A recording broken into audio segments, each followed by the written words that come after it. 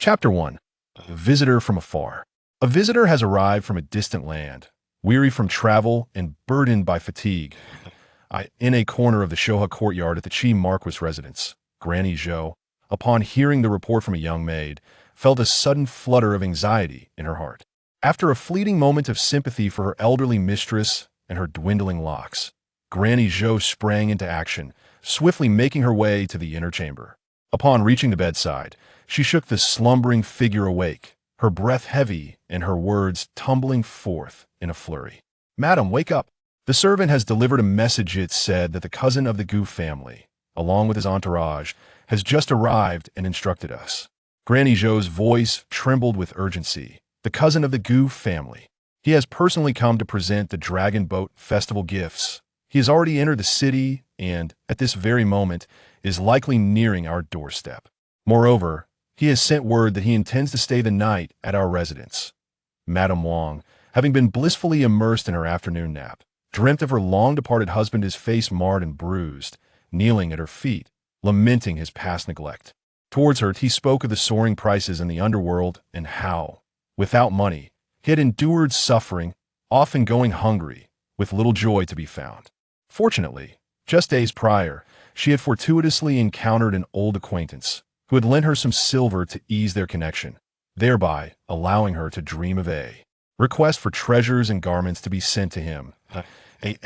She beheld the pitiful visage of her late husband. The weight of a lifetime's resentment began to dissipate. Just as she was about to revel in a scathing retort, Granny Zhou's words struck her like thunderclaps. Madame Wang felt as though a furnace had been ignited in her chest. Instantly awakened, she sprang up with vigor, her aches forgotten, standing unsteadily in her stockings, her tongue stumbling over the words, "What brings him here? Surely, this cannot be right. No one has mentioned receiving any news." She fumed. How could one arrive at our doorstep without prior notification? Madame Wang was on the verge of erupting with indignation. It's only late April. What gifts for the Dragon Boat Festival could possibly be given now? The families are quite distant. Perhaps they fear delays on the journey and set out early. It's also possible he merely passed by our residence, Granny Zhou offered, gently guiding her back to the bed, while summoning the maidservants to assist with her attire. Madame Wang cast a sideways glance at her. Unfazed, Granny Zhou replied with alacrity. The servant confirmed it was indeed in the same one who accompanied the cousin 5 years ago, the one called Gushi. Heavens above! Then why the delay? Hurry, instruct the servants to prepare the Daqing courtyard at once. How could he choose now, upon the conclusion of his mourning period, to come directly to our home? Why not create a stir in the capital instead? The cousin has sent his own people. The steward has already taken them to the Daqing courtyard. Very well, then, prepare the meal. Quickly summon that girl, Jier, to prepare the feast. Choose the freshest ingredients. Madam, Jier has taken leave today. Go find her.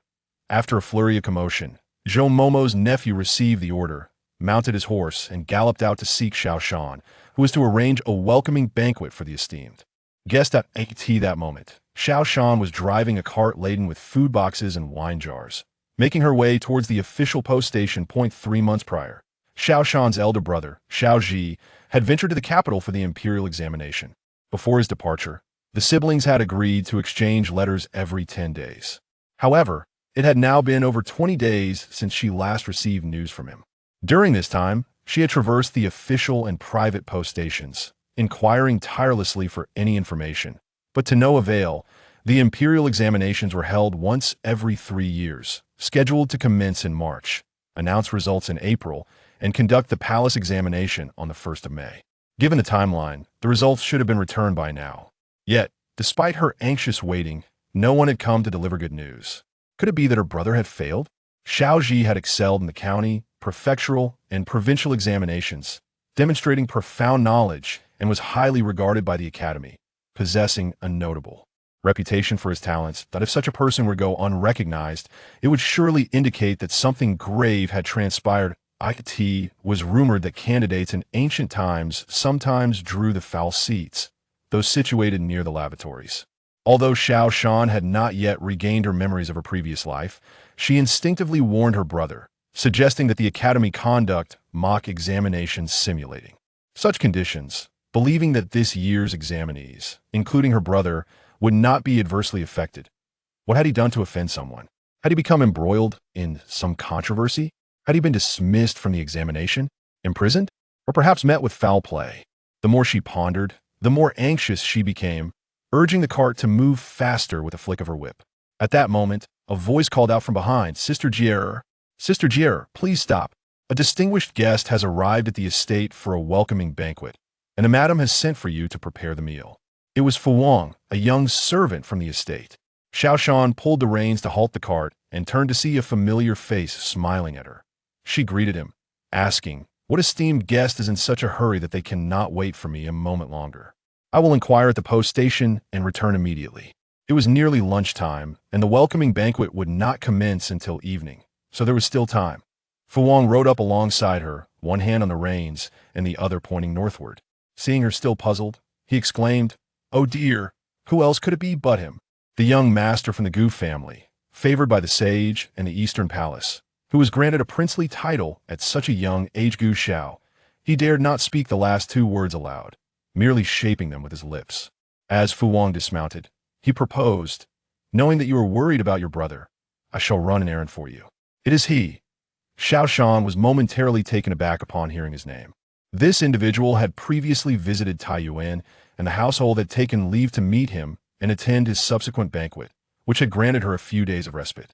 Having never encountered him, Xiao Shan only knew that he was young, possessing both military and political renown, a figure of significant stature. However, it seemed that his reputation was somewhat tarnished.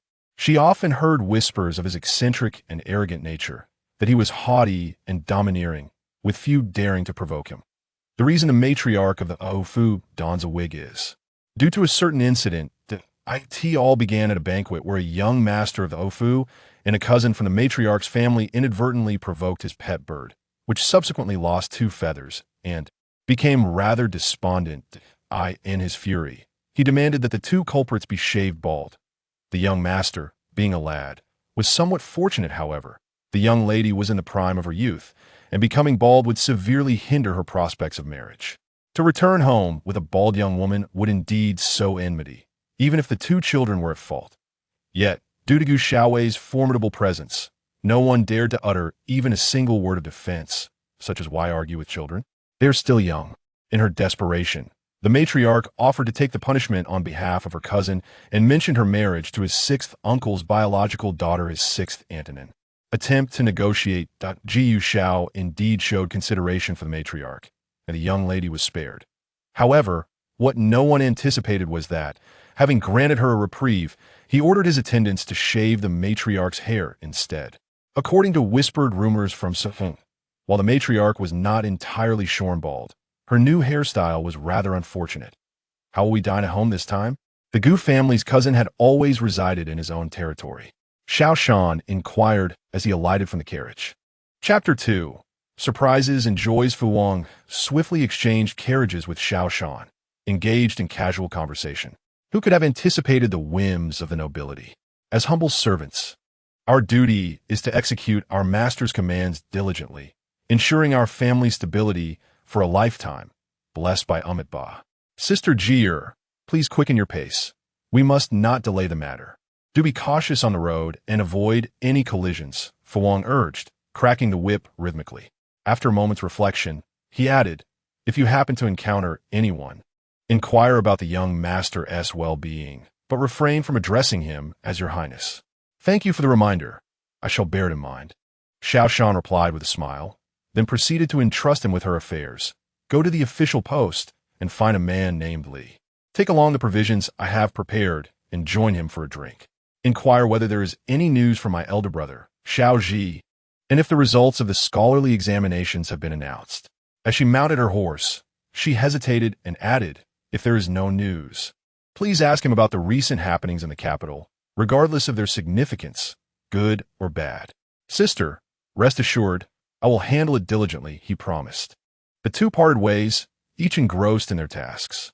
Xiao Shan had learned to ride in her previous life and had developed a commendable equestrian skill. She initially planned to accompany her brother to the capital for the examinations, having practiced for some time, so she felt at ease in the saddle.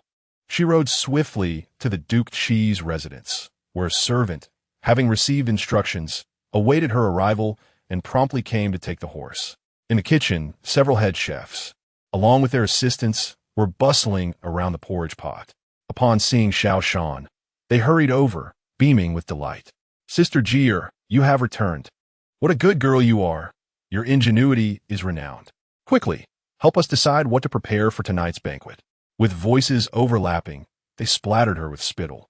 Xiao Shan discreetly stepped back and inquired, "What instructions has the old matriarch given?"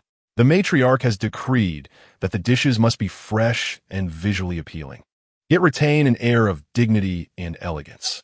They should be delightful to the palate and leave diners with a refreshing impression.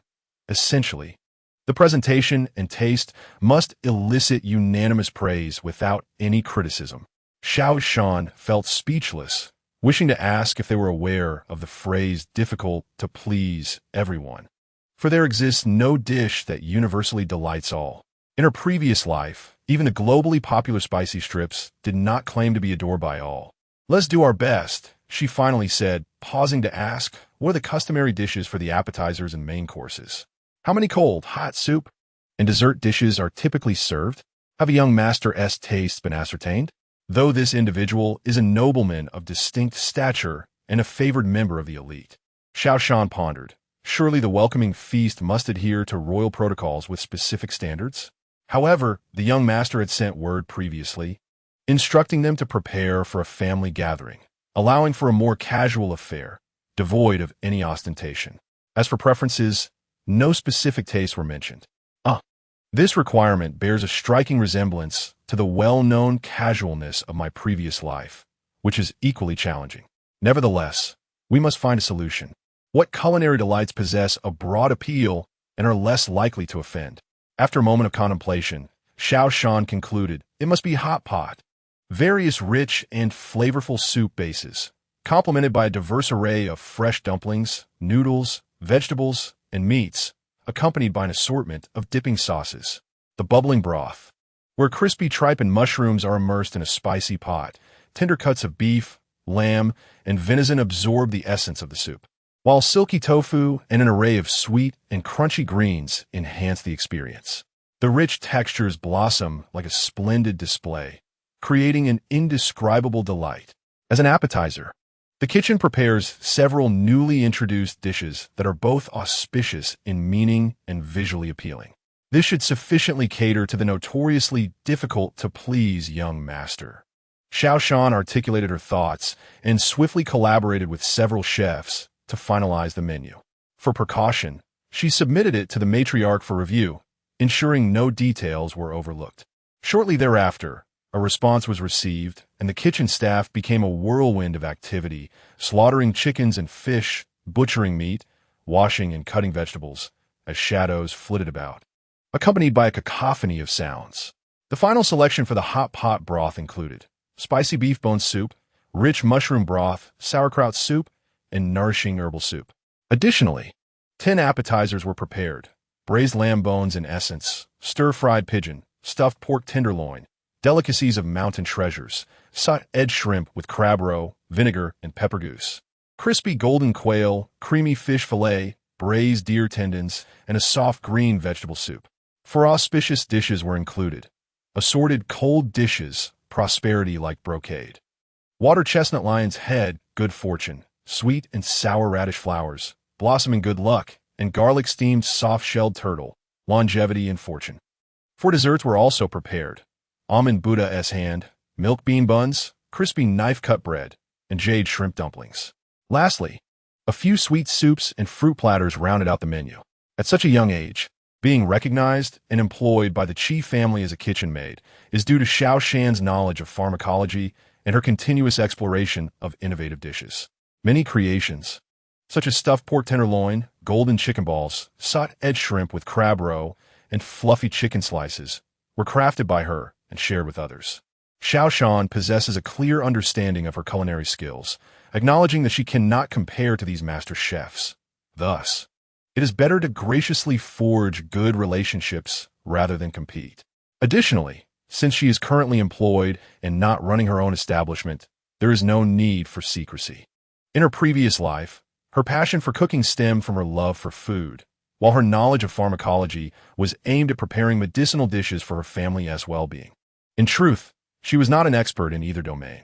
However, crafting the hot pot broth is Xiao Shan's unique forte. No one can replicate the flavor she achieves. On the stove, beef bone soup, fish bone soup, and chicken broth simmer alongside a pot of clear water, which will ultimately be infused with herbs such as angelica, fermented wheat, codonopsis, and tangerine peel. While the kitchen bustles with fervor, in the main hall, the matriarch welcomes guests alongside her 2 daughters-in-law and several grandchildren. At the head of the table sits a young gentleman, clad in a light green robe adorned with silver thread, with a loosely tied leather belt embellished with gold and jade. A traditional short knife hangs on one side, while an exquisite sachet dangles on the other. His head is crowned with a black bamboo hat woven with gray squirrel fur beads, with long brows resembling swords and phoenix-like eyes that seem both righteous and mysterious. He exudes an air of nobility and elegance. Standing tall and impeccably poised, he is the epitome of grace, invoking admiration from all who behold him. Yet, he remains silent. Does the chief family not welcome this young master as a guest? Gu Xiao cast a fleeting glance at the elderly matron, placing the teacup gently on the table, producing a delicate yet resonant sound that sent a tremor through the hearts of those present. The matron hastily refuted, "Welcome, welcome. How could I dare to think otherwise?" Her face remained stiff, managing a dry smile as she replied, "Oh, not at all. If you were unwelcome, I, with my frail bones, would never presume to chase you away." With that, she cast her gaze toward her 2 daughters-in-law, but received no response. Her eyes then fell upon her grandchildren, who sat with heads bowed and hands tucked away, their serious demeanor suggesting that the ground beneath them was not laid with blue bricks, but rather with gold and jade. Retrieving her gaze, the matron thought to herself, "Alas, I bear all the burdens alone." Seeing that Gu Xiao had no intention of dismissing the gathering, she endeavored to keep the conversation flowing to avoid an awkward silence. After all, the young master had traveled a great distance to present festival gifts, and her family felt both honored and astonished. It was merely a casual visit. Gu Xiao nodded in acknowledgement. Indeed, such a rarity. Observing his demeanor and bearing, the matron cautiously remarked, "I must apologize for the slight delay. I had to send someone outside to arrange a feast. It is not my intention to show any disrespect, so I hope you will not take offense." Fortunately, managing a banquet was not arduous for someone who owned a tavern.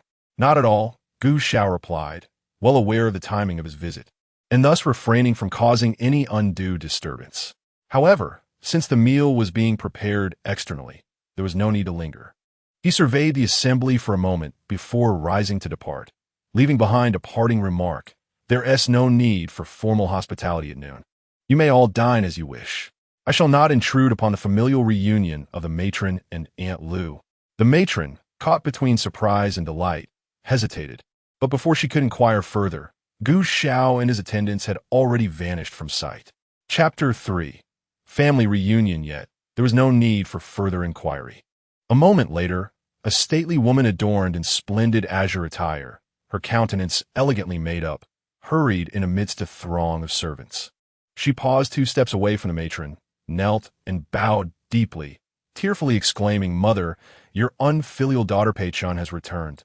"The eldest daughter?" The matron gasped in disbelief, momentarily overwhelmed, as if the world around her had blurred and shifted, akin to a dream. In her fluster, she reached out towards Granny Zhou, urgently seeking confirmation. "Am I seeing things? Is that truly my eldest daughter?" "My lady, you are neither seeing things nor mistaken. It is indeed your eldest daughter returning to see you."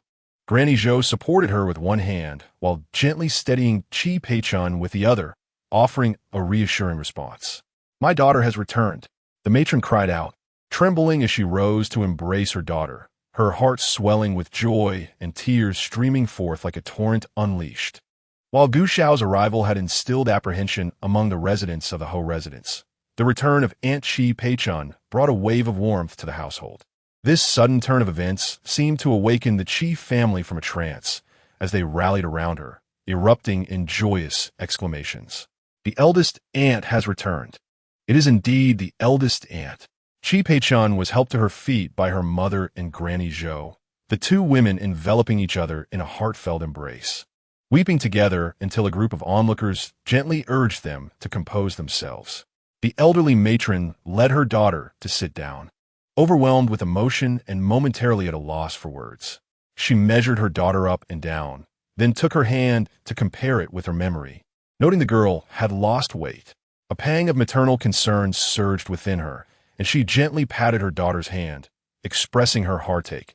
At 40 years of age, how is it that you have not gained any weight, but rather have grown thinner?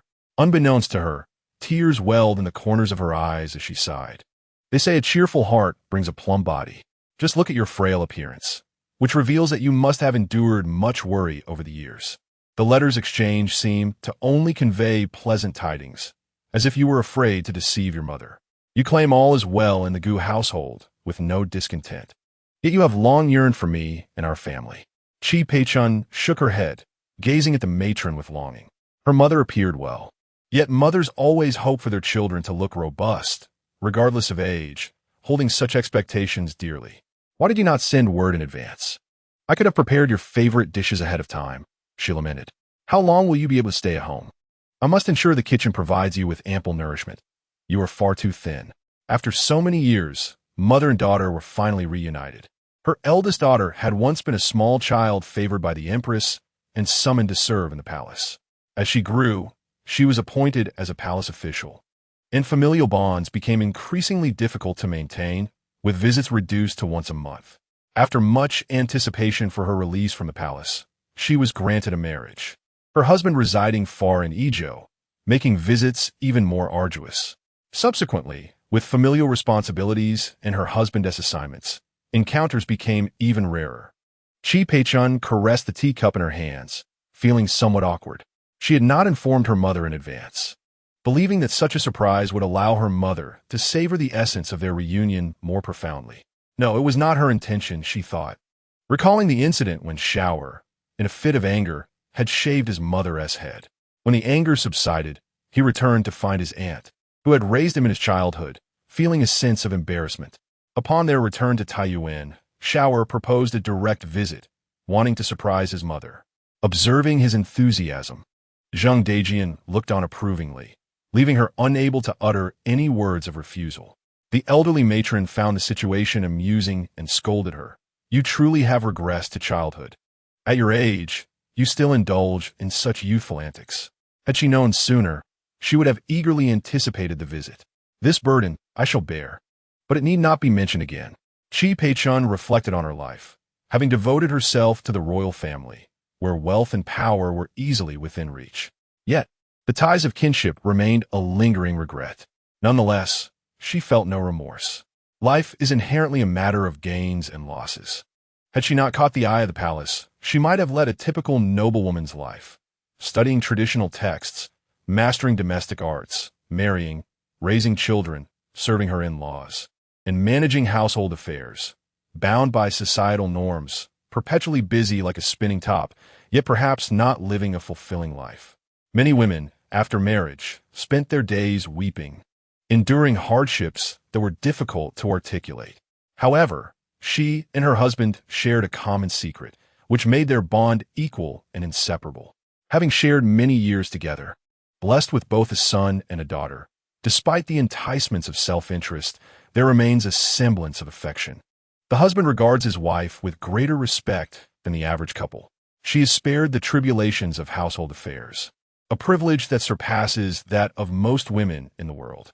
Chi Pei-chun, regaining her composure, remarked that she could stay at home for about a month this time.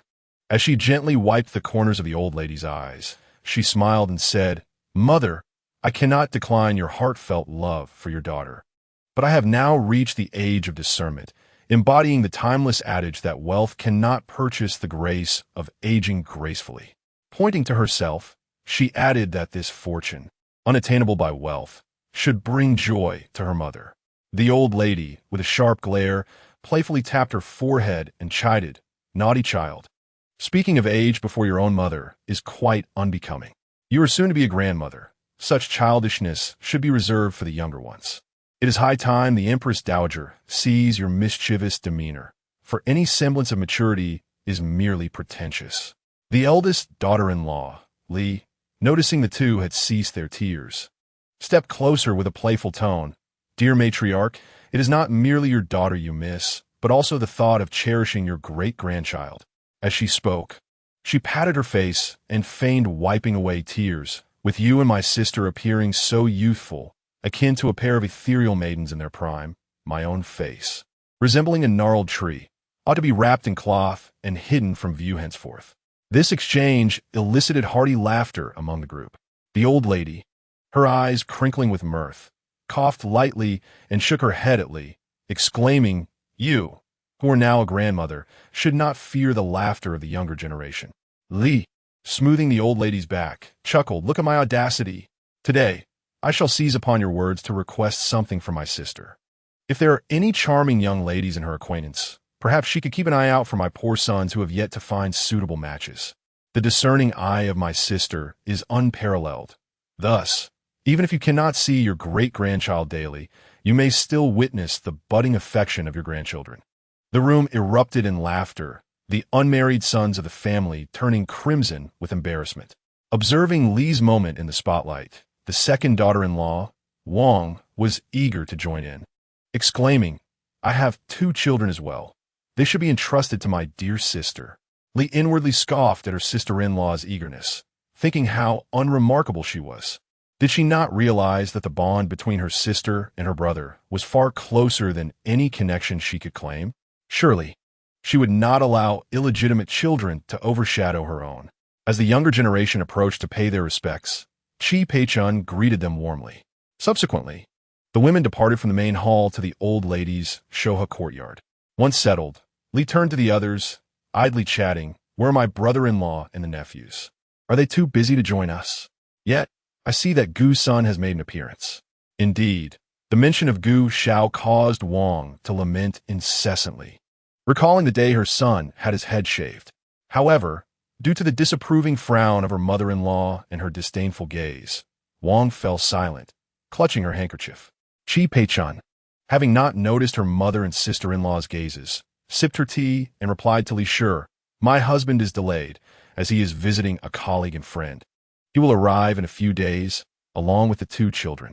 She had no desire to elaborate further, swiftly changing the subject with a bright expression. "Mother, your son-in-law has recently been promoted to the governor of Shaanxi, which means I shall be able to visit you more often." Good. The old matron's wrinkles smoothed out in an instant, her laughter illuminating her face, radiating a celestial glow. Gu Xiao returned to his courtyard, dismissed his attendants, and sat alone at his desk, wielding his brush to create art. Before long, a yellow-faced maiden appeared on the paper, embodying Xiao Shan. 5 years had elapsed, and Gu Xiao had come to a realization. His initial fascination, witnessed in the tea house as she wittily defended others, was not merely a fleeting infatuation. He had genuinely developed an interest in the young lady from the Chiho residence.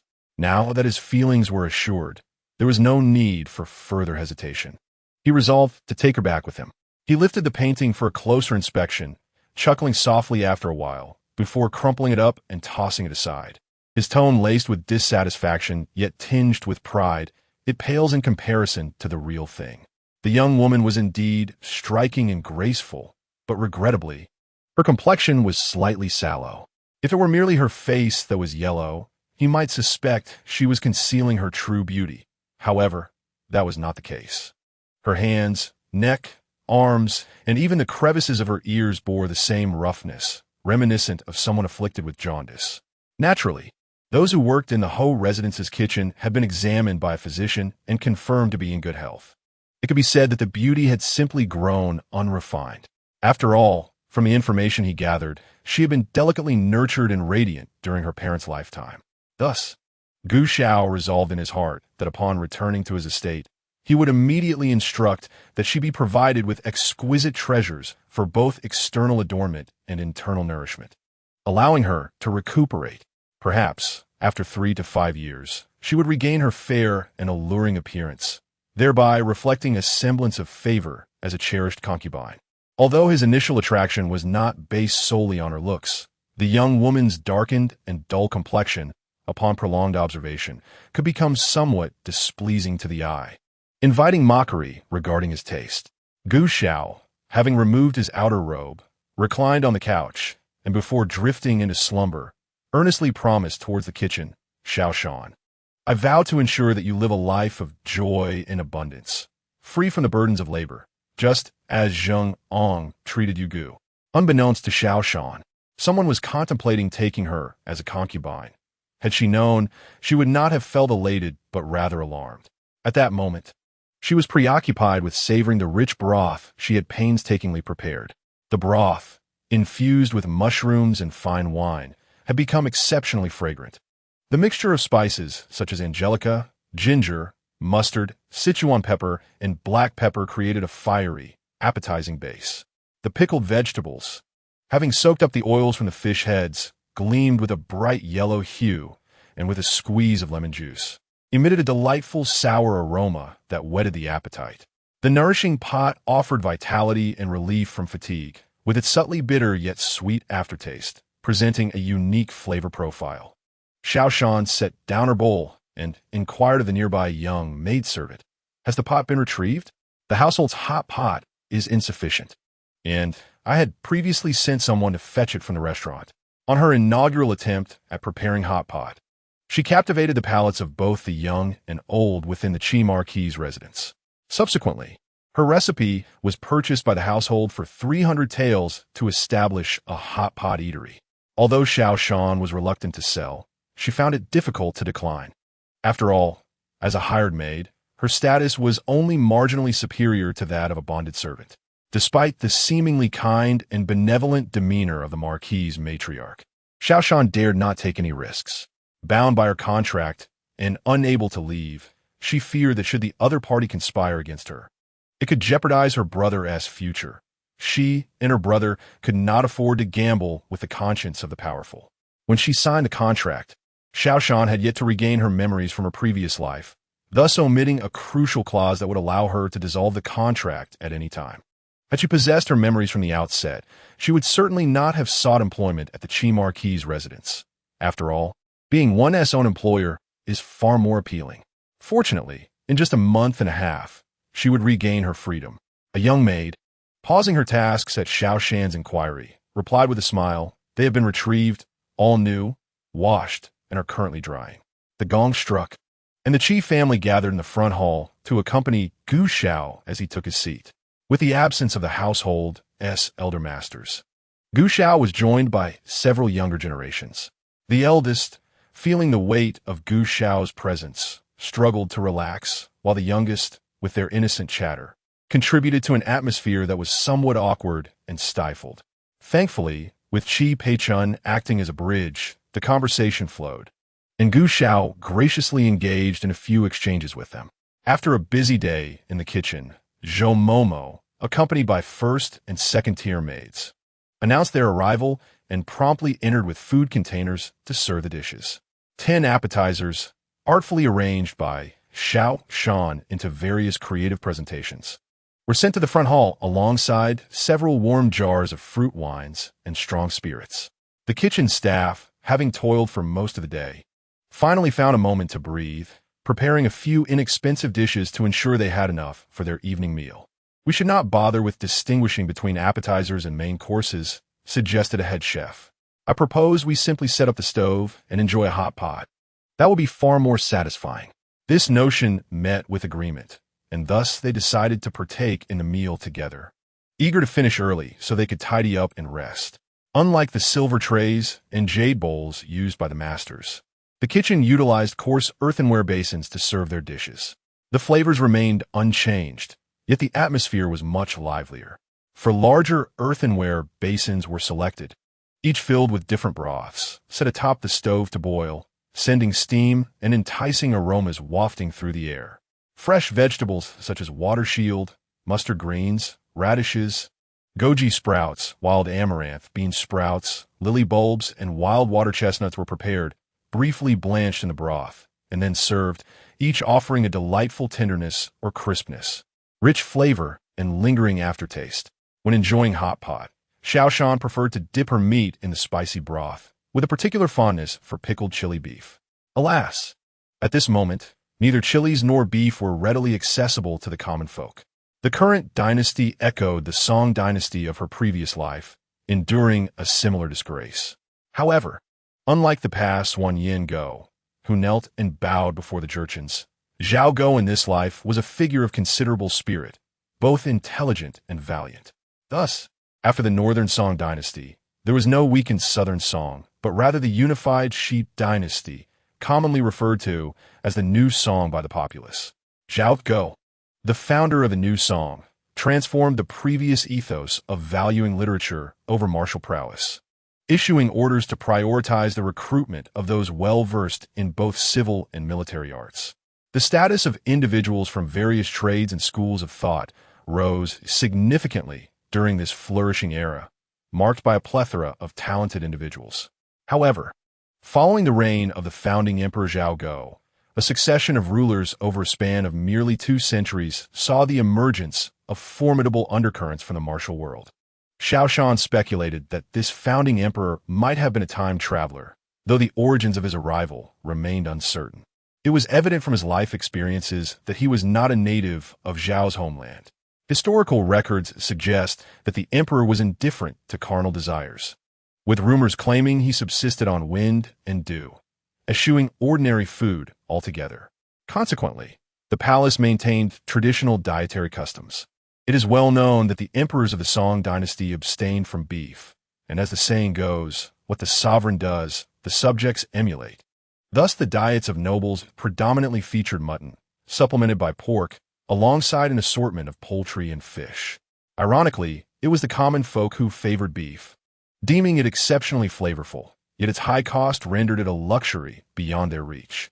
Xiao Shan, unburdened by financial constraints and brimming with entrepreneurial ideas, mused that upon departing from the marquis' residence, he would indulge in daily beef feasts. Observing the scene, he chuckled to himself, noting that while the masters had yet to commence their meals, the audacious servants had already begun dining with the young maidens. The headmaid, Yin Xiao, lifted the curtain and entered with a wry smile, her face flushed by the warmth of the kitchen. Upon hearing her entrance, the diners paused, turning their heads to gaze at her. Yin Xiao, covering her mouth and nose with a handkerchief, stood at the doorway, her delicate features tinged with annoyance. Chapter 5. Is it true? I do not believe it. The head cook, Wan Posey, quickly rose to greet her. Miss Yin, you've arrived. Have you come to request a change of dishes for the banquet? Rest assured, the master's meals are being carefully prepared over the stove. Wan Posey ushered her to a seat and handed her a clean set of chopsticks with a beaming smile, saying, "How could we, humble cooks, dine on the same fare as the masters? What we have here are merely scraps, boiled without much care. If you don't mind, please partake with us." In truth, everyone was well aware that the kitchen staff often indulged in the leftovers, a habit that had become customary. Therefore, Yin Xiao did not press the matter further, merely chiding Wan Posey lightly before taking a seat without further ado. No sooner had she settled than someone asked her, "Miss, what flavor would you like?" Observing that they were using communal chopsticks to serve one another, Yin Xiao declined politely, saying, "I'll serve myself." She then shifted the conversation to more pressing matters. "Is there any plum wine still warm? Please prepare 2 bottles for me. I shall take them with me shortly." Yin Xiao took a bowl of lightly flavored food, finished her meal, rinsed her mouth with tea and water several times, and before leaving, instructed the kitchen to prepare the 4 types of soup and their accompanying dishes to be served in half an hour. Wan Posey then personally escorted this esteemed lady's head maid out the door. Such situations have been witnessed numerous times, yet Xiao Shan remains astonished. The head cooks in the kitchen are typically quite imposing, scolding the young maids and servants as if they were reprimanding grandchildren. However, when faced with the esteemed ladies and gentlemen, their postures quickly become submissive. No wonder the classic dream of the Red Chamber mentions that the head maids are akin to deputy young ladies in front of their masters, having witnessed several such instances. Xiao Shan finds this notion profoundly accurate. She believes that many of these head maids, in a previous life, would have made excellent candidates for entrepreneurial success. Alas, this is ancient times. Glancing at the hourglass, she notes that the time is nearly upon them. Old Granny, leads them to deliver the items to the main hall, where a respectable maid receives them. Xiao Shan and her companions, meanwhile, carry the removed cups and plates back to the kitchen. The hall is ablaze with light and warmth, filled with joviality. Gu Xiao often played in the Qi marquis' residence during his childhood, but after learning of his lineage and the responsibilities it entailed, his demeanor became rather peculiar. Today, perhaps due to a favorable mood, the meal is pleasantly digestible for all. After dining, the young maids present teacups, mouthwash bowls, towels, and water basins, allowing everyone to cleanse their mouths and wash their hands and faces. Due to the lingering aroma of the hot pot, they relocate to an adjoining room to converse. The maids swiftly arrange snacks and fruit platters. Chi Pei-chun picks up a piece of crispy, knife-cut pastry and takes a bite, finding it to her liking. She praises, "The culinary skills of the household chef have indeed improved. The previous banquet was delightful, and this pastry is even more exquisite, both visually appealing and a delight to the palate, with a rich array of flavors." The old matron, already favorably disposed towards her, promptly responds, "I shall have my servants write down the recipe for you to take home." She continues, "You haven't returned in years. You may not recall, but we once employed a talented young maid who devised the recipes we used to send you. Over the years, our household has profited considerably from her creations." Chi Pei-chun nods, recalling a bit, remembering her as a clever girl. "It must be nearing the end of her contract. Will it be renewed?" Li Shi interjects, shaking her head with a smile. "I fear that may not be possible." She originally hailed from a scholar's family, having lost her parents at a young age. The siblings were oppressed by their clan and, unable to resist, sought refuge with us. Her brother has now matured and is highly regarded by the academy. He is likely to excel in the upcoming examination. Recently, that girl wished to redeem her contract to accompany her brother to the capital for the exams. However, having grown accustomed to her presence, I took the liberty of preventing her departure, advising her to wait until her contract expires. Chi Pei-chun wishes to add something, but Gu Xiao speaks up, expressing curiosity about a kitchen maid who receives such esteem from the marquis' residence. Why not summon her for an introduction? This admiration, what does it truly entail? The marquis' residence merely appreciates her culinary skills, offering compliments in passing. The three are momentarily taken aback, and the others glance up in surprise. Yet Gu Xiao remains resolute in concealing his thoughts. A formidable aura suddenly emanates from him, compelling everyone to return to their senses and lower their gazes. Unable to meet his eyes, Gu Xiao fixes an impassive stare on the old matron, his gaze filled with an unspoken admiration, as though urging her to hasten her response. The old matron, bewildered, turns to her daughter, pondering Gu Xiao's intent in wanting to meet the cook. Chi Pei-chun found it difficult to discern Gu Xiao's thoughts at that moment. It was evident that he spoke with sincerity. She nodded in agreement to meet him. The old lady, feeling apprehensive, entrusted the task to her most trusted maid, Zhou Mama, signaling her to emphasize the key points to the young girl. Zhou Mama returned her a resolute glance, assuring her of the mission's success, and then led Yun Xiu out, instructing her briefly before hastily making her way to the kitchen. Lantern in hand, in the kitchen, the staff had indulged in a hearty meal, their faces glistening with grease. Xiao Shan and several head chefs were lounging in the water room, while the rest busied themselves with cleaning. Upon entering, Zhou Mama was momentarily taken aback, mistaking the scene for a chaotic aftermath of a grand feast. Her brows furrowed in dismay as she exclaimed, "What is this disarray?" Xiao Shan's face, flushed from the heat and wine, resembled that of a boiled shrimp, and Zhou Mama felt that no amount of beauty could redeem her current state. Anger ignited within her as she seized Xiao Shan, demanding, "Are you drunk?" Of course, Xiao Shan was not intoxicated. She had never dared to drink to excess since arriving in this era. After a moment's pause, she obediently replied, "Rest assured, Mama, I am not drunk. I merely possess a rather unfortunate appearance." The head chefs hastily corroborated her statement. Zhou Mama sighed in relief and promptly ordered someone to fetch water to wash Xiao Shan's face, while she took the opportunity to instruct her on the proper decorum. After a hurried lesson, she observed as Xiao Shan washed her face, applied face cream, styled her hair with fragrant oil, wrapped it neatly with a clean cloth. and donned the fresh garments that Yun Xiao had delivered.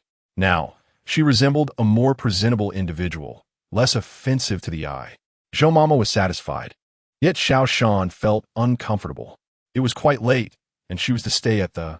Having spent the better part of the day by the stove, her entire being had absorbed the lingering aromas, and after indulging in hot pot, she lamented the inability to bathe immediately. Now, with her hair greased, she felt as if she had become a walking biochemical weapon. Indeed, this cousin was not well received.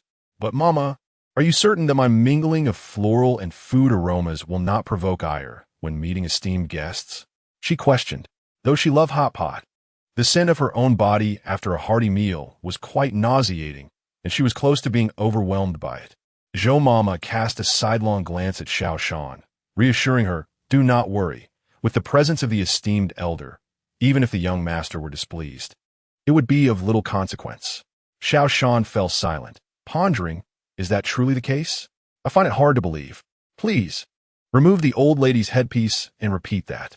Sensing her doubt, Zhou Mama continued, it is the young master who wishes to see you. Even if he were to be offended by the scent, he would not impose punishment. Put your worries aside. Zhou Mama genuinely believed this. The young master had been quite endearing in his youth. Even if his temperament had changed over time, he remained a reasonable individual, though occasionally lacking in sentiment. The kitchen was not far from the front hall, and soon they arrived at their destination. Upon entering the courtyard, the first sight that met Xiao Shan's eyes were the hexagonal roofs flanking either side of the shadow wall, adorned with stone-carved lanterns on all four sides. The entire lantern stands 5 feet tall and 2 feet wide, its exquisite apex crafted in the style of a pine cone. The top is adorned with intricate brocade patterns resembling intertwined flowers and auspicious motifs. Encasing the lantern is a delicate layer of gauze, which not only facilitates illumination, but also shields against wind and rain. The body of a lantern is fashioned in the likeness of a lotus flower, with the 4 sides of the pole intricately carved with imposing lion figures, connecting seamlessly to a base representing universal peace. At this moment, a soft, warm glow emanates. Leaving Xiao Shan in awe, she realizes that ancient times also boasted floor lamps, which exude a grandeur and depth surpassing that of modern electric lights, steeped in an enduring antiquity. Previously, she had believed that ancient lanterns were either handheld or hung from eaves, only to discover this unique variant today. How naive she had been. Noticing that Xiao Shan had slowed her pace, Granny Zhou turned to find her transfixed by the stone lantern in the courtyard. Shaking her head in amusement, with a sigh, she gently urged, hurry along. If you fancy it, we can come back to the garden later. There are many more to behold. This girl is too honest. After a decade in the manor, she had merely wandered around the kitchen, never emerging unless summoned by her master, nor seeking excuses to mingle with the young masters. It is no wonder the madam holds her in high regard. Xiao Shan cheerfully responded and quickened her steps to join Granny Zhou, beaming a wide smile. In a hushed tone, she asked, Granny, are common folk allowed to use such a lamp? I was thinking that once my brother and I settle down, I would like to have one for our home. Xiao Shan genuinely found the stone lantern beautiful and felt an innate fondness for it. Perhaps due to the dim light of the evening, her less than perfect complexion was easily overlooked, and Granny Zhou found the girl's radiant smile particularly enchanting, possessing a captivating beauty. Regaining her composure, Granny Zhou replied warmly, from the highest officials to the humblest merchants. Such a lamp can adorn any home. However, who among ordinary folk has the leisure and means to create such a piece? Even candles are a luxury for them, deemed too quickly consumed and wasteful. In impoverished households, oil lamps are more common, as they can be crafted from available materials, proving both durable and economical, albeit with an unpleasant odor when lit. Xiao Shan privately concluded that only families with a modicum of wealth and status would indulge in such decorative lanterns to embellish their courtyards and display their prominence. After explaining, Granny Zhou cautioned her, since you've never been there, you may not be familiar with the garden. Tomorrow, remember to find someone you know to guide you. If this girl has painted herself thus, one must commend her cleverness. If not, it is remarkable that she remains unfazed, intelligent, capable, open-hearted, and aware of her position. Such a girl can live a fulfilling life at any time. Upon reaching the entrance, Granny Zhou and Yun Xiao entered to report, while Xiao Shan waited outside the second chamber.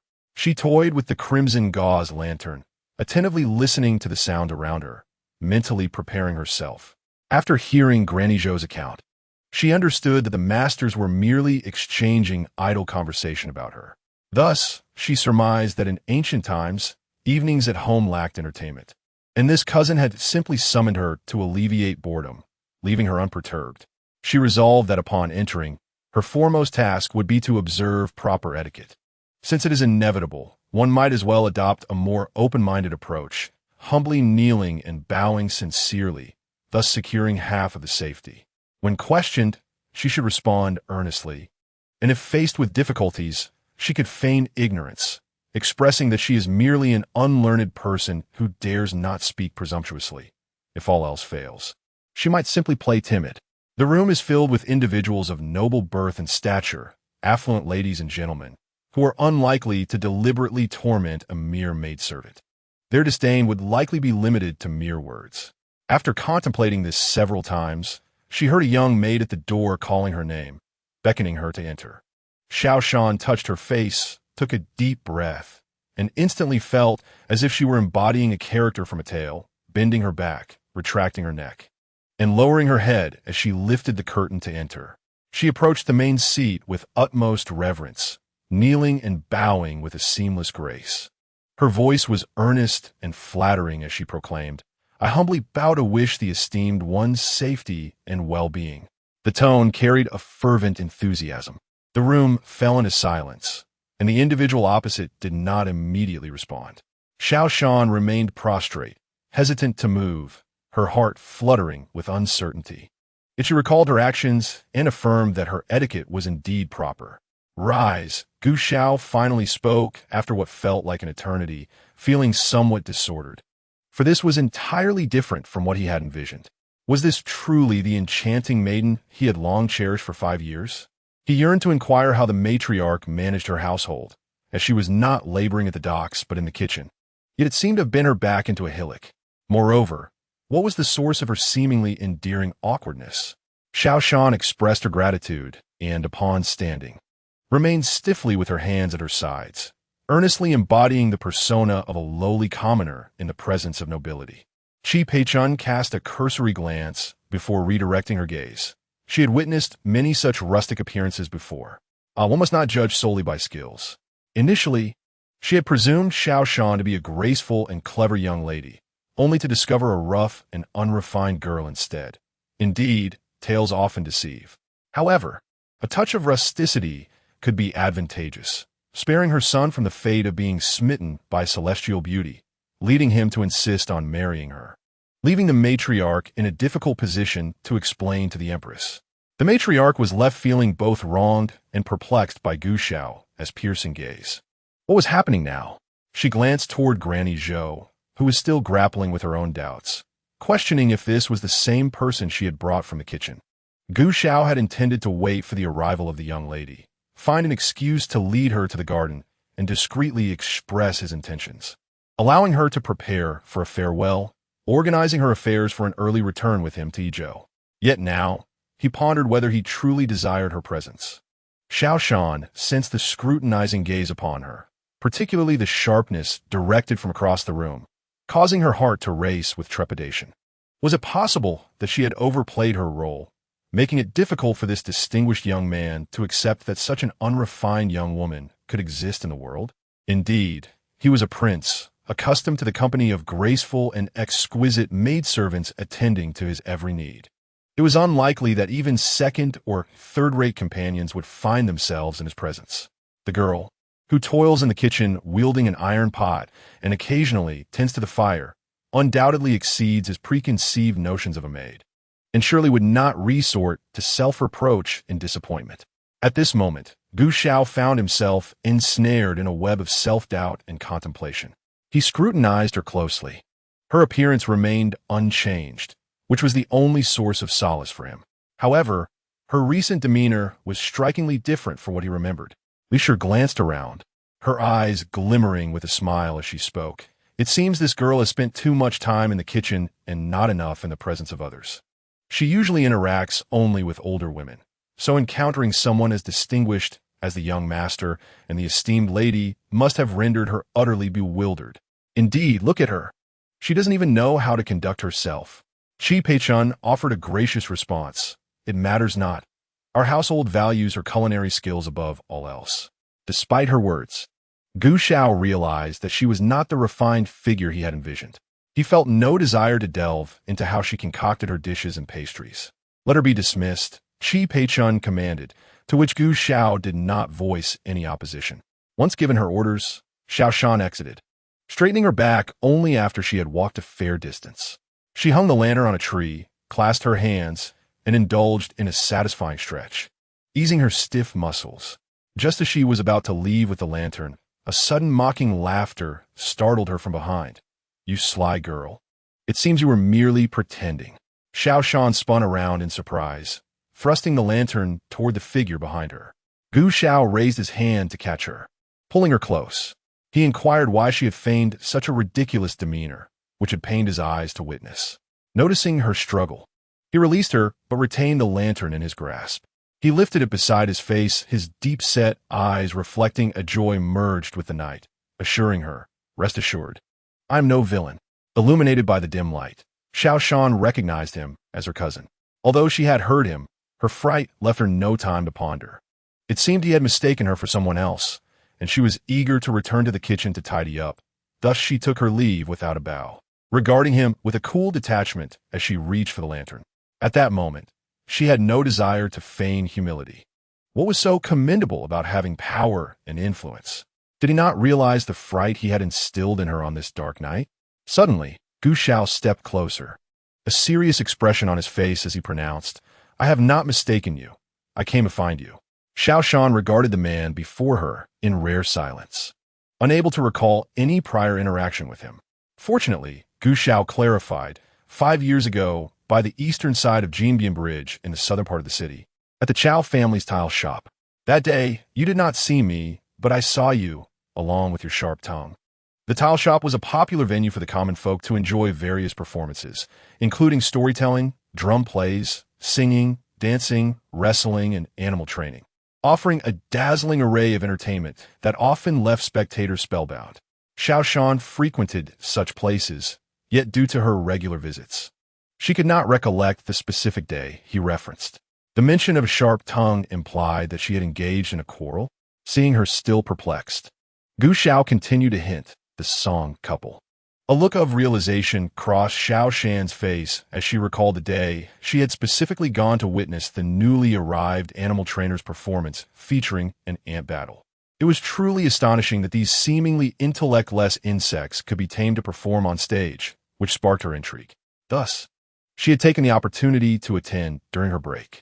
At her table sat an elderly couple, and while they awaited the show, a group of individuals entered. Song brother, why aren't you out earning money today? You even have the leisure to bring your old wife to enjoy the spectacle. Scoffed an elder dressed in scholar's attire, adorned with a square scarf. The others quickly chimed in with mockery. Brother Wong, your question is quite misplaced.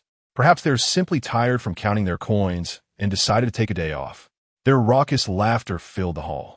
Although Xiao Shan was unaware of the underlying animosity, the demeanor and conversation of both parties left her with a poor impression of the newcomers. After a brief exchange, she discerned the tangled history. Mr. Song, the husband of the couple, and these newcomers were both scholars at different academies. Mr. Song's students consistently excelled in both character and imperial examinations, overshadowing those from the rival academy, which was the first grievance. Moreover, Mr. Song married his wife during his humble beginnings, yet remained devoted to her as he rose in stature. Their harmonious relationship over the decades was marked by mutual affection. He had never taken a concubine nor sought companionship outside their union, which highlighted his integrity and love for his wife. This was the second grievance. Recently, however, Mrs. Song fell gravely ill, necessitating substantial funds for her care, and their financial resources were insufficient. In desperation, Mr. Song resigned from his academy position to establish his own school, which was the third grievance. Despite the adversary's hopes for his downfall, Mr. Song's reputation only grew, garnering him greater admiration.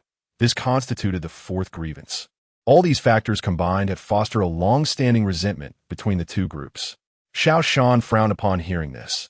The newcomers were clearly driven by unabashed jealousy. They perceived Mr. Song's integrity as pretentiousness, clinging to their own murky standards, unwilling to amend their ways, instead wishing to drag others down to their level, lest they appear inadequate in comparison to Mr. Song. Noticing his silence, one individual provocatively remarked, "Indeed, Brother Song and his wife are as affectionate as rumored. After all these years, they truly are inseparable. I must admit, I fall short of Brother Song in this regard. I only favor the fresh and tender." Unfortunately for this provocateur, Mr. Song was not one to be cowed easily. Initially, he chose to ignore them, but upon hearing such excessive insults, especially those directed at his beloved wife, he could no longer contain himself. "Do take a look at your own aging visage, with wrinkles that could crush a cow. How do you dare utter such words?" He retorted, "You not only fall short in this aspect, you are inferior in every regard. I shudder to think how many lifetimes your wife must have suffered to be bound to a wretch like you, enduring decades of torment. It is truly a grave injustice. Your granddaughter is of marrying age, and yet you remain so shamelessly lecherous. How utterly disgraceful to the teachings of Confucius. No wonder your Lin Yang Academy consistently finds itself at the bottom in this city of Taiyuan. You might as well return to shoveling cow dung, lest you misguide the youth." Alas, though he held the moral high ground, the enemy's shamelessness and their relentless assault left Master Song increasingly outnumbered. Xiao Shan, wishing to lend assistance, snapped his fan shut and rapped the table, drawing their attention. He spoke clearly. "Esteemed scholars, as learned individuals, such discord is most unbecoming. It serves only to incite anger without yielding any benefit. I have observed for quite some time, and you have yet to reach a conclusion. Why not all take a seat and allow me to share a story before continuing the debate?" With that, Xiao Shan produced a dagger and placed it upon the teacup. Surveying the assembly, the group exchanged glances, uncertain of his intentions, yet ultimately succumbed to his gaze and settled down. Satisfied, Xiao Shan instructed the tea master to brew 2 more pots of tea, then leisurely began his narrative. Once upon a time, there existed a group of scholars who fancied themselves connoisseurs of elegance, insisting that all the flowers of the world be compared for beauty. Indeed, the peony is opulent, the begonia resplendent, and the hibiscus strikingly elegant, each possessing its own charm. Would you not agree? As he spoke, Xiao Shan lifted the dagger, weighing it in his hand. Indeed, quite so. Each flower captivates its own admirer. Alas, those frail old bones would likely never encounter a bandit. Noticing the unchanging expressions of the Song couple, he smiled and continued. The literati shared this sentiment, yet their disputes persisted. What could be done? Without the intention to tantalize, Xiao Shan swiftly added, "At that moment, someone proposed that since they could not agree on the most beautiful flower, why not select the ugliest? This way, they could appreciate their favorites while uniting in disdain against a common foe, thus venting their frustrations." This suggestion garnered unanimous approval, yet they soon found themselves embroiled in further arguments. For each time a candidate for the worst was proposed, dissent arose, just as it appeared they would fall into a stalemate. "Someone had a bright idea," he declared. "Everyone knows that all large flowers have 5 petals, yet the gardenia has 6, its fragrance so potent that it cannot be ignored. Thus, its character is deemed inferior, and we shall select it." This proposal was finally embraced by the entire assembly, and the innocent gardenia was thus branded a common flower. After concluding his tale, Xiao Shan's gaze swept over the group, observing the contemplative expressions of the Song couple, while some appeared bewildered and others were visibly incensed. Before they could interject, he struck the table once more and proclaimed. The gardenia, upon hearing this, retorted, "To hell with you. I choose to be fragrant in my own manner, and you have no authority over me. Thus, do you all comprehend the essence of the matter? Excellent, truly delightful." Master Song clapped his hands, laughing heartily, followed by other guests joining in mirthful applause, while the representatives of the rival academy flushed crimson with embarrassment. At that moment, they could no longer fail to grasp the intent behind Xiao Shan's words. In their vexation, they hastily attempted to salvage their dignity, exclaiming, "You insolent child! How dare you mock a member of Lin Yang Academy? Do you know who backs us? Be silent. Is it not enough to be humiliated without invoking your patron?" The momentum had undeniably waned, leading the group from Lin Yang Academy to depart swiftly. Meanwhile, Xiao Shan and the Song couple engaged in delightful conversation, enjoying the performance of the beast-taming show together. Upon parting, Xiao Shan candidly revealed her identity as a woman, to which the couple showed no concern, mutually agreeing to a time for future visits. After several exchanges, the trio forged a bond that transcended age. It was only after the couple left Taiyuan that they shifted to correspondence. Yet, she pondered the connection between her act of kindness and the young gentleman before her. Xiao Shan's eyes reflected a clear confusion, particularly regarding how he had recognized her. While venturing outside, she had meticulously disguised herself as a man, managing to deceive everyone into overlooking her true identity. Gu Xiao did not conceal the truth. Naturally, he had sent someone to follow her. Xiao Shan felt immensely fortunate that during her masquerade, she had not altered her complexion. Otherwise, she would have needed to don yet another disguise at that moment. Subsequently, Gu Xiao candidly expressed, "Since that day, you have lingered in my thoughts, leading me to believe I had developed feelings for you." Xiao Shan touched her face, pondering whether the young gentleman was indeed captivated by her appearance. Gu Xiao cast her a sidelong glance, seemingly inquiring if she possessed such beauty. He continued, "At that time, you were scarcely 13, and my sudden flutter of emotions was met with hesitation, rendering me uncertain. I intended to return in 2 years to discern if these feelings persisted. However, the unexpected passing of an elder in my family necessitated my mourning, thus delaying my return for several years." Xiao Shan's lips twitched as she contemplated his words, then queried, "So, has the young master come to find me now with certainty?" "Indeed. When I depart, I intend to take you with me." Gu Xiao replied with unvarnished sincerity, his gaze intense. Xiao Shan found the situation somewhat amusing, questioning the rationale behind it. However, she resolutely concluded that she would never accompany him. "Young master, will you not inquire about my opinion? I am not merely a servant subject to the whims of my master. I am simply a hired laborer, a law-abiding citizen." "Then, would you accept?" Gu Xiao queried earnestly. "I shall treat you well. You will no longer need to toil for others. I possess ample wealth and treasures for your use. Your refusal is not an option." Anticipating her rejection, Gu Xiao's eyes darkened with brewing storms. Xiao Shan found his intentions perplexing. If he claimed to harbor feelings for her, his actions did not align. Yet he was undeniably intent on having her accompany him. "Let us first probe the waters. It would be best if we could reach an understanding. Should I agree, what title would you bestow upon me?" Gu Xiao was taken aback by her question, momentarily speechless, realizing he had overlooked this consideration, having only focused on bringing her back. "Indeed, what title should I afford you?" He mused. The title of princess was certainly out of the question. A concubine would not suffice, as he was not an ordinary idle prince. Below that lay the ranks of secondary concubines, attendants, and lesser consorts. Were her elder brother, Xiao Ji, to achieve the degree of Jinshi, even the title of secondary concubine might be within reach. Yet, he had mysteriously vanished. Xiao Shan observed the shifting expressions on his face, as if he were earnestly deliberating, and she couldn't help but feel both amused and bewildered. Her disinterest in the young gentleman meant that no matter the title he proposed, she would neither feel elation nor disappointment. Xiao Shan did not wish to linger with him in the late hours, so she interrupted his reverie, saying, "My lord, there is no need to ponder. I am unwilling.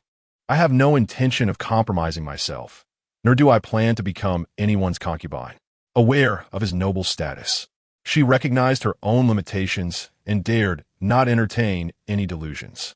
Gu Xiao, however, misconstrued her words as a sign of anger, interpreting it as playful affection. He furrowed his brow and explained, "It is not that I am reluctant to grant you a higher position, but rather that your status is too low to command respect." Once you bear a child, I shall undoubtedly request a decree for your elevation. Apart from my future princess, you shall have no rivals above you." Xiao Shan understood this to be a common flaw among men of ancient times, yet it still unsettled her. It was not that she had suddenly developed feelings for him. Rather, it was a simple irritation stemming from their disdain for women. "He is a prince, a prince."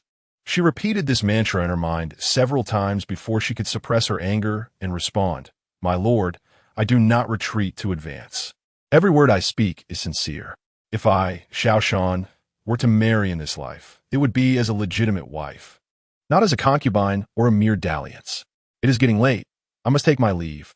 You should rest early, my lord." After speaking, Xiao Shan disregarded the lantern and walked away into the darkness. Gu Xiao was momentarily taken aback, a cold fury igniting in his eyes. "Stop! Who permitted your departure?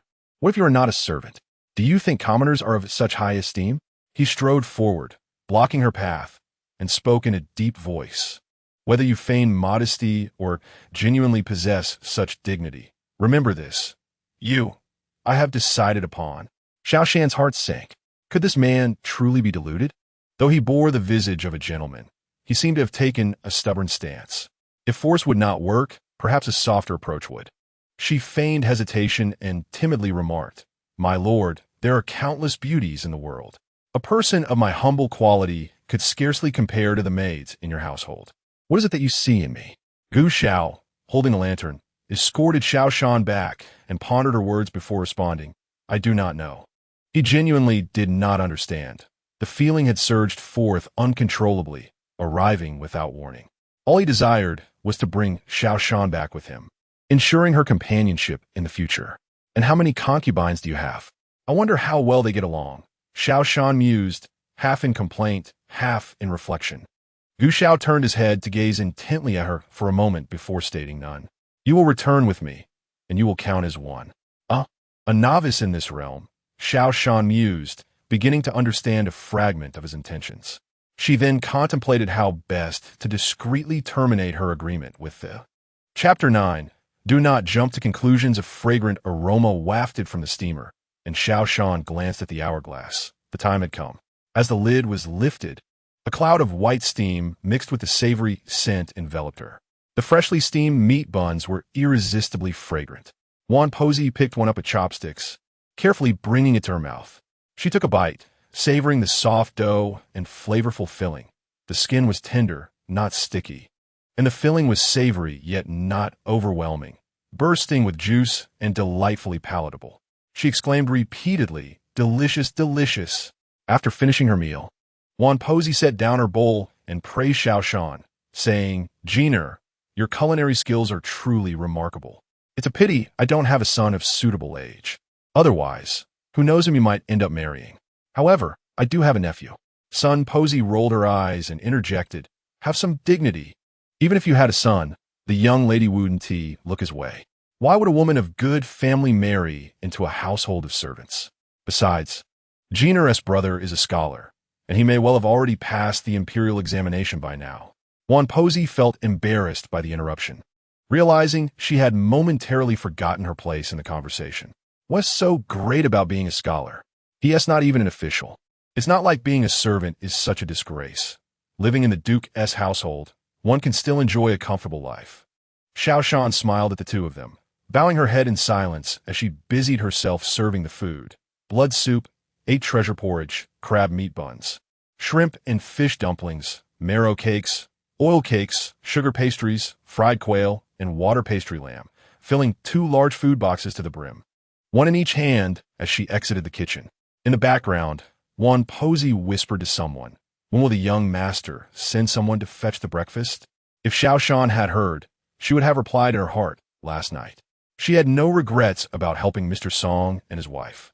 She only lamented her own lack of caution, unaware that she was being followed. Had she known she would traverse to another world, she would have chosen to learn martial arts at Wudong or Amei instead of studying Taekwondo in her past life. In April, at the hour of the rabbit, the sky remained dark and slightly chilly. Xiao Shan stepped out of the kitchen courtyard, standing at the entrance, awaiting someone to escort her. In this Duke's residence, Apart from the old lady Yes at Shoha courtyard and the ladies Ingze courtyard, she had not ventured elsewhere. Thus, when tasked by her cousin to deliver breakfast, she could only figure it out herself. Checking the time, it was still before 6, and the nagging thought of a troublesome man disturbed her peace. Leaning against the wall with her hands in her pockets, she felt drowsy when a figure in black suddenly appeared, startling her awake. The black-clad man picked up the food box and strode away, leaving Xiao Shan standing still, clutching her heart, trying to calm the rapid beat, threatening to leap from her chest. The man as subordinate was equally unlikable. Watching the figure grow distant, Xiao Shan hesitated, contemplating whether to follow. If she didn't tea, would she face dire consequences? Historically, had there been princes imprisoned for slaying commoners? Ultimately, she decided it was better not to tempt fate. In the courtyard, Gu Xiao was engaged in a sparring match with his attendants. Dressed in a sharp and efficient outfit, with his hair tied back, he appeared tall and extraordinarily noble. Upon entering the courtyard, Xiao Shan observed several figures leaping and darting about, moving as swiftly as lightning. The clash of blades ringing out as they severed fallen branches strewn across the ground. This was undoubtedly Gu Xiao's way of asserting his authority, yet it was undeniably spectacular. Xiao Shan steeled herself, reminding herself to be exceedingly cautious and to ensure he did not discover her intent to escape. Gu Xiao deftly twisted his wrist, disarming one assailant, then executed a swift kick to send another sprawling. He turned, striking through a barrier with an open palm, sending 2 more adversaries hurtling backward, and finally brandished his sword to force the remaining duo into retreat. With that, he sheathed his weapon and approached Xiao Shan.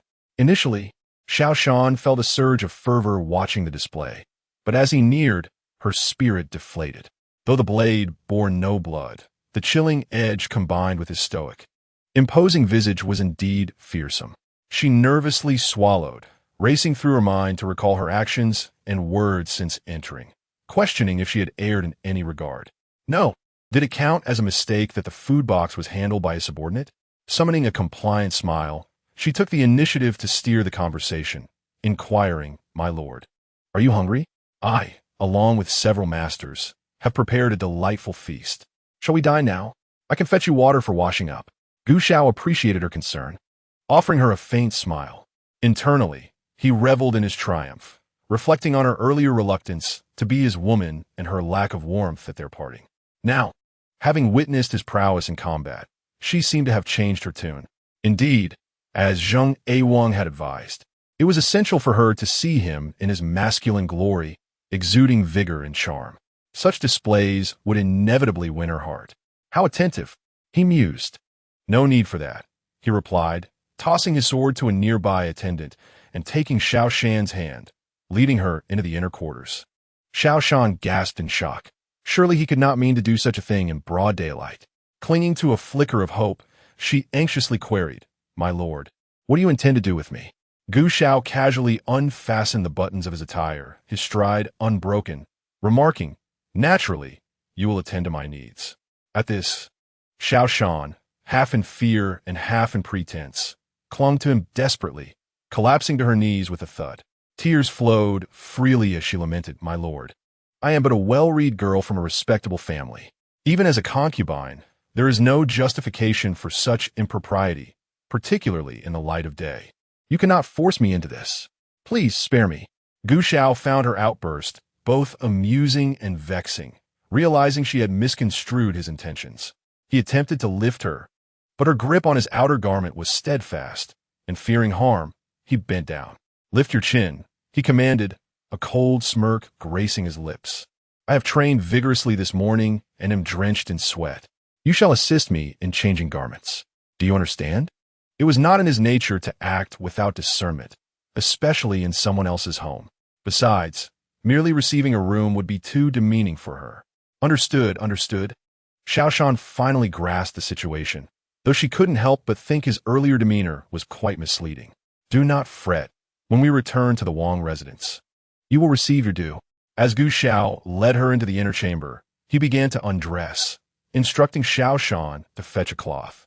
With an outwardly compliant demeanor, she acquiesced, but inwardly cursed him, thinking, why the rush? I'm the one who was nearly frightened to death.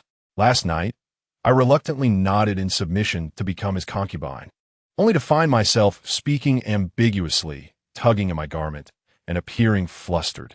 Moreover, is it not commonly said that men find it easier to rise in the morning? With such coincidences aligning, can one truly blame her for harboring impure thoughts? In Chapter 10, new plans and news unfold. Xiao Shan, clutching a neatly folded stack of handkerchiefs, turned around to behold a sight: a half-clad, well-built, and strikingly handsome figure. His exquisite collarbone was partially veiled by cascading dark hair, his skin as smooth as white jade, with broad shoulders and a narrow waist, complemented by a perfectly sculpted six-pack. His physique stood tall and firm, radiating strength and resilience. When their eyes met, his bright, captivating gaze made her ears flush, prompting her to hastily avert her eyes and extend the handkerchief over her head. Taking a deep breath to steady her nerves, she said, "Young master, please." Yet inwardly, she scorned herself. Though the handsome man was alluring, he was akin to a dangerous trap, merely to be admired, never to be ensnared. Even if he were a reincarnation of a deity, she would never demean herself to become someone's concubine. Indeed, the moment she recalled that she was being coerced into this role by the man before her, all thoughts of his allure and muscular form dissipated, replaced by an unwavering resolve. He was no different from a stone lantern, beautiful and enticing, yet ultimately superficial. Gu Shao noticed her flushed ears and felt once more that Zheng Wang's words rang true. Beauty is beguiling, irrespective of gender. He could not fathom that after encountering someone as remarkable as himself, she could still find interest in another. Xiao Shan kept her head lowered, oblivious to Gu Shao's own reddened ears, for their thoughts diverged. Meanwhile, in the adjoining room, Gu Shi placed a food box upon the table, sharing sly laughter with his companions. Surely, the young master is not taking advantage of the young lady within. Gu Shi jested. What could have drawn the young master to such a girl, pining for her for years without discernible reason? Inquired Gu Si. What does it matter if she is special? As long as the young master knows, replied Gu Lu. I wonder if the palace is aware of this, mused Gu Yi. The palace would likely not concern itself with a mere concubine. As Gu Shao entered, radiant with joy and accompanied by Xiao Shan, Gu Shi quickly moved to unveil the food box, arranging the dishes meticulously. He then bowed respectfully to Xiao Shan, with the others eagerly following suit. Gu Shao, already smiling, was even more delighted, shooing everyone away to receive their rewards, insisting that Xiao Shan dine with him. Xiao Shan remained unfazed, obediently taking her seat. The more compliant she was, the less guarded he became, which would benefit her forthcoming plans. After the meal, Xiao Shan returned to the kitchen with the empty food box. Upon her arrival, her companions rushed to inquire, was the young master easy to serve? Did he punish you? At the mention of serving, she recalled the earlier mishap, causing her to involuntarily shudder. To her companions, it appeared that she had endured hardship, possibly even reprimands. Several women lifted her sleeves, inspecting her arms and hands, relieved to find no visible injuries. The absence of marks on her face suggested she had indeed faced harsh words. They urged her with various voices, saying, "What does it matter to endure a few scoldings? You have been comfortably residing in the kitchen for years, unaware of the hardships that lie beyond. And let us not even mention the young master. Even the masters of the household occasionally reprimand their subordinates. It is commonplace to face rebuke while serving in front of the masters, so there is no need to be overly concerned." They also mentioned that they had prepared food for her, urging her to eat quickly.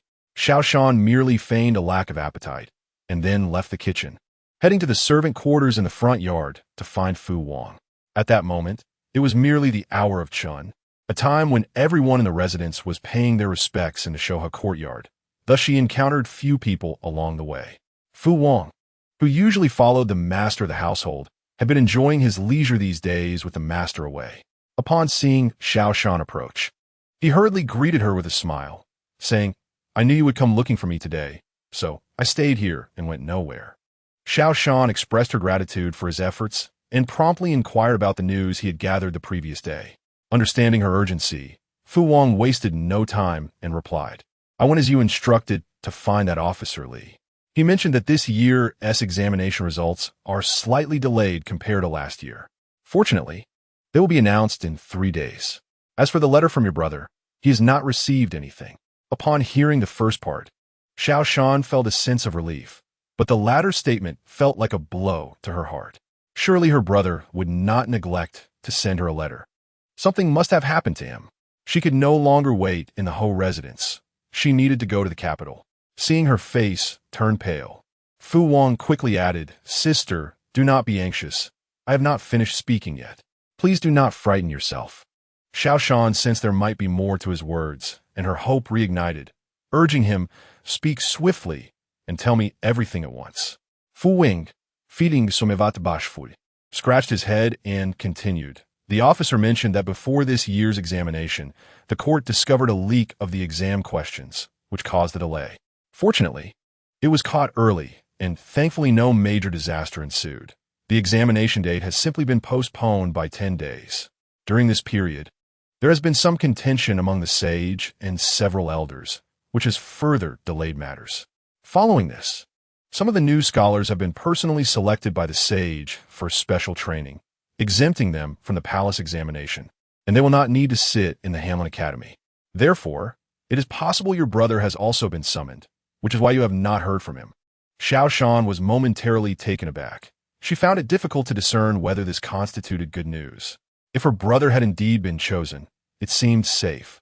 Yet in truth, no one knew where they had gone or what they were doing and whether there was any danger involved. Conversely, if he had not been selected, he must currently be in peril, and his life would be uncertain. After a moment of contemplation, Xiao Shan asked him, "Did the officer mention whether the list of selected individuals would be publicly announced?" Fu Wang shook his head, responding, "I inquired, but the officer did not disclose that information. So, would it be announced or not? Those working at the post station are certainly observant and knowledgeable." Xiao Shan did not believe he had not asked. If the list were not to be revealed, could it truly be that these individuals were selected solely for their excellence by the emperor? Is it possible that they have actually been dispatched to carry out tasks, or perhaps a portion, if not all, are merely superficial bait, concealing the true schemes that are afoot? Yet, what further plots could an emperor of a nation possibly devise? Xiao Shan recalled a recent rumor she had heard about the disappearance of the crown prince in the southwest. However, this news was soon debunked. The prince had returned safely to Bianjing and had been seen publicly for several days without incident. Xiao Shan found her thoughts in disarray, struggling to untangle the threads of her mind. After bidding farewell to Fu Wang, she sought refuge in a secluded corner. The news of the emperor's unconventional selection of candidates was widely known, so why was the list shrouded in secrecy? With the palace examination yet to be completed, it would be quite easy to verify who had been selected and who had not. It was not that no one had departed, but what purpose would there be for those who had failed the examination? Failing the examination, failing it. Suddenly, Xiao Shan had a realization. Perhaps once she saw the results, she would be able to confirm some of her suspicions. Chapter 11. The carriage construction and the academy visit. Xiao Shan requested leave from the kitchen, explaining that she had been fatigued from the welcome banquet the previous day and was now quite weary, needing to recuperate. After some contemplation, Wan Posey agreed, noting that the new dishes she had learned to prepare were now well within her capability. Since it was not a particularly significant day, they could simply adhere to the usual menu. Her absence would not be detrimental. Thus, she granted permission, reminding her, "Jianer, remember that the young master is hosting a banquet at the estate tomorrow, so do come early." Upon leaving, Xiao Shan observed her disdainfully and remarked to others, "Look at her. The hired help is simply indifferent, merely adhering to the 3 meals a day routine and leaving at the designated times. How leisurely." Furthermore, she mused that even if she had not fully rested, she would still need to compensate for it, unlike them, who worked tirelessly every day, always on guard. Someone, unable to tolerate her remarks, retorted, "It's not your fault Jianer is clever. As you said, she is a hired hand. She is not a servant, hence the difference. Lucky for you, you lack her talents. Otherwise, you would surely be insufferable." Just then, Sun Posey entered and chimed in, "Some people have learned so many skills from her, yet they remain ungrateful, incessantly gossiping behind her back. How disgraceful!" Unaware of their quarrel, Xiao Shan drove her cart out of the Ho residence, cracking the whip as she returned to the small courtyard rented by her siblings. The door was locked, and no delightful surprise awaited her. With a heavy heart, she entered and secured the bolt behind her. In the courtyard, a large wooden shelter had been constructed, under which stood a magnificent creation. Lifting the coarse cloth that concealed it revealed a nearly completed carriage, the very one Xiao Shan had been diligently crafting in preparation for her journey to the capital. In this era, wheels were predominantly made of wood. Xiao Shan had reinforced the sides of the wheels with iron plates. Furthermore, she had designed a pivot point beneath the carriage, where the two wheels intersected with the axle, featuring a flat upper and concave lower surface to reduce vibrations, thereby enhancing the stability of the entire vehicle. The leather on the wheel hubs was meticulously coated with varnish and gradually polished to a pale azure hue, ultimately finished with a thick adhesive and tightly bound with dense ox tendons, demonstrating her thoroughness and attention to detail. In ancient times, she was perpetually plagued by a sense of insecurity, uncertain when she could finally lead a peaceful existence. Xiao Shan had initially intended to entrust the escorting of her to a reputable escort agency, but with Gu Xiao's interference, she had no choice but to depart alone, quietly. Fortunately, she had equipped herself with numerous self-defense tools, and the carriage had been modified to conceal various valuable items. Although her martial skills were rudimentary, they were certainly superior to those of the frail scholars who traveled the world in search of knowledge. After completing her bath and changing into fresh attire, Xiao Shan, feeling too lethargic to prepare a meal, opted instead for a plate of pastries and a pot of hot tea, retreating to the shaded area of the courtyard to relax. Once the sun reached its zenith, she resolved to visit a few schoolmates of her brother, hoping to glean different information. These individuals were known for their commendable scholarship and were likely to be of assistance. However, they would probably be absent from home at that hour, leaving her to inquire with their elders about any messages they might have received. Xiao Shan contemplated the direst of outcomes, yet she found it utterly intolerable to accept such a conclusion. Her brother was her sole family in this life, the only person who could provide her solace after regaining her memories. If her brother were truly harmed, she could not fathom her own reaction, certain that she would seek vengeance without regard for the consequences. Having hastily finished her lunch, Xiao Shan retrieved several jars of wine from the cellar, disguised herself as a man once more, and set off in her cart. Her first destination was the Qingshan Academy, where she intended to inquire about her brother from his instructors. The gatekeeper, an elderly man, recognized her from a distance and called out, "Ah, the young lady from the Xiao family. Come again to seek news of your brother?"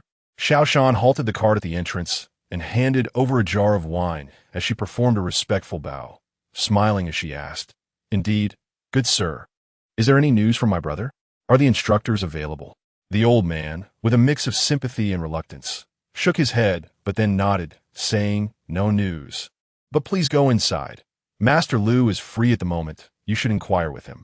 Grateful, Xiao Shan thanked him and requested that he keep an eye on her cart before entering the academy. The educational landscape of Taiyuan Prefecture had flourished in recent years, and Qingshan Academy stood as the premier institution, nestled at the foot of Mount Jimong. With its numerous buildings shrouded in greenery, the expansive grounds accommodated a multitude of students. As she walked through the stone paths and dense foliage, she observed scholars reciting texts, painting, playing musical instruments, and engaging in chess matches. The vibrant atmosphere was thick with the essence of academia, stirring a sense of longing within Xiao Shan. In her past life, she had been a high-achieving student with a diverse education. However, in this life, aspiring to pursue knowledge and a career as a woman seemed but a distant dream. While there were women's academies in various regions, they had significantly declined in prominence compared to the glory experienced during the reign of the founding emperor. It was said that the Imperial Academy in the capital still thrived. Perhaps there would be an opportunity to witness it in the future. Upon reaching the courtyard where the instructors resided, Xiao Shan inquired about Master Lu's residence and approached his door. She knocked intentionally, raising her voice slightly as she respectfully announced, "Master Lu, it is I, Xiao Shan, here to disturb you once more." Moments later, the door creaked open, and Master Lu, aware of her status as a young woman, did not invite her inside but stepped out to converse with her in the courtyard. You inquired whether we have received any correspondence from your elder brother. I, for one, have not, nor have I heard of anyone else having done so. It seems, in all likelihood, that there are none. Master Lu, known for his forthright disposition, did not wait for Xiao Shan to pose further questions, but rather expressed his thoughts with alacrity. Xiao Shan, undeterred, shifted the conversation and asked him if he had any fresh news regarding matters in the capital. There had previously been rumors of the crown prince's disappearance in the southwest, though he was soon found again. Master Lu, did he pay heed to the veracity of these claims? After a prolonged silence, Master Lu finally spoke, suggesting that the current sentiments of the emperor towards the Eastern Palace, whether true or false, were of little consequence. Seemingly realizing the impropriety of his previous remarks, he waved his hand dismissively, asserting that the sage and the Eastern Palace share a profound bond. A father would not mistake his own son. It is well known that the crown prince has been frail since birth, reliant on medicine as sustenance to grow strong. The present emperor's exceptional affection for the crown prince has shattered the long-standing precariousness traditionally associated with the position. Such a situation is unprecedented, likely to remain unmatched in the future. Xiao Shan fell silent, recognizing that such sensitive matters should only be discussed among those of utmost intimacy. It was only natural for Master Lu to refrain from elaborating. She then relayed the words of Lord Li and inquired about Master Lu's thoughts on the emperor's sudden decision to select and nurture individuals for high office. Historically, it appears there has never been a precedent for the emperor personally intervening to halt a candidate just before the final imperial examination, and, curiously, the court officials offered no objections. Upon hearing this, Master Lu's expression grew grave. He had only just heard of it. He spoke ambiguously, suggesting it might be prudent to wait until the results are announced. Students in the capital had sent word back regarding Xiao Zhi's departure, but they had not noted the exact date. It was not entirely implausible that he had been chosen by the sage. Xiao Shan sighed, suppressing her discontent, and acquiesced. In early summer, the distant mountains were lush and verdant, with the sweet songs of orioles and swallows filling the air. The peach blossoms had already faded, leaving behind adorable, fuzzy green fruits the size of walnuts. She entered the city just before the gates closed. With no curfew imposed by the current dynasty, the streets were bustling with people, lively market cries resonating in the air, and mouth-watering aromas enticing the appetite. The setting sun and the newly risen moon cast their distant gazes upon one another, dim and unremarkable, as if accusing the city lights of being excessively brilliant and dazzling, rendering them altogether lackluster. Xiao Shan called out to a vendor by the roadside, who promptly delivered the prepared honey apricot pudding and crispy fried fish to her hands. For her staple, she opted for steamed bamboo rice, which was fragrant, tender, and exceedingly delectable. After satisfying her hunger, she intended to visit the horse market, having rented a cart from her neighbor. As dusk deepened, the market offered few fine horses, and it was already dispersing. Considering the impending banquet at the marquis's residence the following day, she had no time to linger. She arranged with her servant to return the next day. After returning the cart to her neighbor, she made her way home. However, upon reaching her courtyard, she noticed several tall figures standing at her door under the cover of night, causing her heart to race. She discreetly drew the dagger from her waist and boot, gripping it firmly in her hand. In the residence of Taiyuan, aside from her brother's teachers and classmates, she was unfamiliar with any other gentleman.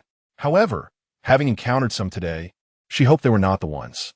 Xiao Shan hesitated, contemplating whether to turn and flee to seek assistance from the patrolling guard, but the alley was not shallow. If the miscreants possessed any formidable skills, would she have enough time to escape?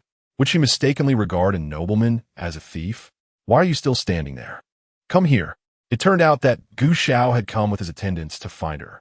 After having lunch with the chief family, he had found an excuse to summon Xiao Shan, only to discover she was resting today. He had no idea where she had been, returning so late.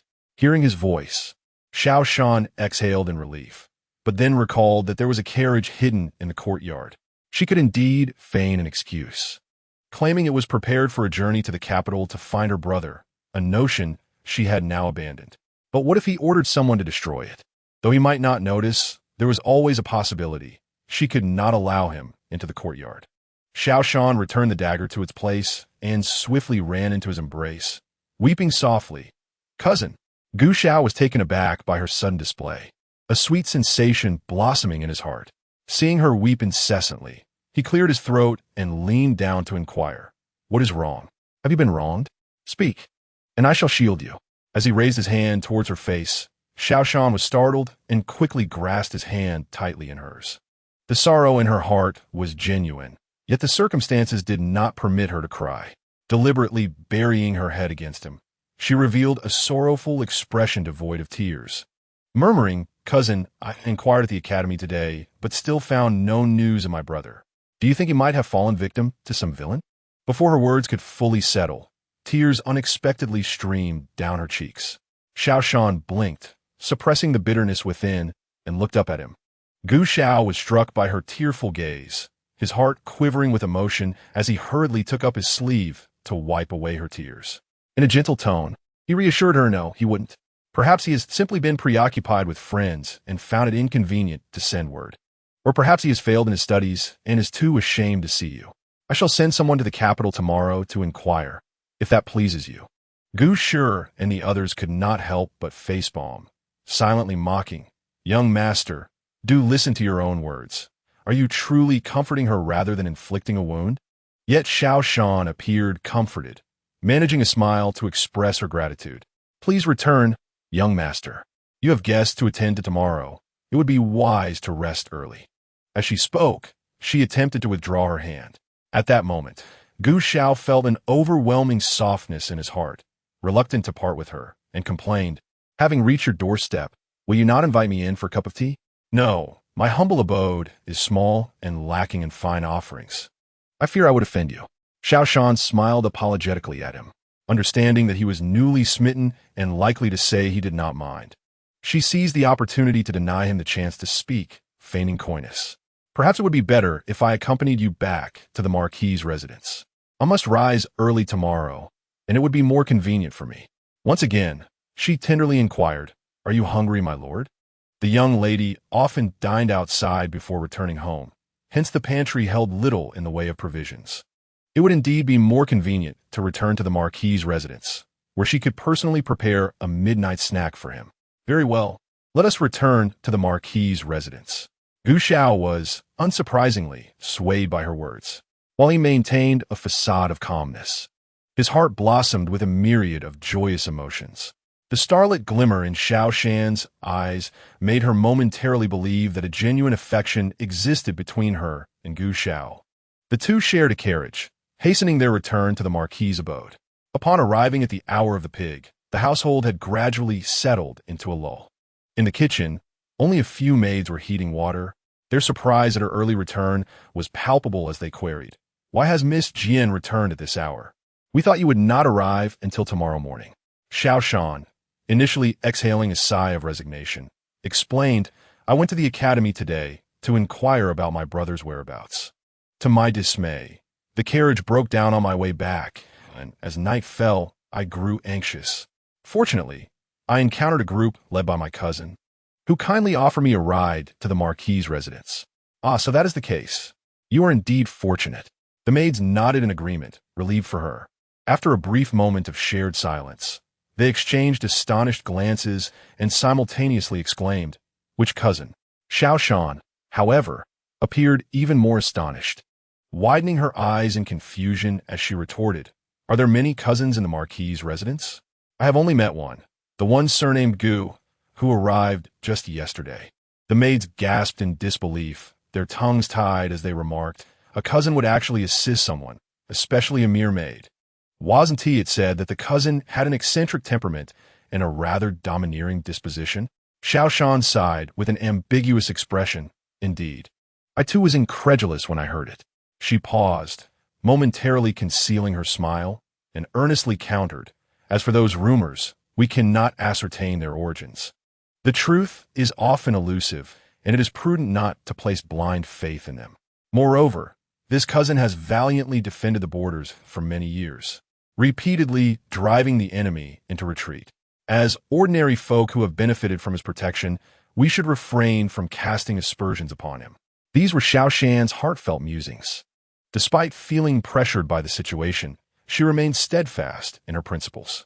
When it came to personal matters, she would not yield, resolutely opposing any attempts to undermine her. Yet, simultaneously, she admired the courage and tenacity he displayed on the battlefield, facing death with unwavering resolve. In Chapter 13, jealousy brewed and misunderstandings arose. Xiao Shan meticulously sliced lamb leg into coins of uniform thickness, marinating the pieces briefly in soy sauce, egg white, and rice wine. After heating oil in a pan and fragrantizing it with scallions and ginger, she swiftly added the marinated meat. After a brief stir-fry, the slightly firm meat slices were removed, cut into fine shreds, and returned to the pan with strips of orange peel, cardamom, garlic cloves, and Sichuan peppercorns until thoroughly cooked. Bitterling fish was filleted into delicate, translucent slices rolled with freshly harvested bamboo shoots and arranged in a steamer lined with peony petals. The steamer was placed over boiling water for just a few moments before being retrieved, the side stained with flower essence facing up on a crystal platter. It was to be enjoyed with a dipping sauce made from a blend of tea leaves, mint, and honeysuckle mixed with fragrant vinegar. Lastly, a dish of fish scale jelly was prepared, culminating in 3 exquisite dishes alongside a bowl of soup noodles topped with water bamboo and fish balls. Xiao Shan held a lantern in one hand and a food box in the other as she once again made her way to the Daching courtyard. Gu Xiao, dressed in casual attire, was sipping tea in the courtyard, while several attendants were nowhere to be seen. Where could they have gone? Xiao Shan lowered her head, feeling a pang of anxiety. The situation was precarious with just the two of them, especially considering one of them harbored inappropriate thoughts. A man's words should be taken with a grain of salt. Who could say he wouldn't suddenly change his mind after a hearty meal and become overtly interested? Gu Xiao, oblivious to her unspoken concerns, approached her, took the food box from her hands, and with a slight smile, invited her to sit beside him. He casually remarked, "I sent the others away. They were too noisy. Isn't it just perfect that it's only the two of us in the courtyard?" Xiao Shan's breath caught for a moment, but she quickly responded in a cheerful tone, "Of course, that sounds wonderful." However, she fidgeted with her handkerchief, a hint of shyness on her face, and hesitated before adding, "I just worry that if others find out, it might tarnish your reputation. After all, we are in someone else's home." At that moment, Xiao Shan felt that her exaggeratedly coy demeanor had truly captured the essence of a green tea lady. After all, even if someone were to discover it, who would dare to speak ill of it? Gu Xiao ate swiftly, finishing a bowl of noodles in just a few bites. Yet, it would be best if no one knew before he left, to spare her from gossip. These noodles are expertly rolled. The broth is light, yet flavorful. Your culinary skills are quite impressive. This stir-fried meat is tender and savory. Surely you crafted this dish as well? And this fish is fragrant and sweet, devoid of any fishy smell, surpassing even the imperial chefs in Tokyo. Xiao Shan covered her mouth with a laugh, saying, "I'm glad you like it. But the noodles are not my doing. I must thank someone else for that." She pondered whether revealing that the noodles were made by the old woman would lessen his affection for her efforts. "Young master, I dare not take credit. These noodles were actually made by someone else."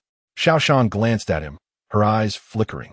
Then, in a somewhat foolish yet proud manner, she added, "I initially thought to accept this praise for myself, but fearing you would inquire further and realizing the kitchen was empty, I chose to speak the truth." Gu Xiao, amused by her pouty expression and forced smile, found himself both entertained and perplexed. He pinched her cheek gently, reassuring her, "Didn't I also praise the broth? And your dishes show great ingenuity, so there is no need to take my earlier words to heart. Those accolades are of little consequence. Once you enter the Wang residence, there will be servants to attend to you. How could I allow you to toil in the kitchen every day?" Zheng Eng was right. Women could be quite jealous, and one should never praise others in front of them. For now, you are the only one, and while it's acceptable for you to feel jealous, once the princess enters the residence and there are side wives, you must learn to be more understanding. Indeed, Ashan seems to even resent the praises given to the cook. Gu Xiao's smile could not be suppressed. The mutual affection between them was truly the most exquisite thing in the world. He had long since reached adulthood, and had it not been for mourning, he would have been considering suitable candidates for the princess 3 years ago. Now that the mourning period has concluded, it was likely that the palace was already making arrangements. He needed to send word to the capital, preferably by personal visit, to ensure that the chosen princess would be gracious, virtuous, and accommodating. Xiao Shan was utterly bewildered, pondering whose mind might truly be in question, hers or his. No, do you not think my character is questionable after what I just said? Were it not for the fear of your punishment, I might have claimed the achievements of others. Such a minor transgression seems inconsequential. Is her ability in domestic affairs truly that lacking? Xiao Shan, feeling vexed, returned to the servants' quarters with her food box. At the break of dawn the next day, as the first light emerged, Xiao Shan awoke, dressed, and washed up, carrying a lantern as she made her way to the kitchen. The previous night, the heavens had discreetly bestowed a summer rain, leaving behind a tapestry of footprints on the ground, with fallen petals and leaves turned to mud. The air was refreshingly crisp, invigorating the senses. In the kitchen, old Ma was, as usual, delivering instructions. I've already assigned the tasks to you all. Just follow them meticulously as before. Do not think that my absence allows for insubordination. If you delay the master's breakfast, you will face the consequences. She continued, I know some of you believe that the current laws of our dynasty state that servants no longer sign death contracts, thus are not considered the master's property and cannot be unjustly harmed. However, let me assure you, that notion is misguided. We are aware of our own circumstances. So do not be foolish. Especially the newcomers, stay sharp and attentive, and if you do not understand something, inquire with the older servants. Fu Wang drove the cart while Xiao Shan and old Ma sat inside, followed closely by several young servants with a handcart. The group jostled and jostled until they arrived at the dock. A sea of humanity stretched before them. Merchants disembarking from ships, vendors peddling their wares, food stalls enticing passers-by, as well as high-ranking servants and common folk alike, mingled with city guards patrolling the streets. The crowd was thick, making passage arduous. When the way became too congested, Xiao Shan and old Ma dismounted the cart, leaving 2 individuals to watch over it while the rest followed closely behind to assist with the goods. Upon their departure, the group had already satisfied their hunger somewhat.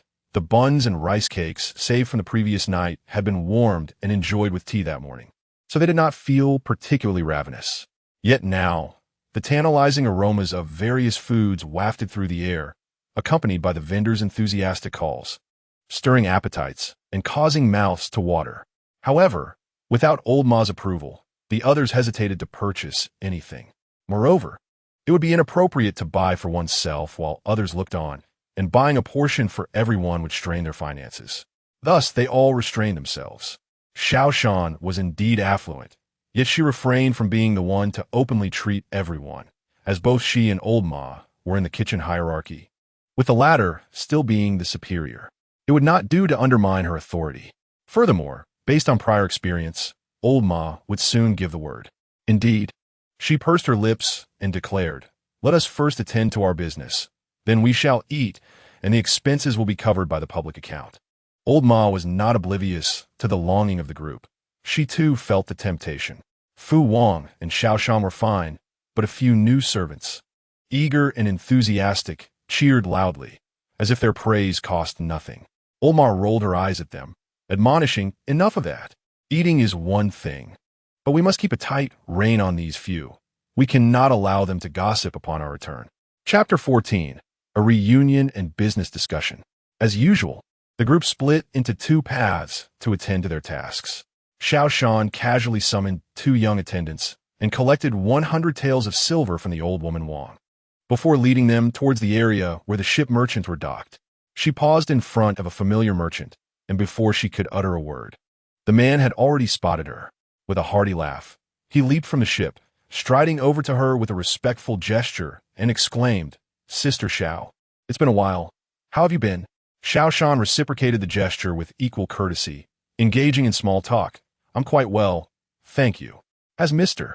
Hong just arrived? What rare treasures have you brought back this time?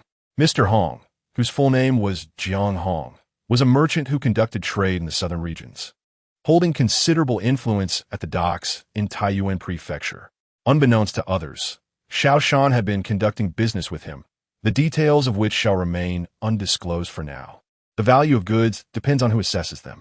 Mr. Hong patted her shoulder with a hand as large as a fan, not exerting much force, yet appearing deeply moved.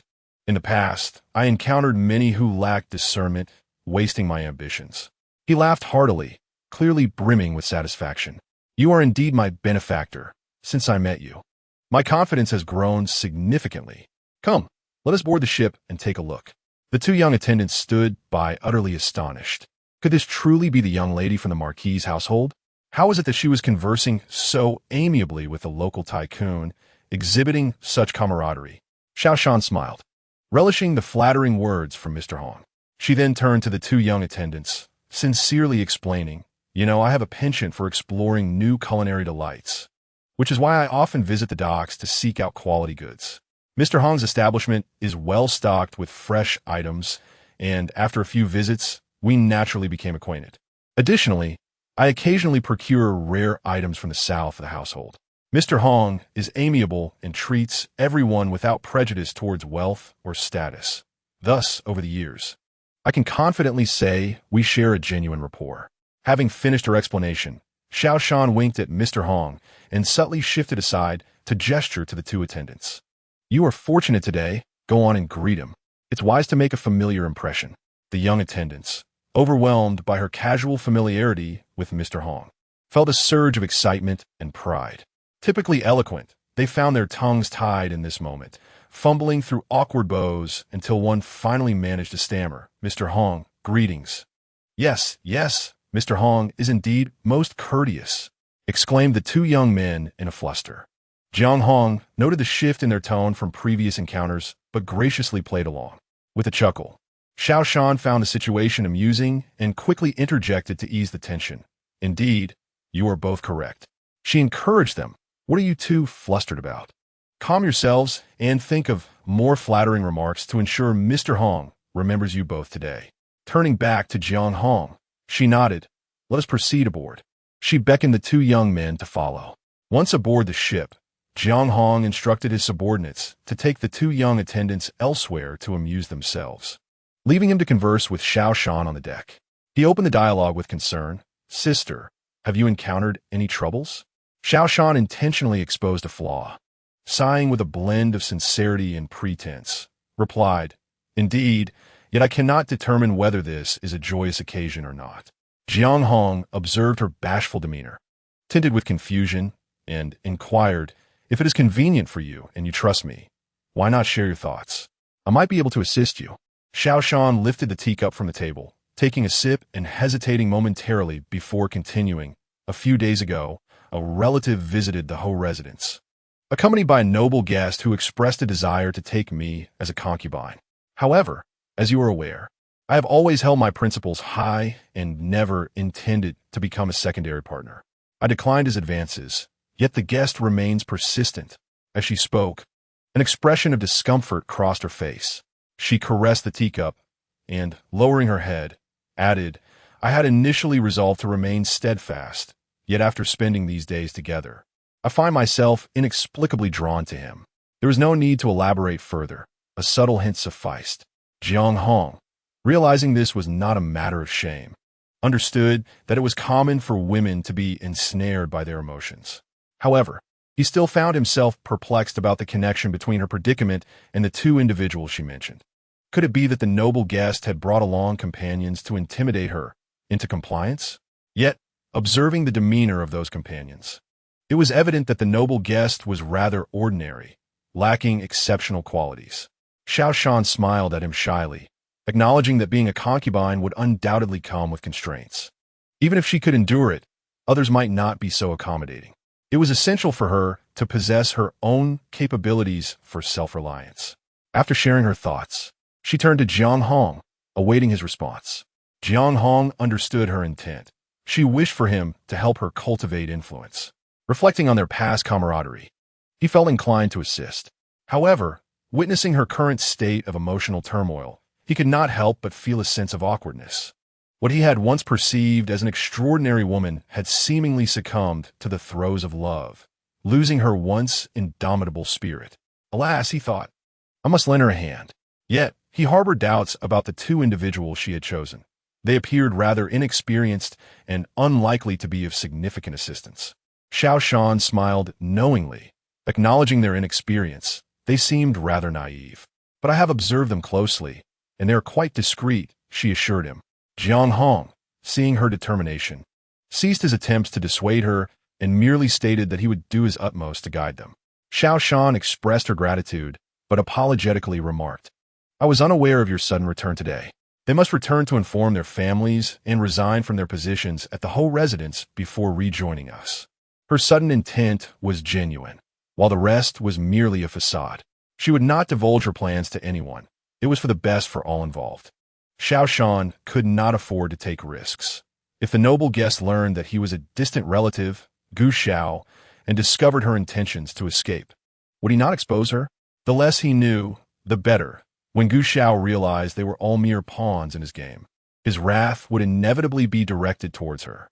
Jiang Hong nodded in agreement and asked, when do you plan to depart? Do you have sufficient funds? If not, I can write to a few merchants, asking them to estimate the remaining dividends for the next 3 months and settle them in advance. He also inquired about the noble guest's origins and how she intended to manage their business affairs. Xiao Shan nodded slightly, a faint smile gracing her lips as she said, I was just about to discuss this with you.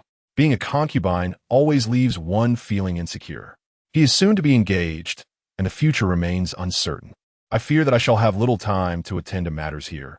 Hence, I shall forego the 2 portions of the dividend. However, I do require you to redeem it with money now. Xiao Shan did not mention that if he did not redeem, she would sell it to someone else. She was confident that Jiang Hong would certainly redeem it. As Chapter 15 commenced its scheming, Jiang Hong was taken aback and retorted, What do you mean by that? This esteemed guest must certainly be a person of great standing, right? Even if it is far away, I can have someone send it to you. Why sell it? Suddenly, he appeared pensive, his expression turning grave as he hesitated. Could it be from the palace? That indeed complicates matters, but it is not without potential solutions. Shaanxi is adjacent to Henan. First, the distance from Taiyuan to Bianjing is not insurmountable. Moreover, since she is favored with a few connections, she can surely establish contact with those outside the palace. Xiao Shan gracefully rose, her demeanor somber as she approached the window, gazing out with profound sorrow in her voice. Though not from the palace, his standing is exceptionally high. Moreover, there are already over a dozen concubines in the household, each of noble birth. My brother is currently untraceable, and without sufficient funds, entering his inner courtyard would be exceedingly challenging.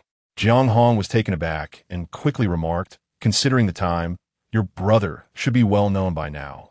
How could he be lost to sight? I have long prepared a gift, merely awaiting your family's invitation to dine. What has transpired?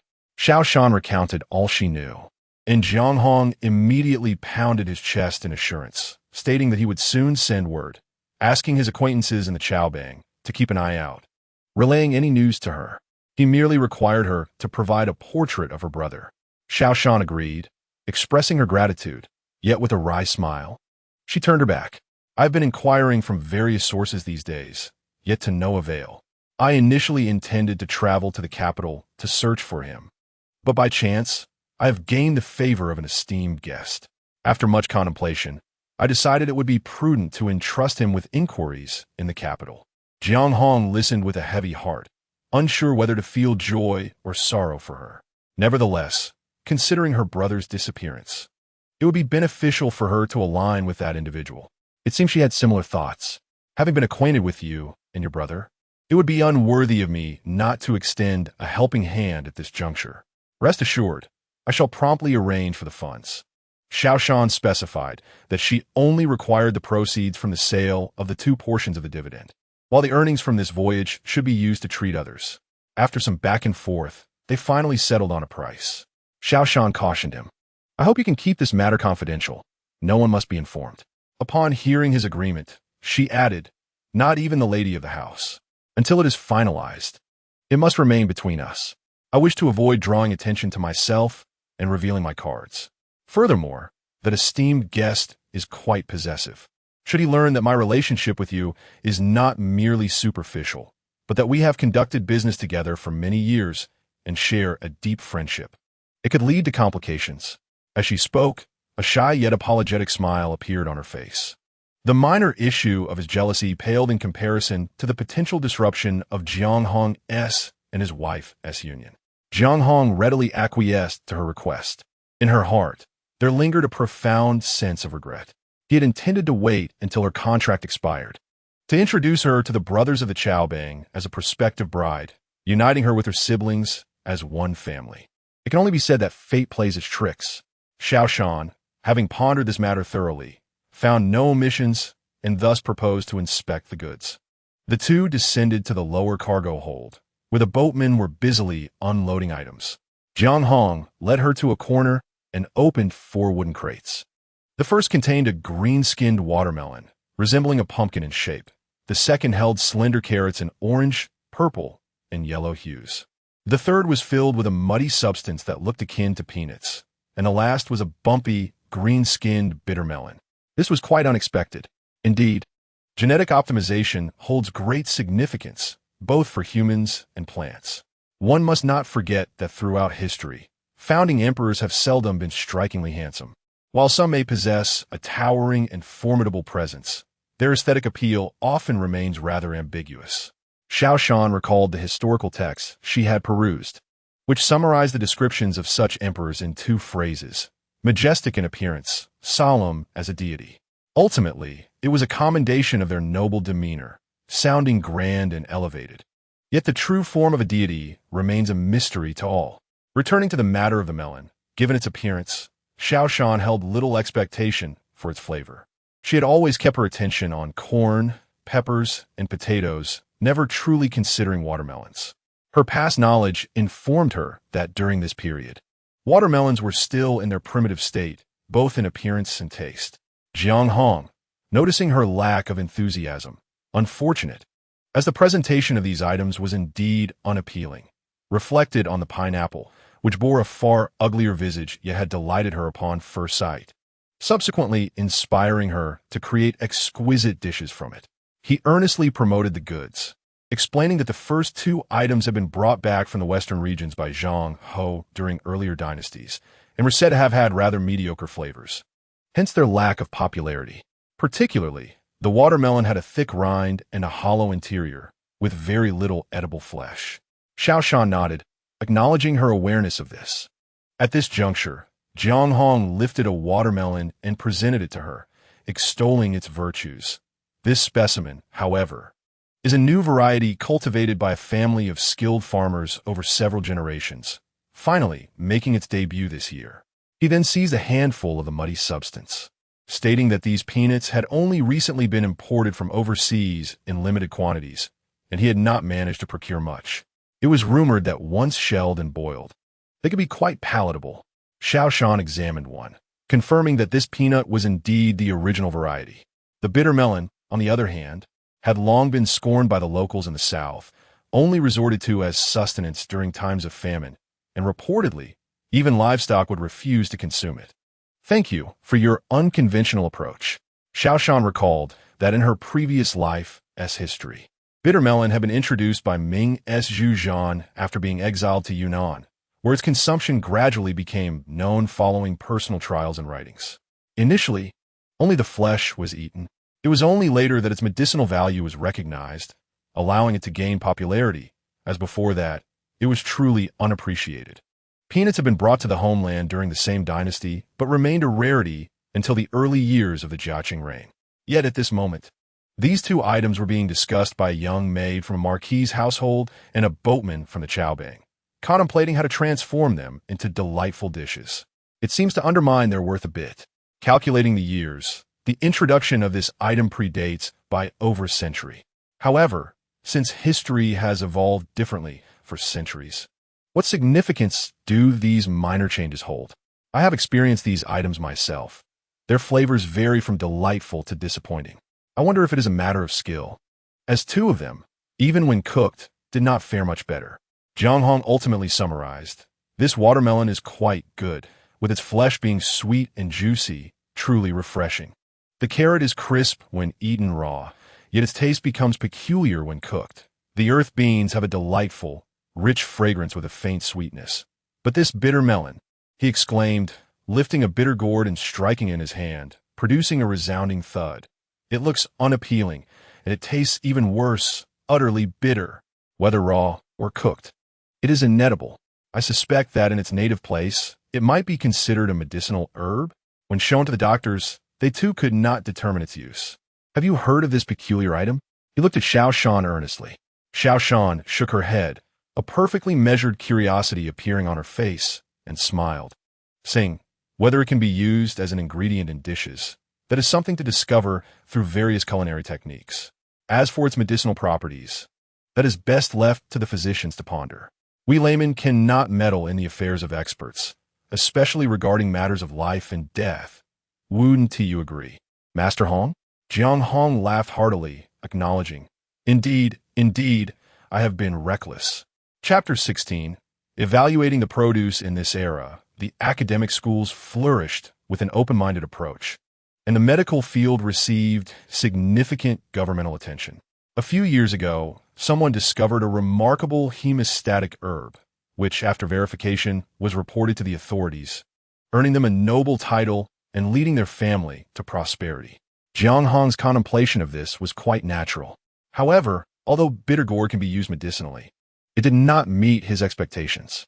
After inspecting various items and deciding on purchases, Xiao Shan took one of each of the 4 items and handed them to Jiang Hong, who cradled them back to the upper cabin of his ship.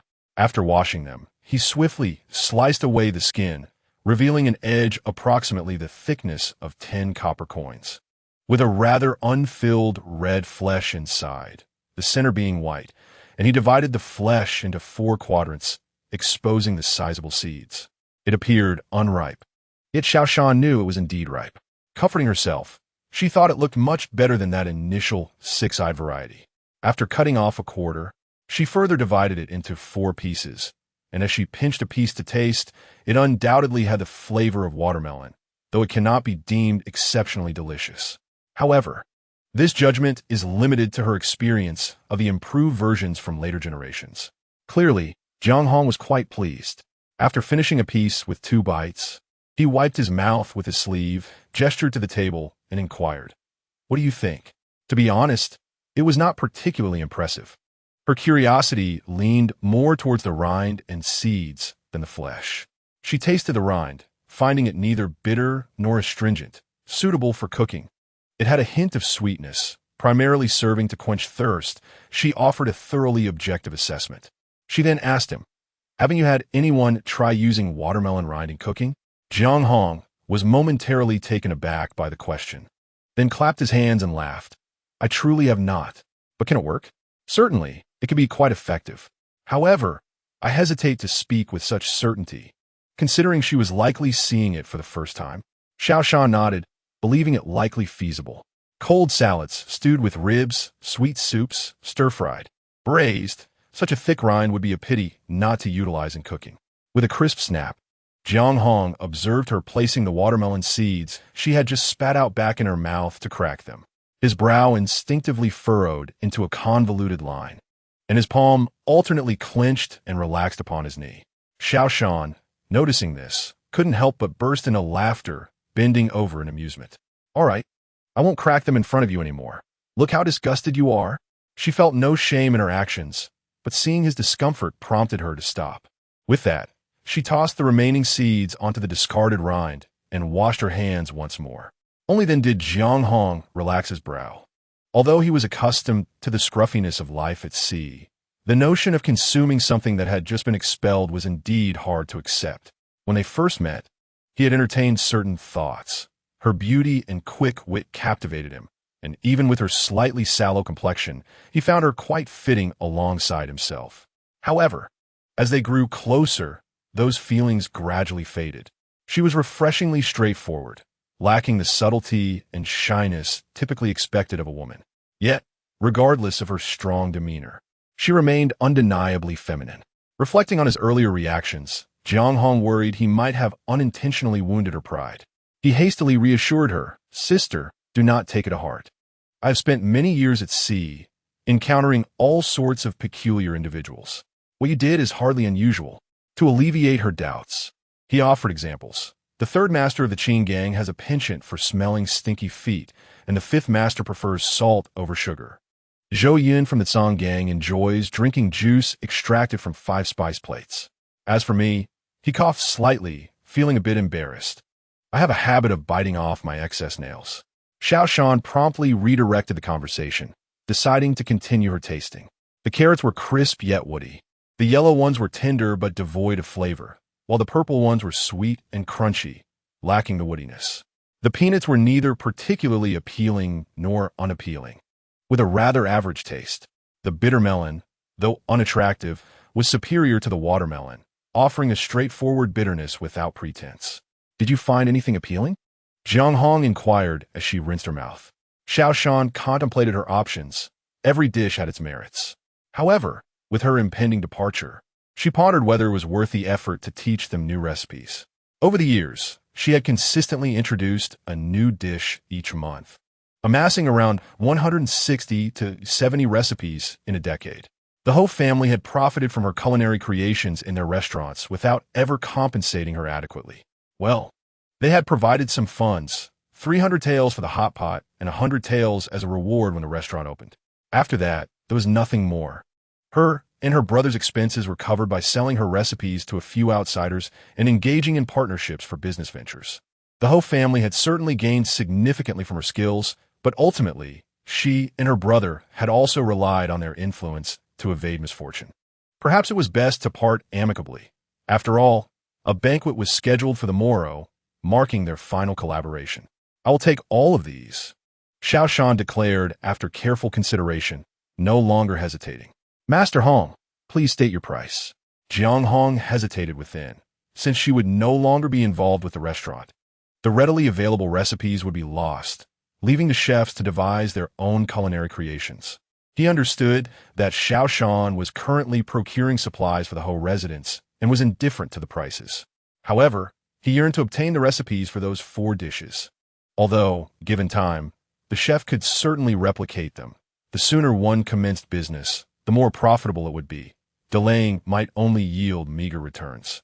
The intellect of a restaurant chef could not match her own creativity. In the past, her 3/10 share of the recipes had required no payment. But now she found herself in a bit of a predicament.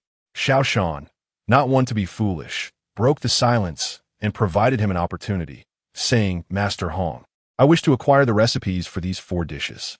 Jiang Hong, coming back to his senses, exhaled and replied, "Indeed, you have never faltered. Now that you have made up your mind, it is evident that you have calculated your approach. Since you are not leaving Taiyuan just yet, even a few days of contemplation should yield results." Xiao Shan did not press the matter further, as she still needed his assistance to keep an eye on her brother's whereabouts. "Master Hong, since the inception of our acquaintance, you have never looked down upon me for being a woman. What harm would it be to give me a few recipes?" "How could that be?" he responded. "The earnings from this voyage and this month's dividends are already set aside for you, and I am shamelessly accepting your help in keeping track of my brother's movements. However, if I were to take these recipes without offering anything in return, what would that make me? Of course it is feasible. Master Hong, I, Xiao Shan, am still the proprietor of the restaurant. How could I keep anything for myself? Otherwise, what would that make me?" She offered him a piece of watermelon, taking one for herself, and clinked it against his, saying, "Moreover, after all these years of friendship, are we truly going to haggle over a few trivial recipes?" Jiang Hong gazed deeply at her, and, biting into the watermelon with vigor, replied, "No more haggling. I shall accept it." Only then did Xiao Shan feel content. Jiang Hong, while not particularly noble in character, possessed enough chivalry for her to appreciate their pleasant interactions over the years. However, the fiancé he had settled upon last year, whom she had seen on the streets, seemed of questionable character. Jiang Hong appeared somewhat infatuated, and as an outsider without concrete evidence, she found it unwise to speak out. Yet, as they parted ways, uncertain of when they might meet again, she decided to leave him a letter, letting him take it or leave it as he wished. Chapter 17. connections with the family. After their conversation, they examined other items to finalize their purchases, determining quantities and drafting two identical lists, signing their names before Xiao Shan paid the deposit. Tomorrow morning, deliveries would be made to their door. Two young servants below were indulging in food and drink. Captivated by the tales of the boatmen, Xiao Shan approached them, urging, "Let us snap out of it. We should be on our way." The two, as if awakening from a dream, looked at the boatmen with more fervor than they would have shown to the young maidens of the Ho residence. Once off the boat, Xiao Shan was not in a hurry to find Wan Posey and the others. Let us rest a moment. They may not have finished their tasks yet. The two were more than willing to take a break. Xiao Shan casually purchased a few meat buns, finding a spacious area to stand, thinking it best to strike while the iron was hot. Sister Jier, you are truly remarkable for managing to strike up a conversation with Master Hong. The first servant gazed at her with a mixture of envy and admiration, having listened to a plethora of tales, and at that moment, he felt no hunger at all. Indeed, chimed in the second servant, his eyes sparkling. However, Xiao Shan sighed and remarked with an air of nonchalance, "What is this, really? It is merely due to the abundance of books in my childhood home and my good memory that I have come to know things unfamiliar to others." She paused here, displaying a haughty demeanor, and boasted, "Back then, Mr. Hong had yet to rise to prominence. I merely lent him a hand on a few occasions thanks to this skill." The two servants were even more envious, their eyes glistening with longing.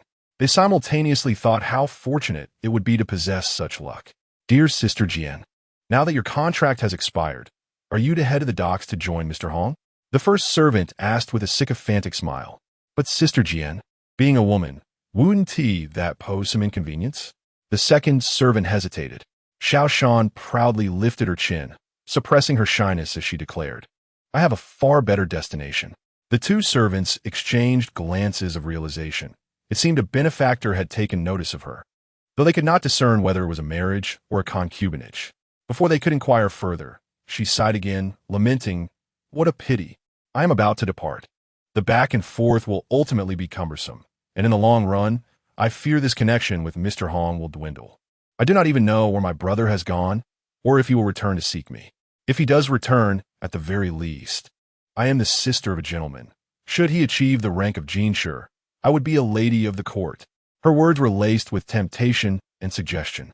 "Ah, if only I had a younger brother, I would not be left without support. Why, oh why, did my parents not consider having a few more children, even if just to secure a marriage alliance for me?" The weight of the phrase marriage alliance was palpable, seemingly brimming with unspoken resentment. In truth, she merely feared that these two were too naive to catch her signals, or perhaps too timid to aspire to such connections. Fortunately, as her words faded, the two exchanged a quick glance, swallowed hard, and bowed deeply before her. "Sister Jian, if you do not mind, we shall be your devoted younger brothers," they proclaimed. "Whatever you require, we shall obey. For the new year, for your birthday, we will ensure that you never feel unsupported by your family." Xiao Shan feigned surprise and delight, then turned away, shaking her shoulders as she discreetly dabbed her eyes, reddened with emotion. Turning back to face them, she hesitated and asked, "Would your families approve?" Upon hearing this, the two servants recognized an opportunity and hurriedly responded, they would definitely approve. How could they refuse the chance to connect with Mr. Hong and gain a wealthy, noble sister-in-law, along with a brother who may one day hold an official title? That is splendid. Xiao Shan's smile was exceptionally charming, reminiscent of a cunning wolf. The gifts were accepted, and the affectionate titles echoed in the air. Naturally, a meeting gift was in order. What could be more valuable than a promising future? Though it was merely a verbal agreement for now, I had already acquiesced, and with that acceptance, I must take on a responsibility that comes with it. Do not take offense at my blunt words. Being a servant inevitably limits one's prospects. Had I not been so young at that time, burdened by an ailing elder brother and pressured by my clan, I would have resolutely refused to sell myself into servitude. Although I am unaware of the circumstances that led you both to serve in the marquis' residence, it is evident that your family is not affluent. I intend to redeem your contracts and guide you in working for Master Hong. Are you willing to accept this offer?" The two individuals hastily bowed, expressing their willingness with fervor. A faint smile graced Xiao Shan's lips as she replied, "That is all I wish to hear." She then produced 2 silver notes, each worth 20 taels, and pressed them into their hands, her expression turning serious as she said, "Do not refuse. It would be unseemly for you to leave while your families remain behind at the marquis' residence. If you feel guilty, simply work diligently. It will not tarnish my reputation." The 2 had no grounds for refusal, though the sum was rather substantial. They hesitated, explaining, "Sister, you may be unaware, but one of us has a younger sister in the residence, and the other has a grandmother living outside. Our family burdens are light. We truly do not require such a large amount." Xiao Shan was well aware of their situations, having inquired about them in detail. Time was of the essence, leaving little room for thorough observation, but the snippets of their past were satisfactory. They did not seem overly greedy, perhaps aiming for greater benefits in the future, though that was of little concern to her. She urged them to accept the silver notes, informing them that this was an opportune moment for them to work. If they departed midway, the redemption fee would likely double. However, the marquis's household was lenient, so perhaps it would not be necessary. Yet, in the event that it did double, lacking funds would be burdensome. The coming days would be busy in the kitchen, and she might not have the chance to see them. Finally, with a grave expression, Xiao Shan reiterated to the 2 that to follow Master Hong, one must undergo a test. If they performed well, they could indeed command respect within the shipping community, but both in transporting goods and guarding the docks, they would face constant peril. This was something they needed to ponder carefully. Stopping the nearly impulsive responses from the 2, Xiao Shan advised, "Do not rush to reply. Return, reflect, and discuss it with your families before coming back to me." The 2 were eager to swear their clarity of thought, yet upon seeing Xiao Shan's disapproving gaze, they swallowed their words. At that moment, Wan Posey had completed her shopping. Upon seeing the 3 approach, she called out, "Have all arrangements been finalized? Did you find anything extraordinary this time?" Xiao Shan walked over and linked her arm with Wan Posey's, playfully chiding, "There are indeed extraordinary things. Even if they do not exist, I shall create them overnight to showcase our marquis' household." Hearing this, Wan Posey felt a wave of emotion. How wonderful it would be if she had a granddaughter like Xiao Shan. A well-educated girl may not ascend to nobility, but she could certainly support a family. Wasn't that precisely what this girl was doing? After a few more years of study in her youth, look at her now. Everyone regards her with admiration. Chapter 18. The young boatman against the backdrop of a cerulean sky adorned with white clouds, a disk of red agate seemed to be embedded in the heavens. The warm, radiant light traversed the landscape, seeking intimate contact with passers-by, as if the garments they wore were gilded by the sun, creating a vivid spectacle on this earthly realm. The group settled into a foot shop, where Wan Posey ordered 2 bamboo-wrapped vegetable buns and a bowl of mutton offal stew. Accompanying Xiao Shan, the 2 young attendants had just enjoyed meat buns and were not particularly hungry. Thus, only one of them requested a bowl of brain soup. The preparation of the soup involved first toasting flour over a gentle flame until it turned golden, then cooling and sifting it before mixing it with water to create a batter.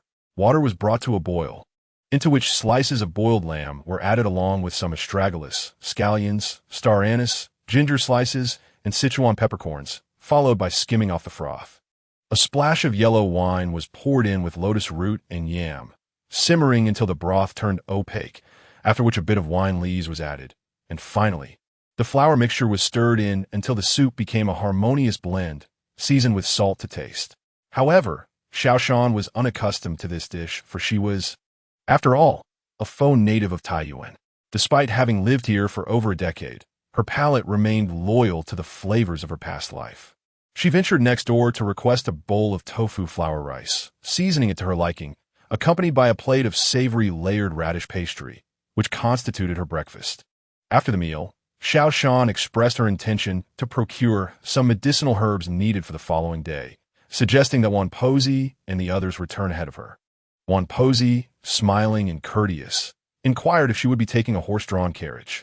Xiao Shan waved her hand dismissively, insisting that it would not be fair for them to walk back. She would simply hire a carriage, requesting a few copper coins from her. At that moment, the crowd had yet to disperse, and the street remained congested, making it easier to travel by boat than to walk, which would only add an extra mile to her journey. The river's surface glimmered like a polished silver mirror. The ferryman was a slight boy of around 11 or 12, with a youthful countenance, who rowed the boat while humming a tune, leisurely navigating the winding streets until they reached their destination shortly thereafter. The fare for passage was 4 coins. Just as Xiao Shan nodded to retrieve her purse, the boy added, "However, you must pay an additional 3 coins, making a total of 7. Xiao Shan paused, looking up at him in confusion. Why should I pay more? Is the ferryman trying to deceive me because I am unfamiliar? The boy, eyes wide in disbelief, set down the oar, placed his hands on his hips, and pointed at her. You should shift a bit and look beneath your feet. You sully my boat and expect to evade payment? Xiao Shan glanced at him but did not rise. She lifted her foot to inspect the sole of her shoe. Discovering it was caked with rotten vegetable mud and some sticky black stains, she had indeed erred. She had thought herself careful, yet her shoes were still soiled, and it appeared they would be difficult to clean. Xiao Shan withdrew all 10 coins from her purse, extending her palm toward him with an apologetic nod. Please do not be angry, ferryman. I was unaware, hence my inquiry. The additional 3 coins shall serve as my apology. The boy, taken aback by her good-natured demeanor and graciousness, suddenly flushed, stammering, No, that's not necessary. 7 coins will suffice. In his haste, his fingers loosened on the coins, causing several to tumble into the boat's cabin, producing a melodious clink. Both were momentarily startled, then bent to retrieve them. At that moment, had Xiao Shan possessed any additional coins, she would have discreetly replaced them, but she did not. The smallest denomination on her was a silver coin. Observing that such a young child was laboring for a living, she was about to take responsibility for the mishap when she noticed the boy staring at the cabin floor. His eyes reddened and filled with anxious regret, resembling a lost creature in distress. Seeing his plight, Xiao Shan felt a pang of sympathy and gently patted his shoulder. Offering consolation, "It was my fault for not holding on properly. Do not blame yourself." She returned the remaining few copper coins to her purse and took out a silver coin, placing it into the boy's hand. At this moment, I lack the small change to pay for your ferry fare. This silver will serve as a deposit for now. I cannot accept it, the boy quickly protested. Xiao Shan gently patted his head, reassuring him, I frequent this area often, sometimes making 3 or 5 trips in a single day. It won't be long before I settle the debt, so do not fear that I will forget. She then inquired, You must be new here.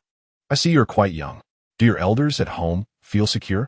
The boy, gripping the silver tightly, felt his hand grow pale. In a hushed voice, he replied, Yes. He hastily wiped away a tear and explained, My father is missing and my mother is ill, requiring medication daily. However, there is no money at home. My sister stays to care for my mother while my brother and I have come out to work, perhaps due to his tender age. He had been assigned to such a less profitable location. People like Xiao Shan, who would rather take a boat than contend with traffic, were indeed rare. They were initially squatting, but Xiao Shan, keen to hear more, encouraged him to sit down. You are all very brave, she complimented. May I ask what ailment afflicts your mother? Although I cannot diagnose, I possess a fair understanding of pharmacology and know of several remedies that may be of assistance. The boy, blushing, expressed his gratitude and carefully tucked away the silver before continuing. My mother gave birth to a brother just a while ago. She did not rest properly and went to the mountains to gather wild vegetables, only to suffer a fall. She has been unwell for quite some time. The doctor advised patience. After a moment's contemplation, Xiao Shan asked, Do you know what medicine your mother takes? Yes, Daji, Dakingi, and Di Huang, among others, he replied. Xiao Shan interrupted him. Your mother went to the mountains just 3 days after giving birth. What did she fall? Did the doctor mention any internal bruising or swelling? When did she start taking Daji, and how long has she been taking it? Do you have any Xiaojizi? Seeing her expression change, the boy realized the gravity of the situation and hurriedly shook his head. No Xiaojizi. She went to the mountains 3 days after giving birth and fell on her waist and head, resulting in bruising and swelling. There are no bed sores, but she occasionally coughs up blood. She has been taking the medicine for about 10 days. Upon hearing the entire prescription, Xiao Shan pondered that it was highly likely they had encountered a quack physician. Dakingi is known for liver protection, Yet the boy's mother coughing up blood suggests a potential lung issue, indicating a misdiagnosis. Di Huang is effective for wound closure but does not prevent ailments. Both Daji and Xiaojizi are known to dispel blood and abscesses. However, Daji is more effective against abscesses while Xiaojizi is primarily used for bruising and controlling bleeding, although it does not reduce swelling. Given the mother's condition, Xiaojizi would be a more suitable choice, ideally used in conjunction with Daji. Yet, she was not a physician, and her doubts could only remain as such. After a moment of reflection, Xiao Shan said to him, "I cannot diagnose, but I possess some knowledge of pharmacology. Thus, I cannot entirely affirm the prescription is erroneous. However, I do not agree with the first 3 medicines, and I am not fully acquainted with the latter ones. Therefore, I suggest you take your mother to consult several doctors for a second opinion." Upon hearing her words, the boy suddenly rose and knelt before her, wishing to bow in gratitude. Xiao Shan quickly stopped him. "What are you doing?" "I merely recognized the discrepancies and could not turn a blind eye." She pulled a handkerchief from her sleeve and handed it to the boy. "Quickly wipe your tears and clean your nose." The boy obediently followed her instructions, finishing the task and setting aside the items to the side. In impoverished households, when seeking medical attention, it is customary for a single doctor to oversee the entire process, rarely changing hands mid-treatment. Chapter 19. The Joy of Helping Others. This practice is born from a fear of jeopardizing the efficacy of treatment, as well as the more pressing concern of financial constraints. Xiao Shan, recognizing this reality, produced 2 taels of silver and handed them to him. "Take this. I am assisting you now, and when you are able, extend your help to others in turn. Generally speaking, even if it is somewhat costly, this amount is sufficient to purchase 5 sets of medicine." The boy, however, refused to accept it. Clutching the hem of his garment and looking at her with a guilty expression, "Sister, I deceived you before. I cannot accept your money again. In this fare for the boat, I shall return it to you." As he spoke, he reached into his pocket to retrieve the silver. Xiao Shan gently pressed his hand down and inquired, "There is no rush. First, tell me how you deceived me." After a moment's hesitation, the boy confessed everything. Xiao Shan then learned that his younger brother had been assisting a street cleaner, and the boy devised a nefarious scheme, instructing his brother to bring him some of the refuse each day.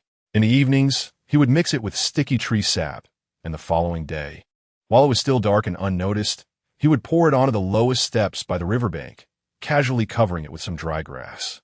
He would then deliberately dock the boat in front of the steps tainted with the refuse, knowing that unsuspecting customers would step into it. This way, he could extort them by claiming their presence had sullied his boat, necessitating a cleanup that would delay his business. Those who could afford to hire a boat were either in a hurry or not sure of money, and they would often relent, giving him a few coins out of sympathy for his youth. Although such actions were certainly misguided, they did not constitute a grave wrongdoing, and Xiao Shan had no intention of pursuing the matter further. She simply ceased her smile and, with a serious demeanor, said, "Sister understands that, at such a young age, you bear the burden of supporting your family, which is indeed challenging. However, this course of action is ultimately wrong and akin to deceit." Seeing him hang his head, weeping uncontrollably, Xiao Shan reached out, pulled him close, and affectionately ruffled his hair, reassuring him, "Do not cry. I harbor no resentment towards you. Just promise to change your ways." Fearing that he might revert to his old habits, she continued to explain, "This is something that no one has held against you. If someone, feeling wronged by having spent too much money, were to complain to the authorities, would you not implicate the street cleaner here? The street cleaners, assigned by the government to maintain cleanliness in the streets, endure great hardship and are often looked down upon, yet they receive a monthly salary. Regardless of how one feels about working for the government, there will always be envy, and with envy comes jealousy. Losing such a position may be trivial, but a severe official could impose fines as well. Although the streets are not always tidy, and this area near the dock is particularly chaotic, people tend to be forgiving. However, the boat dock is a considerable distance from the wharf, and logically, any filth encountered along the way would have been largely brushed off by the time they arrived. Leaving merely a trace of dirt on one's shoes is entirely normal. Xiao Shan pointed to the ground as she spoke, clearly indicating that the stains were recent. While it might be dismissed as an accident the first time, repeated occurrences would inevitably lead to suspicion. The boy's face flushed with embarrassment, and he lowered his head further. Yet, Xiao Shan was relentless, inquiring if he had considered the consequences of encountering someone ill-tempered or stingy. She cast a quick glance at him, noting his thick eyebrows and bright eyes, which exuded a certain cleverness, despite his frail physique. If you were to face an accident, would it not put your mother's life in jeopardy? And what of your younger siblings? They might end up abandoned, forced to beg on the streets, or sold off to work in the mountains. As the boy listened to her enumerations, fear gripped him. At that moment, he had not contemplated the ramifications, only the prospect of earning a little more to afford better medicine for his mother. Now, reflecting on the potential consequences for others and himself, he realized he could not bear such a burden. Xiao Shan's intention was not merely to chastise him, but to instill a sense of awareness regarding his reckless behavior. Having concluded her admonishment, she began to ponder what alternative work she could suggest for him. Going to Master Hong was out of the question. The distance to the docks was too great, and the risk of being sent away without notice loomed large. Should an urgent matter arise at home, he would be unable to return promptly. Working at the docks, however, allowed him to remain within reach, especially near the outer wharf or the second city gate. Yet, the combined earnings from his boat work and his brother's labor amounted to a meager sum of only a few coins each day. Land ownership was uncertain, and if any existed, it was likely rented out, yielding little profit. Xiao Shan could not devise a suitable job for him at that moment, as she had her own matters to attend to. She inquired about his name and residence. The boy introduced himself as Yu Xingyan, residing between the first and second city gates to the south of the city. The four gates of Taiyuan Prefecture were established by a former magistrate to facilitate nighttime management of the populace. Initially, only the eastern and western gates existed, which were not true gates, but merely low walls with makeshift shelters for vendors and performers seeking refuge at night. Later, another magistrate converted these walls into proper gates for tax collection, and subsequent leaders fortified the northern and southern entrances for defense. Over time, the area between the first and second gates transformed into a bustling residential zone for ordinary citizens, inadvertently expanding the city's size and population. Thus, the original Taiyuan Prefecture became known as the Inner City, while the area between the first and second gates was termed the Outer City, leading to the extensive outskirts beyond. Xiao Shan noted his address and smiled. Take this money for now. I have pressing matters to attend to. You should return home and bring your mother to Huey Guang Street in the Eastern Inner City, where the Medical Hall is located. If funds are insufficient, you may charge it to me. My surname is Xiao, given name Shan. She assured him that Sister Shun would visit his home to discuss alternative employment opportunities with his family. Yu Xingyan hesitated to accept, but, recalling that their total savings amounted to less than a tael of silver, and fearing for his mother's well-being, he reluctantly accepted the offer. Persistently, she bowed her head to Xiao Shan, stating that she had borrowed this from her and would certainly repay in the future. At the moment of parting, Xiao Shan gently reminded him that if anyone inquired later, he should push back the time of their separation by a quarter of an hour. Without hesitation, Yu Xingyan nodded in agreement. Xiao Shan leaped off the boat, and the two went their separate ways. After she departed, Yu Xingyan lingered for a while before rowing back to the dock outside the city, where he informed the steward that a neighbor had sent word that his mother was gravely ill and he needed to return home. Xiao Shan entered the outer city, and immediately someone approached her, inquiring if she needed a carriage. She smiled and declined the offer. After turning a couple of corners, she arrived at a herbal medicine shop on Long Street. The entrance was quiet, and the shopkeeper was engrossed in a medical book. Xiao Shan walked in unnoticed. She approached the counter, tapping lightly, and called out, "Shopkeeper, a guest has arrived. Shouldn't you greet me?" Only then did Su Hongmiao lift her head, holding the book upright in her hands, resting her chin lightly upon it, and smiling faintly as she asked, "What brings you here today? Allow me to guess first." Observing her expression, she shook her head and stood up, pulling Xiao Shan along as she lifted a curtain to head towards the backyard, calling out for her maid, "Ling, please close the door. We shall rest here today." A tall, sturdy woman emerged from the kitchen, holding a plate of sliced fruit. Upon seeing Xiao Shan, her expression remained neutral, Yet her gaze softened, and she nodded in greeting. "Good day, Miss Xiao." Xiao Shan smiled back and replied, "You too, Ling." Then she reached out to take the plate of fruit, entering the inner room with Su Hongmiao. "Enough of this, with your face painted like that. It's not worth observing. Just tell me, what do you need from me?" Su Hongmiao inquired as soon as they entered. Xiao Shan sat down opposite her, spearing a piece of sweet melon with a skewer, feeling somewhat hungry after her journey. As she took several bites, Su Hongmiao rolled her eyes in exasperation. Pushing the fruit plate aside, she said irritably, "If there is something to discuss, please be clear about it, though seeing you so unhurried. I suppose I was worrying for nothing." Xiao Shan set down her skewer, sighed, and said, "I plan to travel to the capital. Please prepare some medicinal herbs for me, and concoct some commonly used ointments and pills." Su Hongmiao hesitated. "But your brother is ill?" Xiao Shan shook her head, forcing a smile as she replied, "He is alive, but I have not seen him. He has simply vanished without a trace." "How could this be?" Su Hongmiao exclaimed, her brows furrowing in concern. After a moment, she asked, "How long has it been?" The letter from home was delayed by 11 days. And what she had learned from his classmates in the capital was that he had been missing for over 20 days. Su Hongmiao grasped Xiao Shan's hand tightly, trying to comfort her. Perhaps he's been caught up in something. Realizing the emptiness of her words, she racked her brain for something more substantial, finally uttering, "Your brother is quite handsome. Perhaps he has caught the eye of a certain princess." Upon saying this, she realized that being taken away as a consort did not seem like a dignified matter. The princesses of the old dynasty had been coddled too much.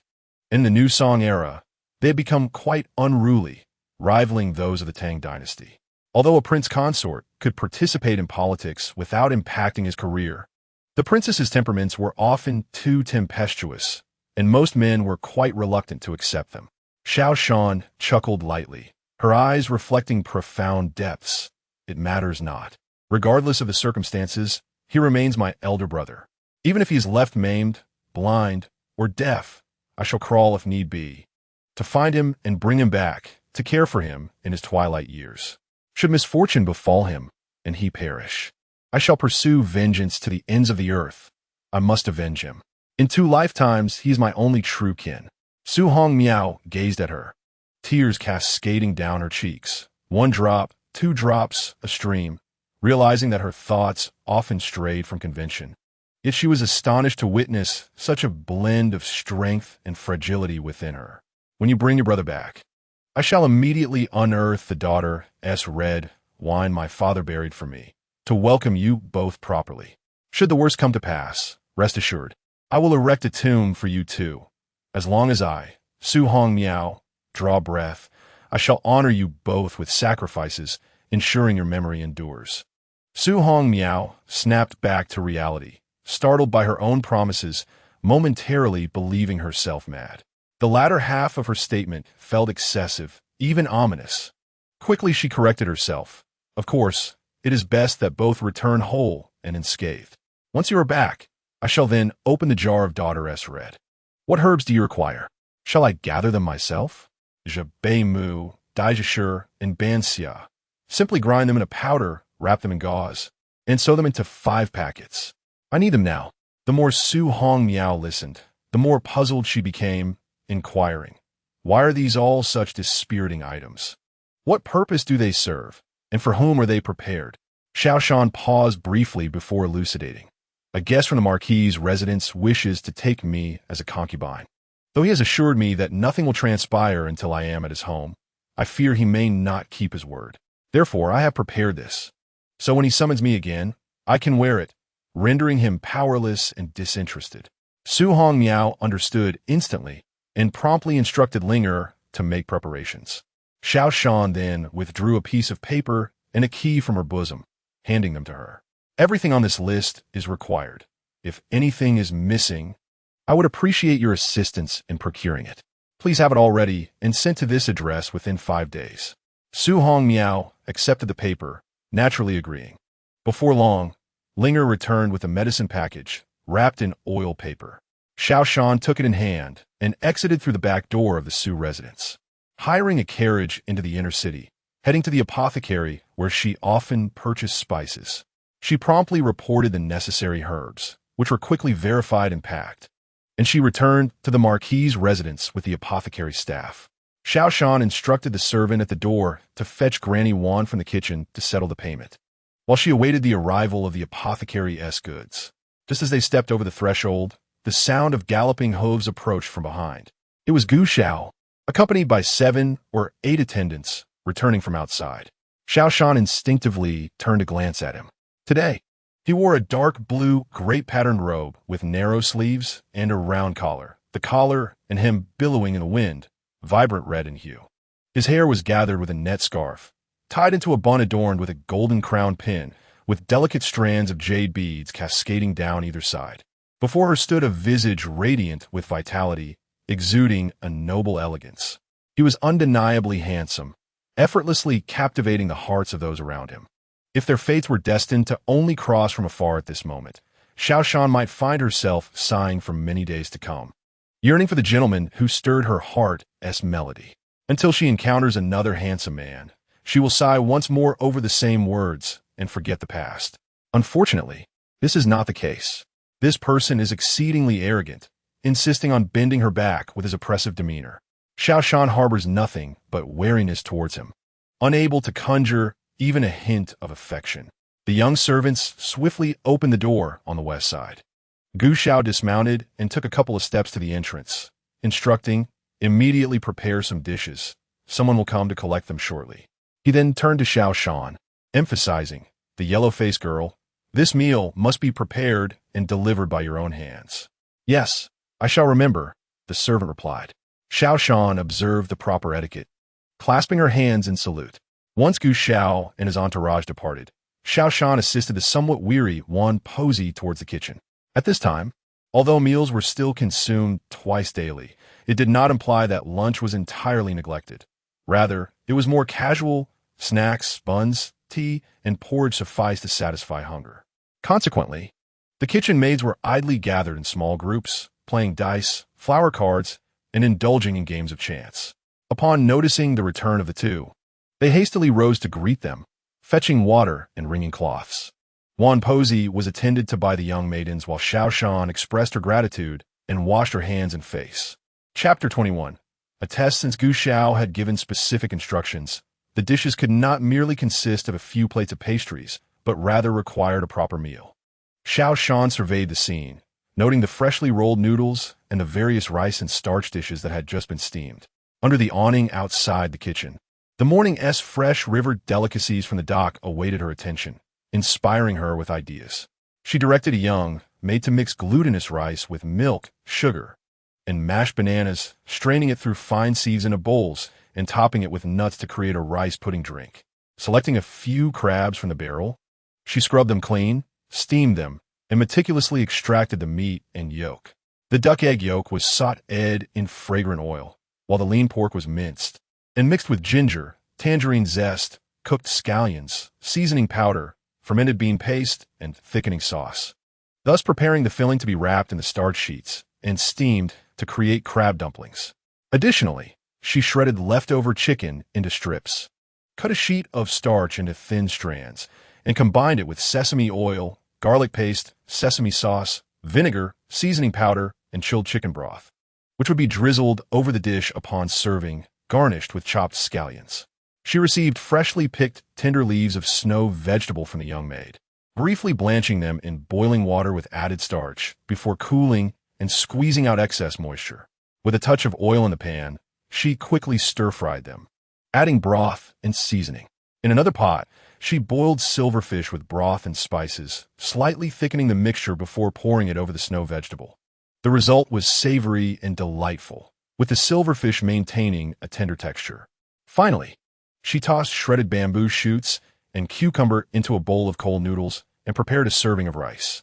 The staples prepared by the maids included hulu soup, a type of noodle dish that involved stir-frying the toppings with the noodles before adding broth, differing from the boiled versions of later times. A large basin of braised lamb and another of stir-fried cabbage with pork belly completed the meal. Xiao Shan replaced the tofu soup with a drink made from 8 immortals fruit, and since no one had yet arrived from the courtyard, the group decided to send the meal promptly aware that it could lose flavor if left too long. In the clean courtyard, Gu Xiao finished reading a letter, burning it with a fire stick, his brow furrowed in silence. After a considerable time, a voice called out from outside, inquiring whether the meal had arrived. Gu Lu entered and reported, "Not yet, but I have stationed Gu Shi at the kitchen door to keep watch. It should be here shortly. Would you like me to send someone to inquire further?" Gu Xiao shook his head, asserting that since he had already assigned someone to wait, it was best to be patient. No sooner had he spoken than Gu Shi's voice rang out, "Young master, the food has arrived." Upon entering, he knocked and inquired, "Young master, would you prefer to dine in the main room or in the courtyard?" Gu Xiao opened the door, intending to suggest the main room, only to find not just Xiao Shan, but several young maidservants in the courtyard.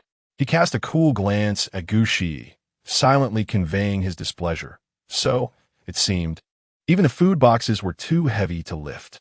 Gu Shi wished to protest his innocence, thinking, "Young master, please look before you speak.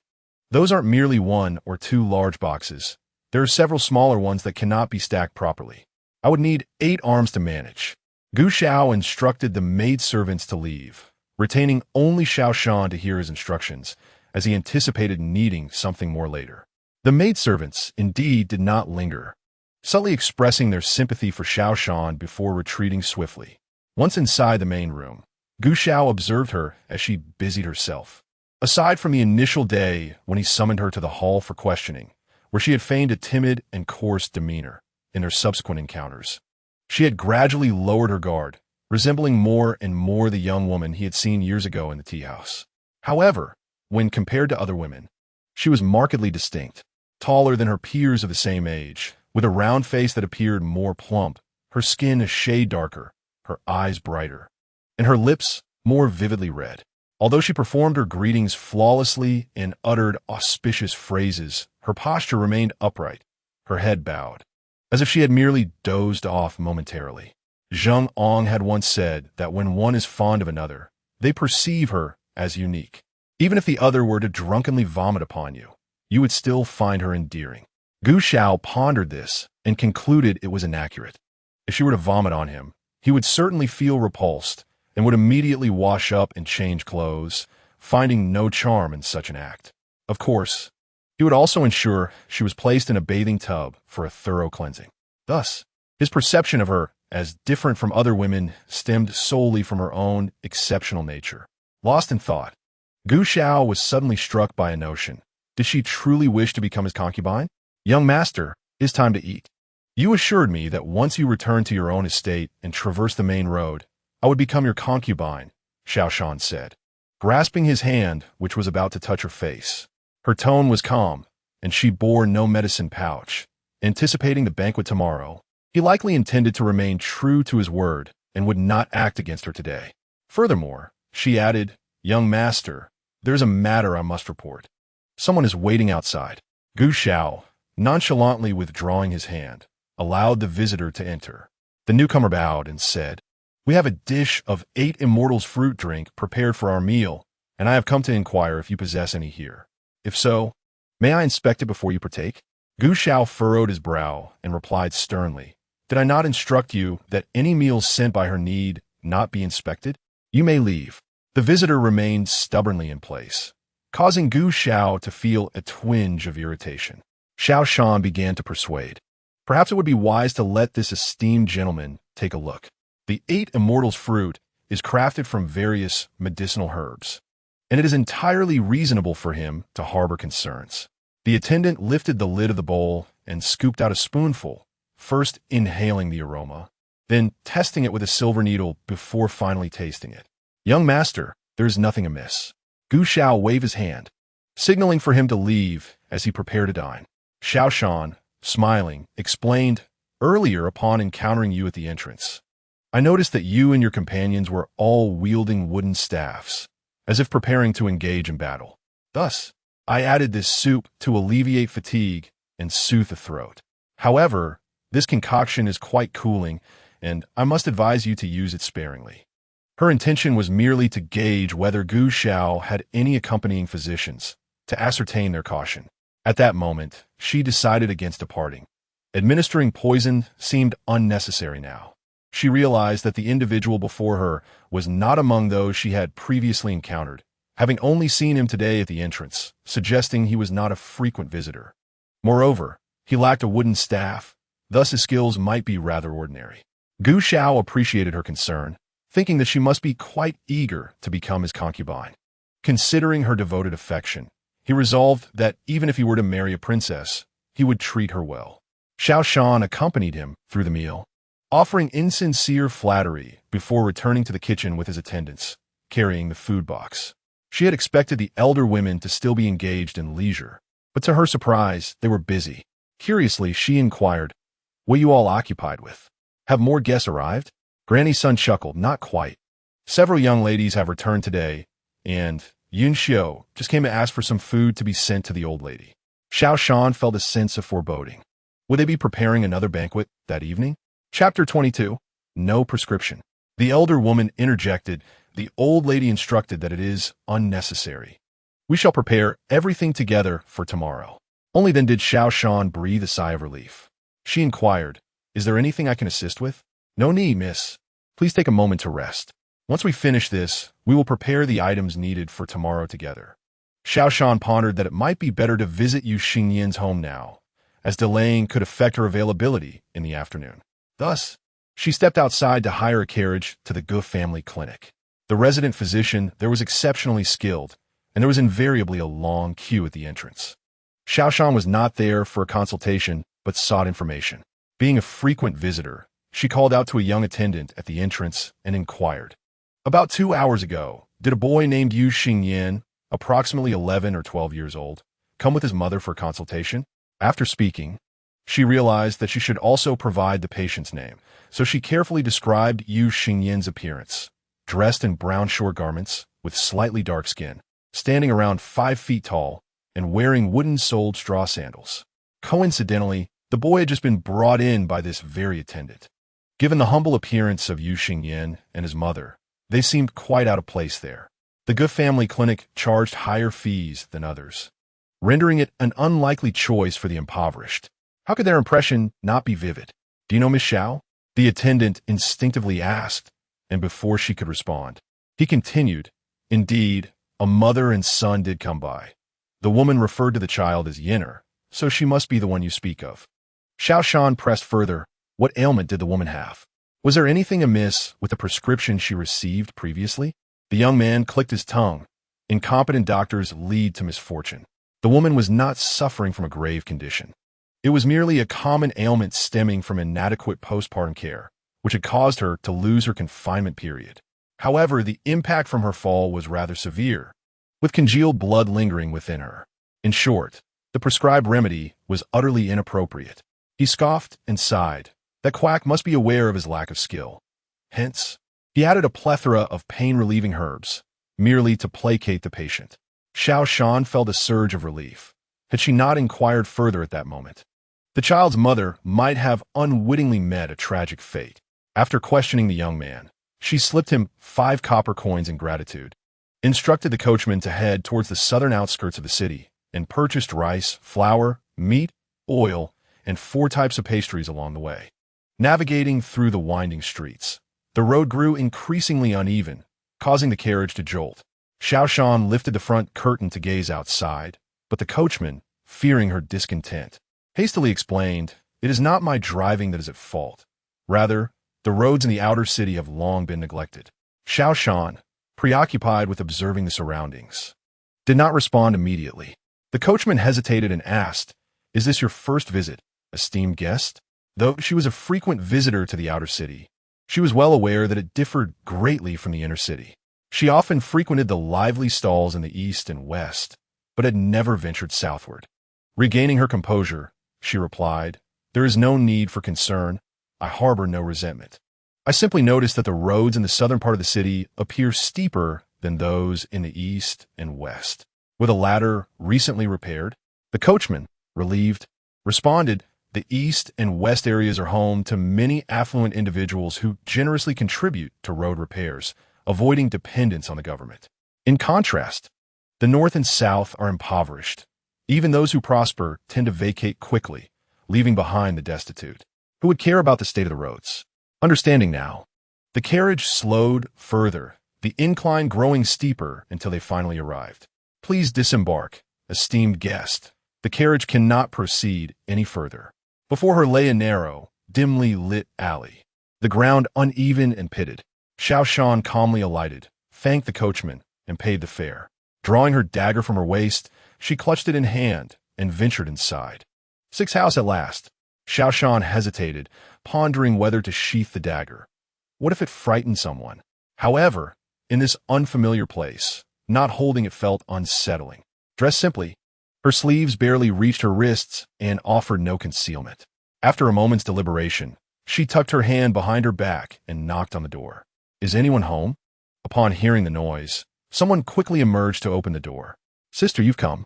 Yu Xingyan exclaimed, recognizing her and swiftly opening the door. Xiao Shan sidled in, careful to keep her dagger hidden from view, and as he shut the door, she returned it to her waist. The Yu residence was modest, with 2 rooms on either side and an open hall directly opposite, draped with a grass-woven curtain. A young girl was there, brewing medicine. Upon seeing Xiao Shan, she shyly smiled and greeted, "Hello, sister." Xiao Shan nodded, offering a warm smile in return, and inquired, "You must be Xingyan's sister. What is your name?" The little girl glanced at her brother before softly replying, "I am Yu Xingwan." Xiao Shan praised her softly, placing the delicacies upon the table, while Yu Xingyan sat beside her. "How is your mother?" Without directly inquiring, Xiao Shan speculated that she was likely asleep. Indeed, as Yu Xingyan lifted the teapot from the stove to pour her tea, he responded, "The doctor from the Gu family has prescribed a new remedy for my mother. She has taken the medicine after it was brewed, and she fell asleep shortly thereafter. Her complexion appears less strained now." "That is good to hear," Xiao Shan nodded, then asked, "Who prescribed the previous medicine? Have you visited them?" Yu Xingyan's smile faded, his voice tinged with a sense of injustice and anger. "I went, but that person refused to acknowledge it, claiming that our family was attempting to extort him. He said my mother was beyond help, that we were trying to swindle money from him. I felt so furious, tears streaming down my face. He is merely taking advantage of our family's lack of guardians." Yu Xiaomei approached and sat beside him, pouting as she began to cry. Xiao Shan gently stroked her head, and Yu Xiaomei glanced at her in surprise. Realizing that the fairy sister her brother spoke of truly existed, she stammered, trying to explain, "It's not that we have no guardians. It's just that my mother is ill, and they think we are helpless, but I know we are not. We do not want to extort his money. We only wish for our mother to recover. We are waiting for father to return so that we can be reunited as a family." Seeing the little girl in such a pitiable state tugged at Xiao Shan's heart. "Sister understands," she reassured them. "You are both good children. Those are wicked people. We shall ignore them." She rummaged through her sleeves, but found no handkerchief. Instead, she pushed the teacup closer to them. "Drink some hot water. It will soothe you. Sister knows you mean no harm. Soon, I will take you to confront him." Turning to Yu Xingyan, she inquired, "Do you still have a prescription? Is there paper and pen at home? We shall copy it down to bring along. If he refuses to acknowledge it, we shall take this matter to the authorities." Yu Xingyan's face fell at her words. "I don't have a prescription. That day he claimed his hand was in pain and couldn't write. He told me I had a good memory and asked me to memorize it for future prescriptions." Xiao Shan's expression grew serious. "What a coincidence. Is this doctor new, or has he been here for some time?" Yu Xingyan opened his mouth. "He is new, though not entirely so. He has been here for several months." Noticing the change in her demeanor, Yu Xingyan felt a sense of unease and asked, "Sister, is there something wrong with the doctor?" "Perhaps there is," she replied. "But who would deliberately wish harm upon an entire family? It seems rather unnecessary. Perhaps it is merely the individual who brought him and who has been bribed." Though she offered this reassurance, Xiao Shan herself held doubts. If this were a tavern or a shop dealing in grain and textiles, such behavior might be expected. However, this was a medical establishment where any misstep could lead to dire consequences. Given the current era's emphasis on medicine, such actions would undoubtedly be self-destructive. When your mother awakens, convey this matter to her in full. Living here does not necessarily indicate a humble origin. Families can fall into misfortune unexpectedly. It is best not to pry too deeply into others' affairs. Let them confer among themselves, and if they require assistance, they will reach out. Yu Xingyan hesitated, knowing his mother was gravely ill, and he feared to upset her further. Once again, I urged, if you remain silent, your mother may remain in the dark, and it is quite possible she may lose her life again. If there is indeed some underlying truth, it will be wise to reveal it so we can make early preparations. After all, you are but a child, and it is not certain that you would know any secrets. At this, Yu Xingyin nodded slightly. Xiao Shan then inquired whether he had enough money. Yes, indeed. Yu Xingyin replied vigorously. I spent 140 coins on 5 doses of medicine, which was more than necessary. It is all due to that incompetent doctor who delayed my mother's recovery. Xiao Shan felt a sense of relief. She had initially planned to teach his little sister a few simple recipes, hoping that she could prepare them daily for him to sell at the docks.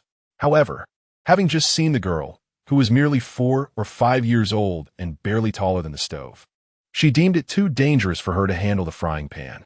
Nonetheless, one must address urgent needs, and without a profitable trade at home, any assistance rendered would be in vain. Pouring herself a cup of tea, Xiao Shan took a sip and asked, "Can you cook?" After all, while he was rowing the boat, he could also sell the cooked food placed aboard, with a portion given to his younger brother to sell. Yu Xingyan, with a hint of shame, replied, "I can only make porridge." His little sister eagerly chimed in, "Sister, I can do it. I know how to make porridge and steam buns. Please stay for dinner tonight." Xiao Shan chuckled softly. "Sister is working for others. I am not free. Tomorrow, there will be guests at the manor, and I must return to prepare." She had intended to teach his sister how to make snacks, but upon witnessing the child's tender age, she felt concerned that she would struggle in the kitchen. Such a young child handling the stove is far too perilous. Hearing her dismissal, Yu Xiaomei tugged at her sleeve with tearful eyes. "Sister, I can learn. Please teach me." Sighing, Xiao Shan replied, "If you already knew how to cook, a few lessons would suffice, but you have never cooked before." She gently pinched the girl's thin little face, feeling a pang of compassion. "Moreover, you're truly too young." In her previous life, she had spent some time in an orphanage, where children as young as 4 or 5 were often taken out to serve as good luck charms, while those aged 8 or 9 could mimic the older children to sell goods. With determination, Yu Xingyin implored, "Sister, please teach me. I'll learn quickly and will grasp it soon." Faced with 2 pairs of pleading, glistening eyes, Xiao Shan could only acquiesce.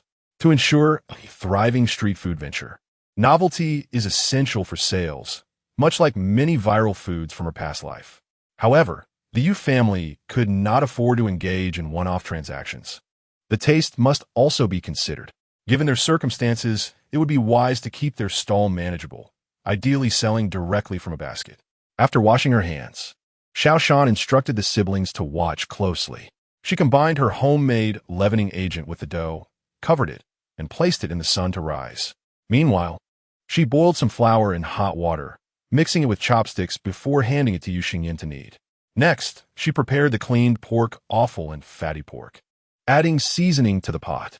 Cutting pieces of both lean and fatty meat into small cubes, she mixed them with spices and set them aside. Then it was merely a matter of waiting. Fortunately, the dough was minimal, and it rose in less than half an hour. Xiao Shan and Yu Xingyin combined 2 types of dough in a basin, adding oil and salt, kneading it vigorously until it was well blended and allowed to rest, before finally stopping. Meanwhile, she prepared lard, carefully separating the rendered lard and the cracklings into different containers. She scooped out a portion, mixed it with flour, 5-spice powder, and other seasonings to create a fragrant oil paste. After dividing the dough into small pieces and rolling them into thin sheets, she evenly spread the oil paste, rolled them up and flattened them again. This time, she added a meat filling, rolled it up once more, and shaped it into a thicker pancake. She first pan-fried it in oil over low heat until it was crispy, then transferred it to the oven to bake until fully cooked. Since the Yu family did not possess an oven, Xiao Shan had initially instructed Yu Xiaomei to find a deep ceramic pot, thoroughly cleaned for makeshift use. The freshly made meat pancakes emerged, exuding a simple yet enticing aroma of flour, oil, meat, and spices. With a bite, the exterior was crisp and flaky, while the inside remained tender and fragrant. Xiao Shan handed one to each of the siblings, cautioning them to hold it carefully to avoid burns. "It's absolutely delicious. Even better than meat buns," exclaimed the siblings, who had not savored meat for a considerable time since their father left home and their mother fell ill. Though Xiao Shan was capable of making these treats, she did not particularly enjoy them. She had learned the craft to please her beloved uncle from her past life. Uncertain of her current skill after such a long hiatus, she cut 2 into 8 pieces and sampled one, finding it just as delightful as she remembered. She then asked Yu Xingyan to invite a few familiar children, who often purchased snacks outside, to taste them. Their enthusiastic nods reassured her. Curiously, one child asked, Xing, "Is this sister a relative of yours?" Yu Xingyan felt embarrassed and was at a loss for words. Xiao Shan smiled at them and replied, "Indeed. She is a distant relative who took a convoluted path to reach us today." The child nodded and said, "Sister, you should visit often. Yin's mother is ill, and they are quite pitiful." Xiao Shan nodded in agreement, then advised Yu Xingyan, "Chop the prepared offal finely to mix into the pancakes. It will provide a different flavor." I did not encounter any vegetable vendors on my way today, so I cannot purchase any. However, braised vegetables can also be included. This way, we can have 3 distinct flavors. As for the pricing, please discuss it with your mother once she wakes up. After another hour, the braising would be complete. Store the braising liquid in a clean earthenware jar and seal it once cooled to create an aged broth over time.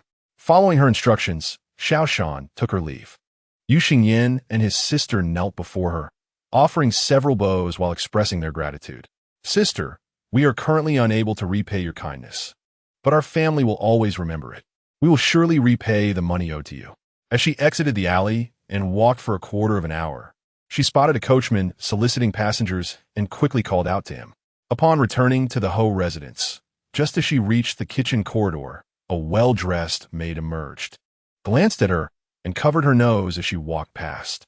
Xiao Shan, perplexed, wondered who she was. After a moment of reflection and failing to recall, she concluded that the individual must be inconsequential. She stepped inside the kitchen, where the cooks were leisurely engaged in their tasks, the fire crackling. Upon her entrance, Granny Sun wiped her hands and called out, "How is that child's family faring?" Xiao Shan smiled and said, "I had just taken my medicine and fallen asleep when I arrived, so I did not see anyone. I heard from the children that things have eased a bit." A few people sighed. Was life truly so difficult for those in the outer city? Someone remarked, "It is not just the outer city dwellers who struggle. It is the impoverished families who suffer. Those who reside, they are primarily rural folk who come to the city seeking a livelihood. Though they have their freedom, their lives are hardly better than ours as servants." Others disagreed, countering, "That is because the masters of the Ho residence possess kind hearts. If it were another family, such as the Wang family, it would be different." The Wang family was an established lineage in Hedong, while the Qi family had a prominent official serving as the left governor of Hedong Road. One was a local tyrant who had operated for generations, while the other was a government-sanctioned authority. Could the two families avoid conflict? In recent years, the Wang family had fallen on hard times and sought to form a marital alliance with the Qi family, yet the Qi family had consistently deferred. It was uncertain whether the matter would resurface at tomorrow's banquet. Buddha jumps over the wall was also a specialty of Xiao Shan's, and she had soaked the abalone and sea cucumber the previous day. Now, she changed the water and instructed a young maid to place them in the ice cellar for further soaking. Additionally, she prepared soft-shelled turtle, fish maw, fish lips, and tendons, soaking them in cold water and rinsing them clean, adding a few slices of ginger to await processing in the morning. Next, she placed pig trotters, ham, chicken feet, pig leg bones, chicken, duck, and dried scallops into the pot to make broth. The snails, clams, crabs, and flower clams were similarly rinsed and prepared. At present, people relished delicacies like field frogs and sparrows. Fearing she would run out of time in the morning, she was busy plucking feathers and skinning them, washing them thoroughly. Watching this made Xiao Shan feel somewhat reluctant. Though all creatures possess life, she found certain practices to be rather cruel. Having nearly finished her preparations, she was about to sit down for a brief respite when a young maid approached her at the door, stating that the madam was looking for her. Xiao Shan immediately rose to tidy her appearance, smoothing her hair and straightening her face before following the maid outside. On the way, she inquired, "Sister, do you know why the madam is seeking me?" The maid continued without pausing, not turning her head, and replied flatly, "Once you arrive, you will naturally understand." Seeing that she could not glean any further information, Xiao Shan fell silent, contemplating to herself. The kitchen was located in the front courtyard, slightly ahead, and she quickly reached it after passing through the second gate. Having worked in the kitchen and not having served in the presence of the masters, she was not well versed in the rules. However, she firmly remembered one principle: never to approach the male masters. The madam was seated in the main hall, flanked by two youthful maidens, their hair styled in double buns adorned with pearl and jade ornaments, making them look charming. Xiao Shan stepped forward a couple of paces, clasped her hands in greeting, and quietly stood by, awaiting their inquiries. "You went to the dock today." It was a statement, not a question, and did not require a response. Xiao Shan listened attentively. "Did you see anything rare today?" Releasing a breath of relief, Xiao Shan realized she had been summoned for this matter. She had feared that Gu Xiao had attracted unwanted attention regarding her. In response to the madam, she said, "There was nothing particularly unusual today, merely a few food items. Mr. Hong had new varieties of watermelon and carrots shipped in, along with a dried fruit called groundnut that had just arrived from overseas, as well as a vegetable known as bitter melon, which is common in the South. I tasted samples and purchased some. We will be able to eat them tomorrow." There was a lack of novelty in the designs of jewelry, clothing patterns, and accessory combinations. Xiao Shan paused briefly before candidly responding that such items surely existed, yet she had not taken notice of them, having spent most of her time laboring in the kitchen, thus lacking the sensibilities of a young woman. The matron, upon hearing this, chose to remain silent and allowed her two daughters to question Xiao Shan further. As Xiao Shan exited the main hall, she found it still early and thought it best to explore the garden. She summoned a coarse maidservant from outside, promising her 20 coins to guide her. By the waterside pavilion stood exquisite stone lanterns, crafted to a height just above her calves, devoid of bases, allowing them to be easily moved. Noticing Xiao Shan's interest, the young maid chuckled, remarking that they were merely for show and rarely lit. After observing them for a while, Xiao Shan soon lost interest. Traversing through the corridor and descending the steps, she arrived at a modestly sized, man-made pool. Nearby loomed a foam mountain, constructed of hollowed white stone, towering at the height of two individuals. From within the mountain, voices could be heard, prompting Xiao Shan to signal the maid to be quiet and listen intently. "Do you truly believe the young lady intends to proceed with this?" One maid whispered with a sigh. "The fourth young miss is the legitimate eldest daughter. It seems she is courting disaster with that little girl's sordid affair." Xiao Shan, wishing to turn away and avoid becoming entangled in the intrigues of the inner quarters, was thwarted when the young maid stumbled on a stone and twisted her ankle. "Who is there? Come fort." The speaker, startled, approached from behind the foam mountain. Without waiting for further inquiry, Xiao Shan instinctively took a few steps back with the maid. When the individual turned to face them, visibly relieved, they covered, saying, "We were merely discussing the upcoming performance for the Dragon Boat Festival. What brings you two to this side?" Xiao Shan feigned ignorance, not wishing to expose the truth, replying that they had come to leisurely stroll through the garden. "Have we disturbed you?" They exchanged knowing smiles, to which the reply was a simple, "No. We were merely curious." After some pleasantries, Xiao Shan hastily led the maid away. Once they reached a secluded area, Xiao Qiang urged her companion, "Not a word of today's events should escape your lips." The young maid quickly acquiesced. Xiao Shan, losing her enthusiasm for further exploration, allowed the maid to escort her out of the garden. Upon exiting, she encountered Gu Xiao's attendant searching for her, compelling Xiao Shan to follow. Gu Xiao glanced at her and commanded, "Come here, massage my wrist." "Yes," Xiao Shan replied, stepping forward to gently touch his wrist. The contrast between her delicate touch and his rugged skin strikingly apparent. Gu Xiao even fancied himself the true beauty in this scenario. Was there truly someone in the world whose appearance was so appealing yet possessed a coarser complexion?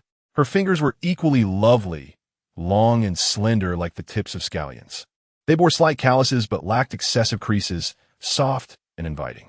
Gu Xiao mused that while society praised frail and delicate women, the striking beauty before him was refreshingly different.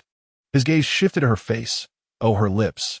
They were lush and crimson, smooth and tender, with a hint of charming, resilient demeanor when slightly pursed. Xiao Shan tilted her head away, evading his gaze. But Gu Xiao's hand found her shoulder as he suddenly inquired, "Is that complexion of yours natural?" "Indeed," Xiao Shan responded, now effortlessly weaving lies as she faced him. On the surface, Gu Xiao appeared inscrutable, gazing intently at her, lost in thought. The figure before him donned a simple homespun skirt, her hair secured with a wooden hairpin, an unremarkable attire that seemed even less refined than that of the maids in his courtyard. Yet, it was precisely this seemingly inconspicuous girl who stirred his emotions. Her features were striking. Her bright eyes and crimson lips could not be concealed by her complexion, often beckoning curiosity. Gu Xiao found himself questioning whether it was his own infatuation or if this girl was indeed a gem obscured by dust, her muted exterior hinting at a peculiar allure. His hand brushed against her lips, lingering as he caressed them, while Xiao Shan attempted to turn away, only to be restrained by his other hand. She regretted not having eaten garlic before coming, for one word from her would surely send him retreating 3 paces. What was the young master doing? Hadn't he stated that her heart raced like a drum? Surely, he could not be one to go back on his word. She lamented not having brought her medicinal pouch, thinking he would not be so audacious given the banquet plan for the following day, a decision she now deeply regretted. Gu Xiao chuckled softly, "Little girl, do you believe that the bond between a man and a woman is solely confined to pleasures of the bed?" Though he had not personally indulged, he had witnessed enough revelries during social gatherings. However, he realized that they were currently in someone else's residence, and such actions would not be well received if made public. With that, he withdrew his hand, unfurled a sheet of paper, and instructed, "Prepare the ink." Xiao Shan felt as though she had been granted a reprieve. She clasped her hands together a few times to steady them, then took a clean inkstone, added a bit of water, and deftly began grinding the inkstick, applying even pressure as she turned it. Leaning back in his chair, Gu Xiao half closed his eyes, and after a while, he heard her say, "Young master, the ink is ready. I only knew you were literate, but I did not realize you were also adept with the brush," he remarked, opening his eyes to observe the inkstone, the liquid dark and fragrant, its consistency just right, prompting him to offer an ambiguous compliment. While Xiao Shan was busy wiping the ink from her hands with a cloth, she paused at his words, raising her eyes to explain, "At home, I often ground ink for my elder brother, so my hands are accustomed to it." Gu Xiao fell silent, picking up the brush, unsure for whom he was composing letters. As Xiao Shan watched him write page after page, he seemed to have much to express. She, on the other hand, was prone to drowsiness. Whether it be the languor of spring, the slumber of summer, the fatigue of autumn, or the hibernation of winter. After running about outdoors for a considerable time and having not rested during noon, the room now felt eerily silent. Save for the occasional slight rustle of the paper he was writing on. Fatigue surged from her feet, gradually sapping her strength from her waist, spine, and neck, leaving her in a heavy stupor. A flicker of rationality urged her to stay awake, yet she found herself unable to resist instinct overpowering reason. In her drowsiness, she clung to a thread of clarity, pinching her other hand's wrist to stave off sleep. The pain was real, yet she could not fully rouse herself. She sensed her eyes opening several times, only to close weakly once more. Cough. Xiao Shan was unsure if this was a deliberate reminder or merely a natural reflex from Gu Xiao's discomfort, but since he had coughed, she pondered whether she should fetch a cup of tea for him. Deep down, she understood, yet she remained ensnared in her drowsiness. She resolved to cease her struggles and allowed herself to succumb to sleep, contemplating that it would be best to feign a leg cramp if she were to collapse, as it would seem inconsequential. With a couple of sharp taps, Gu Xiao rapped the table with a paperweight. Having just completed a letter, he looked up and beheld her swaying, her head tilting left and right. As she swayed, her hairpin loosened slightly, causing strands of hair to cascade down her sides. The breeze wafted through the corridor, brushing against her face, igniting a flutter within his heart. Compared to the current trend, her figure was more voluptuous. She did not possess a willow-like waist, but rather a form that was both exquisite and alluring. In her current state of motion, she exuded grace and elegance. Xiao Shan was jolted awake, stumbling slightly before straightening herself. Hesitating whether to kneel and apologize, she was unfamiliar with such protocols, having never served closely before. She was unsure if he had noticed her idleness. In dramas she had watched in her past life, such oversights warranted a kneeling apology. Should she kneel or not? Raising her head, she glanced towards the desk and met a pair of inky black eyes, piercingly gazing at her. Xiao Shan was fully awake now and hastily knelt, remaining silent. What an audacious little maid. She had learned her manners splendidly, audaciously dozing before her master.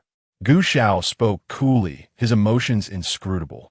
Xiao Shan felt a surge of indignation and was inclined to defend herself.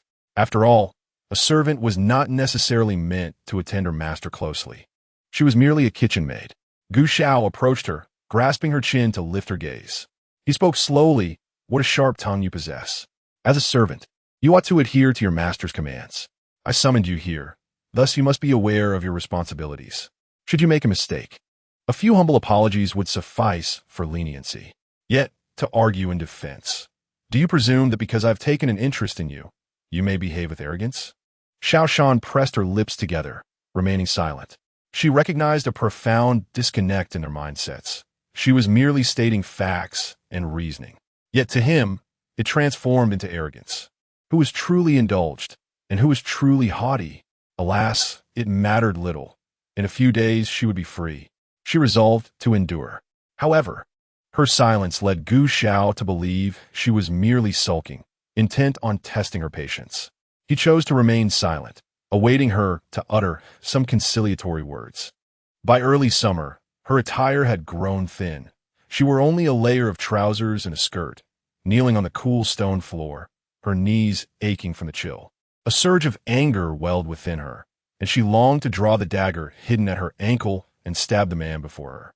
Yet, considering her abilities, she could only contend with ruffians. Against him, she would surely fail. Though she was well-versed in acupressure points, she could not approach him, rendering her knowledge useless. She remained ignorant of the extent of his martial prowess in this world. After a quarter of an hour, Xiao Shan could scarcely endure any longer. Her delicate skin had never been subjected to such discomfort. In her past life, she had knelt only during New Year celebrations to bow to her uncles and aunts. In this life, she had knelt only before her parents until the age of 10, and upon arriving at the Ho residence. It was her first encounter with the matriarch and others, and even then, she had stood. The sensation is truly unbearable, and one cannot fathom how long one must endure this kneeling. Amidst her chaotic thoughts, Xiao Shan heard 2 knocks at the door, and a servant announced, "Young master. The 6th madam has sent someone to summon this young lady to the flower hall." Gu Xiao descended the steps. Punishing herself only deepened her internal turmoil, yielding no resolution. It would be wiser to return and entrust her to Aunt Yu for guidance on propriety. Chapter 26. Flower Arrangement. Gu Xiao acknowledged her with a nod, permitting her to leave. Xiao Shan felt as if she had been granted a reprieve, mustering her strength to rise, limping as she exited. The messenger was a maidservant from Chi Peichan, and upon seeing her pitiful state, she exhibited a look of sympathy tinged with relief that it was not her in such a predicament. Xiao Shan leaned on her arm, navigating the path unevenly, and anyone observing would hardly find the man within intriguing. When the time came to seek a contract, it would be considerably easier. Along the way, Xiao Shan inquired what the elder matron sought her for. The maid giggled softly, replying, "It is not my lady who is looking for you, but the old matron of the estate. She fears that the 5th young master might not release you, hence my summoning. Additionally, the lady is concerned that the 5th young master might genuinely take a liking to this maid, so she sent me to ascertain the truth." Observing Xiao Shan as current condition, it was evident that she had been kneeling for an extended period, leaving no room for any romantic entanglement. Upon hearing that the old matron sought her, Xiao Shan speculated, could it be that the master has returned with gifts? The maid, taken aback, looked at her incredulously. "How did you know?" She scrutinized Xiao Shan, pondering whether she might be the intended concubine of the eldest uncle. Unaware of her misinterpretation, Xiao Shan chuckled and clarified. The master often sends rare and exquisite items back to the old matron as a gesture of filial piety. However, due to her advancing age, she has nearly forgotten those elegant treasures. On one occasion, I helped her recall them. The maid realized her misunderstanding, chuckling awkwardly, yet grasping the essence of Xiao Shan's words. The old matron had not forgotten entirely. She simply lacked proficiency in the four arts. She was entirely inept at incense burning, tea preparation, painting, and flower arrangement, while the eldest uncle possessed a remarkable affinity for the arts. The deep maternal affection of the old matron and the filial devotion of the eldest uncle encapsulated a bond that was enviably profound. Hearing such praises from maid of the Gu family, Xiao Shan could not help but smile. The eldest uncle had been taken away by their grandmother in his youth, making it difficult for the old matron to see her son. Only when he grew older and could run to her did they begin to interact. Yet their relationship had become somewhat distant. It was only when the eldest uncle developed an interest in the four arts that the old matron felt she had found a breakthrough to connect with her son. While there was some success, it came at great difficulty, as the old matron was wholly unskilled in the four arts, excelling only in horseback riding, archery, and card games. Her confidant, Granny Zhou, was slightly more adept, mastering chess and the piano, both of which offered no opportunity for deceit. Upon entering the parlor, the matriarch cradled a long, yellow-brown bamboo tube, as thick as a woman's wrist, while Granny Zhou grasped a slender, greenish-blue bamboo segment between her fingers. The two women examined the items repeatedly, seemingly perplexed as to why these objects were deemed worthy of admiration. On the floor lay two boxes. One contained an array of bamboo tubes in various colors, shapes, lengths, and widths, while the other housed an assortment of peculiar stone vases and root-carved bottles. Noticing Xiao Shan's arrival, the matriarch beamed and beckoned her closer. "My dear, come and see what flowers would suit this arrangement well. Your esteemed master will return tomorrow, and it is essential that he finds it pleasing." Xiao Shan felt a pang of sympathy for herself, toiling over the meager funds akin to those spent on cabbage. Refusal seemed impractical unless she had never embarked on this endeavor from the outset. After a moment's contemplation, she inquired of the matriarch, "Is it possible to shorten this bamboo tube a bit?" The matriarch shook her head with a smile, replying, "No, for your esteemed master possesses a discerning eye." The very fact that he returned this item indicates his intent to challenge and test his mother. Xiao Shan thought to herself, "But it is not you who is being challenged at this moment."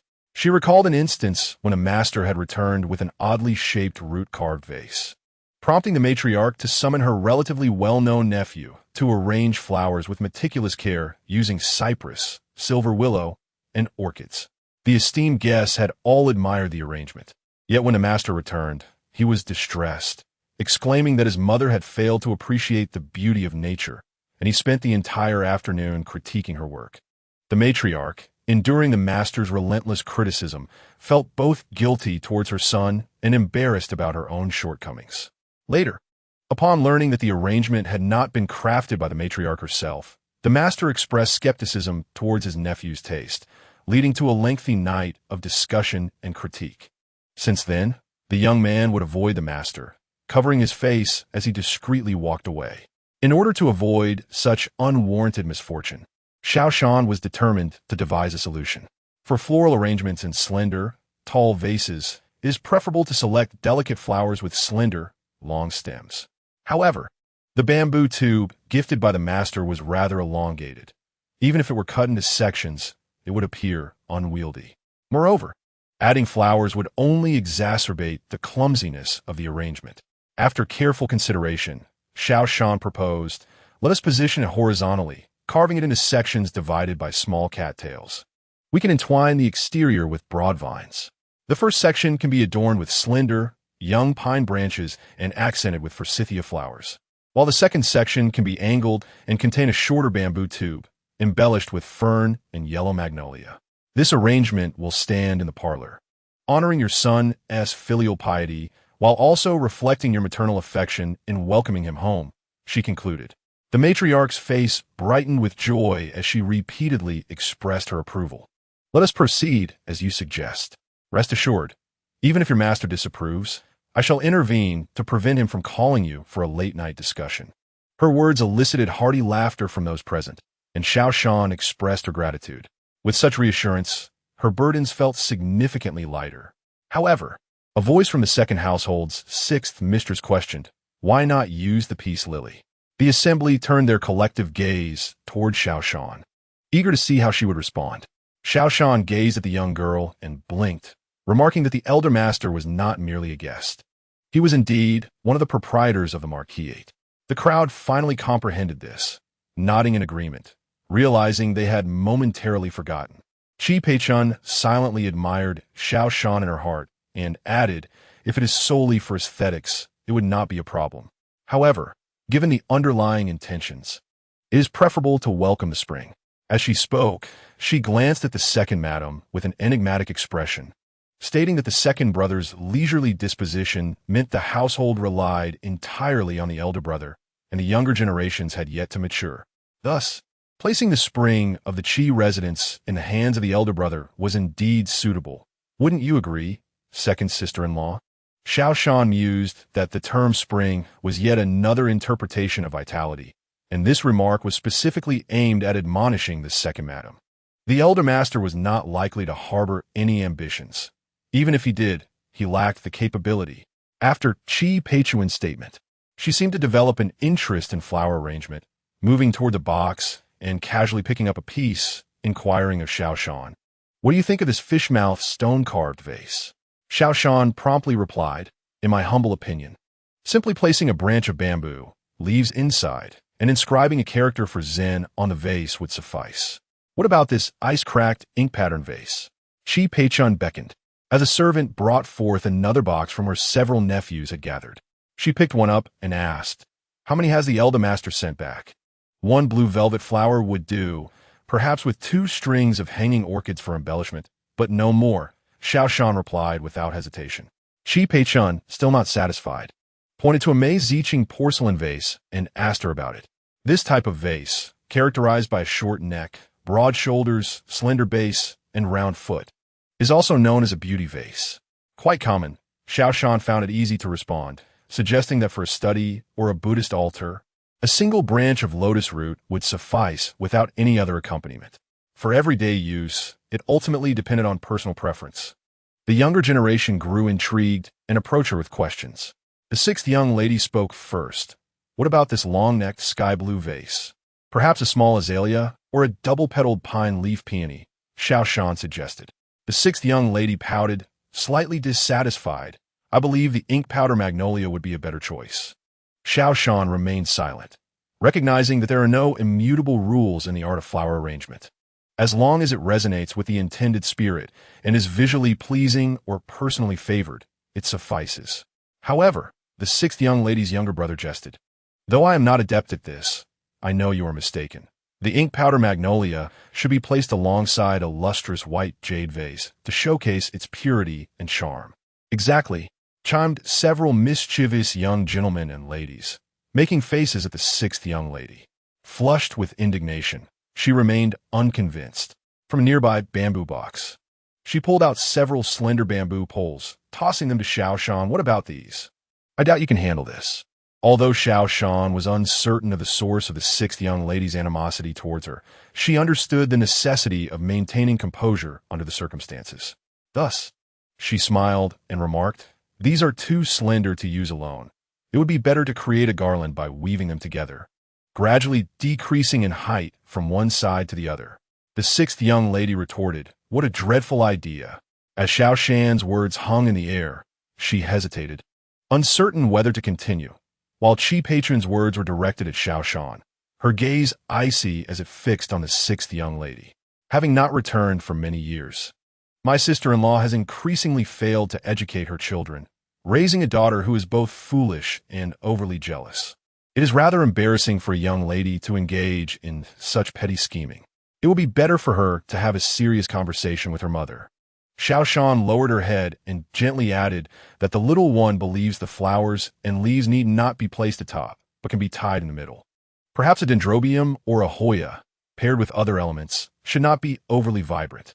The old lady nodded in agreement, stating that tomorrow, when entertaining the ladies in Ziding's house, this arrangement can be hung there, which would be quite pleasant. Once she made her declaration, others naturally would not oppose. Although the old lady lacked practical skills, her aesthetic sense was commendable, and they all found it agreeable. The old lady then inquired of Xiao Shan regarding the furnishings for the study of the elder master, asking if she had any thoughts on what should be displayed. She mentioned that she found the hanging tube idea quite appealing. Xiao Shan, rare in her contemplation, considered the elder master's study. Although their last encounter had gone well, it did not imply that her taste aligned with his. Should he return and find her previous suggestions unsatisfactory, it could be quite troublesome. Xiao Shan felt little inclination to heed his instruction. Noticing her silence, the old lady assumed she was fearful, and indeed, being a young girl, her reputation could be at stake if any rumors arose from her interactions with the elder master. Thus, she beckoned Xiao Shan closer, reassuring her that if the elder master wished to guide her, she would be right there in the courtyard, and there was no need for her to worry about her reputation. She had never encountered such an efficient servant, one so knowledgeable yet unobtrusive. Were it not for her brother's scholarly pursuits, they would have surely renewed her contract. As a servant, Xiao Shan could only comply. Old lady, the hanging tube I mentioned is more suited for the young gentlemen and ladies in the study. As for the elder master, it may appear somewhat juvenile. The old lady, eager to hear more, asked if she had come up with a brilliant idea.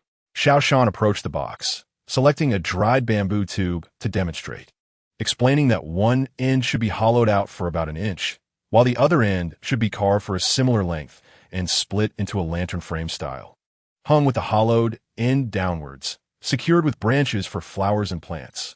The elder master's study has a large iron ring previously used for hanging spider plants, which would be perfect for this arrangement, 5 or 7 in a staggered length, with 2 or 3 flowers beneath. Ideally, the lantern should be fitted with small bulbs to emit a warm yellow light, though in ancient times, candles would be impractical. The old lady understood the concept but struggled to visualize it, expressing her trust in Xiao Shan while admitting her confusion about the design. With a smile, Xiao Shan remarked that she would wait until it was completed for the old lady's approval, stating that a son cannot surpass his mother if the old lady disapproved. It was likely the elder master would as well. The old lady was pleased with her flattery, acknowledging that while she found it appealing, the elder master might not necessarily share her sentiments. However, she had never heard the elder master praise anything she disliked. Very well, I understand you have carpentry skills. I will leave everything to you without the need for drawings or additional help, the old lady decisively instructed. Xiao Shan smiled as she accepted her assignment and reminded the old matron that some of the flowers she had previously suggested were not planted in the greenhouse.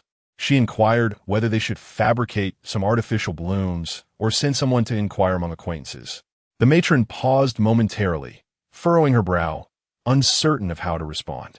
If it were merely a family matter, using faux flowers or borrowed ones would pose no issue. However, with a prince residing in the household and the banquet arranged in his honor, it would be preferable to utilize fresh blossoms and living plants. Yet, the notion of borrowing seemed somewhat unnecessary. There's no need to borrow. I have ample flowers and plants at my villa. I shall send someone to fetch them at once. Once Gu Shao completed his official duties, he dispatched someone to gather information and, upon learning of the lively atmosphere, decided to join in. He overheard the conversation and issued instructions. Gu Yi, you and Gu Lu go to the greenhouse and compile a list of flowers and plants that we lack in the manor, but are available at the villa. Bring back 1 pot of each. Understood, they replied, preparing to depart, but Gu Shao added, if it is not potted, then excavate a specimen and ensure the gardener transports it carefully. Yes, they responded in unison, turning to leave. Xiao Shan felt a pang of sympathy for the plants at this directive. While those brought back in pots might endure, uprooted specimens might not survive the transition. It may last through tomorrow's banquet, and perhaps a few days thereafter, but their survival is uncertain. Chapter 28. The villa. Wait a moment, my elder brothers. Upon hearing the voice, the two paused their steps and turned to face Gu Shao. He subtly gestured with his fingers, and they stood ready at attention. Xiao Shan observed and promptly addressed the others. The flora in the young master's collection is likely extraordinary. It would be regrettable if any were to perish. Thus, I wish to accompany you to see if there are any plants that need not be uprooted, as it would be prudent to conserve resources. Seeing her earnest expression tinged with a hint of pleading, Gu Shao opened his mouth to respond, but only said, very well. He then rose and walked toward the exit, seemingly explaining to no one in particular, "I shall accompany you as well. It has been years since my last visit, and one cannot rule out the possibility of negligence." Xiao Shan immediately regretted her words, concerned about the prospect of him staying overnight at the villa. However, it was too late to retract her invitation. To decline now would seem odd, and she might not achieve her desired outcome. Following the two attendants out of the front hall, she diverged midway toward the kitchen. Unfastening a medicinal pouch to hang from her waist and borrowing an outer garment from Granny Sunday. By the time she returned, night had fallen. With the cool air settling in, she endeavored to avoid giving him any opportunity for intimate gestures. Exiting the main gate, Xiao Shan instinctively made her way toward the cart, preferring this mode of transport over a carriage, as it allowed her to observe her surroundings at any moment. Yet, just as she settled in, an exasperating voice reached her ears. "That yellow-faced girl, come serve the young master with tea."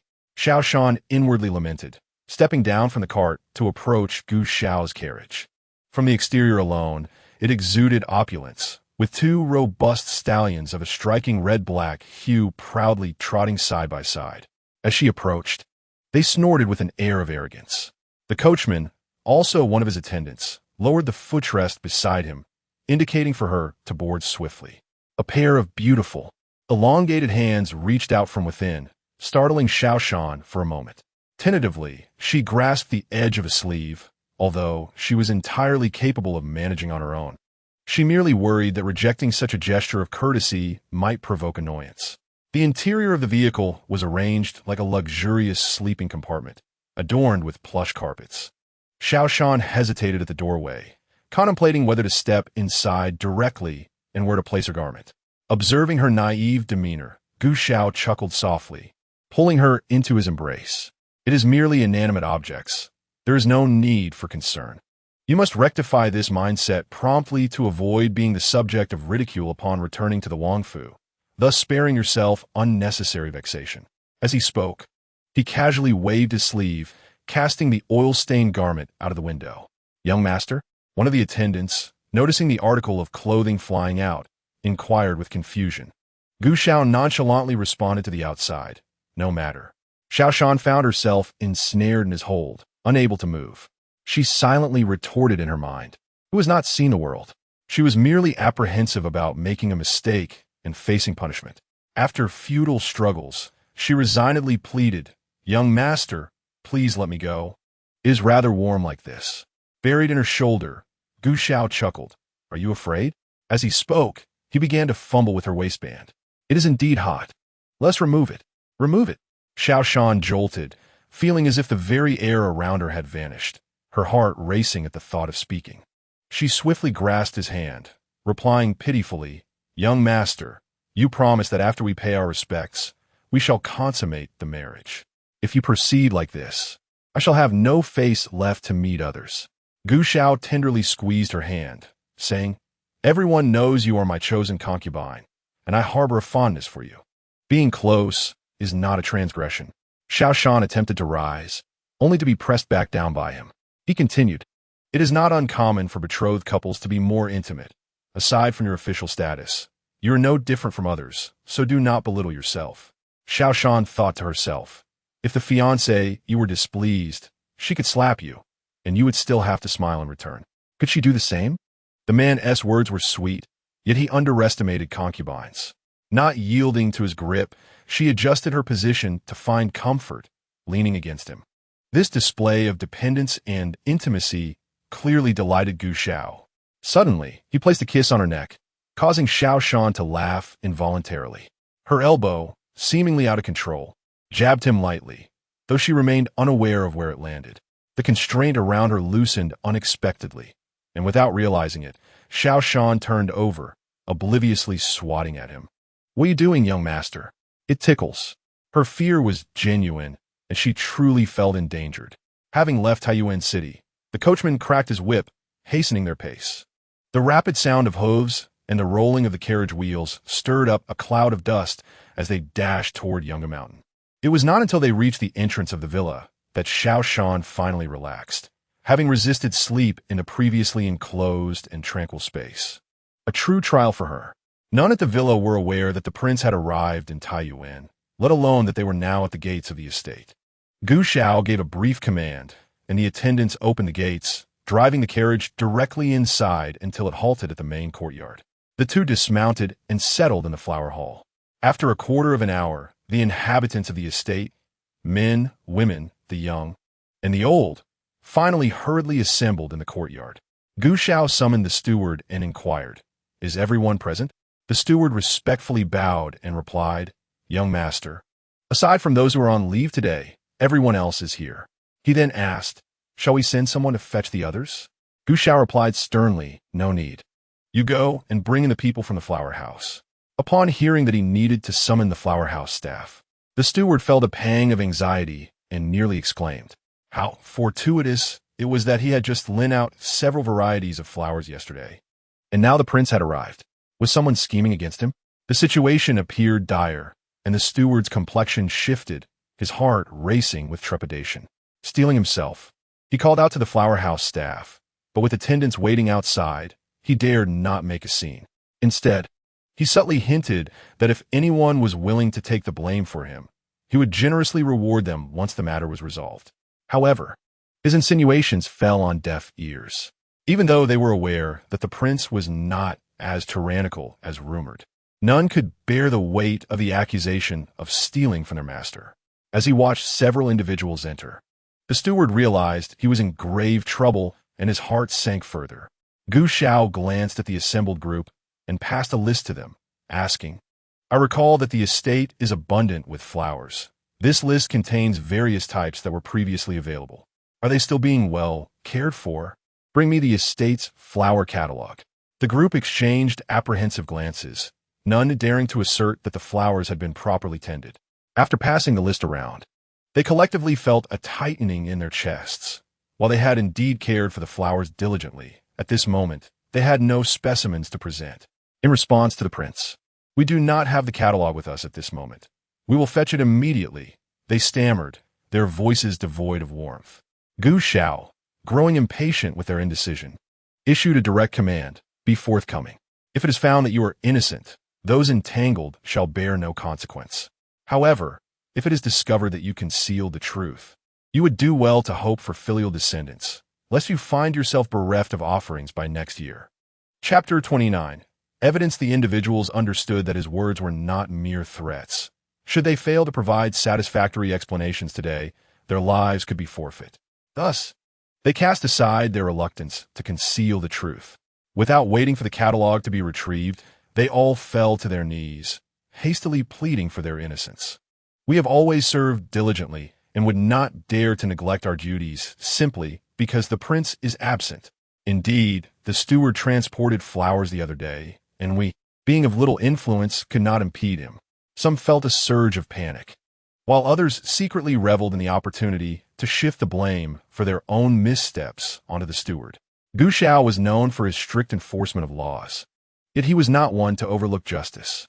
Upon the return of the person sent for the catalog, he retained one attendant to guard the courtyard, then summoned the flower caretakers and the steward, 20 or so individuals in total, who proceeded in a grand procession to the flower house. Xiao Shan was bound to accompany them, and as they gazed out over the pavilions and gardens, it became evident that this estate of the Rue Wang was even more expansive than the Chiho residence. After a swift journey, they arrived at their destination. Gu Xiao commanded his servants to light 2 rows of candles, each as thick as a child's arm. Taken from the storeroom, he instructed the gardeners to move all the movable plants into the courtyard, while the immovable ones were to be checked by Xiao Shan. In the households of the noble class, young lords and ladies, even if they lacked proficiency in the 4 arts, were generally knowledgeable about the basics. And Gu Xiao was no exception. After walking around twice, he noticed the absence of many varieties, such as the weeping branches of the begonia, the delicate hanging branches of the orchid, the spring orchids, the elegant crown of the lotus, the yellow building of the peony, and the dancing blue rain. What a loyal servant! Gu Xiao's expression darkened abruptly. He kicked aside a chair brought by a servant and erupted in fury, exclaiming, "How dare this happen? Butler, step forward." The butler, terrified, fell to the ground, trembling and offering no defense, but crawled a few steps, wailing, "My lord, spare my life." I was bewitched. Gu Xiao, consumed by rage, kicked him aside, retorting, "You are not bewitched. You are simply courting death." The butler felt as though an oppressive aura enveloped him, filling him with an immeasurable dread, turning his mind into a chaotic fog. In a daze, he recalled the family he had implicated, stirring a flicker of remorse within him. In a desperate bid to secure a future for his family, he scrambled to his feet, his head striking the ground with a loud thud, and cried out, "My lord, the plants were merely rented out by me. I dared not sell them without permission. I will retrieve them by tomorrow morning. Please forgive me this once." "Huh, I do not believe this is your first offense." Gu Xiao laughed bitterly, turning to the others. "Come, enlighten me. How many times has this dog of a servant engaged in such deceitful practices?" The others exchanged glances, recalling that during the years the Lord had not visited Taiyuan, the butler had wielded absolute power in the estate. Whatever he decreed was law, and those who dared to oppose him had mysteriously disappeared. Yet, with the Lord present, they felt emboldened. Zhou Dun, the steward of the flower house, was the first to speak up. "My lord, I am aware. Ever since the news of your mourning 3 years ago, Butler Ko has engaged in this trade, often bringing outsiders to the flower house to view the goods. The potted plants fared better, about half returned, as long as the roots were alive. However, those planted in the ground or in ponds were frequently stripped of their branches, resulting in considerable waste." He paused, glancing at Gu Xiao's expression, then continued, "Though I do not know how the butler prices his wares. His son's gambling addiction has become notorious. I have witnessed him scold the boy in frustration, his face often turning pale with anger, nearly fainting several times. Yet since he began selling the plants, his son has become a regular at the city's gambling dens." "Indeed, my lord, Zhou Dun speaks the truth. I have seen it myself," another added. "I can testify that Butler Ko has purchased land and amassed a fortune beyond measure. My father even advised him against such actions, only to be beaten and sent back to work in the fields." As Zhou Dun finished his account, he felt a surge of anxiety. If the Lord refrained from expressing his wrath and merely scolded the butler lightly, the future for his own family would undoubtedly be bleak. For the past few years, everyone has been oppressed by Ku Desho. If they were let this opportunity to overthrow him slip by, they would surely be filled with despair. It is to be hoped that the prince will not hesitate to act against Ku Desho, who was bestowed upon him by the court, and will enforce the law with strict impartiality. Gu Xiao remained silent after listening, while Steward Ko opened his mouth, attempting to defend himself. But upon reflecting on Zhou Dun's words, he realized that there was no fabrication. It was indeed his own wrongdoing. He never expected that Zhou Dun would be the first to expose him. Ku Desho was also caught off guard by the prince's sudden arrival in Taiyuan shortly after morning. He had assumed the prince would first visit the emperor in Bianjing, and had planned to cease his activities after the Dragon Boat Festival. After a couple of months, everything that needed to grow had matured. The courtyard was eerily quiet, with everyone's breaths seemingly held back, save for the rustle of the wind through the flowers and the chirping of crickets. After a long pause, a pair of black leather boots intruded into Ku Deshu's lowered gaze. Their owner abruptly lifted his chin with a cold expression, as if regarding a corpse, and demanded to know with whom he had conducted business while holding the prince's villa. Xiao Shan, carrying a large horn lantern, was led around the garden. In the dense night, it was not particularly convenient to scrutinize the surroundings with the naked eye. She measured the thickness of the main trunks and large branches, observing their planting positions and natural growth directions, and discerned that the overall growth appeared quite unreasonable. "So, Miss Xiao, have you noticed something amiss?" Gu Shi inquired eagerly as he followed her around. Before she could respond, he continued, "In any case, I sense something is off. If we were to liken these branches to human hair, 5 years ago, there were 3,000 strands of worries, and now fewer than 1,000 remain. Who will believe that there are no ghosts involved?" Xiao Shan smiled and replied, "However, this cannot serve as evidence of someone embezzling. After all, ornamental plants require pruning. One could easily dismiss this by saying it was pruned too harshly in previous years, and they have yet to recover." Gu Shi pondered this, realizing that while he was clearly aware of someone's greed, These observations lacked substantial persuasive power. It all came down to those pots that had been moved away. Moreover, these two boxwoods and blood beech trees are both valuable, but the pruning has been excessively severe. Look, they're nearly bare. Gu Shi approached to take a look, chuckling. Indeed, the old branches are sprouting new leaves. Xiao Shan touched a few branches that should not have been pruned, but had been, explaining these have also undergone special treatment. An untrained, I would assume, they were simply remnants of years gone by. In the 30th chapter, Gu Shi observed her adept handling of the situation, thinking to himself that it was not surprising the young master would take a liking to her. After touring the garden, he led her to the lotus pond, which appeared desolate. Ah, now there's evidence. Not only are there no flowers, but even the leaves are gone. Xiao Shan was equally startled, exclaiming, "This is truly self-destructive." Though it was currently impossible to identify the types of plants in the pond, it was evident that Gu Xiao would not plant anything ordinary. Indeed, Gu Shi remarked with a touch of schadenfreude, "As for the rest, I cannot say, but the petals, the verdant grass, and the intricate patterns, all these are undoubtedly present."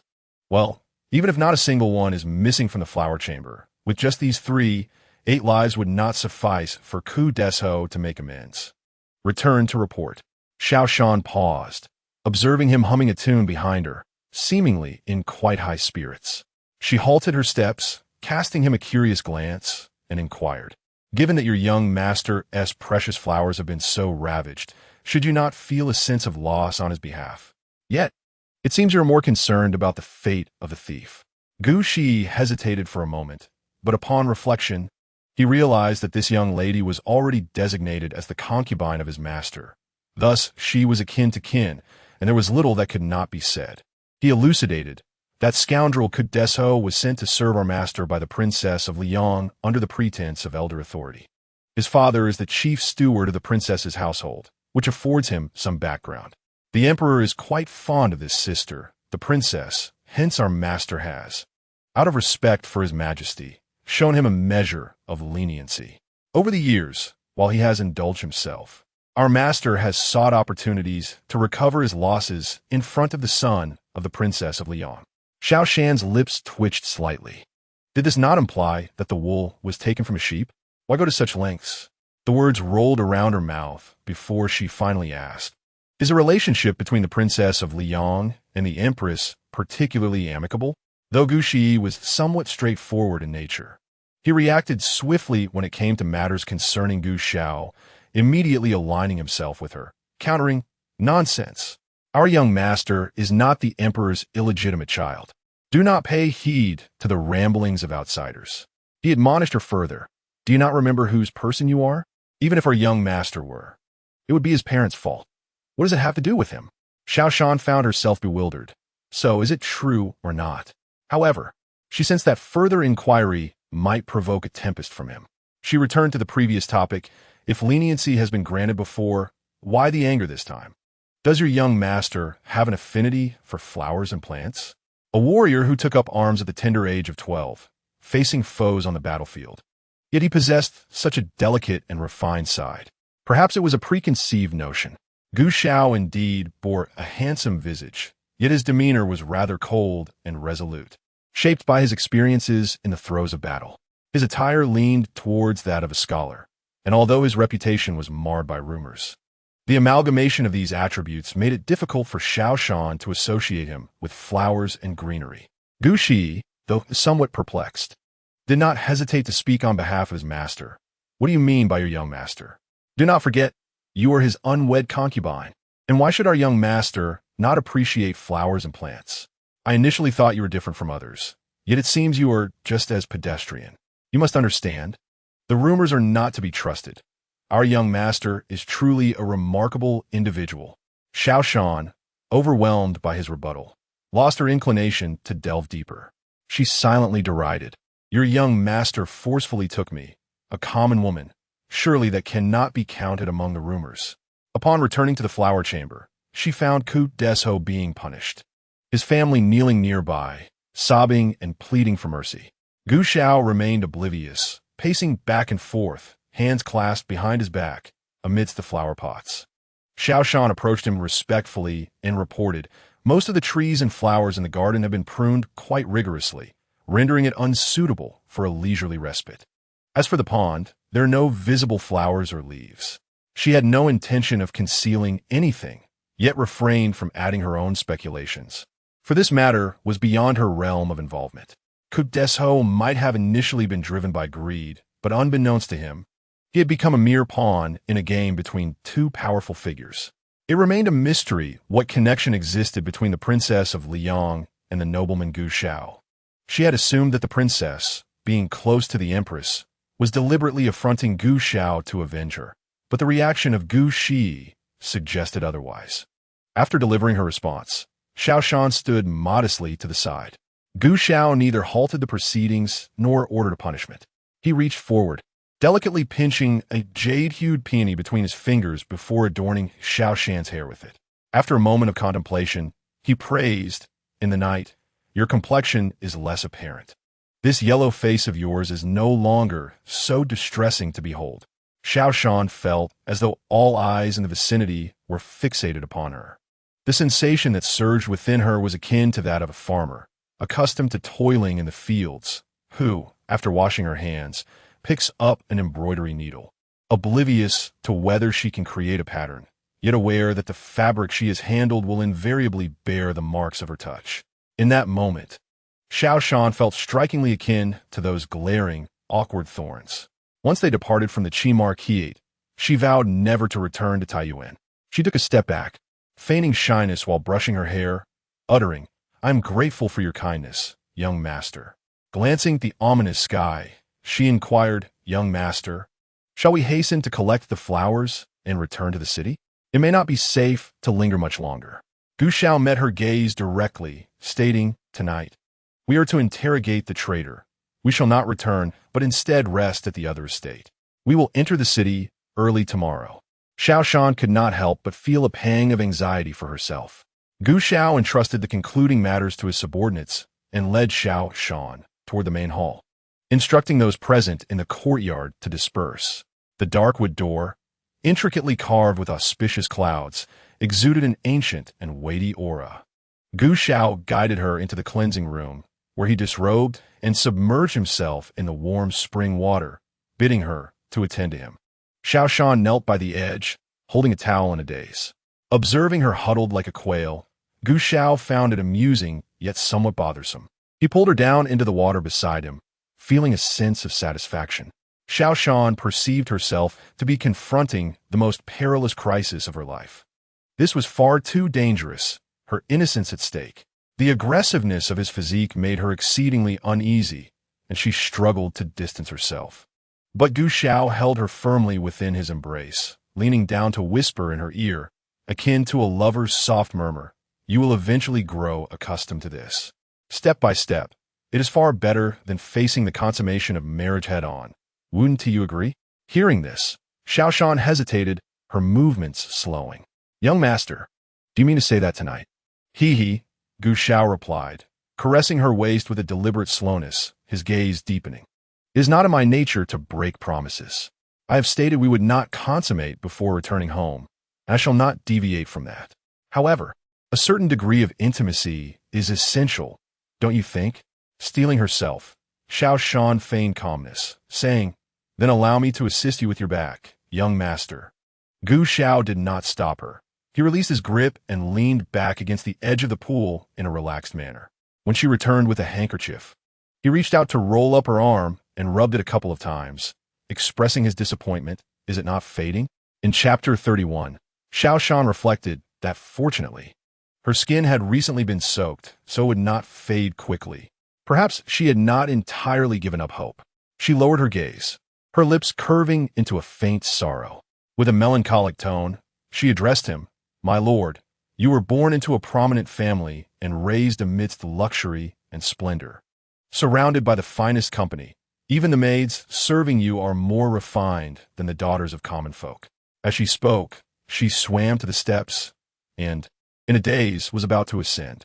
She continued, "Yet, one such as I, with this appearance, would only be born in a humble household after burning a bowl of incense.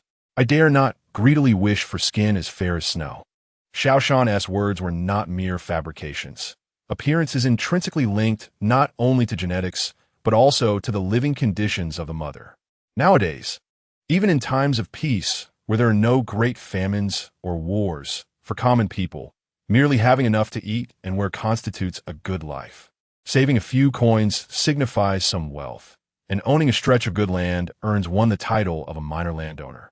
Wealthy families might pay attention to a balanced diet, but for impoverished farm families, having meat at every meal and the freedom to indulge in it is a dream come true. The primary concern for newborns is whether they are deformed, followed by their health. Few care about their facial features. What a luxury. Xiao Shan appeared hurt. She swiftly rose from the water and climbed the steps. Without any clothes to wear, she needed to find someone to provide her with attire. Gu Xiao quietly observed her movements, realizing that this girl had no intention of wholeheartedly committing to him. Each time he showed any inclination towards closeness, she fled faster than a rabbit. Her damp garments clung to her body, revealing her enchanting figure in stark contrast to the delicate willow-like forms favored by the current fashion. She resembled a captivating peach blossom, a red begonia, charming, exquisite, and alluring. Yet, she was so adept at concealing her true self that her beauty often went unnoticed. The world is never short of beautiful women. Gu Xiao suddenly thought. A hint of yellow in her skin was of little consequence, for imperfection does not overshadow elegance. However, escape was not an option. With a splash, just as Xiao Shan reached the shore, she was pulled back into the water. Gu Xiao let out a cold snort, drawing her once more into his embrace. His long fingers tugging at her outer garment, tracing along her waist with deliberate slowness. Xiao Shan was abruptly submerged again, choking on a few mouthfuls of water. Just as she was about to protest, a shiver coursed through her as warmth surged uncontrollably. Without needing to look, she knew her entire body must be flushed like a lobster. "Are you cursing me in your heart?" Gu Xiao teased, pinching her slightly pale face with one hand while the other slid toward her ear, neck, and finally resting at her collarbone, gently caressing. "Indeed, my lord. How is this different from Bandit?" Xiao Shan exclaimed, her eyes reddening from the unfamiliar sensations overwhelming her. What heightened her sense of panic was the inexplicable diminishment of her strength. Unmindful of her predicament, Xiao Shan attempted to stretch and clench her hands, but truly found herself utterly powerless. "Why have you pressed my acupoints? I possess only a rudimentary grasp of martial arts, incapable of inflicting harm upon you. Why must you subject me to such humiliation?" Xiao Shan was firmly restrained by her adversary, unable to evade or move. The mere thought that she might not escape this night ignited a conflagration of fury and resentment within her heart. Gu Xiao momentarily paused, incredulously inquiring, "When did this young master press your acupoints? As you rightly assert, you cannot best me. Why would I engage in such a futile act? Furthermore, compared to her previous disingenuous demeanor, this spiky little hedgehog-like appearance was far more alluring." Xiao Shan's eyes were clouded with confusion and fear. "No acupoints pressed? Then what is happening to me? Am I hungry? What is wrong? Where does it hurt?" Gu Xiao turned her body to face him, scrutinizing her expression closely, his pupils contracting as he asked anxiously. Xiao Shan, rarely revealing vulnerability, murmured, "I just lost my strength, perhaps it is hunger." Yet, she felt no desire for food in her stomach, and panic enveloped her. "No, I cannot be ill. I must live a long, healthy life." Seeing her pitiable state, Gu Xiao's inclination to tease dissipated, and without hesitation, he helped her back to the shore and promptly summoned a physician. Xiao Shan nodded obediently, not wishing for death.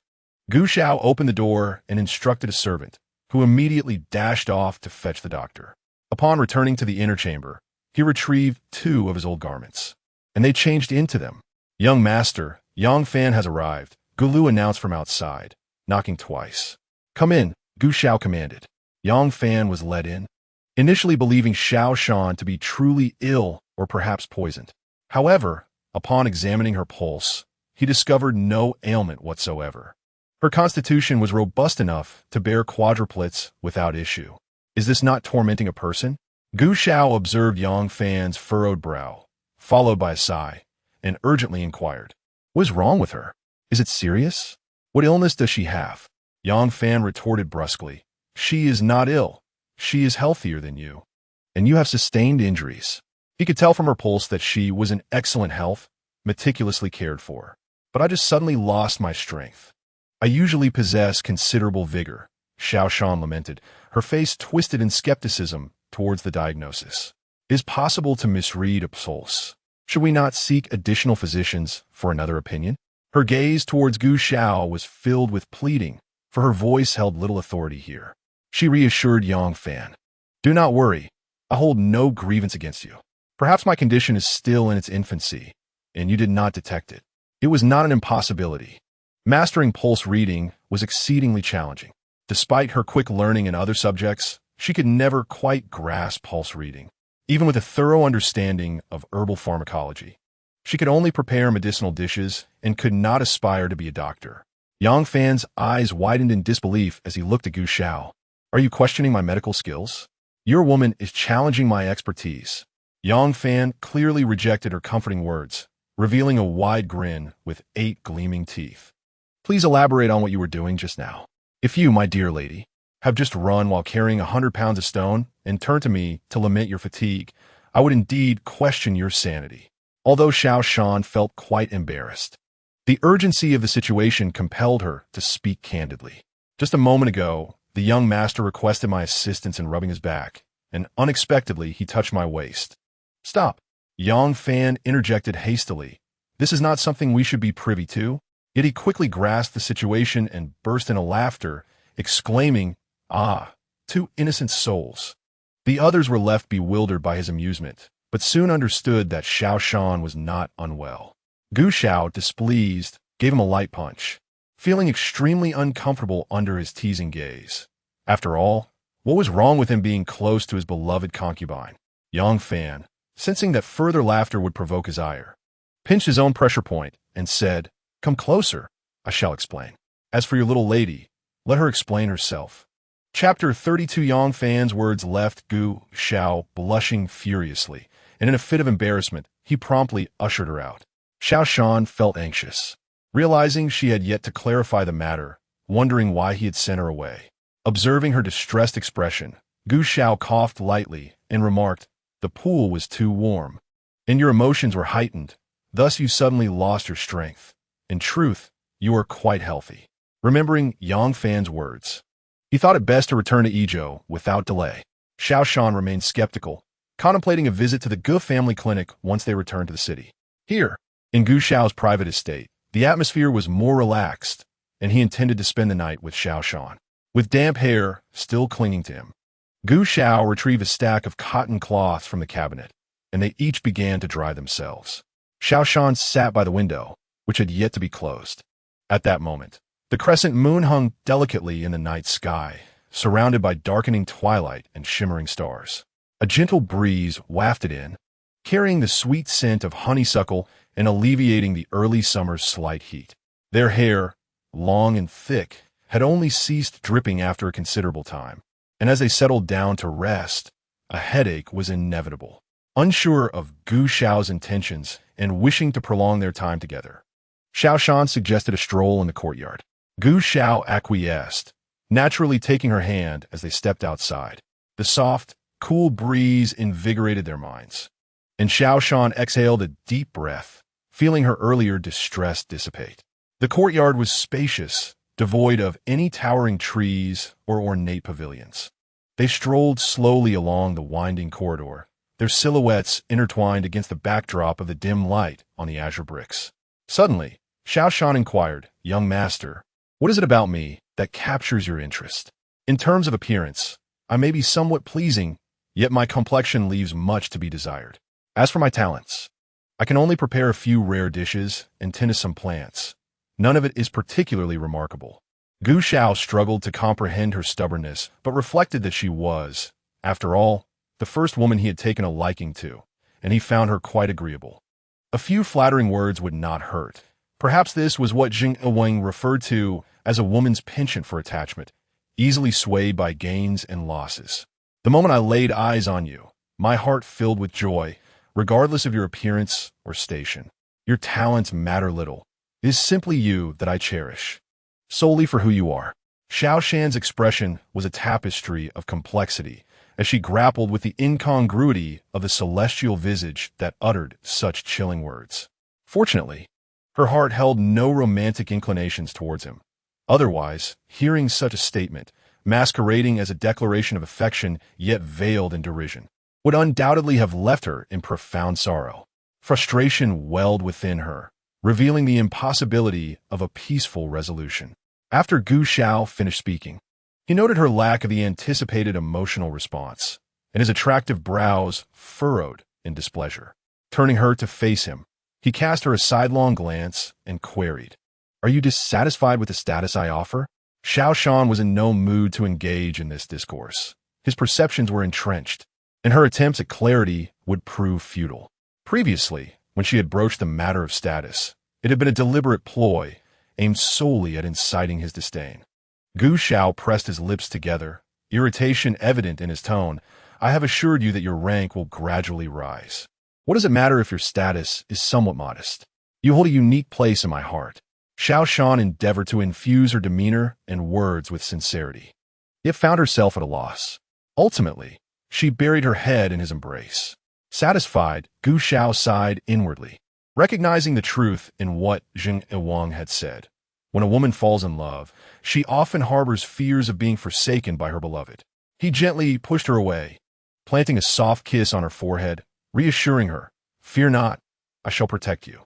Just then, a retainer approached from a distance, witnessing the couple strolling beneath the moonlight, and hastily averted his gaze, hesitating whether to approach. Gu Xiao, with an indifferent gesture, dismissed the intruder, who promptly vanished into the shadows of the night. As the hour grew late and the evening breeze dried their hair, the two turned to retrace their steps. Upon reaching the entrance, Gu Xiao encouraged Xiao Shan to rest inside while he attended to matters in his study. She exhaled a sigh of relief, fatigue weighing heavily upon her. Clad in her clothes, freshly dried from the previous night, she lay on the bed, her eyes heavy with weariness, yet sleep eluded her. She pressed her fingers against acupressure points, her gaze gradually losing focus, aware that the following day would be filled with tasks. An inadequate rest would leave her lacking in vitality. Perhaps it was the unfamiliar surroundings that unsettled her, keeping her in a state of half-sleep. Having sent away the retainers, Gu Xiao entered and enveloped her in his arms. The softness of her form and the warmth of her breath against his neck stirred a restlessness within him that he found difficult to quell. At that moment, he doubted his resolve to remain virtuous.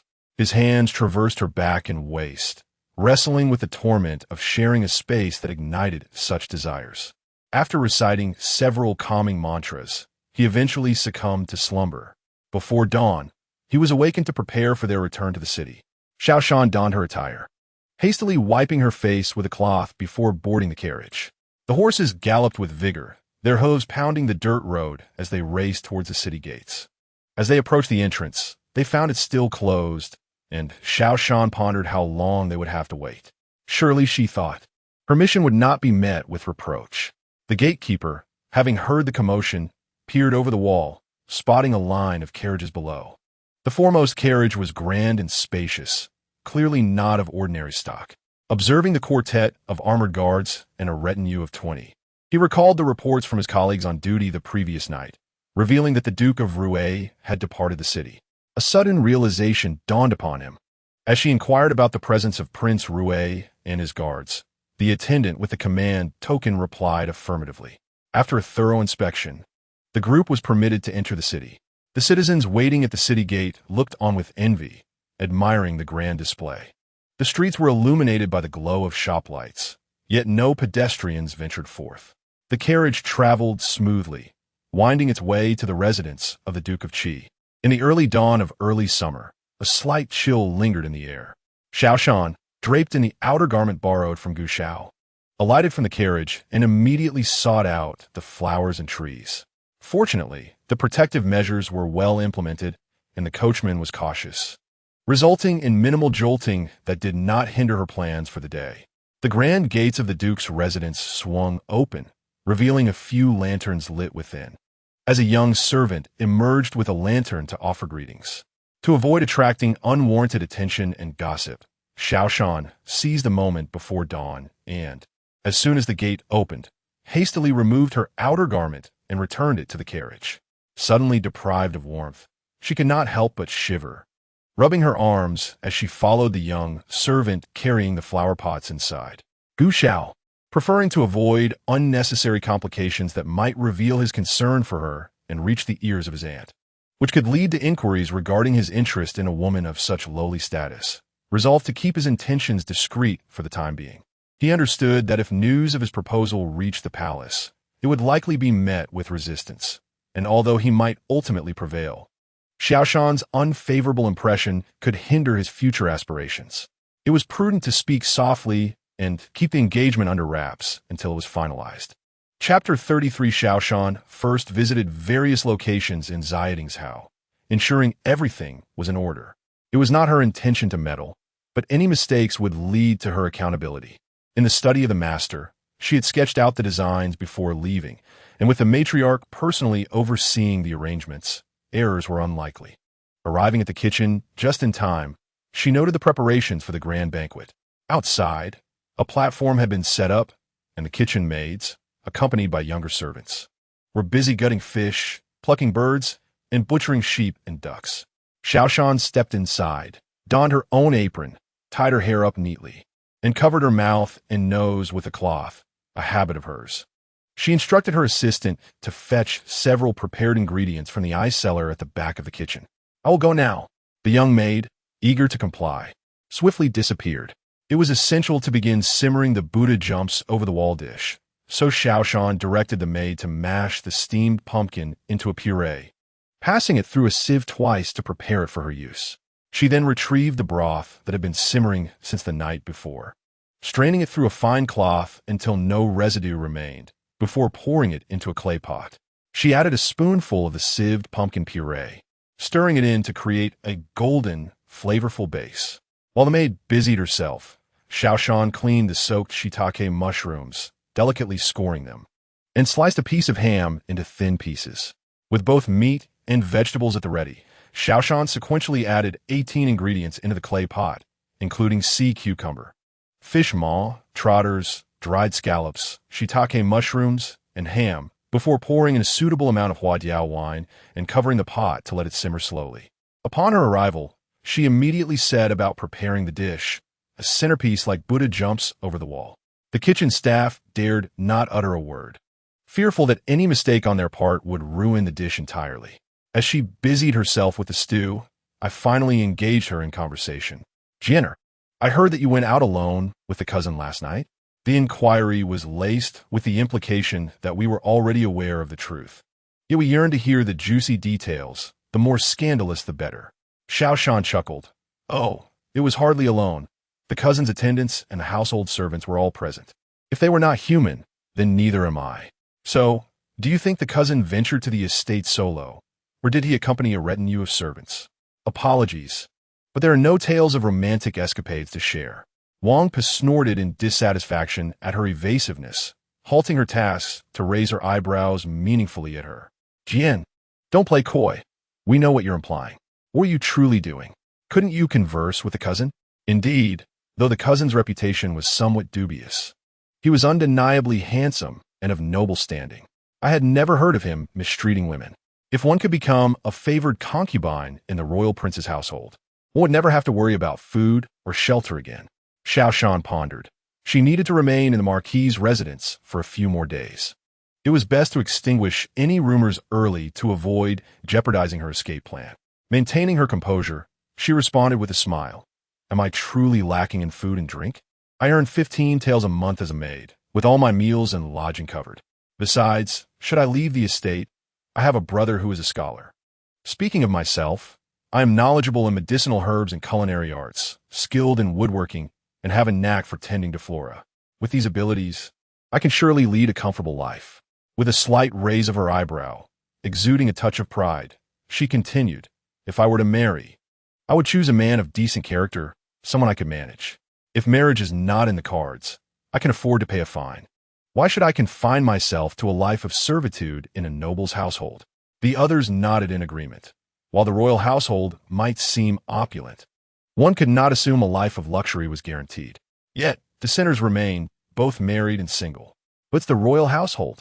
The concubines there hold status, unlike those of common shopkeepers, who might be sold off at a whim by the principal wife. If one can win the favor of their husband, what need is there to worry about a life of hardship? No more toiling away. One could simply enjoy tea and floral arrangements. Xiao Shan had initially wished to disengage from the conversation, for she had long instilled in the kitchen staff the importance of women's empowerment. She taught the illiterate to read, encouraged the literate to study the great Shi law, and urged those with the means to learn self-defense, while those without means practiced their strength and learned about acupoints. Moreover, the laws of the current dynasty were relatively lenient towards women. They permitted the establishment of female households, albeit with a higher fee than men. Women could choose not to marry, provided they paid a fine. They could file for divorce without facing imprisonment or punishment, though if a man was blameless, the woman would incur a fee. If all else failed, there was always the option of marrying a son-in-law. In this dynasty, the status of son-in-law was quite low. As long as one was not overly romantic and made careful inquiries about their partner beforehand, most could manage to lead a fulfilling life, occupying the role of the household head. Yet, there would always be those who believed themselves to be among the unfortunate 5%. Xiao Shan did not wish to distinguish how many among them were merely seeking to ingratiate themselves with the powerful, and how many were genuinely too weak to stand on their own. However, as a woman herself, she always hoped that they could all lead joyous and carefree lives, free from the oppression of men, and possess the strength to retaliate when faced with adversity. After some contemplation, she decided to offer her counsel once more. While pounding shrimp into a paste with a hammer, she spoke, "You all frequently visit the theater to enjoy operas and dramas. Have you not noticed a common trait among those tales of love and romance?" "What trait?" a woman replied, peeling garlic as she picked up the conversation. The others, though busy, were also listening intently, urging, "Jinner, stop teasing and just tell us." Xiao Shan scooped the pounded shrimp into a bowl and added the tofu paste that the maid had prepared 3 times, incorporating several egg whites, a pinch of salt, and some seasoning, stirring with chopsticks as she continued. The wealthy young ladies fall in love with impoverished scholars. The scholars aspire to achieve the highest honors and marry princesses. And goddesses forsake their celestial status to seek true love, which often turns out to be an impoverished scholar. Some are indifferent, dismissing, "So what?" Everyone enjoys tales of talented scholars and beautiful maidens. Who would care about the mundane lives of Wang Dainiu and Zhang Area at the docks? Indeed, that is a valid point, but I do not wish to debate that with you. What I intend to convey is that we can discern the standards men utilize in their selection of brides from those stories. Standards? How could we have missed that? Please, elaborate. Xiao Shan covered the mixed tofu paste with a lid, instructing the maid to set it aside to chill. When it was time to serve, she would saute crab roe until it released its oil, combining it with sea cucumber and shrimp paste to create a filling, layering it between 2 layers of tofu paste, and adorning the top with shiitake mushrooms arranged like plum blossoms, steaming it together for a quarter of an hour. The exquisite dish of tofu would emerge, fragrant and savory. Though her culinary responsibilities today were few, they were all meticulously prepared. After pounding several pieces of chicken breast on the cutting board, she resumed her conversation with them. "From my observations, if a man takes a liking to a young woman and wishes to marry her, she must first meet several conditions. First, her family background must be at least respectable, preferably affluent or noble. Second, she must possess exceptional beauty and cannot be plain. Third, she should be generous and selfless, always prioritizing him, ideally without seeking any reward in return." As the others pondered her words, they realized the truth in them. Xiao Shan continued to pound the meat, carefully removing sinews, and offered an example. When Wang Kuei was a struggling scholar, it was Qiao Ging who saved his life, taking care of him without regard for his poverty, ultimately marrying him. Later, she even gifted him money to travel to the capital for the imperial examinations. Before parting, Wang Kuei vowed in the temple of the sea god to never betray her. Yet in the end, Qiao Ging was met only with a divorce decree. How tragically ungrateful. A young maid scoffed and retorted, "Who can blame Xiao Ging for being a courtesan? It is indeed inappropriate for a distinguished scholar to have a wife of such origins." Perhaps Xiao Ging recognized Wang Kuei's talent and acted accordingly. After all, a mere coin could never match the stature of a top scholar. Can it truly be considered betrayal? Xiao Shan was not surprised by such remarks, nor did she feel anger. She looked at her calmly and said, "Very well, let us not hastily label him as unfaithful. Instead, let us regard their union as a mere transaction. It is true that Xiao Ging saved the nearly dying Wang Kuei in the snow, correct? He was aware of Xiao Ging's identity from the very beginning, was he not?" The young maid nodded. "We do not know who proposed the marriage. Let us assume it was Xiao Ging. If Wang Kuei was unwilling, he could have refused, could he not? Yet he did not. One might argue he was coerced. But once married, he could have reported it to the authorities, yet he chose not to. Even before the examination, he took his wife to the temple to pledge their vows, indicating that he was indeed willing. Since he was willing, what is wrong with Xiao Ging investing her youth and wealth in him, expecting to gain power and riches after his success? The young maid flushed, still unconvinced. But Xiao Ging truly loves Wang Kuei. Were you not the one who said she was unworthy of courting the top scholar?" Xiao Shan retorted coolly. "If one can lift a bowl to eat, one can also put it down to utter curses. She is hardly a match for the noble demeanor of a top scholar." Xiao Shan expressed her disdain for such muddled romantic notions. With a meaningful glance at the young maid, she added, "Wang Kuei would undoubtedly prefer someone like you." The young maid felt a wave of shyness, sensing the oddness in Xiao Shan's words. Yet with Xiao Shan engrossed in her tasks, she dared not interrupt. Xiao Shan placed the selected chicken into a basin, gradually adding chicken broth, stirring it into a paste with chopsticks, adjusting the seasoning, and adding a bit of cornstarch to mix thoroughly. She then observed the helper struggling to whip the egg whites, noting that they were far from the desired consistency. Though she had been at it for a while, if her hands were sore, she could find someone to take over or take a short break. Whipping egg whites by hand, especially in such quantities, was indeed laborious. The dish snowflake chicken requires the chicken to be hidden from sight, with the final product resembling clouds of snow, white and delicate. It is prepared by quickly frying chicken paste with lard and egg whites over high heat. Some prefer to sprinkle black truffles at the end, while others favor ham, but Xiao Shan delights in adding a few tender tea leaves, which make for a soft, smooth texture with a subtle tea fragrance, suitable for all ages. Today, guests of all ages were invited to the banquet, and various tastes needed consideration. Xiao Shan instructed the young maid to bring over the newly prepared dishes, receiving a chilled watermelon, which she sliced in half. Scooping the flesh into a basin for the maid to cut into evenly sized pieces, calling everyone over. "Let's take a moment to taste this," she encouraged. For those who could not approach, she offered them pieces directly. The dishes she was preparing required prior attention, and she had delegated all tasks that the young maid could assist with, as the menu was ultimately to be submitted to the marquis's residence. Thus, the busy matrons were envious of Xiao Shan's apparent leisure. But what could they do? She possessed the skills, and with the bribe of the icy watermelon, all envy faded away. Granny's son swallowed the sweet, icy watermelon, fished out the fish scales from the oil pot, straightened up to stretch her back, and sighed. "Ah, this flavor is truly delightful. I wonder, is this one significantly more expensive than before? Surely it must cost several hundred won?" Xiao Shan, while slicing the watermelon rind, did not lift her gaze but smiled and remarked, "You tend to overestimate. There is nothing behind the text. Moreover, when discussing quantities, anything below 10 taels is simply out of the question."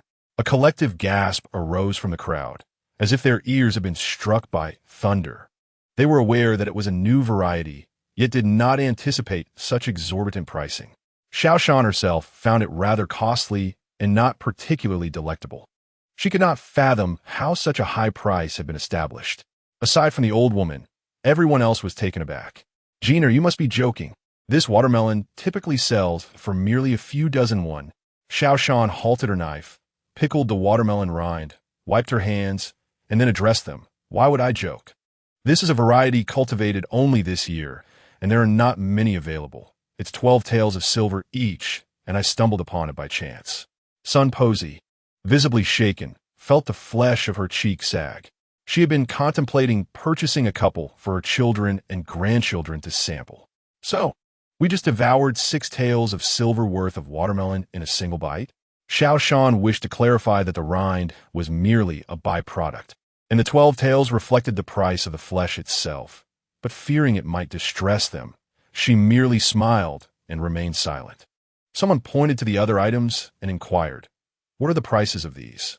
Xiao Shan pondered for a moment before responding, "Aside from the groundnuts, which are flavorful yet scarce, thus pricier, the other 2 items are only about 30% more expensive than usual."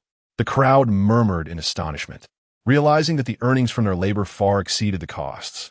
Yet no one seriously considered abandoning their jobs to engage in farming. Those capable of cultivating such crops were likely to be landowners or possess some woodland. Common folk could hardly afford the taxes from growing watermelons. After admiring the rare items for a while, they began steaming and stewing what needed to be cooked, leaving a young maid to monitor the fire. With some leisure time, they gathered around to observe Xiao Shan as she prepared new dishes. They recalled her earlier unfinished remarks, urging her to continue her commentary. Xiao Shan pounded the meat filling, her voice crisp and clear. At that moment, Wang Kuei regretted his actions, reflecting on his relationship with Qiao Guiying, setting aside the bond of marriage. He had been saved by her once and had relied on her to support his education. Did this not warrant him treating Qiao Guiying with care? Wang Baochuan's status had elevated, yet after enduring 18 years of hardship, what had she gained? Upon Xue Pingui's return, he showed no concern for her suffering, instead testing her loyalty, ultimately placing her life at stake. To entrust one's affections to a man is the most unreliable course.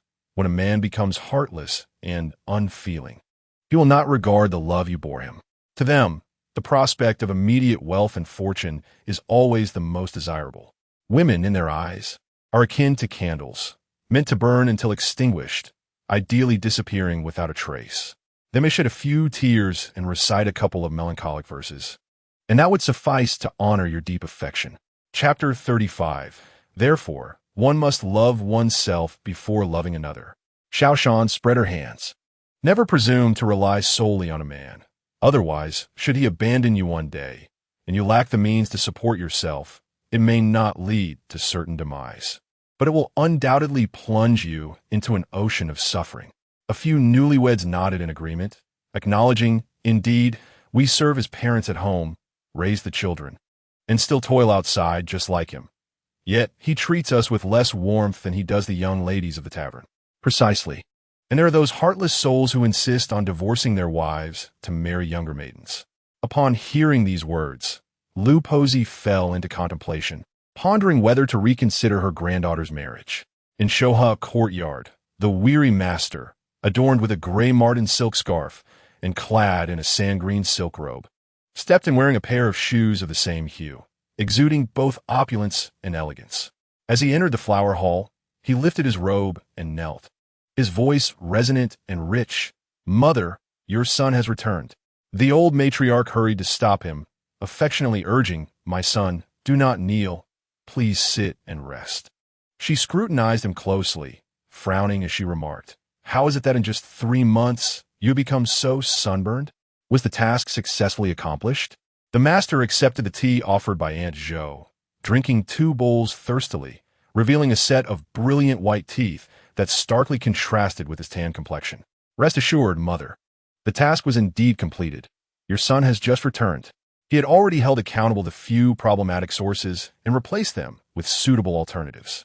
This year, with the abundant rainfall, he felt fortunate to have discovered the issues early. Otherwise, had there been a flood, his position would have been precarious. While drying his hands and face, he inquired of the matriarch, "Just now, I heard the steward mention that Prince Rue has arrived. There has been no friction, has there?" The old matriarch shook her head, her expression untroubled. "I have warned the children at home, instructing them to steer clear of that courtyard. Every flower and blade of grass, every insect and ant there is beyond their playful reach." The master nodded, recalling past events, and chuckled softly. It was also 2 children who first aired. That southern dynasty cloud, the prince has cherished it for over a decade. Fortunately, it was saved in the end. He glanced at the matriarch, his demeanor turning serious. I understand that you believe the prince lacks humanity, but if every matter were to be entangled with personal feelings, would that not lead to chaos? The old matriarch lifted her eyelids, her expression sorrowful. How can I not comprehend what you say? Yet, my heart cannot fathom why a mere bird should hold more significance than a human. Furthermore, my daughter has sheltered this sole heir of the long lineage within the Goof family. How could she not extend this small courtesy? I have already stated that if the grandson's hair is to be shaved, then so be it. Is it too much to spare my niece, a young lady? Just this once? The master fell silent, realizing that his mother's heartache stemmed from an old grievance. Years ago, when she had gone to the temple to fast, she returned to find a maidservant who had served her since childhood, ruined by his father's favored concubine, who had used the pretext of destroying her chessboard to send her to a brothel. Overwhelmed by humiliation, the maid had taken her own life after wounding her assailant. Upon learning that the concubine had provocatively orchestrated the events due to the father's affection, the matriarch had sought retribution, resulting in the concubine's death the following day, a grim balance of vengeance. However, the couple's relationship grew increasingly strained. The father deemed the mother cruel, while the mother viewed the father as beastly. It was merely a chessboard, she would argue. Even if it were truly destroyed, a new one could be purchased. Yet he chose to enable such cruelty. The master sighed deeply. Mother, this is different. Perhaps the old grievance was merely a pretext. She still believed that due to her sister's nurturing of Prince Rue, he should treat their family with distinct regard. Yet fundamentally, this matter was a duty assigned to her sister by the palace, and the sage had granted the Qi family numerous privileges that should suffice. Moreover, beside the esteemed Prince Rue stood figures such as Zheng Dabin and Gu Qingding, indicating that the affection of the sister was rather limited in its depth. There were certain sentiments he found difficult to express at home. The elder master pondered for a moment, then shifted his perspective and advised, Mother, the Southern dynasty's Yuan is gentle. Fortunately, they were not harmed. Had it been a hawk or an eagle, how could they have escaped unscathed? A mere scratch is trivial.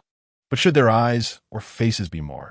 The old matriarch clutched her heart, exclaiming, Cease your words. She cast him a sharp glance, adding, Rest assured, my dear, I am well aware of the balance. Ultimately, we must ensure that the children of each household are well disciplined during this period. The elder master understood her intentions. Indeed, his mother was perceptive, albeit somewhat conflicted. Thus, he refrained from further discussion, redirecting the conversation with a sense of nostalgia. Today, these floral arrangements are quite exquisite. As I passed through Xiaoding's house, I caught a glimpse of that charming wall, truly unique. Mother, you have become quite adept in this regard. The elder master felt that his mother, in an effort to foster a bond with him, had devoted her time to mastering the four arts, indeed steering clear of weaponry, thus achieving her true aim. He was aware of her martial prowess, yet had no inkling of her penchant for perilous displays until he witnessed it firsthand, causing him to break into a cold sweat. He then contrived a way to coax her into engaging in more tranquil pursuits. The old matriarch, flattered by her son's praise, felt a twinge of guilt, but recalled her diligent supervision throughout, justifying her receipt of such commendation. The elder master extolled her with a few more flattering remarks before retiring to his quarters to freshen up. Madame Li, having received word of his arrival, awaited him eagerly. As soon as the maid informed her of his entrance into the courtyard, she hurried out to greet him. My lord has worked hard. The bathwater is prepared. Please, wash up and relax before we converse further. The elder master nodded, but waved his hand, indicating that it was unnecessary to call for a maid. Let Ludong come in to assist me with a quick wash. Madame Li responded with a smile. Once everything was in order, guests began to arrive at the marquis' residence. The main gate, side gate, and ceremonial gate were all open wide to welcome visitors from near and far. Men dismounted their vehicles to exchange pleasantries at the entrance, while the ladies' carriages drove straight into the marquis' estate, stopping before the Huazhu gate to switch to the marquis' smaller oil carts. Through the delicate silk and beaded curtains, the scenery unfolded beautifully. Madame Wu of the inspectorate fanned herself gently, gazing out at the exquisite potted plants with envious eyes. Turning to the other ladies in her carriage, she remarked, "The Chi family truly knows how to cultivate elegance. Not only do their meals surpass those of our households, but even the flowers in their garden outshine ours." Who? The wife of a guard chuckled softly. Indeed, who could deny that? But, given that today we are guests at Prince Rue's banquet, do you suppose these flowers were borrowed from the prince's estate? Upon hearing this, several women's expressions darkened considerably. The sudden arrival of Prince Rue, coupled with the unexpected invitation, left them realizing that by the time they contemplated sending a message to the estate, the princess attendants were already poised to receive them. Today's gathering was not merely a festive occasion, but also an opportunity for atonement. Chapter 36. The summer heat was intense, and the Chi family refrained from hosting guests in the floral hall. The oil carts stopped at the entrance of the garden, where the ladies of the Chi family hurried to offer their greetings, exchanging courtesies among the elders and the young alike. As the old matriarch led them through the nearby waterside pavilion into the spacious hall.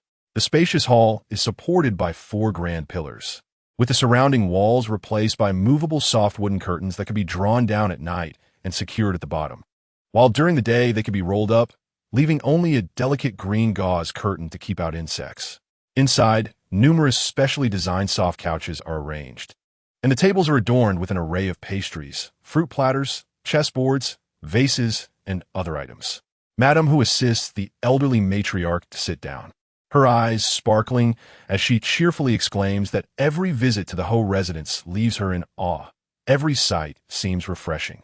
Not only does the estate boast favorable feng shui, but the matriarch also has a talent for nurturing those around her. Do share your wisdom with us, simple-minded folk. She insists playfully, eliciting laughter from the gathering of ladies. Madame, whose husband serves as a military officer in Taiyuan, a trusted confidant of the esteemed Chi family. Due to their frequent interactions, the matriarch and Madame Li are quite familiar with her, and upon hearing her jest, they naturally engage in light-hearted banter.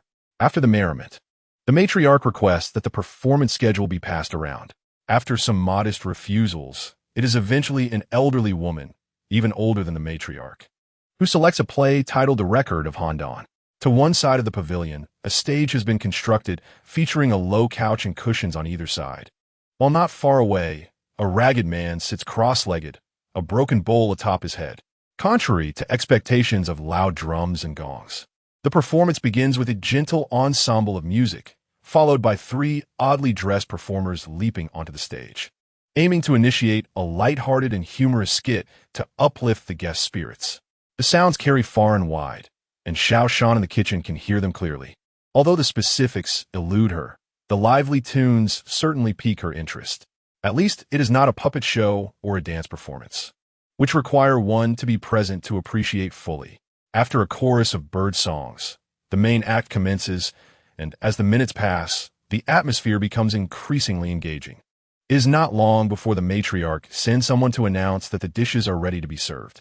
Upon hearing this, Xiao Shan instantly becomes invigorated. The other guests have prepared mostly stewed and boiled dishes, all of which are now ready to be plated.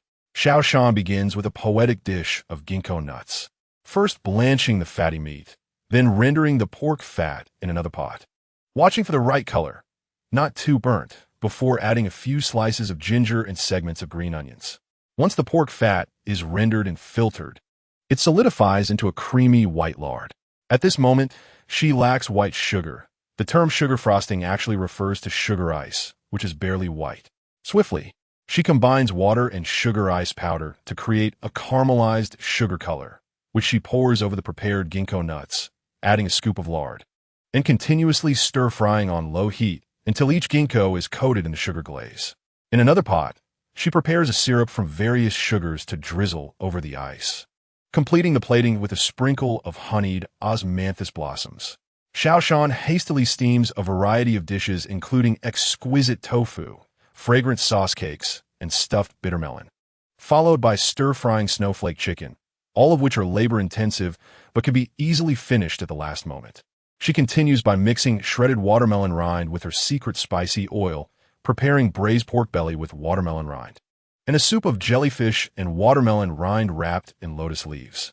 Bitter melon also makes its debut. She stir-fries it with egg whites, stuffs it with minced meat, and finally prepares a cold dish with mint leaves. Carrots are incorporated into pancakes with loofah, chopped with beef, and stir-fried with shrimp and peas. Peanut deliberated for a moment, deciding not to serve it today, as some individuals may be allergic to peanuts, with potentially grave consequences, a responsibility she could not bear. The maids and young servants entered in succession, while Xiao Shan busily arranged the dishes. She set out one platter herself, with the dexterous maids following closely behind to assist. Today's banquet adhered to the standards of a modest gathering, so the cold dishes were to be presented first, followed shortly by the hot entrees. As they departed, Xiao Shan instructed, each person may have a maximum of 3 ginkgo nuts, no more. It is imperative to remember that ginkgo can be toxic, and overindulgence may lead to poisoning. She calculated the seating arrangements, estimating 2 nuts per guest, and anticipated a few would remain for those who might not fancy them. Hence her caution.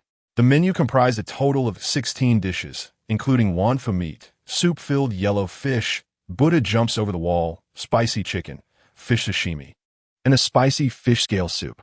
Once the last servant had delivered the dishes, the kitchen staff finally allowed themselves to relax, sprawling together as they stretched their wrists, legs, and necks, the exertion of the day weighing heavily upon them. Jinger, why wasn't tea the earth being prepared? Wan Posey asked, as she commanded a young maid to massage her aching muscles, sighing comfortably. Xiao Shan yawned, her eyes glistening with tears, and casually remarked, I recalled reading in my childhood that some individuals may fall ill after consuming it, depending entirely on luck. I think it's best to avoid serving it for now. Indeed, it is wise to exercise caution. In the nearby open hall, the women folk were enjoying their meal, despite their refined demeanor. Their pace of chewing and picking up food with chopsticks was noticeably quicker than usual. They occasionally sipped on chilled, sweet watermelon juice, sour plum soup, and fruit wine, relishing the moment. A few steps away, the men were equally enamored with their meal. Gu Xiao picked up a glutinous rice ball filled with wisteria, first tasting a thin layer of oil crust, followed by an explosion of floral aroma, sweet and utterly devoid of bitterness, a perfect harmony. This was undoubtedly her creation, as it was said that the flowers from the Duke's estate were thoroughly enjoyed by her throughout the seasons. The fish sashimi was sliced into translucent sheets, each adorned with a petal of peony, dipped in a tangy, spicy sauce with a hint of sweetness that blossomed on the palate. The fish was tender and delectable, a true delight. A cup of finely crushed honeysuckle iced drink chased away the lingering warmth of the day. With a variety of flavors, sour, sweet, salty, spicy, and bitter, along with diverse textures, everything was thoughtfully prepared, befitting the grandeur of the Duke's household. After the meal, as the heat of the day persisted, the maids cleared away the remnants, presenting fresh pastries and fruit platters before quietly retreating.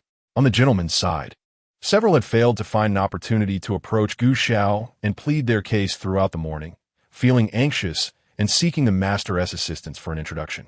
The official admitted ignorance of the individual from the Duke's estate, having conducted floral trade with him over the years. Now that he realized it was a servant profiting from the Duke's possessions, he felt guilty for buying flowers and sought to personally apologize and make amends with the Duke, hoping the master would assist him. After bowing deeply before the master, his face was awash with expressions of regret and supplication. The master, having listened in silence, fell into contemplative thought, recognizing the sincerity behind the other's desire for atonement. However, he could not trust the claim of ignorance regarding the identity of those from the Duke of Rui's estate. It was possible they assumed it was an order from the prince or suspected that the servants were pilfering from their master, choosing to feign ignorance instead. In Chapter 37, Gu Xiao was once again clad, not in princely attire, but in the garb of a scholar. Beneath, he wore a pale white silk long robe adorned with floral patterns, complemented by a black and red bordered double-layered outfit of true silk, cinched at the waist with a red silk belt embellished with jade paixio. Over this, he donned a long black gauze coat, and on his feet were black hemp shoes. His raven black hair was entirely gathered up, secured by a golden crown adorned with azure cloud patterns, with 2 long jade ribbons cascading down his back. From a distance, He exuded an aura of elegance and languor, embodying the demeanor of a refined scholar. Yet, upon closer inspection of his strikingly handsome face, with eyes sparkling like lightning beneath the rocks and a fierce aura about him, one could discern his passionate and formidable spirit, far surpassing that of an ordinary student. The master discreetly led the group away from the open hall to a nearby side room.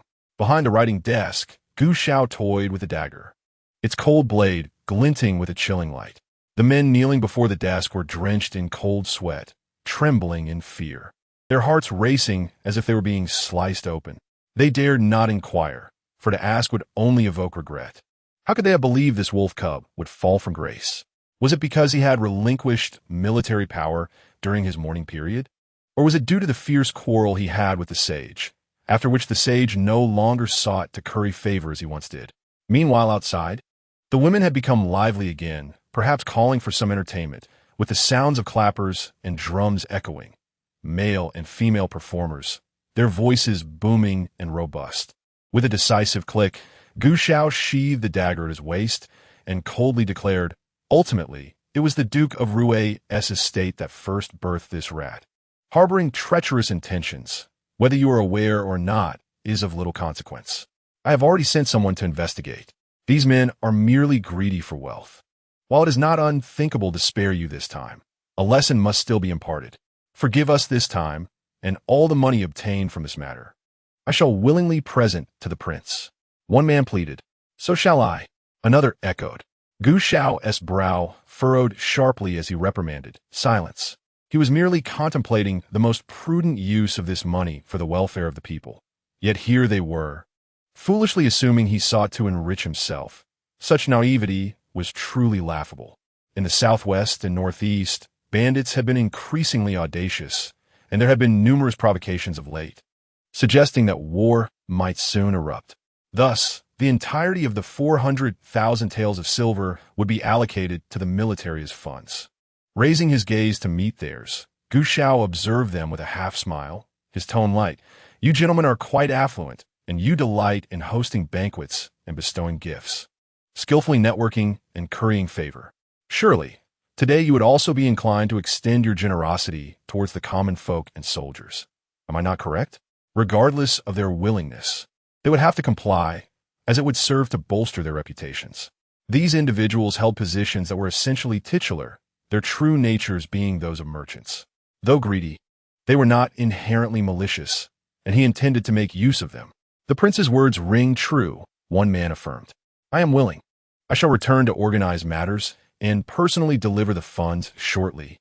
As several individuals recounted the events in their entirety, including the clandestine dealings, they remained in anxious anticipation of his judgment. It was only at this moment that they realized they had narrowly escaped death. They longed to prostrate themselves and weep, yet refrained, bowing their heads in humble gratitude, expressing their thanks to the prince for his mercy. Following his instructions, they rose and stood with hands at their sides.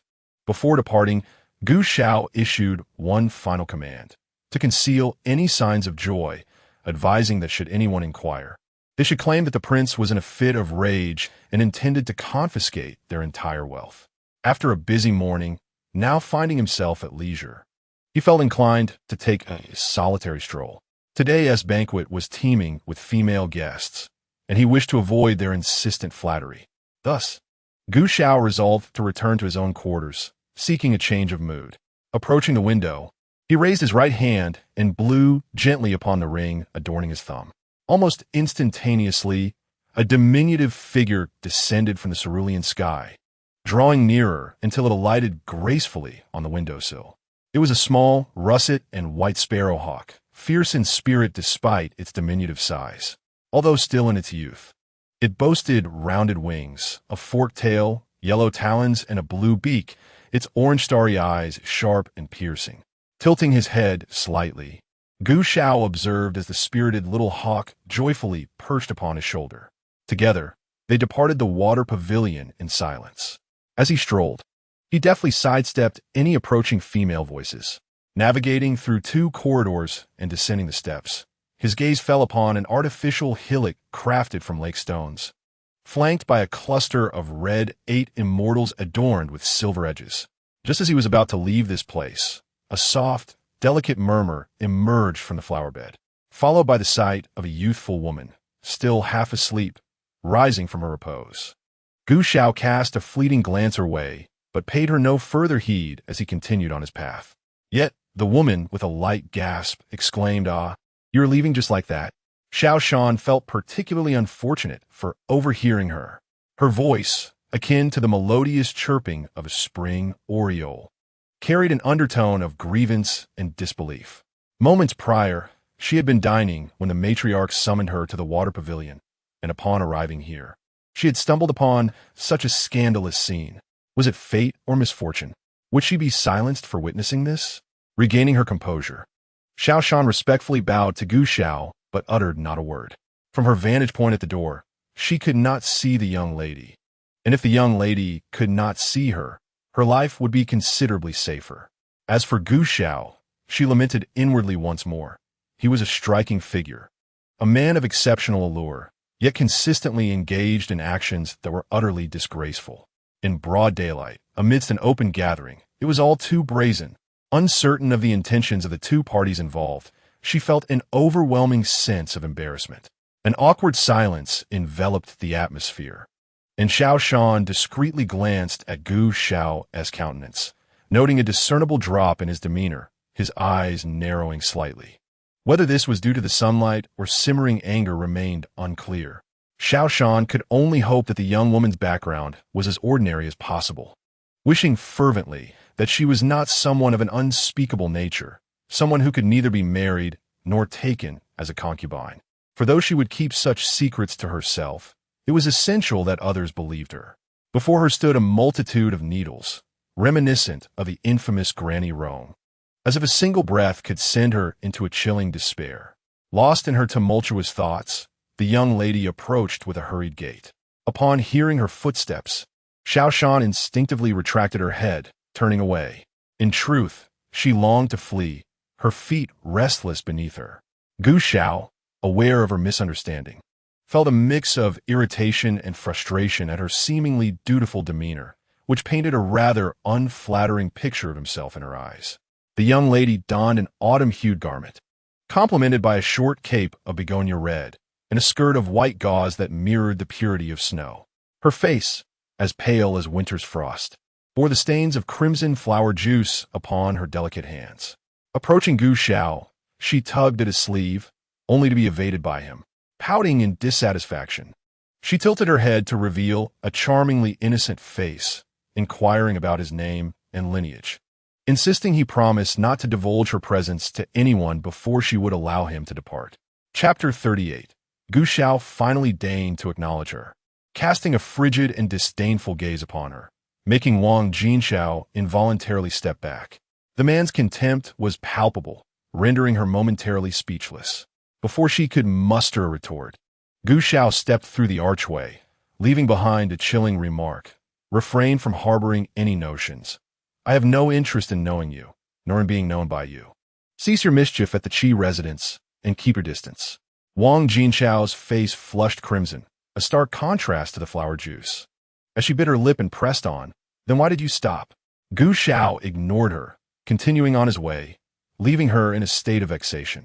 She had indeed harbored other plans with her family, though they had not materialized. In this tranquil and picturesque setting, she decided to rest for a spell, unexpectedly succumbing to slumber. Upon awakening to the sound of footsteps, she peered through the foliage and, possessing keen eyesight, immediately discerned his striking visage. She also recognized the exceptional quality of his attire, not befitting mere nobility. Thus, she spoke up, intending not to cause a stir, but rather to gauge his standing. If, as she suspected, his background was illustrious, she could pursue further conversation. How vexing that he treated her with such indifference. She, Wang Jinxiao, would not be so easily dismissed. Yet, since he had not paused because of her call, what could be the reason? Could it be that someone else lingered beyond the archway? Was he attempting to protect her, or rather to shield another from view?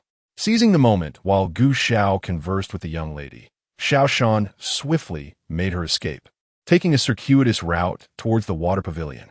Upon reaching the small islet, she requested a basin of water from a nearby maidservant, washing her face before proceeding to meet the elderly matron. The water pavilion of the Ho residence was not entirely afloat, but rather connected by bridges spanning the water. Its location nestled on the opposite bank. In the summer, it served as a delightful refuge from the heat. Descending the stairs from the water pavilion towards the northwest, she traversed a grove of verdant trees and walked westward for a short distance to reach the open hall, flanked by 2 side rooms. Ordinarily, she would have approached from the opposite direction. Xiao Shan patted her chest, reassuring herself that all was well. The gentleman had not issued any warnings, and she had not glimpsed the young lady's features.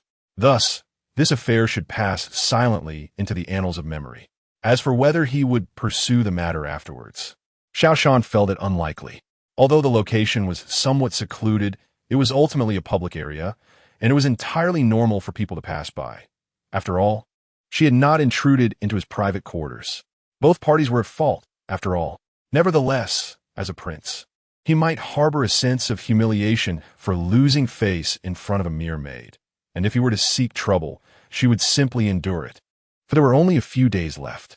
To the northeast of the pavilion lay a grand stage where several performers were currently playing a serene melody. Xiao Shan recognized it as Linjiang Xian Dai Fei Hua Wu, a piece depicting the beauty of spring and summer. The ladies were engaged in lively conversation, playing cards, sipping tea, and enjoying sunflower seeds while discussing trivial matters.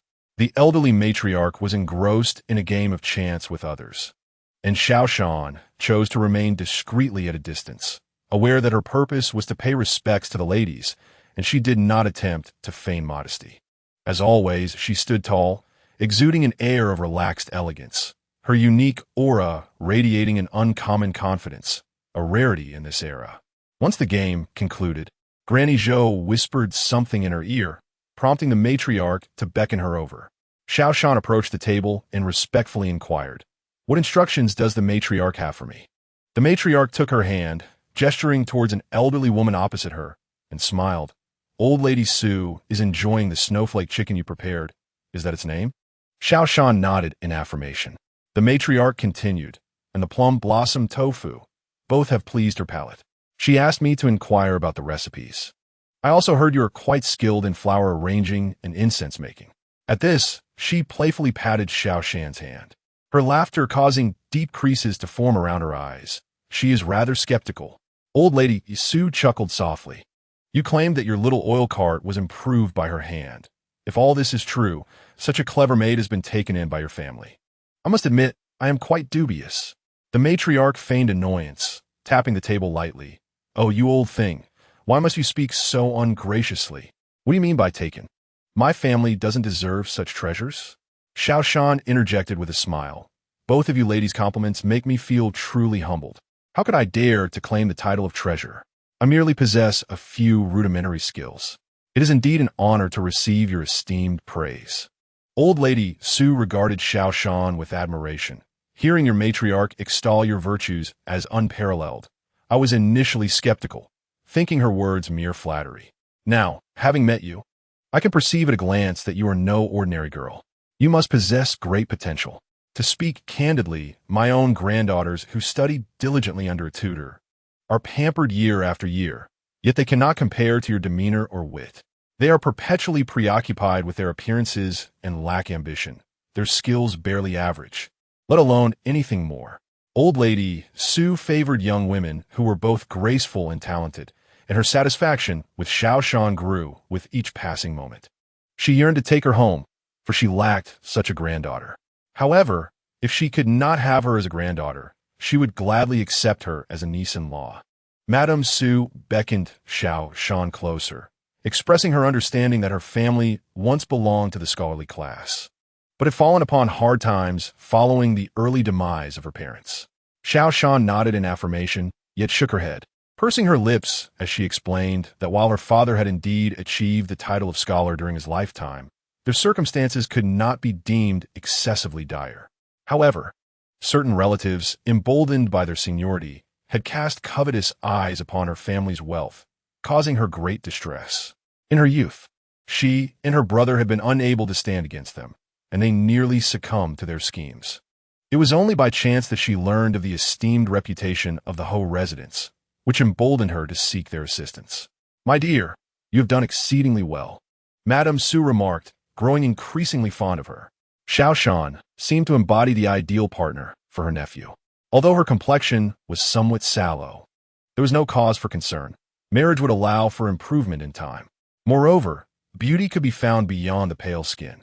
After all, Madame Su secretly believed that a less than fair complexion might even be preferable for someone of modest means, as it would ensure that she remained grounded. Xiao Shan felt that Madame Su's enthusiasm was somewhat excessive. Had it been in previous eras, she might have found herself being directly offered up to the old matron's grandson at this very moment. "It has been many years since I returned to Taiyuan, and the changes I see are delightful. To learn that they were all brought about by a single maiden fills me with even greater joy," Madame Su exclaimed, as she removed a fine white jade bracelet from her wrist to present it to Xiao Shan. Startled, the latter hesitated, for as a servant, it seemed improper for her to accept a gift from the mistress of the house. Yet, Madame Su was resolute in her intention, stating, "This is nothing. For the sake of your endeavors on behalf of our women, I feel at ease. Take it." The insistence left no room for refusal. Xiao Shan hurried to express her gratitude upon seeing the old matron nod in approval, and she accepted the gift.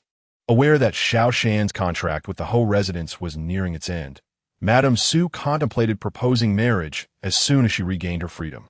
Her nephew's family was not of particularly noble lineage.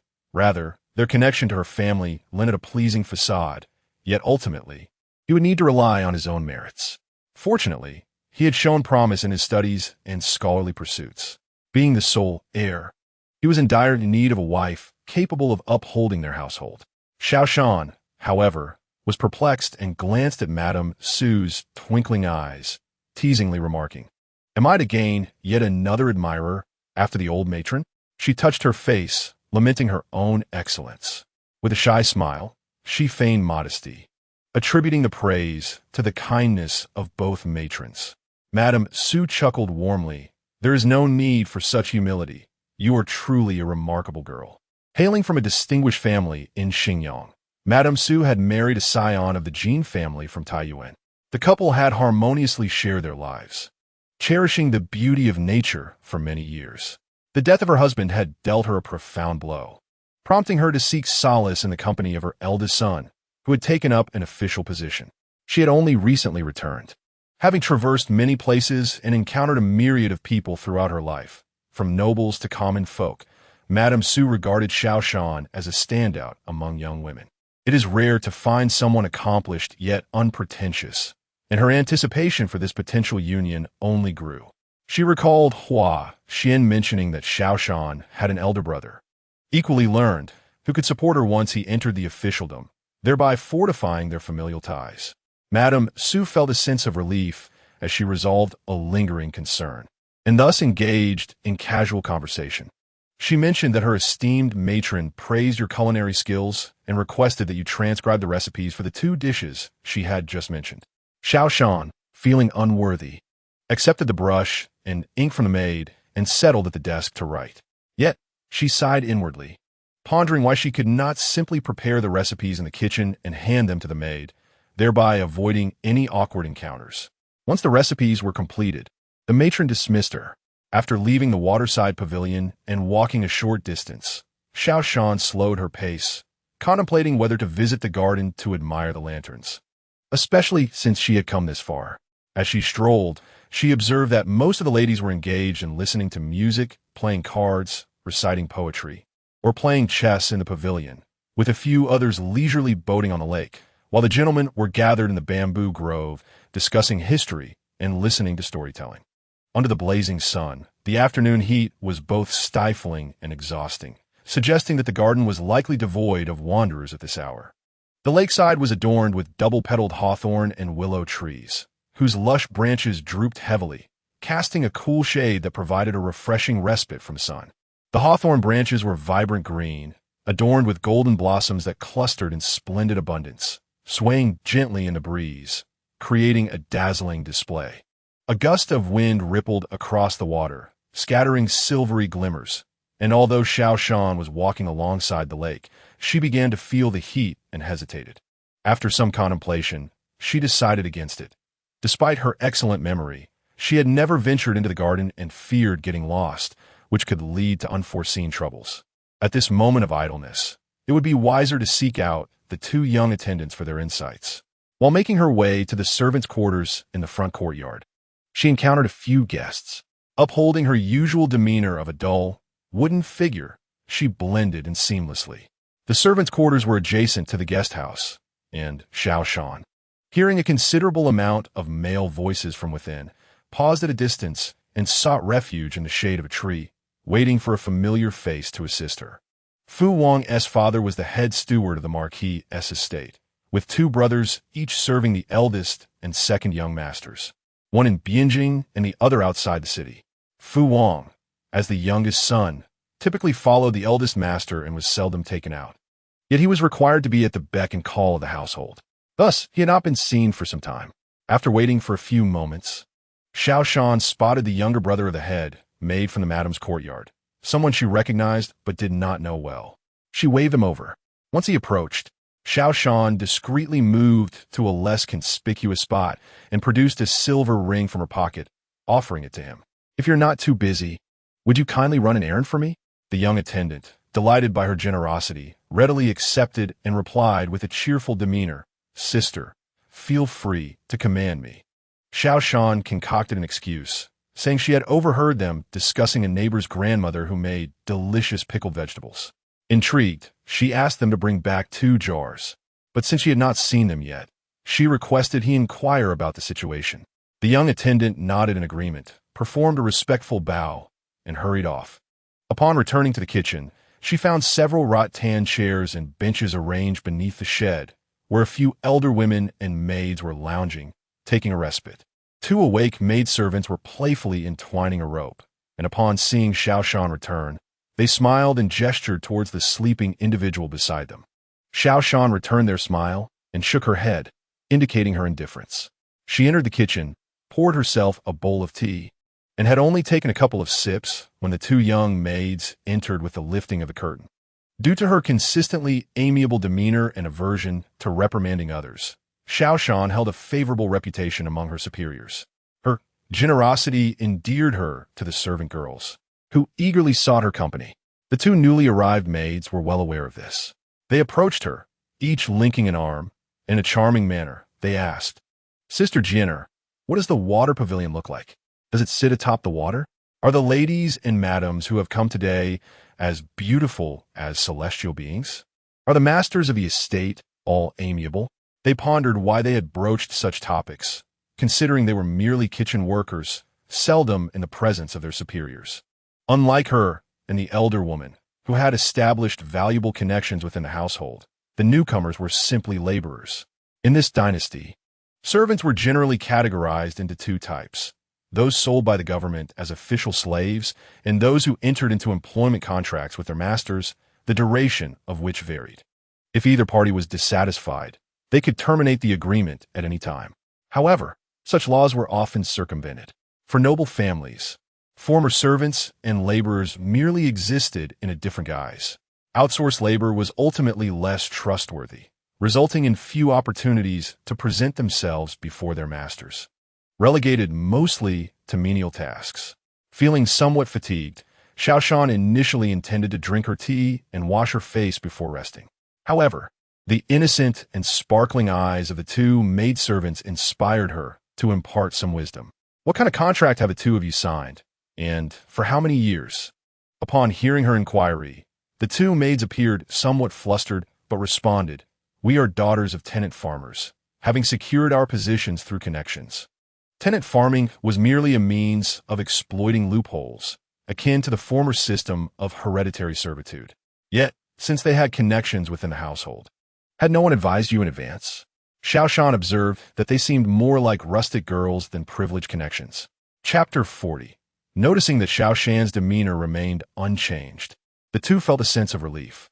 Xiao Shan sensed this too, but chose silence. Any words of comfort would likely be perceived as condescension if they themselves did not feel inferior. Their discomfort likely stemmed from the societal disdain directed at tenant farmers rather than any inherent belief in their own inferiority. After all, this dynasty prohibited the classification of individuals as lowborn, ensuring that even servants were regarded as decent folk, and tenant farmers were no exception. In terms of status, tenant farmers held a slight advantage over official slaves, yet they too depended on their masters for sustenance. They were unlikely to leave, as their livelihoods were tied to their meager lands, which they often lacked, and their masters would not easily permit their departure. Reflecting on this, Xiao Shan inquired, "Do you plan to work in the marquis' residence indefinitely? Or do you wish to learn a skill and eventually support yourselves through your craft?" "I aspire to manage the affairs of the marquis' estate. Having ventured out into the world without a safety net, life proved to be quite arduous." The elder Lu Lan spoke first, her demeanor tinged with a hint of shyness. The younger Zhu Yu cast a serious glance at Xiao Shan and earnestly declared, "Sister, I aspire to master a skill that would allow me to earn a living, to redeem our family, and send my brother to school. Even if he could merely attain the status of scholar, our lives would improve considerably." Noting that she meant no mockery, Zhu Yu gathered her courage and continued, "If he could achieve the rank of a jinshi, we could elevate our family's standing." In recent days, the stories of Xiao Shan's benevolence had reached their ears, revealing her willingness to assist the younger maids. Seizing the moment when no one was around, they sought to gauge her disposition. Xiao Shan nodded, refraining from passing judgment on what was right or wrong. She had never been reluctant to lend a helping hand, yet with her impending departure, time for teaching them was scarce. Unable to overtly decline, especially since they must have learned that her contract still had a month left to run, Xiao Shan turned to Lu Lan and inquired, "Do you wish to strive for a position in the kitchen, tend to the garden, or serve the master closely? Be forewarned, I will not assist you with the latter." Upon hearing her words, Lu Lan lowered her head, biting her lip in silence, which left Xiao Shan feeling somewhat disheartened. Previously, when Lu Lan expressed a desire to remain in the marquis' residence, Xiao Shan did not harbor any feelings of disappointment. Working in a marquis' house and setting up a stall outside each had its own merits. If one possessed a gentle disposition, staying within the marquis' estate might provide a degree of security, while a spirited character could thrive in the freedom of the marketplace. However, Lu Lan's demeanor suggested she was merely leveraging her connection with Xiao Shan to gain favor with the master, and even if she acquired the skills, Xiao Shan would not assist her in that endeavor. Xiao Shan adhered to the principle of imparting only as much knowledge as one possessed. The extent of learning relied solely on individual effort. The path one chose in life was their own responsibility, and it held no bearing on her. Lu Lan was not the first to make such a request. Previously, she had ignored similar appeals, and this instance would be no different.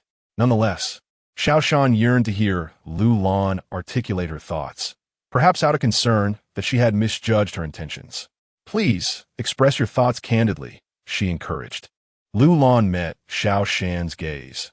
Though she lacked the education to articulate her feelings, her eyes reflected a purity akin to a stream in a tranquil landscape.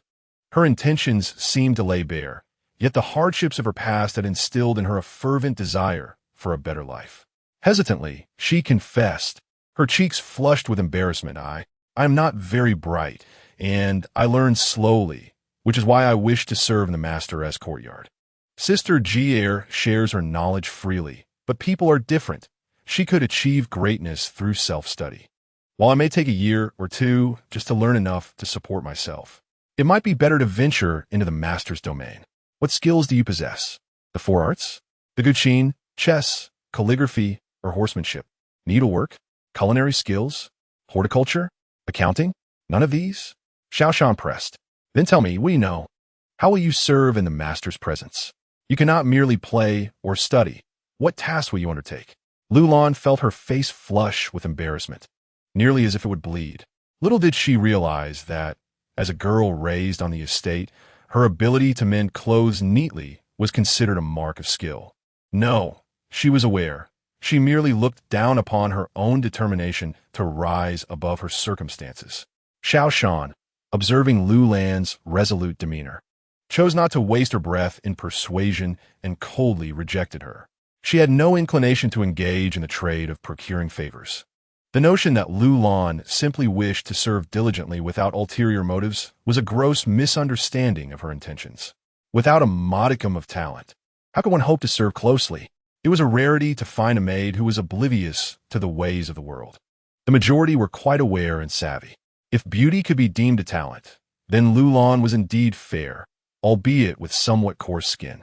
However, if she wished to pursue that path, she must rely solely on her own efforts. Xiao Shan could not assist with that endeavor. Lu Lan attempted to plead further, but Xiao Shan turned her attention to Zhu Yu, inquiring, "And you, what do you wish to learn?" "I wish to learn the culinary arts for my sister. Soups, pastries, noodles, stir-fries, anything at all," Zhu Yu replied eagerly. "I will inform old woman Wan. You shall follow me from now on." Xiao Shan readily agreed.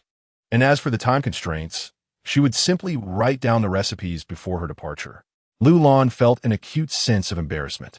Xiao Shan did not intend to make her uncomfortable. She merely conveyed her honest inability to assist Lu Lan in that regard and suggested she seek help elsewhere. As Xiao Shan prepared to leave, Lu Lan, in a fluster, grasped her sleeve and questioned, "Why will you not help me? Everyone praises your kind heart, saying you're always eager to assist others, especially women. If one approaches you, they can always learn something. I did not wish to learn your skills. I merely wish for you to help me find a different position. Why is that not possible? Is it not simpler than learning your craft?" Xiao Shan did not glance back, but deftly pried Lu Lan's fingers away, replying coldly, "My skills are my own.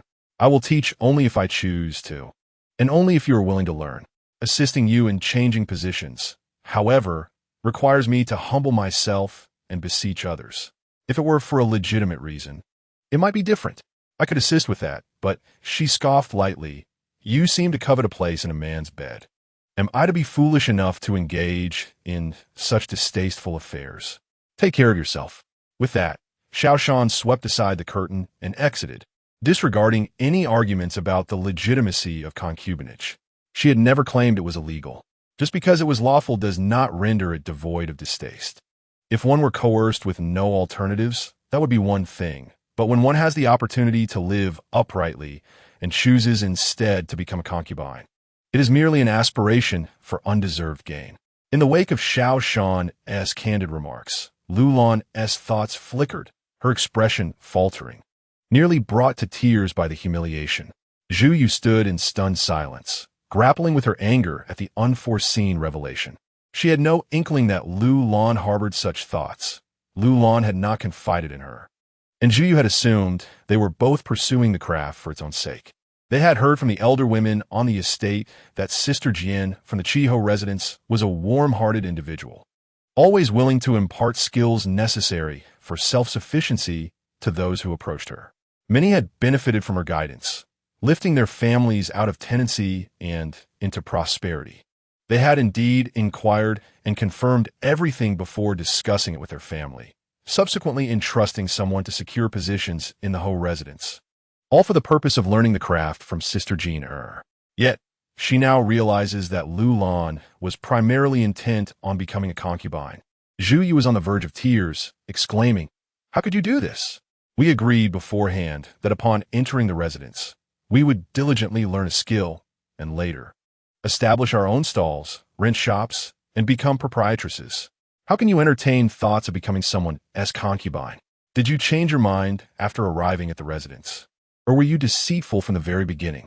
Initially, Lu Lan felt guilty, fearing Zhu Yu's scorn for her lack of propriety. But upon hearing only questions directed at her, she felt a sense of calm. She rolled her eyes and countered, "What is wrong with being a concubine?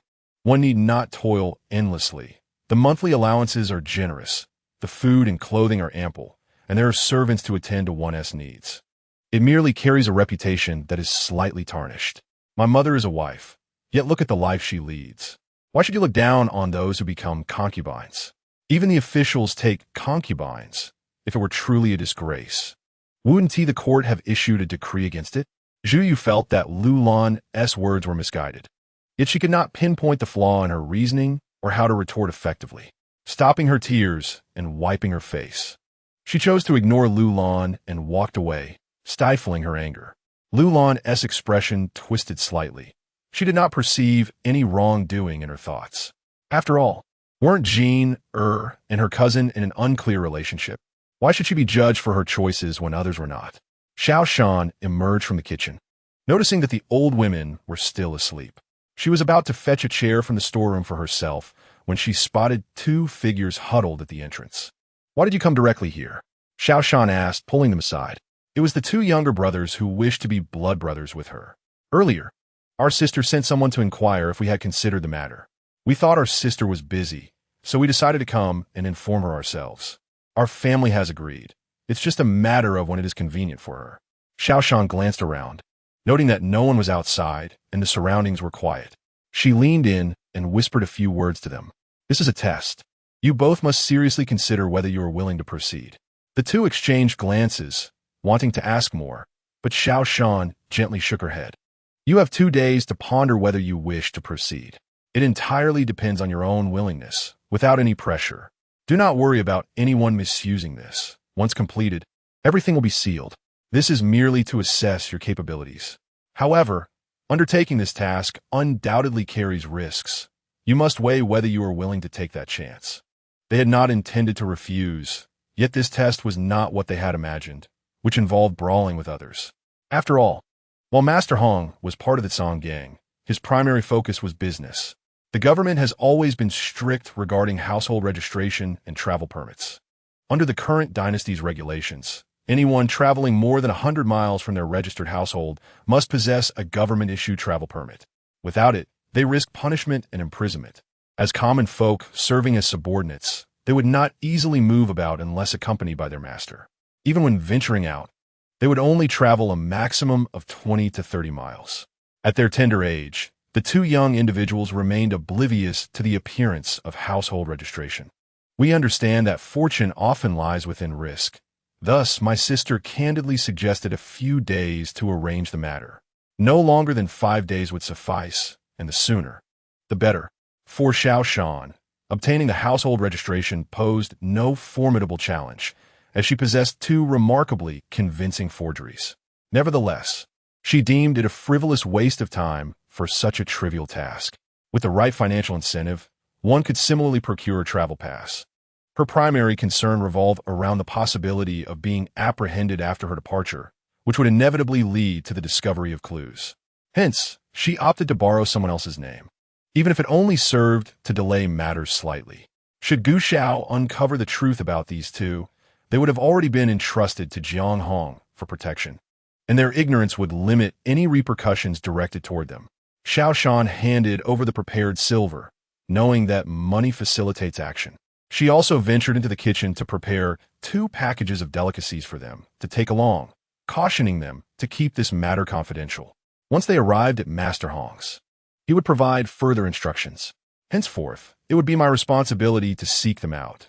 They were advised not to come looking for me to avoid any unforeseen complications." The two assumed she referred to the test and expressed their gratitude once more. After a moment's reflection, Xiao Shan inquired whether they had yet to cancel their contract with the Ho residents. They replied that they had already redeemed themselves that day and would proceed to register with the authorities the following morning. Xiao Shan acknowledged this, bidding them farewell as they departed, before returning to the kitchen.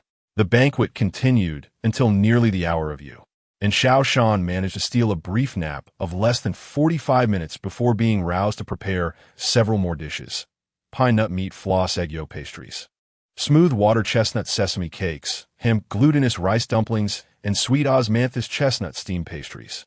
2 beverages accompanied the feast: lime mint watermelon juice and walnut almond sheep milk tea. The Ho residents basked in glory today, yet Xiao Shan felt utterly exhausted. Others were not spared either, but at least they enjoyed a brief respite in the afternoon. She had worked tirelessly throughout, and as the guests finally departed, she felt as though stars were dancing before her eyes, overwhelmed by dizziness. Dinner was entrusted to others, and Xiao Shan instructed a young maid to massage her legs and shoulders. After consuming a bowl of cold noodles and a cup of sheep milk, she rested for a moment before returning to the servants' quarters. Having changed her attire in the afternoon, the scent of smoke was mild, yet the aroma of pastries lingered heavily. The combination of busyness and heat left her drenched in sweat, feeling sticky and uncomfortable. She longed to return to her courtyard for a refreshing bath, but feared that Gu Xiao might come seeking her that evening. It was not that she dreaded being summoned, but rather worried he might venture over to her courtyard. Should he decide to linger, the carriage would be easily noticed. After careful consideration, she deemed the risk unworthy. Fortunately, she had spare clothing here, and she had the maid fetch water for her. After washing several times and donning clean night attire, she finally felt rejuvenated. As dusk approached, the sun resembled a fiery orb, gradually spreading its glow and painting the horizon in vibrant shades of orange and red, a sight both beautiful and magnificent. Outside the servants' quarters, the space was modest yet ample enough to accommodate 2 tables and chairs. Wrapped in a light blanket, Xiao Shan slept soundly, her hair drying gently in the evening breeze, which stirred a few strands into a delicate dance. Nightfall gradually enveloped the world around her. Chapter 42. Gu Xiao waited the entire afternoon without receiving any indication from her. Initially, he had hoped to clarify a few matters with her, but by this point, only frustration remained. Consequently, Xiao Shan stood at the door of the study with a food box for the duration of a tea ceremony before being summoned inside. Observing her bow and stand there, composed yet silent, Gu Xiao felt an increasing irritation. You do not seem to possess even a hint of remorse towards me. A flicker of embarrassment and exasperation crossed Xiao Shan's brow as she thought to herself. You did not place a sign at the entrance forbidding entry. So why must I be the one to apologize? Being called to stand guard at this late hour is hardly agreeable. It was my fault for being thoughtless and disturbing the prince, she stammered, appearing quite flustered. I had no idea you were meeting with a lady there. Gu Xiao was furious, realizing she had not reflected on her own actions at all. In your eyes, am I merely a lecherous fiend? What do you mean by claiming I was meeting a lady? I was merely passing through, you fool. He had never endured such humiliation in his 20-plus years of life. Xiao Shan remained awkwardly silent, uncertain whether to believe his words. However, that was of little consequence. It was imperative to extinguish his fury swiftly. Understanding that he desired her to acknowledge her misunderstanding and deeply reflect upon it, she responded with a cheerful tone, You did not speak to that young lady. As she pulled out a handkerchief to dab her eyes, gazing up at him softly. It was merely my narrow-mindedness that led to this misunderstanding. I thought you were with someone else. As Gu Xiao beheld her eyes, filled with surprise and affection, his anger indeed subsided. Well, she was just overly anxious about herself. With a huff, he approached Xiao Shan, startling her into quickly stowing the handkerchief away, which had been tainted with ginger. To Gu Xiao, her actions seemed like an eager attempt to embrace him. He could not help but smile, moving closer to wrap her in his arms, lifting her chin slightly to plant a gentle kiss on her lips. You simply cannot be so irrationally jealous. You must not jump to conclusions merely because you see me standing with another woman and overhear a few careless words. Feigning embarrassment, Xiao Shan batted his hand away and buried her head in his embrace. Your Highness, please do not say such things. It is only because I care for you that I react this way. Gu Xiao sighed, a softness enveloping his heart as he held her tighter. I certainly understand your deep affection. However, I cannot allow your temperament to continue unchecked, lest you suffer in the future when you enter the palace. He mused privately. If only her status were higher, I could marry her directly. Yet, being a concubine has its advantages. She could accompany me whenever I am stationed at the borders. Your Highness, I know you will protect me. I am not afraid. Xiao Shan recalled lines from a drama she had seen in her previous life, hoping they would suffice. Indeed, I shall protect you, but you must show respect to the princess, understand? I will heed your words. Once Xiao Shan perceived the matter had been settled, she lost any inclination to engage further, openly yawning, while the person across from her remained unresponsive. The insinuation fell flat, and she had no choice but to speak up. Young master, I have been busy all day and am quite exhausted. May I return to rest? Gu Xiao released her and observed her pallid complexion. Indeed, she was thoroughly fatigued. Gently stroking her hair, he expressed his concern. It has grown late. I shall have someone escort you home. As they exited the room, Xiao Shan cast a glance at the crescent moon hanging in the sky, feeling a sense of disquiet. Her initial plan was to support her elder brother once he achieved success in the civil service, utilizing her knowledge to assist him. After he established himself and gained a measure of power, she intended to indulge in leisurely travels. Marriage was not a pursuit she was particularly enthusiastic about. If she were to meet a compatible partner with a harmonious family, she would consider marriage. Conversely, if the suitor's family proved difficult or disapproving, she would prefer a romantic entanglement that could be amicably severed when the time for marriage arose. This was her mindset in her previous life, though she never had the opportunity to put it into practice. In that era, the likelihood of encountering a suitable family was significantly higher than now. Despite incessant nagging from her uncles and aunts, Xiao Shan was never inclined to compromise, and that sentiment had only intensified. When she first stepped into this courtyard, she was taken aback by the inscription on the plaque, "Ditching Courtyard," rendered in bold strokes, full of vigor and spirit, with a majestic allure. It is often said that one can discern a person's character from their writing, although that can be misleading. The stars and moon glimmered brightly that night, and the winding corridor seemed endless. Xiao Shan followed the attendant dutifully, lantern in hand, silent and composed. The attendant broke the silence, inquiring, "Miss, do you have fond feelings for the prince?" Surprised by his approach, she paused, realizing he had perceived her feelings. "It is quite natural for a young lady to feel shy about such matters," he continued, "but I must advise you to contemplate carefully. Do not hastily provoke the prince. While you may not sense the gravity of the situation in someone else's home, life in the royal residence is far from relaxed. One must remain vigilant in the inner courtyard and not be swayed by every whim."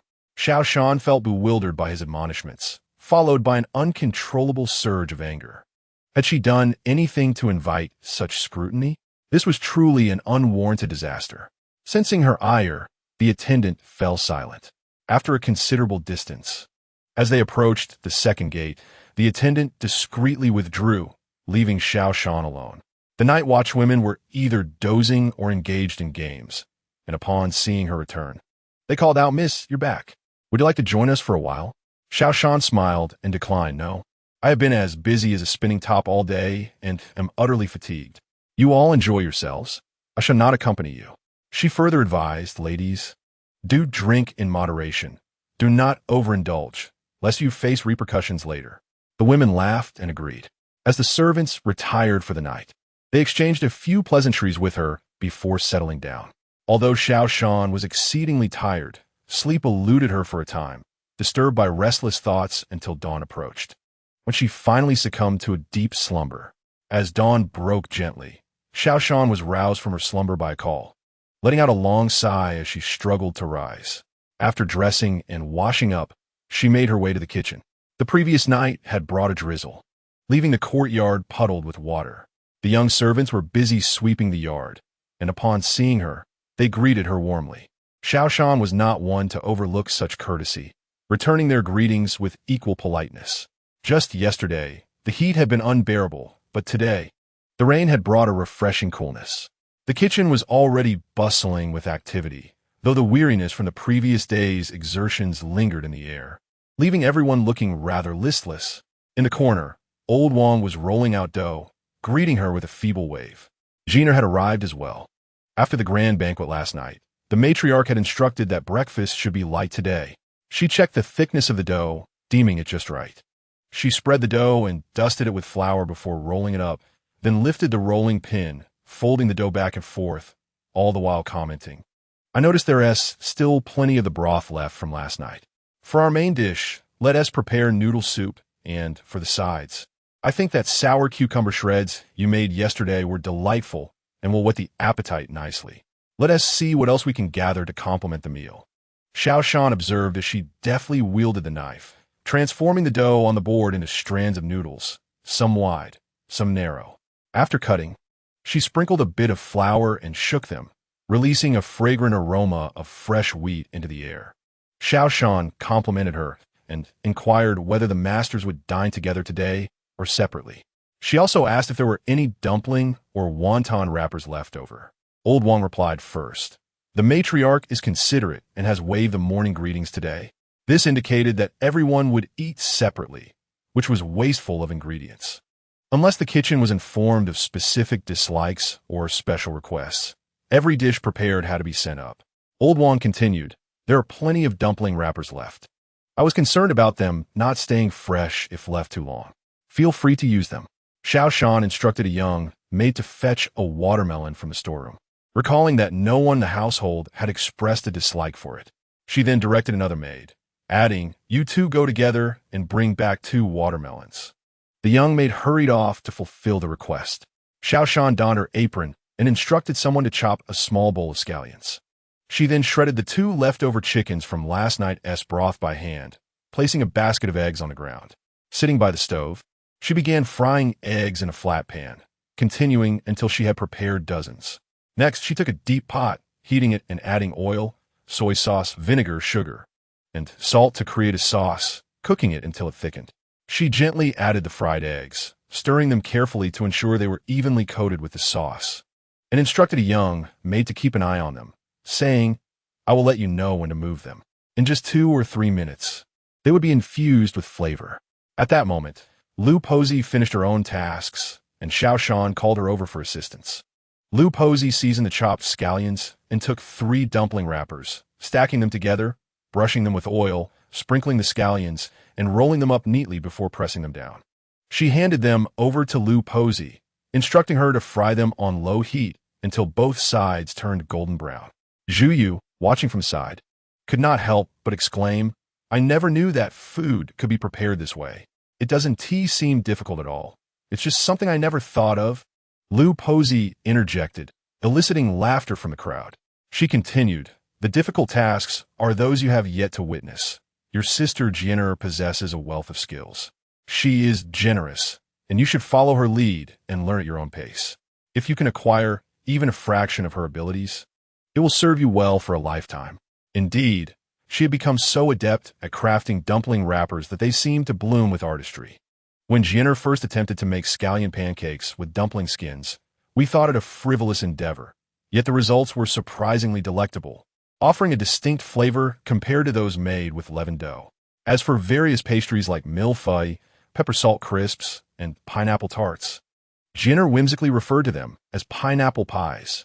And what was that other one? Egg tarts. Zhu Yu, ever quick-witted, promptly thumped her chest in assurance that she would learn diligently. Xiao Shan chuckled in agreement and instructed the young maid tending the stove to set aside some steamed eggs to warm on the side, while leaving the remainder to cook longer. Engaging in light banter with Wan Posey and the others, Xiao Shan remarked that merely learning from her was insufficient. The dough rolled by Wan Mama, the braised pork prepared by Lu Mama, and the exquisite broth crafted by Sister Chong. She praised each one's contributions, ensuring everyone felt acknowledged. Then, she playfully nudged Zhu Yu, saying, "Good girl, why not go and embrace each of their legs?" Pleading for their secrets? They say a blank canvas is ideal for painting. But alas, I lack that fortune. I can only rely on you to unearth their treasures. Laughter erupted once more. When Xiao Shan first arrived at the Ho residence, she was young and fair, with hands devoid of calluses. Naturally, Wan Posey and her peers were reluctant to regard a mere girl with such stature. However, after 2 or 3 months, they began to acknowledge her, and by 6 months, she had earned their respect. Moreover, she was open about her cooking, generously allowing others to observe her techniques. Culinary skills are typically passed down from parents to children, and few would permit outsiders a glimpse. Yet this girl delighted in sharing, teaching many young maids, and she was particularly compassionate towards the less fortunate, proving far more reliable than men. While men may show sympathy, they often harbor ulterior motives. Jianer, however, was free from such thoughts. Many culinary skills originating from Taiyuan Prefecture found their way through her hands. Those working in the kitchen had spent years laboring alongside her, and they had undoubtedly gleaned knowledge from her. Each time she introduced a new dish, she never shied away from sharing her methods. So those she mentioned were always willing to offer guidance. In this moment, they addressed Zhu Yu with warmth and amiability, not begrudging her. But they knew they could not be as open as Jianer. Their minds were filled with more ideas than grains in a granary. Nevertheless, this was enough to bring joy to Zhu Yu, who exclaimed, "Oh, The kitchen of the Chi-Ho residence is filled with such treasure in the form of elder sisters. Xiao Shan patted her shoulder and advised, though this is not an official apprenticeship requiring formal bowing or rituals, a fine meal is certainly in order to treat them. Zhu Yi nodded eagerly in agreement. Xiao Shan then pressed the last roll firmly into the pot, washed her hands, and used chopsticks to sample one. It was delightfully crisp, thin, and aromatic, retaining its flavor perfectly.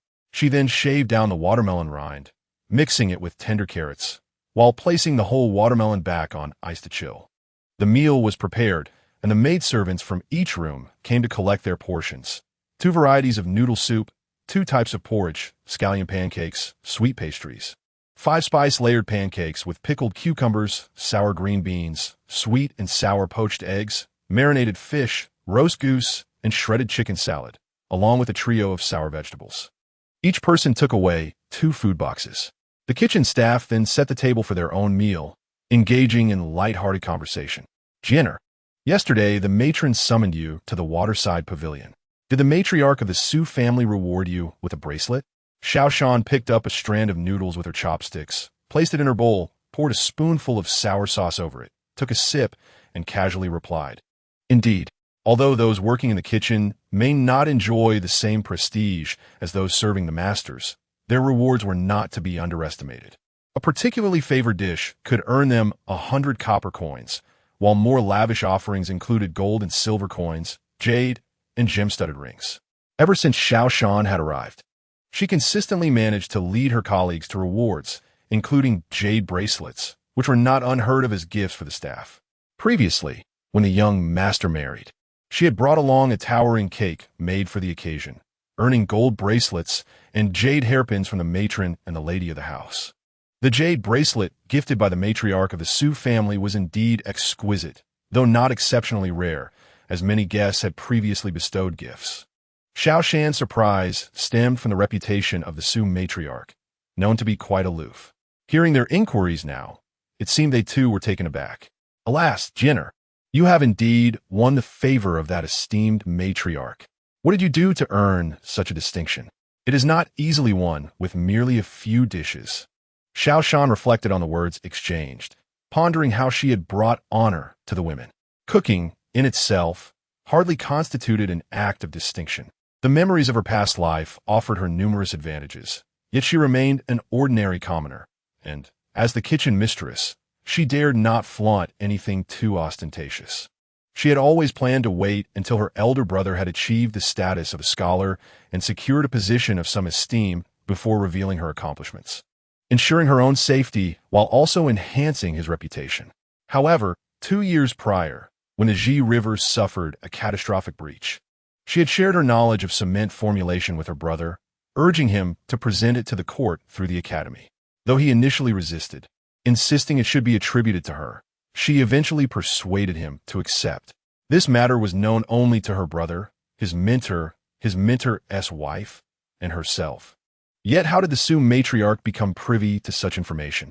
Her brother's mentor and his wife did not seem the type to keep secrets. If she wasn't referring to this incident, Xiao Shan couldn't fathom what else it could be. Perhaps it was the improvement of carriages? Such an innovation merely facilitated daily life and paled in comparison to matters of national significance. Perhaps it was merely a serendipitous connection with the Su matriarch. Or perhaps she had simply taken a liking to those 2 dishes. The others, upon hearing this, concurred that it must be the case, and they quickly shifted their conversation to other topics. After the meal, the young maidservants were tasked with cleaning up, while Xiao Shan and several matrons, being at the pinnacle of the social hierarchy, were exempt from such duties. Reclining in a wicker chair, Xiao Shan contemplated the upcoming examination results, hoping fervently that her brother's name would appear on the list. Having perused the rankings, one ought to visit Master Hong, followed by a glance at the Yu family to ascertain if assistance is still required. It would be prudent to prepare a small dish recipe for Zhu Yu, allowing her the freedom to decide whether to remain at the Ho residence or venture forth to earn a living. Additionally, it is necessary to procure a horse. A visit to the horse market prior to the ranking is advisable. Should a suitable steed present itself, it should be taken to Dingzhong first. with arrangements made to lodge the horse at the escort agency, ensuring prior communication for a seamless retrieval on the night of departure. As for the various scattered businesses, an agreement should be established regarding tokens, enabling them to deposit funds at the money house, while one retrieves the money with the respective token. After reflecting repeatedly to ensure nothing was overlooked, a sense of relief washed over. Zhu Yu, having completed her tasks within, took a small stool to sit before her, a sweet smile gracing her face as she naturally kneaded her legs. Sister Jenner, when do you think would be an appropriate time to host this feast? Xiao Shan did not deter. Sometimes acceptance fosters reassurance more than refusal. After all, imparting skills without expecting gifts or tuition, yet ensuring they are taught well, instills a sense of trust.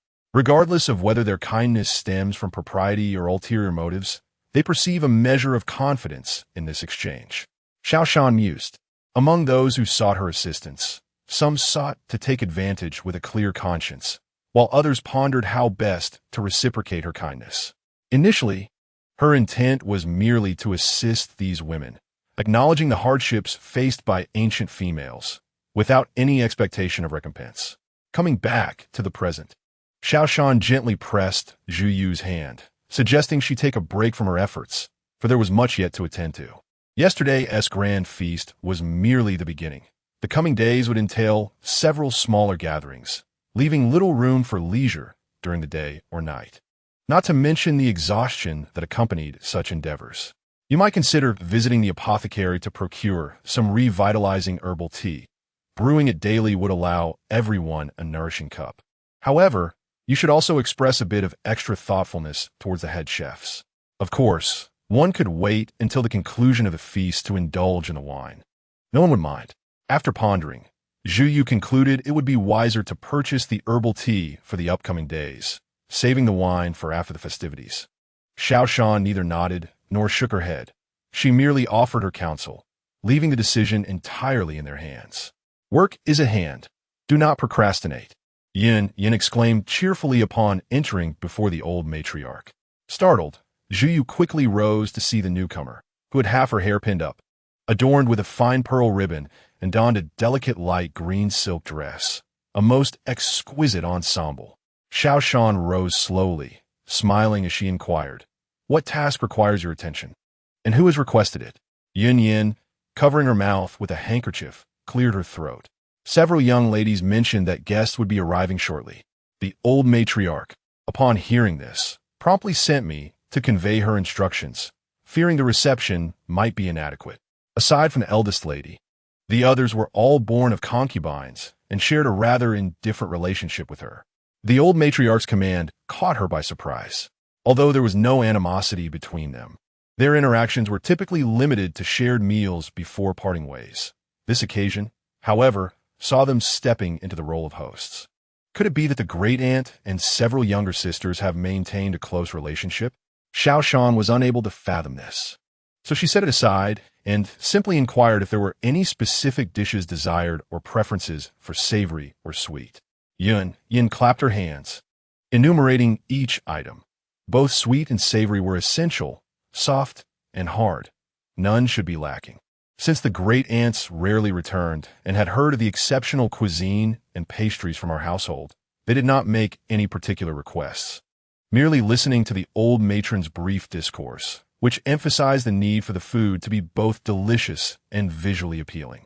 As she spoke, she glanced around and leaned in closer, sharing that a noble was passing through Taiyuan and would soon join the festivities. The matron specifically instructed her to remind you to prepare 4 vegetarian pastries. It was not crucial whether they were genuinely vegetarian or not, but they should be crafted in such a manner that no one would suspect them of containing meat. Furthermore, you should send up a beverage now, something cool, yet not too cold for the stomach. When I arrived, the elder was entertaining guests, specifically the wife of the governor of Ziyang, Madame Doe. Xiao Shan felt a sense of understanding. She recognized this guest from previous visits and was aware of her preferences. Rest assured, it will be delivered promptly. Xiao Shan smiled in response, contemplating what to prepare. After Yin departed, she quickly instructed everyone to get to work, steaming honeyed beans, whipping egg whites and yolks, and carefully sifting tender tofu, which would then be kneaded and beaten with milk. The honey date cake steamed yesterday was not quite as palatable when eaten alone, so she directed a young maid to fry a piece, sprinkling it with a blended seasoning powder. The flavor was somewhat peculiar, yet not unpleasant, reminiscent of odd-flavored peas. The previously chilled watermelon was promptly retrieved. She scooped out small balls for later use. Mixing watermelon juice with yogurt and plum wine created one beverage, while another combined watermelon juice with jasmine tea and crushed ice, topped with honey beans. One was garnished with watermelon balls, the other with mint leaves, and a slender plant stem served as a straw, producing a rather delightful flavor. Once prepared, she hastily sent a servant to deliver it. Chapter 45. No sooner had she finished than another maid arrived, announcing that the third miss was requesting her presence for a conversation.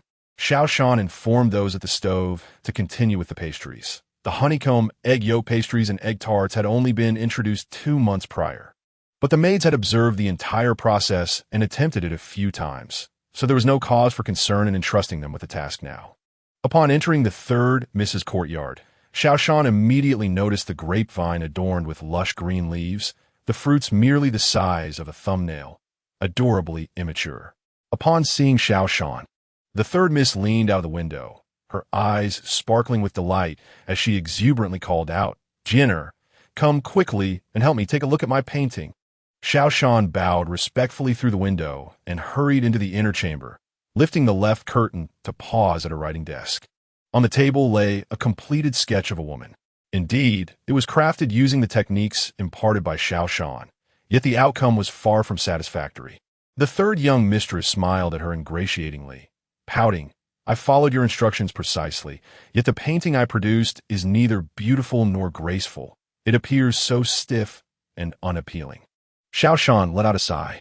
It was not merely stiff and unattractive. The figure in the painting bore a floral crown upon the back of her head, yet beneath it lay an unsightly shadow. And what the neck? There was no transition where it met the shoulders, as if the third young mistress had carelessly placed a wooden post in its stead. The folds of the garment flowed in a singular direction from head to toe. Was that how I instructed? Was she wielding a bow or a door panel? The play of light and shadow was chaotic and grimy, and the coloring was incomplete. The third young mistress, chastised by Xiao Shan's comments, shrank back like a quail. Her maid, unable to bear the sight, stepped forward and pulled at Xiao Shan, expressing her discontent. "Miss Jian, the third young mistress is our master. How can you speak to her in such a manner? It is the fault of the lesser one. I am unworthy to instruct the third young mistress. I beseech her forgiveness." Xiao Shan did not even glance at her adversary, but stepped away from the desk and bowed deeply to the third young mistress. "Sister Jian, you are truly belittling me," exclaimed the third young mistress, taken aback by her maid's bold defense. Regaining her composure, she rose hastily to assist her, exclaiming, "It is all my fault. I am the one who is foolish." She cast a reproachful glance at the newly arrived maid, chastising her for her impertinence. "Sister Jian holds great esteem even before the old matriarch and my legitimate mother. I dare not presume to act superior in her presence, let alone reprimand her." Xiao Shan did not take offense, but simply straightened up, her face remaining cold and indifferent, clearly displeased. Having signed a contract, she was burdened with far more worry than she had anticipated. Did she truly wish for such a predicament? Teaching the third young mistress to draw was a result of her constant insistence, compounded by the old matriarch's urging, leading her to reluctantly agree. However, after more than a year of little progress, the third young mistress had grown increasingly impatient, believing she had mastered the skill, rendering Xiao Shan's previous attempts at counsel futile. Eventually, she relinquished her efforts, hastening the third young mistress to respond to the old matriarch and resign from this task, which had afforded her a brief respite of 2 months. The third young mistress wished to revert to her previous ways of coaxing, hoping Xiao Shan might propose to teach her anew. Yet Xiao Shan remained unresponsive, leaving her feeling frustrated, yet contemplating the painting that had already been promised. The third young mistress bit her lip. Despite the embarrassment, she managed to muster a smile. "Dear sister, I was indeed rash in recent days and failed to grasp your good intentions. Xiao Shan lowered her gaze, contemplating her imminent departure. It seemed unwise to prolong the conversation. Perhaps it was best to muddle through a few more days. She raised her head, glancing at the desk, and fixed her gaze upon the third young mistress, inquiring, "Did you summon me for this painting?" Previously, she had heard that the third young mistress had drawn portrait for the old matriarch and had received praise for them. Yet this piece on the table appeared anything but commendable. Although she herself was unskilled in oil painting, she could still appreciate its nuances. Surely the old matriarch and the others could discern the merits and flaws of the sketch. Or perhaps they were merely indulging her like a child. With a sigh of relief, Miss Anne's face blossomed into a radiant smile, and she nodded repeatedly, saying, "It is indeed for this painting. This artwork was meant as a birthday gift for someone, but now that it is completed, it feels so awkward to behold." Hesitating for a moment, she offered a sheepish smile to Xiao Shan, adding, "I must send it out the day after tomorrow." Xiao Shan nodded in understanding, though a hint of confusion lingered. She had heard that Miss Sand's portraits of various ladies had received substantial praise, so why did this one seem so lacking? She gestured towards the table, seemingly indicating a significant disparity. It was hard to believe that there was not a single person with a sound aesthetic judgment. Moreover, they had engaged a tutor specifically to teach the young ladies the arts of music, chess, calligraphy, and painting. Regardless of how well they learned, their foundational skills in critique should be impeccable, especially considering that fourth Miss excelled in all these disciplines. Miss Sand's posture stiffened momentarily, and after a lengthy pause, she awkwardly rubbed her nose and admitted, "The portraits I painted only simply outlined the features and contours of the face. Beyond that, I did not elaborate." She glanced at Xiao Shan's expression, acutely aware that although they had not formally established a mentor-student relationship due to Xiao Shan's role as a maid, they could be considered as such, with herself being the unruly pupil who refused to heed advice. Xiao Shan found herself at a loss for words. After a considerable silence, she sighed and said with seriousness, "Let's not waste time. I shall teach Miss Sand to redraw it, stroke by stroke." She guided Miss Sand to sit at the writing desk and took the portrait in hand, explaining meticulously, as I mentioned before, avoid drawing parallel lines. "Look at these 4 horse legs, the shoulders and waist, the arms. Such a technique lacks any sense of beauty. Additionally, this woman is dressed in riding attire, cinched at the waist with a belt. The folds should gather towards the waist and exhibit a natural unevenness. Now, please take out the portrait of the person you wish to depict. I shall first teach you to draft it." Miss Sand hesitated, remaining motionless. A premonition of unease crept into Xiao Shan's mind as she hesitantly inquired, "Do you not have a portrait?" Evidently, Miss Sand's imagination was quite commendable. Seemingly oblivious to the hesitation in her demeanor, Xiao Shan seized a brush and placed it in Miss Sand's hand, continuing to chatter, "But fret not. We can use this painting you made earlier as a reference. I will observe closely, and I shall alert you to every mistake you made previously." In truth, Miss Sand confessed, "I was hoping to ask Sister Gina to paint this for me." Startled, Xiao Shan straightened up, a look of surprise crossing her face. After a moment, she smiled warmly and said, "What are you saying? Although the painting created by your own hand may not be perfect, it is nonetheless a heartfelt gift from you to your dear friend. How could you allow someone else to take the brush for you?" Chapter 46. Overwhelmed with embarrassment. Miss Sand covered her face in feigned tears, saying in a muffled voice, "Oh, this is for the 7th Miss of the retired Lord Lu's family. A gift for her coming-of-age ceremony. With my painting skills, it is acceptable to amuse my elders at home, but how could I dare present it to others?" As she cried, she peeked through her fingers at Xiao Shan, then suddenly threw herself into her embrace, entreating like a twisted piece of taffy, "Oh, dear sister, just help me this once, and I promise I will study earnestly from now on and never boast again." Xiao Shan found herself unable to resist her imploring gestures and felt compelled to agree. After all, even if the other party is in the wrong, she is still the esteemed daughter of a marquis, while I, despite any semblance of dignity, am merely a servant toiling for others. Should my refusal cause the third young lady to lose face, thereby tarnishing the reputation of the marquis's household? Even if the old lady of the marquis's family holds me dear she would likely harbor resentment in her heart. This would be detrimental to my pursuit of freedom. Conversely, acquiescing would yield considerable advantages. Very well, I shall comply. Really? The third young lady was overjoyed, bursting forth with renewed vigor and eagerly inquiring. Xiao Shan raised an eyebrow at her, nodding emphatically. Before she could celebrate, he added, "However, I have many tasks at hand. You must first speak to the old lady on my behalf, and only with her approval can I proceed. Otherwise, I cannot carelessly abandon my duties in the kitchen." The third young lady nodded vigorously in agreement, showing no reluctance. She then retrieved a scroll from the nearby bookshelf and placed it into Xiao Shan's hands.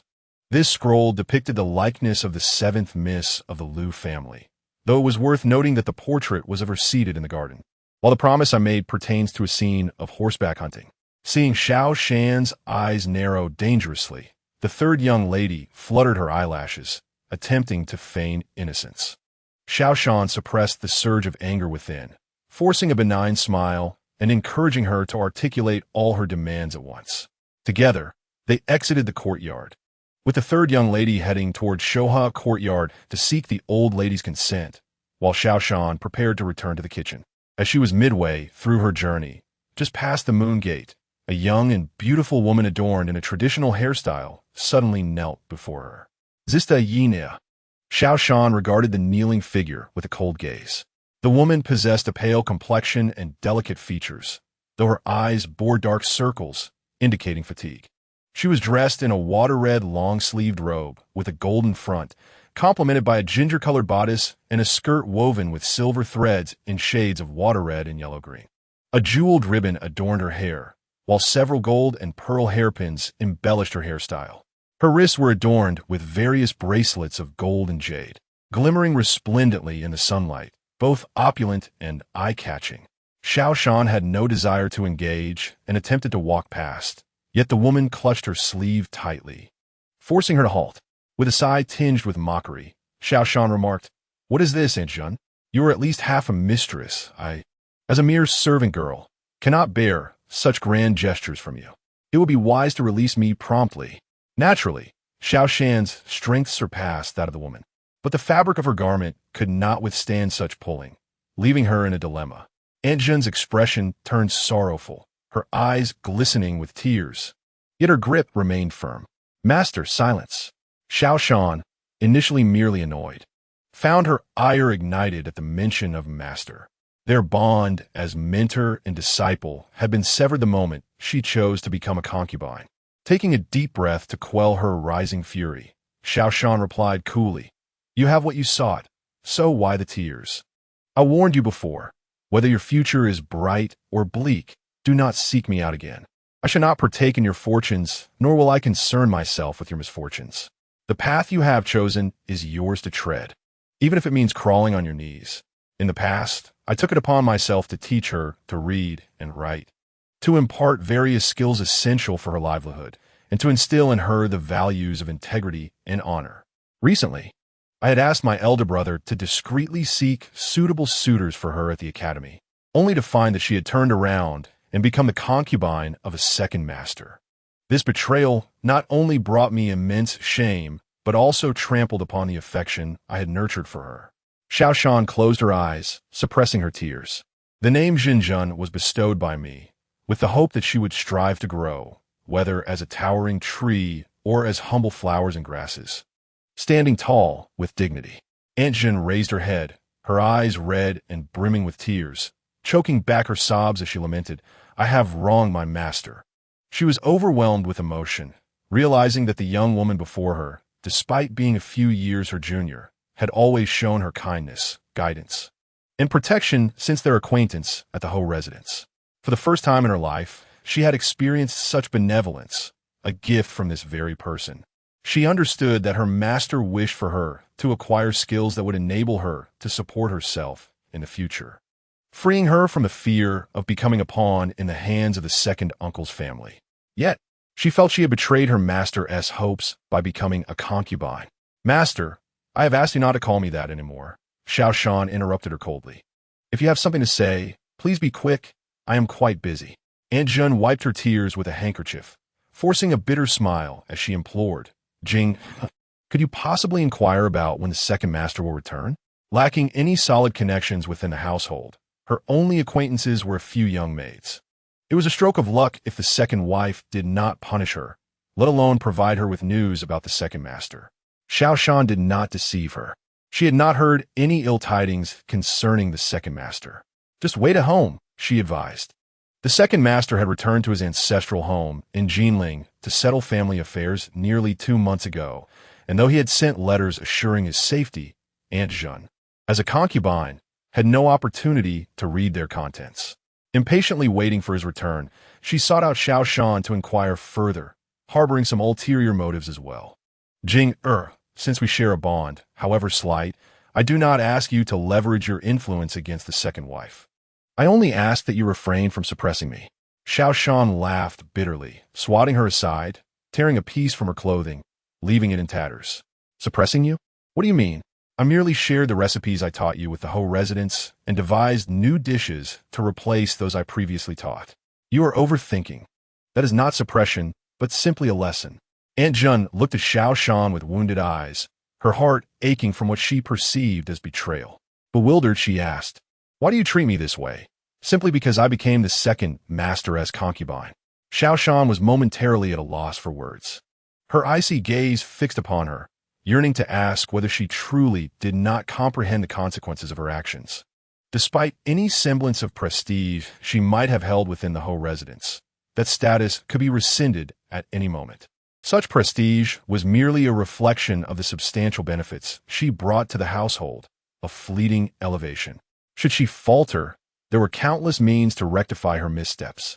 Chapter 47. Xiao Shan has always been considerate towards women, particularly in ancient times, where their struggles were profound. Whenever she encountered someone in need, she would extend her assistance and show leniency towards minor transgressions. However, it was exceedingly disheartening, even repulsive, that Aunt Zhen utilized the very teachings she had imparted to secure a position as a concubine. What she could offer them was the ability to acquire various skills, empowering them to be self-sufficient. Yet, there are still those who prefer to surrender their fate into the hands of others. It was then that Xiao Shan realized the extent of her naivety, even her foolishness. Nonetheless, even in modern times, there are women who willingly seek to please men for their survival. So why should she assume that in ancient times they would be entirely subjugated? Xiao Shan felt a profound sense of disillusionment. She had aimed to uplift others, only to discover that they aspired to become little wives. She sensed there was little left to say. Perhaps it was a consequence of their differing upbringings. It was she who had been foolish. When Xiao Shan prepared to leave, Aunt Zhen panicked and hurried after her, lamenting, "Jiner, you promised to treat me like an elder sister. You cannot treat me this way." "I can, and I have done so, have I not?" Xiao Shan's voice was as cold as ice, and she did not turn back. Xiao Shan first returned to the servants' quarters to change into another garment before heading to the kitchen. The pastries were nearly complete, with only the watermelon jelly yet to be prepared. "You can handle this." Xiao Shan smiled and readily agreed. The watermelon jelly was not difficult to make. She had previously shared the method with everyone. However, since it was their first attempt, they were apprehensive about making mistakes. Thus they awaited her return to take charge. Xiao Shan took a watermelon, sliced it in half, and scooped out the pulp to extract the juice, instructing a nearby maid to remove the remaining pulp, leaving only a thin layer of rind. After filtering the juice twice to eliminate any residue, she poured it back into the rind, added white jelly powder, and placed it in the ice cellar to chill. After lunch, it will be served with sweet beans, honey, crushed ice, and nuts. Having completed this task, Xiao Shan reclined back in her chair, contemplating how simple and cost-effective it was to make the white jelly. This was what she should have taught the Yu siblings. However, she had an agreement with the marquis' residence that any recipes generated during her tenure there could not be divulged to others before the contract expired. She had refrained from sharing any recipes with even a hint of complexity from Lord Hong. Only those that were straightforward she felt free to distribute. And the restaurant was situated far away. The white jelly was something she had previously made using konjac and other plant juices, which, compared to the pea flower variant, was more suitable for desserts. She had initially informed Lord Hong before passing the knowledge to the marquis, residence.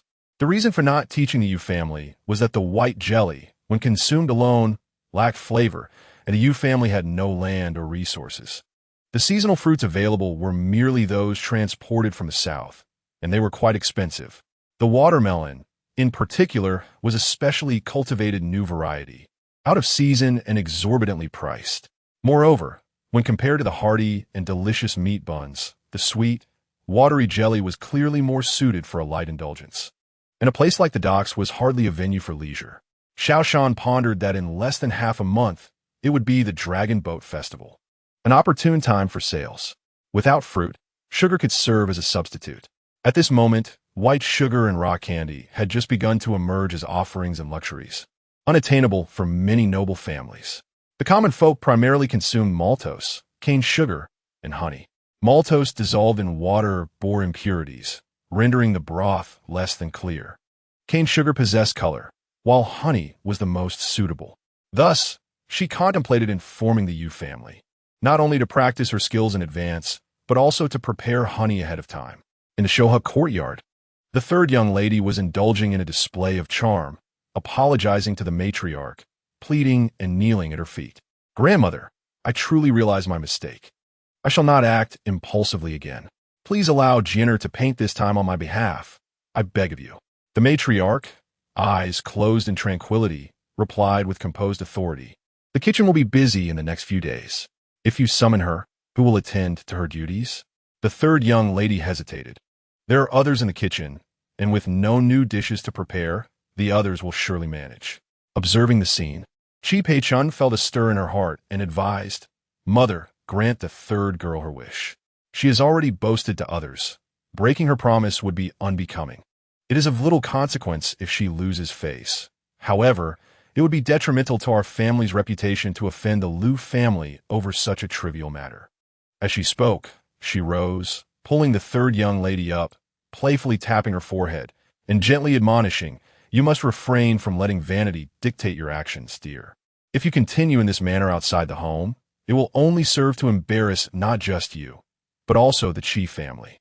The third young lady, previously avoiding the crux of the matter, felt exposed by her directness, her face flushing with a mix of disappointment and indignation, the color swiftly spreading to her neck.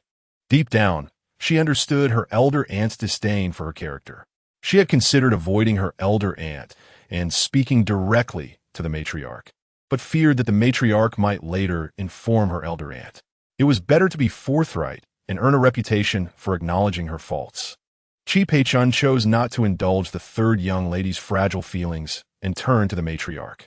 "Mother, after this, a proper scolding and some light punishment will suffice. It is not a grave offense. I suspect it is my second sister-in-law's indulgence that has fostered this disposition." The matriarch had no intention of refusing. She merely wished to give her granddaughter a moment of reflection to ensure she learned her lesson. Upon hearing her daughter's perspective, she nodded in agreement. Just as the third young lady was about to withdraw, Chi Pei-chun added, "Call her here. I wish to witness this new painting technique for myself." As she left, the matriarch turned to her daughter and inquired, "Are you unimpressed?" Those remarks could have remained private between us. She understood that her second daughter-in-law desired a familial alliance with her daughter, yet her daughter had no biological daughters of her own. Marrying off her illegitimate daughter seemed less desirable than arranging a match with her brother's illegitimate daughter. "Mother, rest assured, aside from us, only Granny Zhou is present. Unless the third young lady speaks of it herself, it will remain confidential." Chi Pei-chun nodded without hesitation. She was unperturbed by her mother's discontent. Her second sister-in-law was the sort of person who wouldn't even select her own daughter as a daughter-in-law, let alone a concubine. Although her elder brother and mother watched over them, the children of the second household were not neglected and had all they needed, yet raising children was no simple task. The most crucial aspect was to instill proper character in them. The old matriarch was indeed not angry. After all, her son-in-law had just been promoted to a distinguished second-rank official, and her daughter had always enjoyed the favor of the empress. Each of her grandchildren was exceptionally handsome and had already attained scholarly titles at a young age, maintaining their integrity with merely a couple of maidservants attending to them. In such a household, how could the daughter of a second son, whose title was purchased. Ever compare? If only her eldest son had a legitimate daughter. Chapter 48. The old lady sighed internally. If only her granddaughter possessed both beauty and virtue, she wouldn't hesitate to counsel her daughter. But alas, the girl herself showed little promise. The third young lady exited the Shoha courtyard and promptly instructed her maid to find Xiao Shan, while she returned to her chamber to wait. Upon Xiao Shan's arrival, she first performed her customary greeting. Come quickly and see what colors we should bring. Against the wall of the study stood an exquisitely carved yellow-hued pearwood shelf, adorned with jars of various sizes, which the third young lady was now inspecting one by one. There is no need to bring any colors. A sketch is created using monochromatic lines, employing the light and shadow of objects and their surroundings. It does not require color. Previously, the third young lady had insisted on adding color, and after much persuasion, she reluctantly agreed to a hand-painted version to appease her. Yet the piece shown to the Liu family girl was indeed a sketch, and the submission was also to be a small sketch. However, I promised my sister from the Liu family that it would be unique and colorful. Xiao Shan finally understood what it meant for an outsider to observe in vain. She knew that reasoning with the third young lady when she was obstinate was futile, and since the boast had already been made, it was unlikely to be retracted. After contemplating, she cautiously inquired, "Have you seen Wu Dozi's scroll of the 87 Immortals?" The third young lady paused, a hint of uncertainty crossing her face. She likely had seen it, but did not remember clearly. Xiao Shan felt a wave of exhaustion. Since the old matriarch was already aware, it would be best to leave the decision in her hands. The third young lady hesitated, but ultimately consented, acknowledging her proficiency in kicking the ball and tea tasting. Yet she truly lacked talent in painting. Within the Shoha courtyard, the old lady had a large writing desk transported from her grandson's quarters. The courtyard was too sunny, so it was placed in the east, facing the water of the secondary pavilion. When Xiao Shan and the third young lady arrived, the not overly spacious pavilion was crowded with 7 or 8 people, leaving only the desk in a clear space. The third young lady greeted her grandmother, uncle, and aunt, saying, "I pay my respects to all esteemed guests. Please rise," the elder master commanded, and no one else spoke. Xiao Shan obediently straightened, maintaining a composed demeanor. The third young lady left the battlefield to Xiao Shan, taking a few steps to stand beside the old lady, standing demurely with her head bowed, avoiding anyone's gaze. As Qi Peichun entered, she fixated her gaze upon Xiao Shan, her brow arching in realization that the young woman had deliberately feigned her demeanor on that fateful night, likely having overheard the reason for her meeting with a male guest. Despite the striking hue of her skin reminiscent of the yellow azalea, it was evident that she possessed an exquisite beauty. Though her figure was slightly plump, her waist was not cumbersome, and her long legs surpassed the frail delicacy often found in contemporary women, adding an air of grace and intensity to her presence. "If you lack nothing, then begin your work," Qi Peichun commanded after a fleeting examination, her gaze retracting. Xiao Shan lifted her eyes to the matriarch, stating calmly, "The third young lady possesses a wealth of imaginative ideas, suggesting we apply color as with other ink paintings. However, I must confess that the techniques I have learned do not include coloring, nor can I execute such a method. I fear that the new approach proposed by the third young lady may not blend well with my limited skills. I humbly request the matriarch's decision. Should we proceed with color or stick to sketches?" Caught off guard, the matriarch glanced at her granddaughter as if seeking confirmation. The third young lady, concealing half her face with a handkerchief, nodded gently in acquiescence. Though exasperated, the matriarch resolved to find a way to salvage her granddaughter's folly. Lacking knowledge of painting herself, she turned to her daughter, signaling her to communicate with Xiao Shan. Qi Peichun did not hesitate, inquiring, "Do you have the previous portraits ready for my inspection?" Xiao Shan accurately retrieved a half-length portrait of the third young lady from a pile of belongings. Upon receiving it, Qi Peichun unfurled the artwork, which depicted the subject vividly. It was unmistakably recognizable. While the colors were somewhat monotone, there existed a pristine beauty in its simplicity. The expansive dark shadows seemed almost haphazardly applied, yet harmoniously integrated, executed with precision and fluidity in one seamless motion. "Is this your unique style of painting?" she asked, Xiao Shan replied, "In truth, this technique is not of my own invention. I learned it from a foreign artist." Qi Peichun nodded, pondering the authenticity of the claim.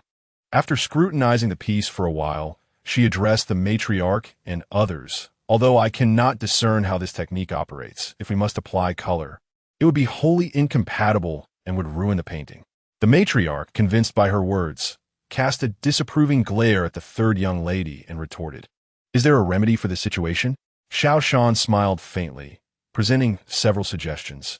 "Firstly, we could complete the portrait in this sketch style, explaining to the Liu family that it was merely a misunderstanding on the third young lady's part.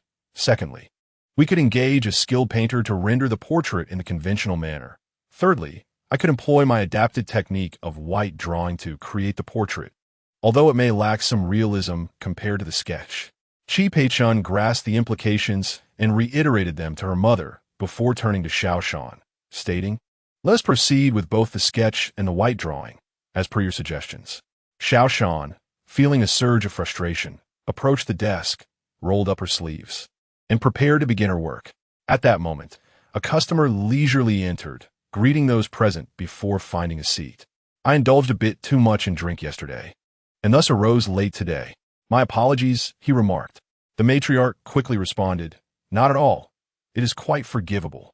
The esteemed gentleman chuckled heartily, seemingly unfazed by his own imposing presence, and inquired amiably, "Has the prince had his breakfast?"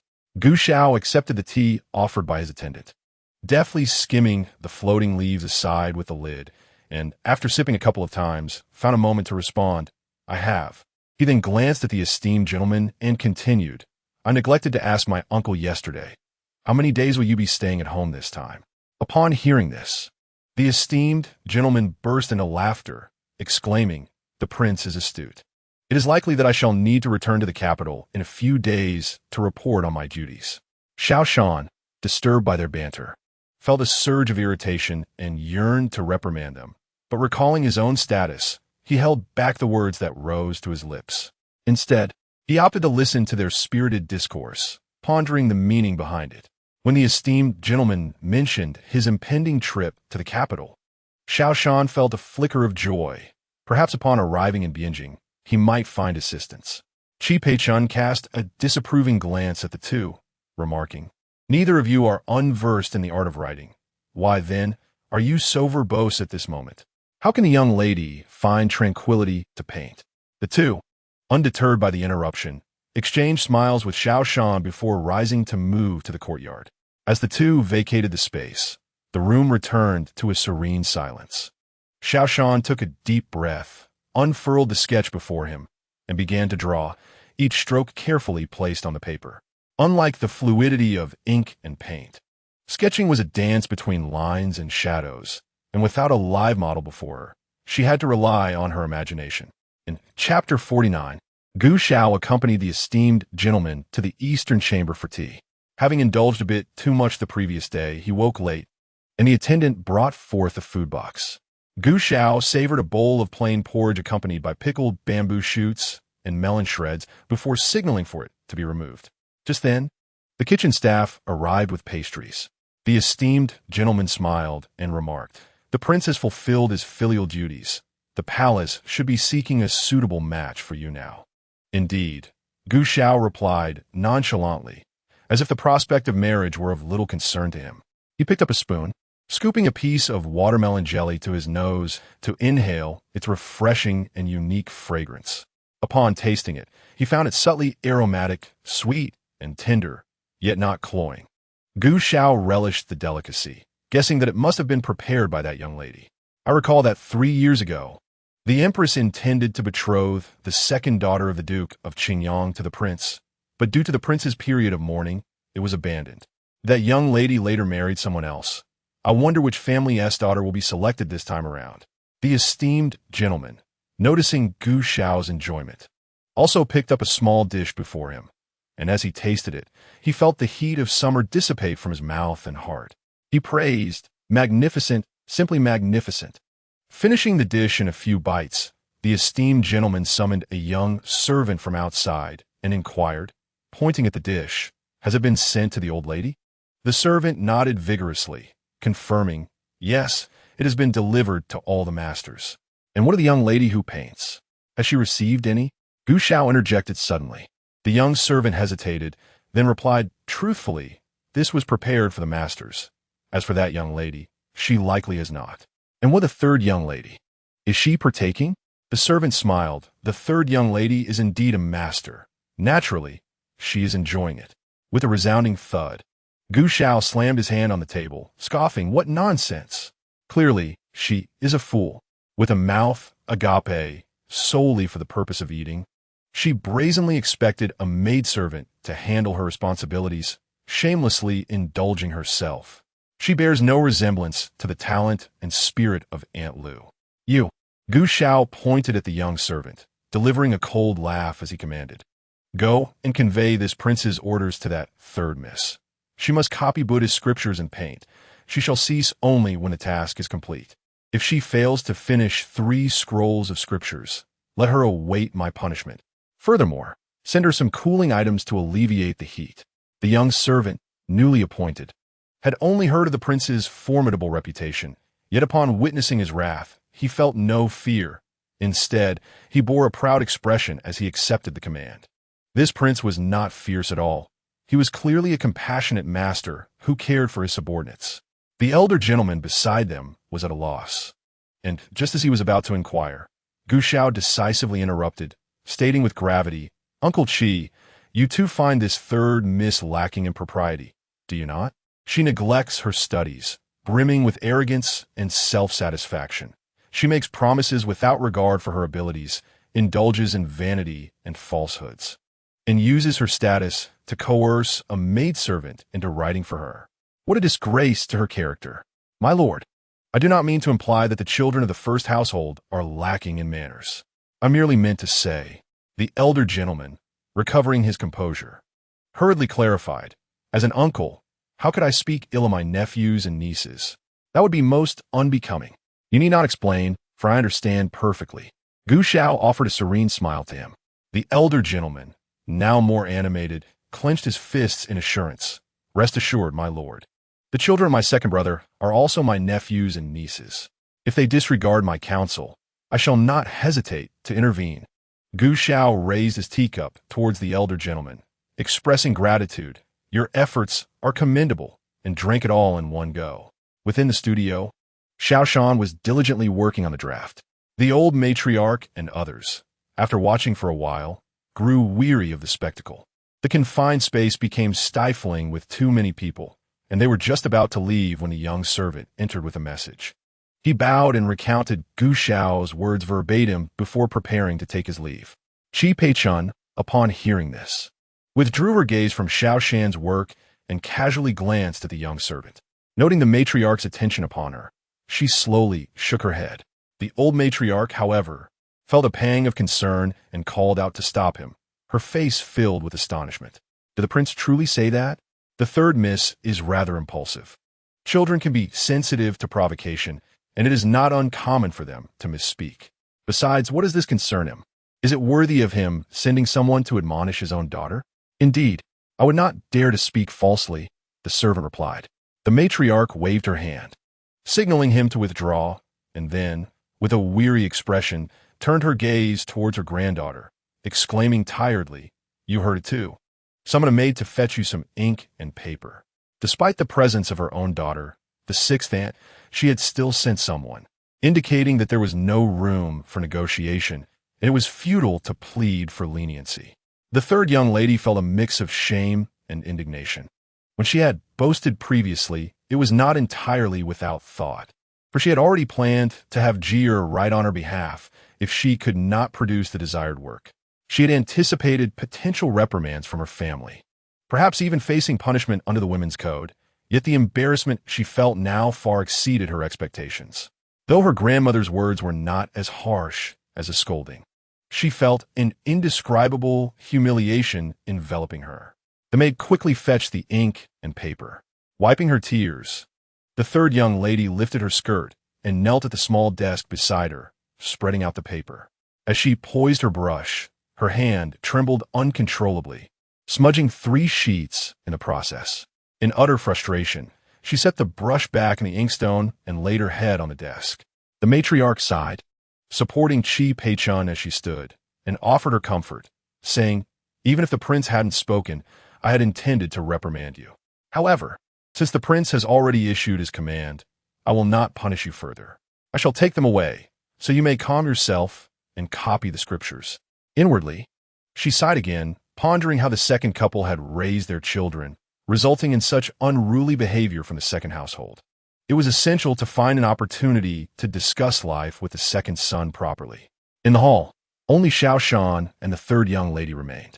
Once Xiao Shan noticed that the others had moved away, she paused her writing. She had overheard the previous exchange, but had refrained from making any noise to avoid drawing attention to herself. Although she believed she was acting in haste to assist, she feared being wrongfully blamed. Chapter 50.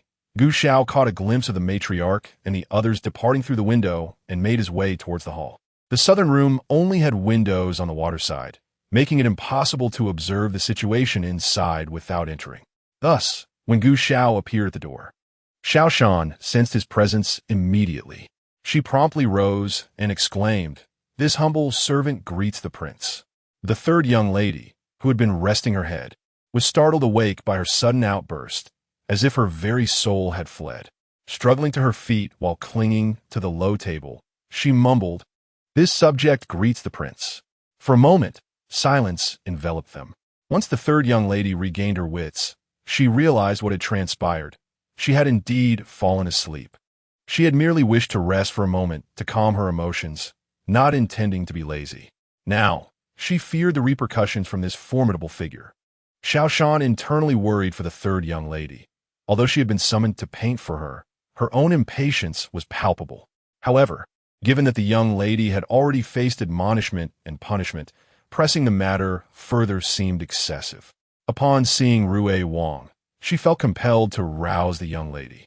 But the distance between their desks was too great for her to reach out in time, so she had no choice but to raise her voice. Gu Xiao furrowed his brow as he regarded the third young lady, questioning why she remained there.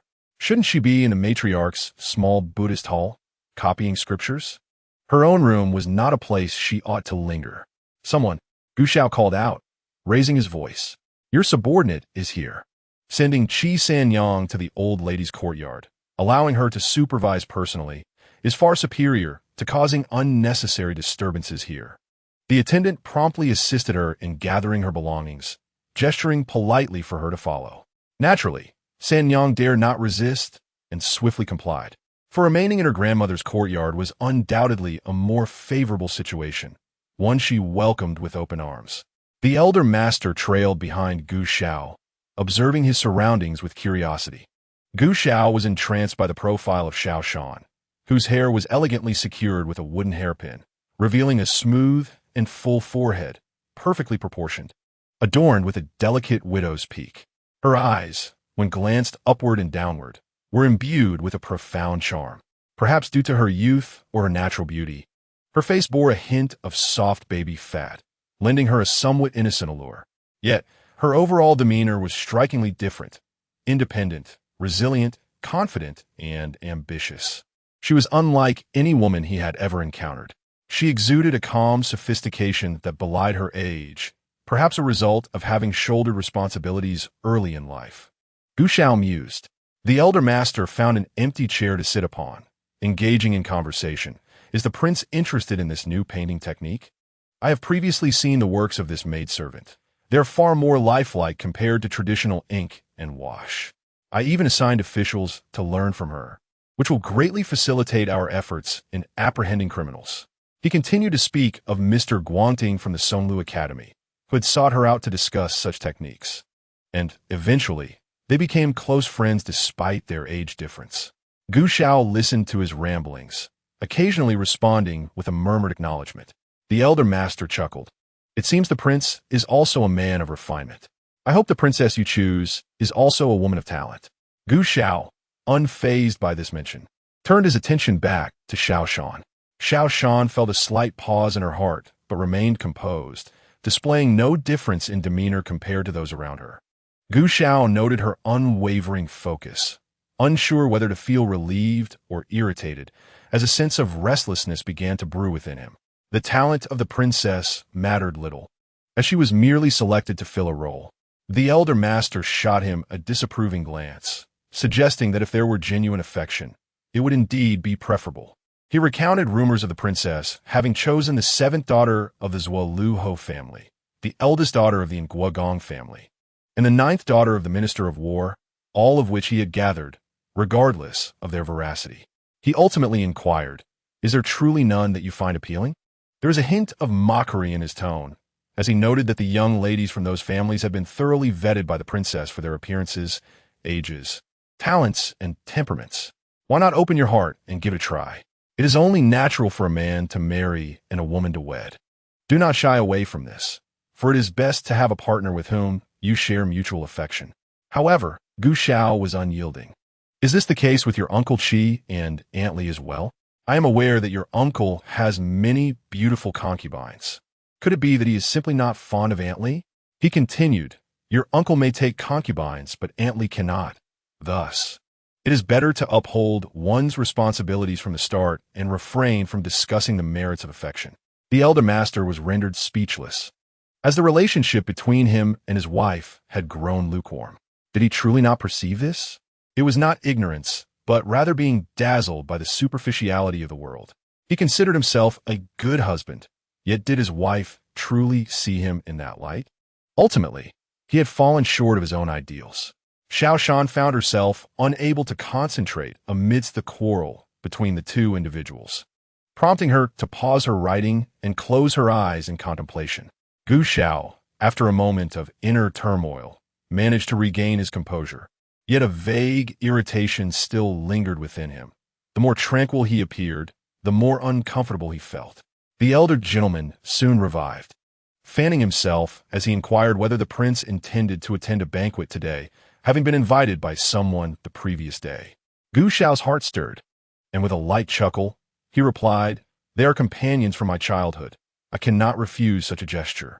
However, I find myself without a maid for this outing, and given the nature of the venue, an establishment known for its frivolities, I might need to select a suitable attendant from the estate to avoid any mischief they might incite against me." The elder gentleman understood his implication.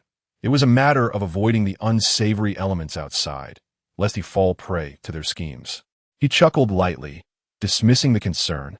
"What of it? I shall have someone fetch a few exceptional maids for you to choose from." Although the prince was known for his temper, his noble status and striking appearance attracted many admirers, and it was said he had never laid a hand on a woman. Gu Xiao casually glanced at Xiao Shan's reaction. Excellent. She remained unfazed. Was she truly devoid of jealousy? Was she not the one most prone to envy? He was on the verge of selecting someone else, and yet she seemed undeterred. Xiao Shan had been listening to their incessant chatter, her nerves taut, which had left her thoughts somewhat disordered. At this moment, she cleared her mind and resolutely commanded, "Come with me." Gu Xiao abruptly stood, approached Xiao Shan's desk, and rapped lightly on it, signaling her to set aside her brush and accompany him.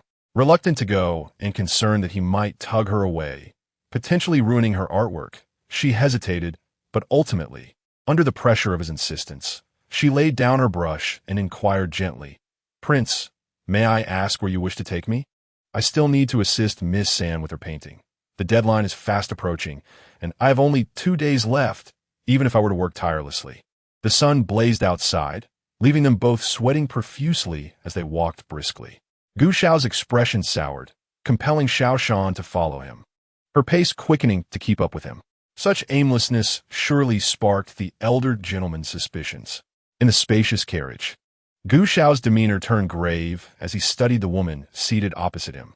Compliant and courteous, he had initially believed her to be so, yet the more he learned, the more he discerned that this was merely a fade she had crafted. Perhaps it was time to reevaluate her.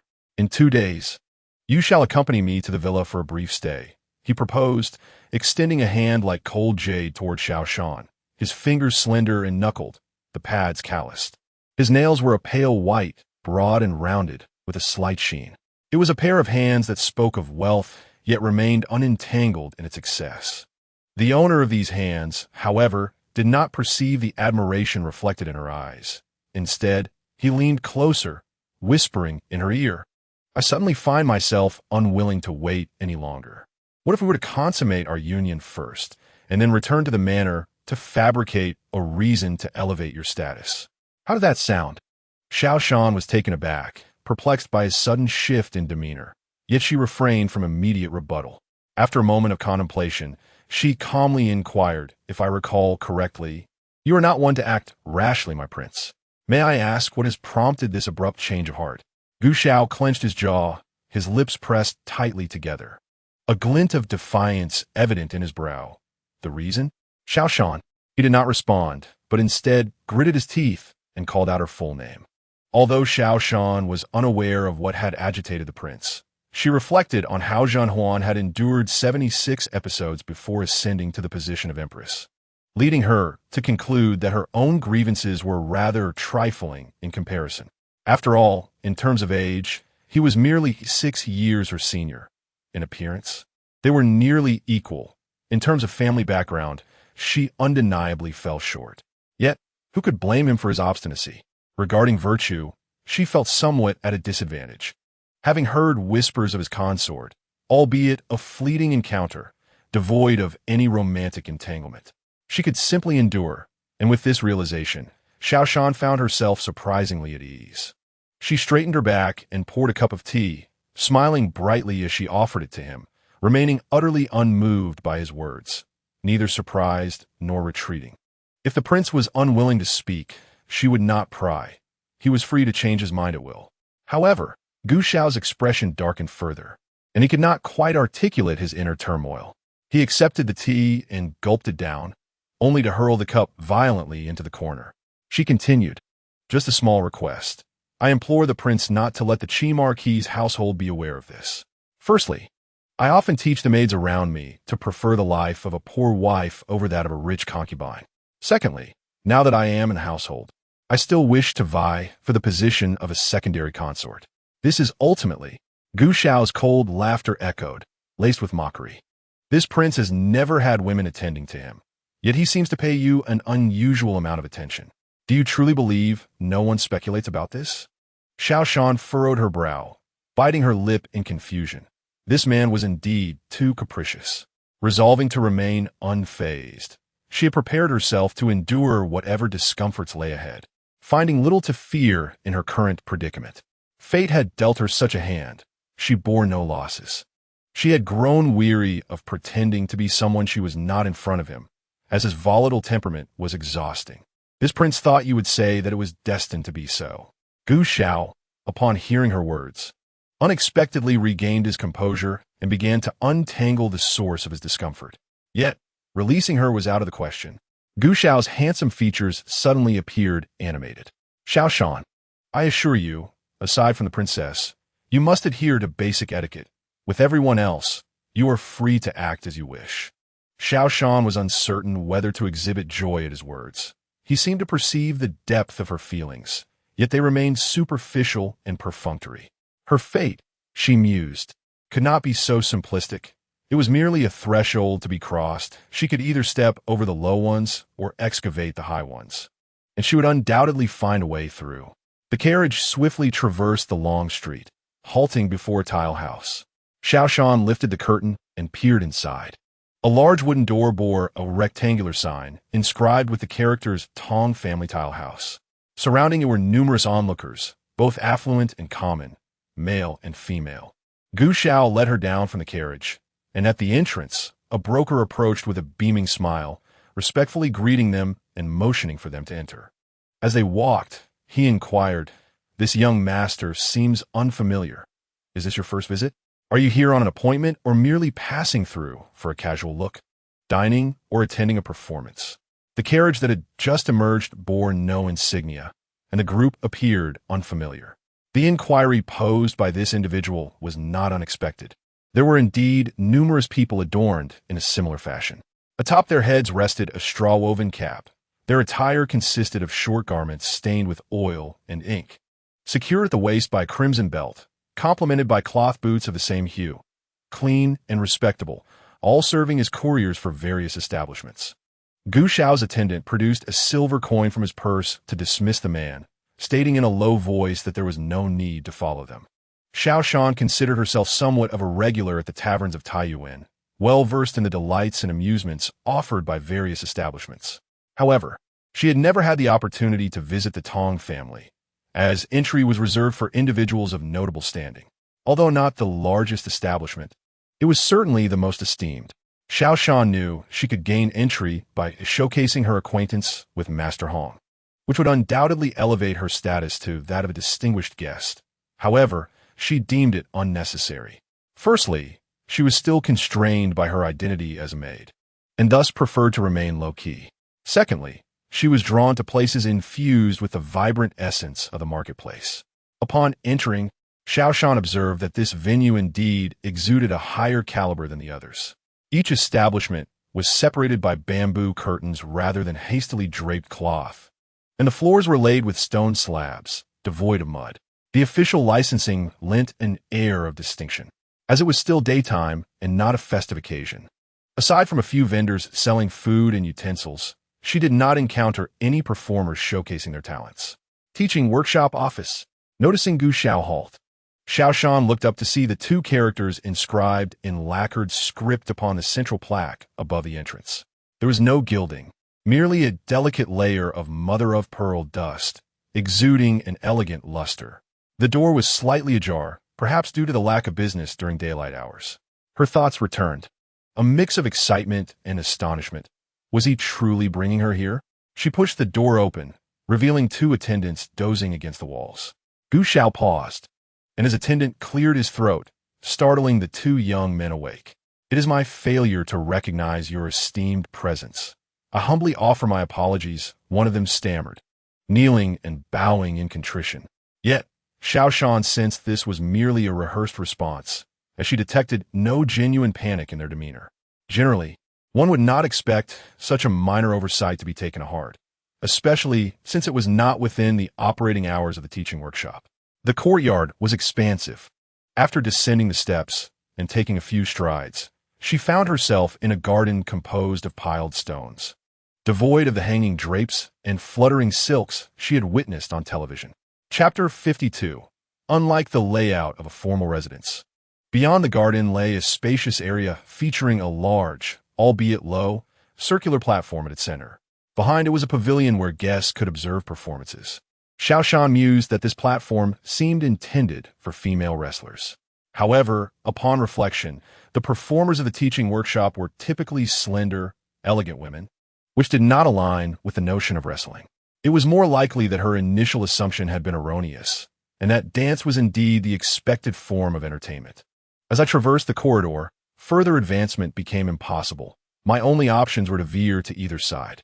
Upon rounding a bend, I was greeted by a picturesque scene. Lush willows and flowering trees intertwined, rocky outcrops harmonizing with elegant pavilions, and sturdy bamboos interspersed with climbing vines. The black-tiled roofs and azure walls complemented the cheerful chirping of birds, creating an enchanting atmosphere. Along the way, I encountered not a single soul. A realization dawned upon me. Could it be that this scoundrel had orchestrated the clearing of the premises? It was merely noon, the time one would expect to see bustling activity in the courtyard.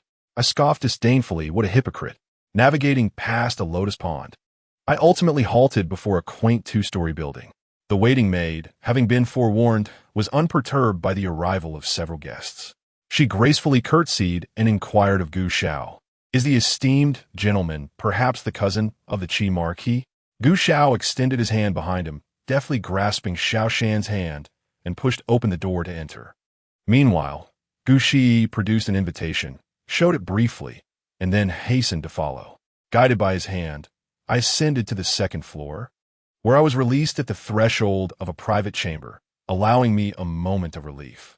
Inside, several dancers, adorned in diverse attire, gracefully twirled barefoot on the bamboo matting, their slender waists swaying like willow branches in the breeze. Upon Gu Xiao's entrance, the guests flanking the main seat promptly rose. Halting the dancers and bowing respectfully, "We greet His Royal Highness." "Dispense with formalities. Take your seats," Gu Xiao replied, settling into the principal position. I hunched my shoulders and lowered my gaze, striving to diminish my presence. Unbeknownst to me, the mere act of Gu Xiao bringing a woman along was a rarity, prompting one audacious soul to jest. Now that we are here, why does the prince come accompanied by beauty? Is he perhaps concerned we might not offer adequate hospitality? A collective gasp filled the room. While they had maintained correspondence with the prince over the years, the true nature of his temperament could only be discerned through personal interaction. How brazen of this fool to jest with the prince! Just as they contemplated a response to lighten the mood, Gu Xiao leaned back, suppressing his ire, and chuckled. It is not that I fear your hospitality, but rather, I prefer not to have outsiders attending to me. Understanding dawned upon the assembly. I discreetly lifted my gaze to behold the speaker, a youthful lad of 18 or 19, with rosy lips and pearly teeth, his eyes sparkling like dew on lotus leaves. Adorned with a golden crown and a jeweled belt, he was undeniably striking. Beside him sat a young man in flowing robes, his collar slightly undone, revealing a glimpse of his collarbones and fair chest. Additionally, a cadre of affluent and nonchalant second- and third-generation elites added to the scene. A light rapping echoed from outside. It was by Shun, the steward of the academy, who bowed and inquired, "Your Highness, esteemed gentlemen, it is midday and time for lunch. Might you deliberate on where to serve the meal? Bring it to this private chamber." Gu Xiao replied with a casual tone, and the others voiced no objections. Shortly thereafter, the steward arrived with several attendants, each placing a food box before the guests for a shared meal. Before leaving, Gu Xiao instructed him to take Xiao Shan to dinner. Xiao Shan, not wishing to remain a mere backdrop, cheerfully departed. Inside, several individuals conversed while dining, initially broaching the subject of Gu Xiao's marriage. Inquiring about the young lady he had chosen, Gu Xiao withdrew his gaze from the door, responding indifferently, "Whoever the princess selects is acceptable to me." Duan Jingxiu interjected, questioning the nature of the relationship between the prince and that particular maid. Was she a concubine or merely a servant? Bu Yinzhao, with a playful expression, remarked that the prince seemed to have developed an interest, pointing out that he had been particularly attentive to her, concluding with a jest about the prince testing her loyalty. Bu Yinzhao, once a simpleton, had shared a bond with Gu Xiao from their childhood, having endured abduction together and successfully escaped, which endeared him to Gu Xiao. Familiar with his straightforward nature, Gu Xiao was unoffended by his jesting. They had both been taken while visiting relatives, and he had protected Gu Xiao despite being younger. With a stoic expression, Gu Xiao sampled a dish, pondering whether he was speaking to himself or providing an explanation to his companions. He felt a slight inclination towards her, thus wishing to afford her some dignity, intending to host a banquet upon returning to the royal residence to formally accept her. He then inquired of another gentleman, "Why did you not attend the imperial examination in the capital this year?" Lu Yuan replied with a gentle smile, explaining that news had recently arrived from the capital indicating that the crown prince had been troubled. A master from the Fuan temple had decreed that a betrothal must be arranged to lift the prince's spirits. Gu Xiao understood that the Lu family had no interest in this matter, recalling that it coincided with the time the crown prince had gone missing. Fortunately, he was found soon after, though it seemed the young prince had been frightened. A peculiar sensation flickered through Gu Xiao's mind, as if he had grasped a fleeting clue, only for it to vanish swiftly. He felt he had overlooked something or had been deceived in some manner. Upon further reflection, the sense of nostalgia that had just crossed his mind seemed deeply connected to his true identity, despite the sage and the empress declaring him their son. Gu Xiao increasingly doubted this as he matured, even though they treated him exceptionally well. Your Highness, Your Highness?" Bu Yinzhao rapped on the table to regain his attention. "What is it?" Gu Xiao asked, returning to the present. "Nothing much, just the matter of the crown prince's betrothal. It strikes me as odd, especially since the boy is merely a toddler, and the father was quickly found afterward. Shouldn't the betrothal be annulled?" Gu Xiao paused, agreeing that it should be. Such practices were rare even among common folk, yet the sage insisted upon it, which seemed utterly absurd. "What is your view, Your Highness?" Gu Xiao scoffed at the idea of a betrothal, expressing uncertainty about his belief in Buddhism. However, he preferred to exert his own efforts in all matters, likening it to his experiences on the battlefield since the age of 10. If one relied solely on prayers to fend off enemies, he mused, one might as well prepare for countless deaths. As the group reminisced while discussing recent court affairs, nightfall approached swiftly. A delicate yet captivating sound of the pipa wafted from above, prompting Xiao Shan to look up. She beheld a young woman in a crimson dance attire, gracefully spinning with a sheer veil held aloft in one hand, before landing with elegance, all the while remaining utterly silent. Chapter 53. Xiao Shan's eyes sparkled with delight, her thoughts consumed solely by the genuine beauty of this enchanting maiden. Unable to suppress her smile, she shouted amidst the throng, "What a stunningly graceful beauty!" The vibrant allure emanating from the woman was unlike anything Xiao Shan had ever encountered. Among all the beauties she had seen, she dared to assert that this girl, in both form and essence, was undoubtedly exceptional. "Who is she?" Xiao Shan nudged the person beside her, inquiring.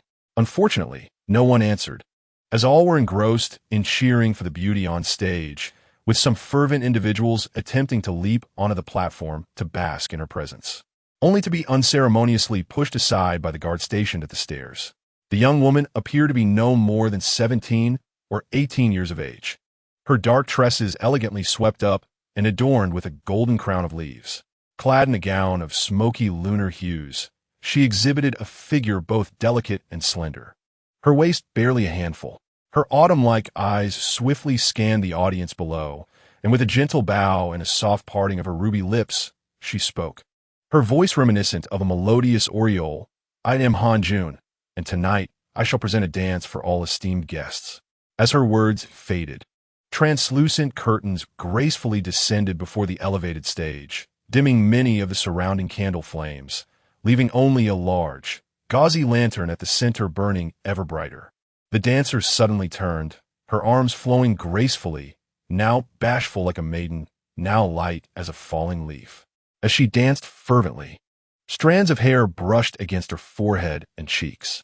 Xiao Shan mused that, had the audience not been so boisterous, one might have heard the beauty's breath, akin to the song of a nightingale.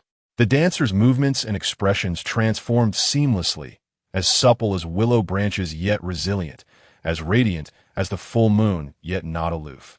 Accompanied by the increasingly vigorous drumbeats, her whirling figure did not descend to rest, but instead arched backward, leaping upward, resembling a celestial being poised to ascend to the heavens. As the candle flames extinguished, the spectators finally regained their composure, and the atmosphere erupted with praises and rapturous exclamations. The ordinary compliments for Miss Han Jun's dance were swiftly interrupted by those well-versed in poetry. When the jade conch is blown, the hair is lifted, and the bronze drum strikes, the inked figures leap. The jeweled tassels twirl as the constellations sway, and floral garlands dance like dragons and serpents.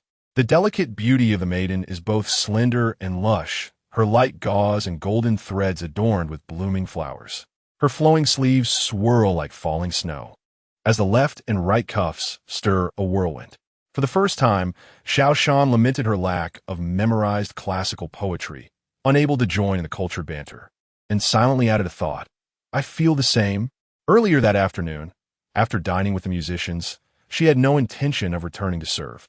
Although Gu Xiao invited her to an old friend's banquet, who could predict what secrets might spill forth amidst their merriment? For the sake of her own well-being, it was better to listen less. Besides, she believed that even if she did attend, she would merely be scolded away from the door, leaving her uncertain as to why he insisted on bringing her along. Awakening from a deep slumber, it was during the Shunshur hour that I learned from the entertainers that Gu Xiao was still inside. During this time, they had summoned several performers to accompany him, allowing Xiao Shan to set her mind at ease. In such carefree surroundings, he surely had no time to realize his negligence. Thus he merrily engaged in conversation and revelry with several beautiful maidens for a while. As the night deepened and the atmosphere grew more vibrant, the ladies naturally became busy. Xiao Shan wandered about alone, first observing the lively scene outside until the time of Su arrived, prompting him to consider whether it was time for him to take his post at the entrance. Upon returning indoors, he fortuitously encountered Miss Han Jun dancing, which instantly captivated his attention. After savoring the performance and applauding, Xiao Shan, still yearning for more, turned to ascend the stairs. Just then, he heard a series of claps from above, Looking up, he noticed a table set at the railing of the second floor. "Sixth Master, your servant here seems to be more enthusiastic than you are. Just look at her fervor during that performance. She might be exerting herself more than when attending to you," jested a young gentleman in splendid attire, eliciting a nervous reaction from those within earshot. Xiao Shan, without needing to glance, knew that Gu Xiao's expression must be grim at that moment. Soon, numerous candles were lit, illuminating the room as brightly as day, amplifying her awareness of her own presence. At this juncture, she found herself at a crossroads, whether to ascend or remain below, ultimately adopting a posture of respectful trepidation. Ordinarily, after such a jest, she ought to kneel and offer an apology. However, with the constant ebb and flow of figures around her, kneeling would be conspicuous and cumbersome. After a brief pause without hearing any response from him, Xiao Shan took a deep breath, refrained from raising her gaze, and, while apologizing, quickly performed a bow towards the table before hastening to the second floor. Just as her figure shifted, she heard his voice. "Are you waiting for your reward up there?" There could be no more mortifying moment than this. As she ascended the stairs, she steadied her emotions and inwardly chastised the loquacious man, pondering how he could be so oblivious to his companion's volatile temperament. With such remarks, he would surely impose a penalty upon himself for the sake of pride. Approaching the table, she refrained from looking at anyone and prepared to kneel. Had she known that seating was also available in this corridor, she would not have so brazenly stood below to watch. In other establishments, tables and chairs remained outside, never withdrawn. "Do not kneel here. Save it for later," she thought. Gu Xiao was indeed displeased. A meal had been consumed without a trace of him, and bringing her here was meant for amusement, was it not? Yet, if a punishment were to be meted out, it should be privately, not in front of others. Heeding his unspoken command, Xiao Shan straightened her posture and met his dark, brooding gaze. Through those eyes, she sensed a mixture of grievance and helplessness, which inexplicably stirred feelings of guilt within her. How peculiar! How could this man possess such a gaze? Doubting her own perception, she refocused only to find that he had turned his attention to the elevated platform across the way. Gu Xiao remained indifferent, and others found it inappropriate to comment further. It was merely a jest, yet no one noticed the fleeting glimmer in Wang Yanhua's eyes as he spoke. Clearly, his words were not mere pleasantries. He simply did not anticipate the dynamic between the two individuals, one seeking forgiveness, the other unperturbed, seemingly devoid of personal feelings. Perhaps he was overthinking. Out of concern for his sister, he felt compelled to be vigilant. After all, Lu Lang was accompanied solely by a concubine designated by the palace, who seemed rather indifferent. However, if he allowed someone to occupy his heart, circumstances would shift dramatically. While the position of a princess was beyond contemplation, the side consort was a necessity for the Wang family. Setting aside Wang's ambitions, his sister's unwavering affection required his support. Chapter 54. The stage was filled with a cacophony of singing, a performance that elicited yawns from the audience. Xiao Shan could not fathom why the teaching bureau would engage in opera. Was it not more fitting to watch beautiful maidens dance and sing charming melodies? There were dedicated venues outside for theatrical performances, boasting a plethora of plays from all corners of the land. Xiao Shan did not entirely disdain the music, yet the style was markedly different from any she had encountered in later times, and the pronunciation bore no resemblance to the Taiyuan dialect, leaving her utterly bewildered. Moreover, the selection of soft, sorrowful melodies was wholly unappealing to her tastes. Fortunately, once the act concluded, the performers finally shifted to another location. As Gu Xiao passed by Xiao Shan, he noticed her listlessly wiping away tears and paused. With an air of condescension, he inquired whether she found it enjoyable, gesturing for the others to proceed. Surprised by the complex disdain in his gaze, Xiao Shan pondered if her earlier indifference had been too overt. Reflecting on her previous enthusiasm for the dancer Han Jun, she realized that it was only natural for her to support her master's enjoyment of the performance, especially since he and his companions clearly relished the opera. Having reached this conclusion, Xiao Shan beamed at him, exclaiming, "It's delightful. The singing is truly exquisite. If it weren't for the lack of funds, I would have loved to reward them." This latter statement was not entirely disingenuous. although she had money. It was hardly appropriate for a servant to bestow rewards in front of her master. While she may not have grasped the lyrics, she appreciated the heartfelt performance. And earning money was considerably easier for her than for the performers. Thus, whenever she visited the tea houses to enjoy the festivities, regardless of her satisfaction with the show, she would still offer tips as deemed appropriate. Seeing her move to tears, Gu Xiao, despite his disapproval of the narrative and his confusion over what had stirred her emotions, instructed his attendant to provide another monetary reward. Then, casting a glance at Xiao Shan, he silently conveyed, "Observe how benevolent I am towards you." However, Xiao Shan interpreted it as, "Your taste aligns with mine, commendable." Unbeknownst to them, both secretly judged each other as preferences, finding the antics of monkeys far more entertaining than this exhausting spectacle. Wang Yangbua descended 2 steps and turned to look, discovering Gu Xiao engaged in conversation with his maid. Uncertain of what the maid had uttered, he felt his previously overwhelming aura dissipate into thin air. Wang Yangbua narrowed his eyes, quickly averting his gaze. It was evident that their relationship was far from ordinary master and servant. Contemplating the impending competition, he formulated a plan. Moreover, he resolved to inquire with the servants of the Qi afterward to ease his mind. The courtyard was bustling with activity. Some gathered in small groups, while others observed alone. Some frolicked by the water's edge, releasing lanterns, while others engaged in music and conversation within the pavilions. As Xiao Shan traversed the cobblestone path, she beheld 2 women on the platform, realizing it was a venue for sumo wrestling. The competitors were quite stout, each weighing at least 130 pounds, engaging in a vigorous contest of push and pull, eliciting waves of gasps and cheers from the audience. Xiao Shan surmised that, much like the taverns outside, wagering was likely permitted here.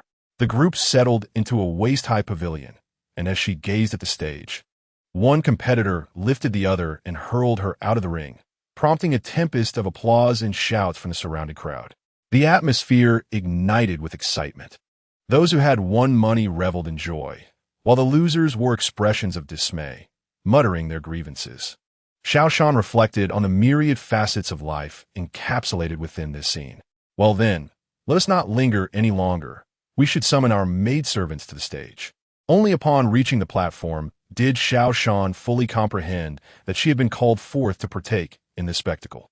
Fortunately, the participants were not professionals, so there was no need for a change of attire. Cautiously, she observed the others on stage, uncertain of their martial prowess. Their attire appeared competent, resembling warriors, yet their expressions betrayed a lack of confidence. Whether feigned to deceive or genuine fear remained unclear. Why are these young ladies not making a move? Who brought them here? It was evident that such antics were not a novelty for their companions. Not wishing to remain a mere spectacle, Xiao Shan initiated the first strike, landing a precise blow to down her opponent without throwing her to the ground, as a fall would be quite painful for an average person. After all, she could simply slide off the edge herself. Yet, her opponent, ungrateful, attempted to grasp her pant leg, prompting Xiao Shan to evade deftly, wary of stepping on her. Frustrated by repeated attempts, she seized the opportunity to deliver a kick, sending her adversary tumbling down, though she refrained from exerting too much force.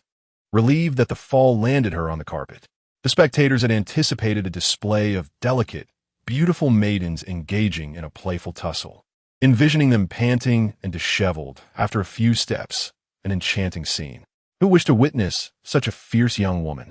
Out of a total of 8 contestants, she had already dispatched 3 with little semblance of delicacy, presenting herself as a lean contender in a master-esque competition.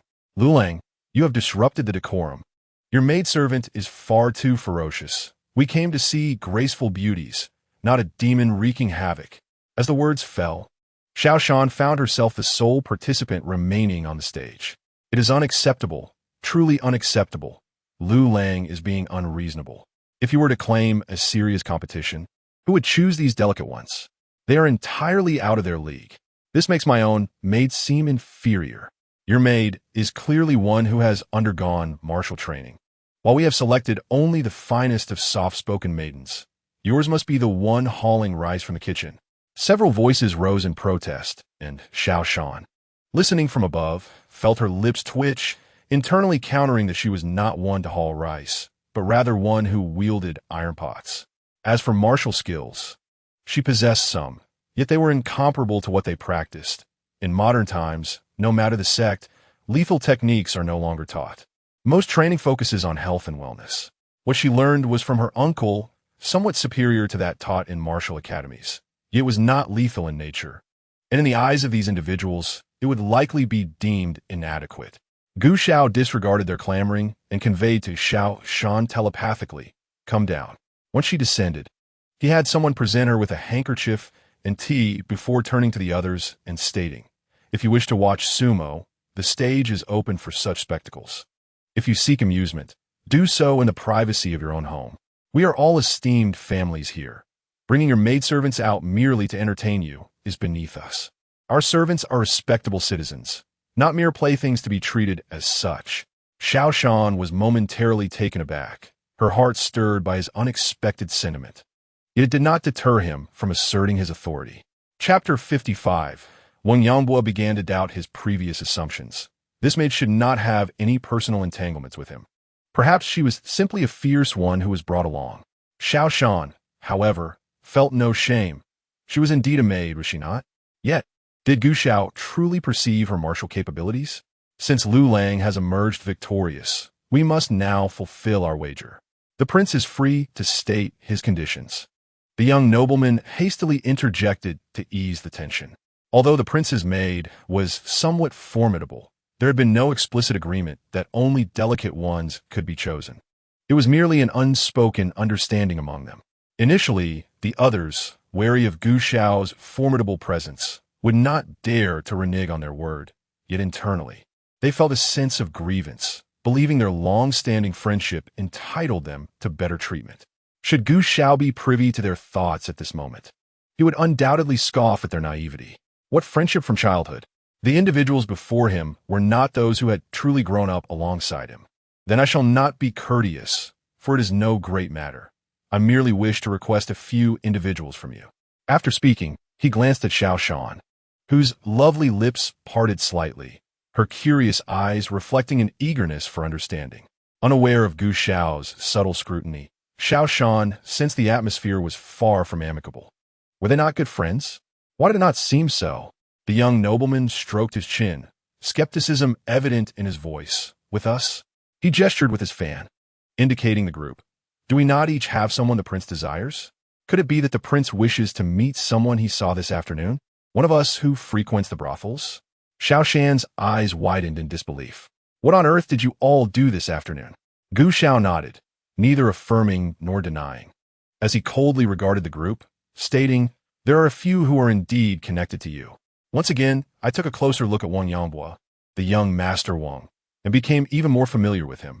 When it was the turn of the brocade-clad young master to drop his jaw in astonishment, he was gripped by an ominous premonition. The emotions flickering in the eyes of the others were full of intrigue. Wang Yangbua's expression grew somewhat unnatural as he suppressed his agitation and tentatively inquired, "Does the prince have a past with her?" However, Gu Xiao turned his gaze towards the brocade-clad young master and stated, "The pleasure house in Taiyuan is managed by your esteemed family, is it not? I intend to take away the one named Han Jun today. As for the person hidden within the Wang household," Gu Xiao gestured to two attendants, commanding, "I shall dispatch someone to accompany you shortly. Young Master Wang, please." The attendants seized Wang Yangbua firmly, lifting him. "Your Highness, I will take her away," Gu Xiao remarked, uninterested in the other's protests. Initially, he had intended for his subordinates to locate the person and bring her out directly, but that individual insisted on seeking revenge herself. Having done all he could, he decided to let her be. Wang Yangbua's face turned ashen, feeling as though he was plummeting into an icy abyss.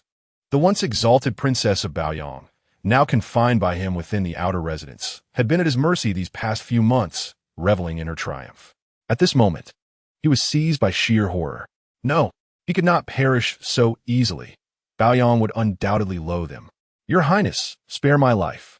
I am willing to offer half of my family fortune. No, all of it. Everything. Please, Your Highness, grant me this one mercy." Wang Yangbua struggled violently, pleading, It was firmly restrained by the two attendants. "What are you hesitating for?" Gu Xiao remained unmoved. While the Wang family's wealth was considerable, it held no significance for him. Soon enough, Wang Yangbo was silenced and taken away from the pleasure house, leaving no one but those few in the room aware of his fate. Xiao Shan shrank back, wishing desperately to transform into stone or become deaf at that moment. She truly did not wish to know any of these matters. After dealing with Wang Yangbo, Gu Xiao felt quite pleased and noticed Xiao Shan's wariness, thinking he would clarify things later. A series of knocks echoed from outside the door, followed by the announcement, "Master, Miss Han Jun has arrived." The brocade-clad young master instinctively glanced at Gu Xiao, silently inquiring whether to let her in. Gu Xiao nodded and called, "Come in." Xiao Shan turned to the doorway, observing that Miss Han Jun appeared entirely different from the afternoon's attire. She had shed her travel-worn appearance, donning the garb of a common woman. Though her face remained the same, her demeanor had shifted completely, the previous hint of seductive charm now absent. In its place was a resolute and clear-eyed expression. Her willow-like brows had become more pronounced, and her posture was upright, devoid of any lingering softness. Xiao Shan found herself increasingly fond of this young woman. She discreetly cast a glance at Gu Xiao. If it were merely to rescue someone, that would be one thing. But if he had taken a liking to this young lady, Xiao Shan would feel quite sorry for her. If, by chance, the young woman were unwilling, she was uncertain whether she could assist. Obtaining household registration and travel permits was not difficult, but ensuring her a stable future after departure was another matter entirely. Han Jun naturally sensed the girl's unreserved and intense gaze. Initially expecting to evoke feelings of wariness or aversion, she was instead met with kindness. Kindness? How long had it been since she felt such a sentiment? However, the young girl displayed no signs of affection towards her. If she were to express admiration for the prince, it would likely not be the case. "Your Highness, thank you very much." Han Jun knelt before Gu Xiao, performing a grand gesture of respect, prompting Gu Xiao to instruct Xiao Shan to assist her in rising. Xiao Shan, momentarily dazed by Han Jun's radiant smile, failed to notice the darkening expression of another. Initially intending to offer her a few words of explanation later, it became evident that her concerns were unfounded. Han Jun exhibited no signs of jealousy, and instead appeared captivated by the other's beauty. Gu Xiao perceived the glimmer in her eyes, as if she had stumbled upon a treasure, a glimmer he had never witnessed directed towards himself. Could it be that he was less appealing than this Zhao Shuyang? Had Xiao Shan been privy to his silent musings, she would assuredly refute them, asserting that his visage resembled that of a deity, unmatched in allure. In terms of appearance, while Han Jun was indeed lovely, she merely possessed an average beauty. Curiously, however, she effortlessly drew the attention of others. "It is but a trifling task, no need for thanks," Gu Xiao remarked politely, instructing the attendants to present her with the deed. "You should keep this for yourself." Han Jun did not decline, taking it into her hands and meticulously examining it twice. Feeling her very soul tremble with the realization of her newfound freedom, she carefully folded it and placed it in her bosom, as she would need to visit the government office tomorrow to finalize the matter. Subsequently, Gu Xiao coldly illustrated the truth that, though he was not in Taiyuan, he could still exert influence over it at any moment. After witnessing a series of farcical events, Xiao Shan felt she might be sick from her role as an observer when she finally received the command to return home.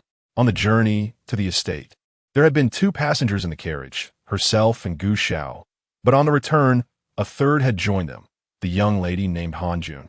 During the ride, Xiao Shan listened intently to their conversation and discovered that Han Jun was the biological sister of the previously mentioned princess of Baoyang, and that her true name was Xu Yang. Han Jun had grown up at her uncle's home, while the princess had only been found later in life. Upon arriving at the Chi-Ho residence, Xiao Shan hesitated, contemplating whether to inquire if Zhao Shuyang required assistance, considering their previous acquaintance. Surely, she would not be treated casually. Chapter 56. The boat swayed gently, traversing the serene waters and navigating through the tumultuous waves. In the inner chamber, Xiao Shan awoke from her slumber, her eyes reflecting a hint of bewilderment. Fortunately, her memories quickly returned, and she swiftly recognized her current situation. A glance downward revealed that her garments had been changed, inducing a sense of unease. However, upon further inspection, she discerned no signs of the rumored discomfort often associated with first encounters. With a sigh of relief, she unfastened her collar, rolled up her trousers, and examined her waist. Her skin remained as fair and supple as ever, much to her good fortune. With great care, Xiao Shan slipped out of bed, gathering her disheveled hair into a loose bun at the back of her head. Unable to locate her outer garments, she casually wrapped herself in a blanket. With a creak, she opened the door and stepped outside, where a waiting maid approached with a radiant smile, performing a respectful curtsy. "Miss G has awakened. I shall assist you with your morning rituals." Today, the young master rose early to catch 2 fresh fish and a basket of shrimp. Before coming ashore, he specifically instructed the kitchen to prepare dishes you enjoy. "The young master is truly exceptionally kind to you," the maid concluded, her final words imbued with sincerity. Once again, a wave of nausea washed over Xiao Shan as she discerned the unabashed desire that Gu Xiao harbored for her. The conversations surrounding her were predominantly filled with such sentiments, predominantly urging her to recognize her fortune and to act accordingly. For a common woman, half a servant, to catch the eye of a nobleman, and for him to so openly express his interest, seemed to others a stroke of extraordinary luck, akin to smoke rising from ancestral graves. They would implore her to cleanse herself and present herself to the esteemed gentleman, to serve him joyfully. The notion of escaping this fate seemed utterly incomprehensible to them. One ought to maintain a certain decorum. After all, who would risk incurring the disdain of such a distinguished individual? Xiao Shan longed for Gu Xiao to release her immediately, granting her the freedom she so desperately craved. After completing her morning rituals, her maid presented her with a fresh outfit. A large food container was brought in from the kitchen, containing a breakfast of fish porridge, shrimp dumplings, salt-edged shrimp in scallion oil, glutinous rice fish, cabbage rolls, shredded fish, and a plate of flour rolls. After her tumultuous dive into the water a few days prior, she had not fully recovered and lacked an appetite, opting for only 2 bowls of plain porridge with shredded meat, forcing down a couple of flour rolls as she resolved to regain her strength swiftly. As she finished her breakfast, Gu Xiao had yet to return. In her mind, she wished he would not come back, hoping that a formidable woman or a bandit might whisk him away, for she would surely light incense in gratitude every day. The thought of soon stepping onto Gu Xiao's territory filled her with dread. Once she crossed the threshold of his home, escape would be nearly impossible. She recalled her brother's recent academic success, having secured a commendable rank, and she prayed that he would return promptly upon completing his duties. "Xiao Ji, dear brother," she silently implored, "even if the Duke's residence claims that I have eloped with the cook, do not confront them." Suddenly, Gu Xiao entered, having returned. "Miss, you have risen late. Have you eaten?" He strode to the table, pouring himself a cup of tea, his expression inscrutable as he gazed at Xiao Shan. "Awake now?" The seemingly innocuous inquiry was laced with the undertones of mockery, as if he were questioning whether her recent plunge had revived her senses or if she needed another dip to fully awaken. Xiao Shan felt compelled to bow her head under his roof. This man was hardly known for his amiable disposition. It was prudent to respond to his inquiries directly. "I am awake," she replied, though she hesitated, unwilling to let go of her defiance. "You have abducted me without fear of the unforeseen consequences that may arise."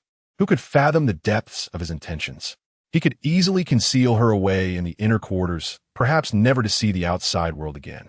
The Duke's residence was replete with concubines and handmaidens. Many spent their lives behind closed doors, while the ladies of the household enjoyed social engagements. Those favored might venture out for shopping or to worship at temples. Yet, Gu Xiao would never allow her such liberties, not for at least a decade. Furthermore, society would likely judge her, deeming her an ungrateful commoner who had attracted the affection of a distinguished gentleman, destined for a life of luxury and comfort. Xiao Shan felt a profound sense of disillusionment. She retreated to her bed, enveloping herself in the covers. What was this malaise that had overcome her? Was she simply weary? Gu Xiao understood her unspoken words and the retracted sentiments, yet he remained indifferent. He approached the bed and stood quietly, gazing at the silkworm pupae for a moment before letting out a light chuckle, nonchalantly pulling her up. "You scoundrel!" Xiao Shan abruptly flipped over to sit up, the unarticulated frustration and resentment swelling within her, causing her heart to ache. Facing the towering figure of the man above her, she felt compelled to maintain her dignity and stood on the bed. "Gu Dage, Gu Gongzi, Gu Darren, what is it that you find appealing about me? In terms of beauty, it's hard to say who has the upper hand, and in all other respects, I am utterly lacking. What peculiar taste do you possess? Wouldn't it be more delightful to marry a lady of equal status, living harmoniously together? You insist on making things difficult. Why not find someone more suited for your games? I have no desire to be a mere mistress, indulging in your sordid tricks. Your behavior would befit the villainous characters in a tale, deserving of a swift punishment." The previously relaxed atmosphere shifted dramatically as Gu Xiao's temper flared upon hearing her exclaim "scoundrel." He was momentarily angered, but then contemplated the notion of who was at a disadvantage, recognizing the mutual attractiveness they both possessed, deeming them a fitting pair. However, her last few remarks reignited his fury. Gu Xiao's gaze turned sharp and frigid as he grasped her delicate neck with his large hand, tightening his grip incrementally. Memories of a beloved kitten from his childhood surfaced, one that had spurned him in favor of those who were unkind. The girl before him began to resemble that cat, and he felt the weight of an icy and vexatious body at his feet, gasping for breath while pleading for mercy. "Gu Xiao, even as a ghost, I shall not spare you." Xiao Shan gasped under the pressure, desperately clawing at his wrist, feeling that dying this way would be insufferably unjust. Unlike the reckless abandon she felt when she had contemplated jumping, this moment felt entirely different. The cat could not speak, yet Gu Xiao seemed to be scorched by her tears, releasing his grip and turning away. "Do not test your tongue, only you will suffer in the end. I have always detested defiance. It would serve you well to be more compliant." With that, Gu Xiao tossed aside his sleeve and exited to change in his room. Xiao Shan lay on the bed, not responding. Exhausted from the tumult, she eventually succumbed to sleep. During her slumber, someone entered, covering her with a blanket and administering medicine. Chapter 57. Another night passed, and daylight broke. Xiao Shan awoke around noon, her throat dry and painful, coughing harshly. A maid entered to attend to her, offering a cup of water. "Miss, you had another fever yesterday. The young master stayed by your side for a whole day and night before resting." Xiao Shan remained unmoved. If the scoundrel did not abduct her, neither of them would need to trouble the other. Her illness was indeed his doing. After eating and taking her medicine, she found herself at a loss for what to do aboard the ship. She called for a maid to keep her company, engaging in a casual conversation. "Are we nearing our destination? The Duke's residence is in Taiyuan, while my brother is in the capital, and I am currently being taken to Yizhou. Indeed, we shall arrive in Chengdu in 3 days." Gu Xiao, upon hearing a commotion from next door, rose to check on her. The individual in bed appeared pale and devoid of color, with dark circles under her eyes. Gu Xiao found this frail and wan version of Xiao Shan quite displeasing. She ought to recuperate properly now that she was home. Such a delicate and beautiful flower should bloom ever more vibrantly to be truly pleasing to the eye. It should remain in full bloom on the branch to be in accordance with one's desires. It was not in vain that he had once played the role of a despicable villain and unscrupulous thief for her sake. Xiao Shan, having vented her anger and feeling less suffocated, now concealed her thorns, appearing gentle and compliant. She understood that the obstinate man would not heed her thoughts or counsel, and thus deemed it unnecessary to waste her breath. Instead, she contemplated how to extricate herself from the situation. Gu Xiao placed his hand on Xiao Shan's forehead for a while, and when her body temperature returned to normal, he felt relieved. He embraced her, playing with her delicate hands. Just a few days prior, she had insisted on returning home to host a banquet before she would consent to serve him. She had also pressed him not to obstruct her future endeavors in opening an inn and acquiring property. Had she truly been deceiving him? He had agreed to her terms, only to discover that she had taken the opportunity to win the maid's bracelets and rings at cards, wearing them as she leapt into the river. Fortunately, he had managed to retrieve her. Xiao Shan mused that indeed she had deceived him. The interplay of truth and illusion served to confound his judgment. She brushed aside his large hand and turned to glare at him. I was meant to don crimson and a veil to marry as the principal wife. Yet you insisted on forcing me into the role of a concubine. Not only will I be unable to hold my head high, but I will also bear the blame if I bear children. In this world, social standing and the distinction between legitimate and illegitimate offspring are matters of great concern. Why should I tread the path of degradation alongside my children when there is a smooth road before us? Gu Xiao recognized that she harbored no affection for him. Her lofty spirit and lack of kind words were merely to be expected. Hearing her mention their future progeny, he assumed she had resigned herself to fate. Yet he remained troubled about their future. After a moment of contemplation, he promised, I shall endeavor to select a virtuous and magnanimous wife for you, one who will not cause you distress. However, the matter of children is somewhat complex. After all, gender status is rather low. Otherwise, marrying her would be quite fitting. Though there exists the notion of a primary wife, families of officials would never entertain such an arrangement. It was merely a pleasant title, undermining the dignity of my wife while offering you no real benefit, inviting ridicule upon the family. This statement held merit in this dynasty. Many merchants took primary wives to assist in both domestic and external affairs. After all, mingling with concubines among respectable women seemed an intentional affront. Yet merchants, after years of toil, could not do without a mistress to manage the household, care for the elderly, and educate the children, tasks that servants could not fulfill. Thus, some families would elevate a primary wife to accompany the man in public. Once you bear children, I shall elevate you to the status of a secondary consort. The offspring will be recorded under my legitimate wife's name, deemed legitimate in title, even if not in the manner of birth. Though it may lack the prestige of being born to the primary wife, it sounds far more favorable. With my affection, my children, even if born of concubine, will hold a nobler status than those of others. Yet, despite Gu Xiao's extensive reassurances, Xiao Shan found not a single word to her liking. She was tempted to burst into laughter, imagining delivering him several resounding slaps to alleviate her pent-up frustration. If he were to take her back, she would become a canary in his private quarters, suffocating under the weight of such indignity. The pain of this affront to her dignity was beyond the comprehension of those ancient men who seemed to believe women were born solely to be cherished pets for men, existing only for their pleasure. Concepts such as equality, human rights, and love were mere words, rendered meaningless in their eyes. Thus, she shifted the conversation, inquiring about her brother. Gu Xiao produced a small scroll from his bosom and handed it to Xiao Shan, indicating she should read it for herself. This message had just arrived that morning. Upon reading, Xiao Shan learned that her brother had disappeared after the imperial examination. The good news was that he had not made enemies. But the bad news was that it remained uncertain whether he had been selected by the emperor for service. Could it be understood that her brother was missing? Was this news false? Did he fear that she might learn of her brother's promising future, and thus concoct a falsehood to deceive her? Perhaps it was Gu Xiao's wretched reputation that led her to doubt this bad news. The two siblings, powerless and without influence, could hardly contend against the whims of a man. If he had harmed her brother, at least she could plead for mercy, as her own body would be the price.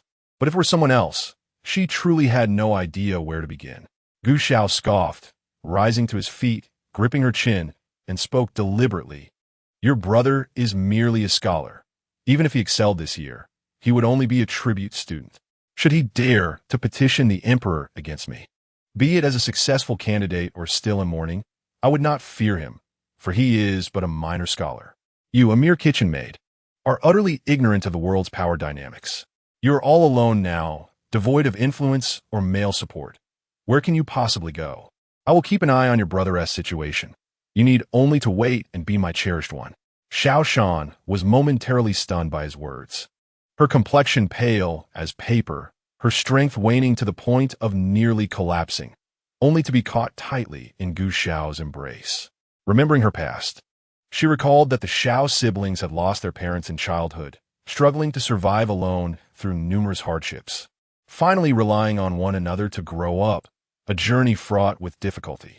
Gu Xiao, surprisingly softened, placed a kiss in her hair, and comforted her, saying, "Jinner, do not fear. Your husband will always be by your side. As long as a person exists, traces can be found. I will help you locate your brother, I promise. If he is alive, we will find him. Should he be dead, there is no need to share that with you. Let's assume he has simply vanished from the world. There must be some misunderstanding. Perhaps your brother has merely gone to visit a friend and missed the informant you sent. Not on a list. No matter, he could try again in 3 years. What matters is that he is still alive. How mischievous he is this time, scaring me so. Is it possible he failed the palace examination? Afraid I would be disappointed and not dare to return? Xiao Shan, lost in her thoughts, incessantly sought excuses and reasons, resolutely refusing to believe that her brother had met with misfortune. Chapter 58. Xiao Ji had always been gentle and cultured, never easily falling into conflict with others. How could he have disappeared without reason?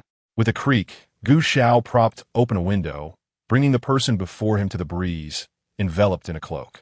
The autumn wind over the water sliced through the air like a knife.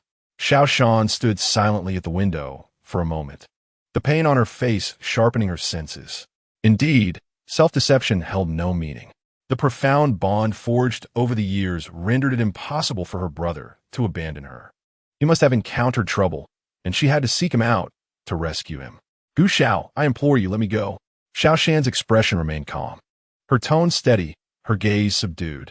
Struggling free from his embrace, she stepped back a few paces and knelt on the ground, the sound echoing sharply.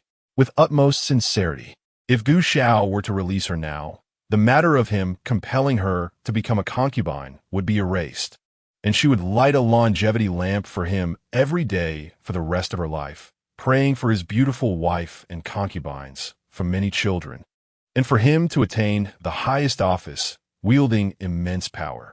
She knew her own nature well. Should she be taken back and confined in the inner chambers, they would become bitter enemies. She would spare no effort in devising ways to counter him. And Gu Xiao was no ordinary man.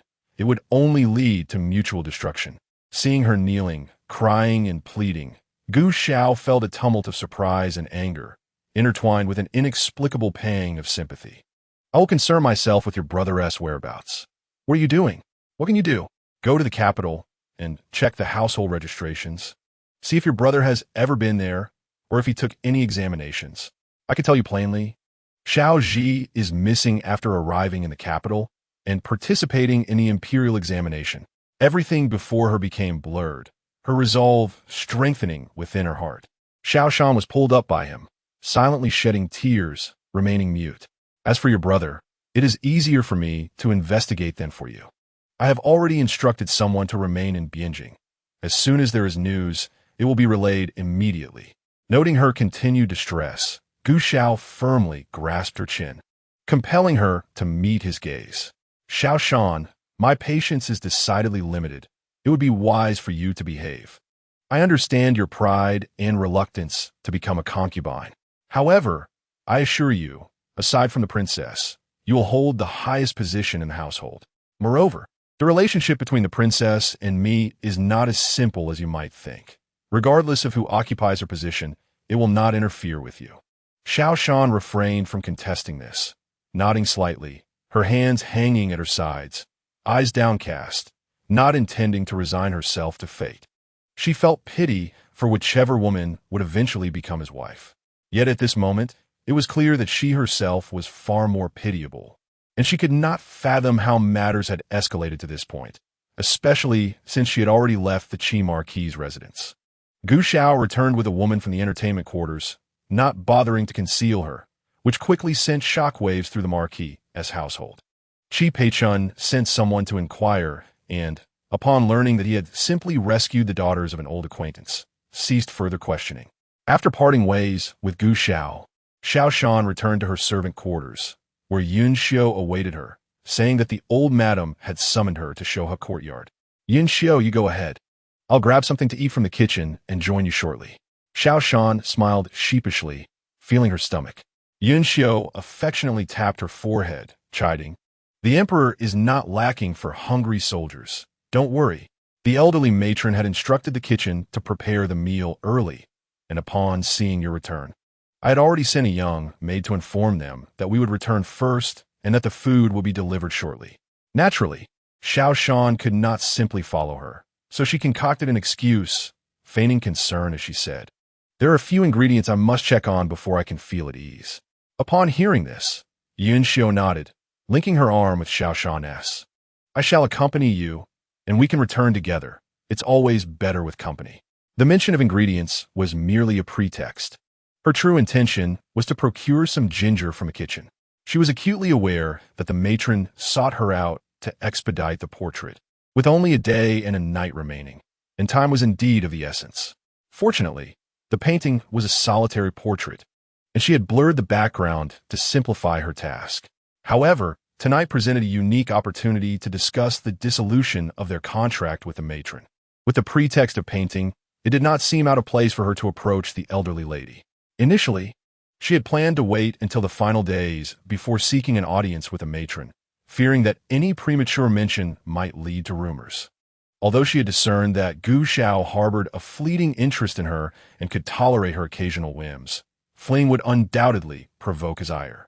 A young nobleman born at the apex of society, with a proud disposition, would be incensed to learn that she was plotting to escape rather than accept the role of his concubine.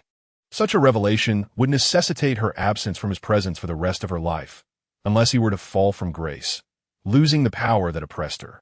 Otherwise, her existence would be fraught with hardship.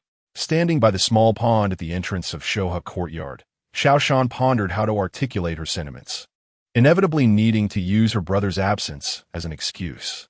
At this hour, nearing the end of the high period, the lights in the gradually dimmed, enveloping the surroundings in silence. Yet, 2 candles still flickered in Shoha courtyard. The solitary moon hung high, casting a chill light upon the stone slabs, occasionally obscured by clouds, swaying gently in the wind, creating fleeting shadows. Listening to the rustling of the wind and the gentle lapping of the water, Xiao Shan felt an unprecedented sense of distress. She believed she had reached her limit, yet she knew she must endure a few more days. She withdrew a handkerchief, previously smeared with ginger, and gently dabbed her eyes, tears welling in her gaze. Earlier, as she dined, she had noticed the matron enjoying her meal, and the matron had partaken as well, fearing that it might lead to indigestion. Tonight, she would likely retire later than usual, although she must certainly feel fatigued by now. Approaching the main door, where no one was stationed, Xiao Shan lightly knocked, her voice tinged with a hint of tears. "Matron, Jier has an urgent matter to discuss with you." The matron, pacing within, was startled by the noise and hastily sank into a chair, glancing anxiously at Granny Zhou. "What has happened to this girl? Has something gone awry with the painting?"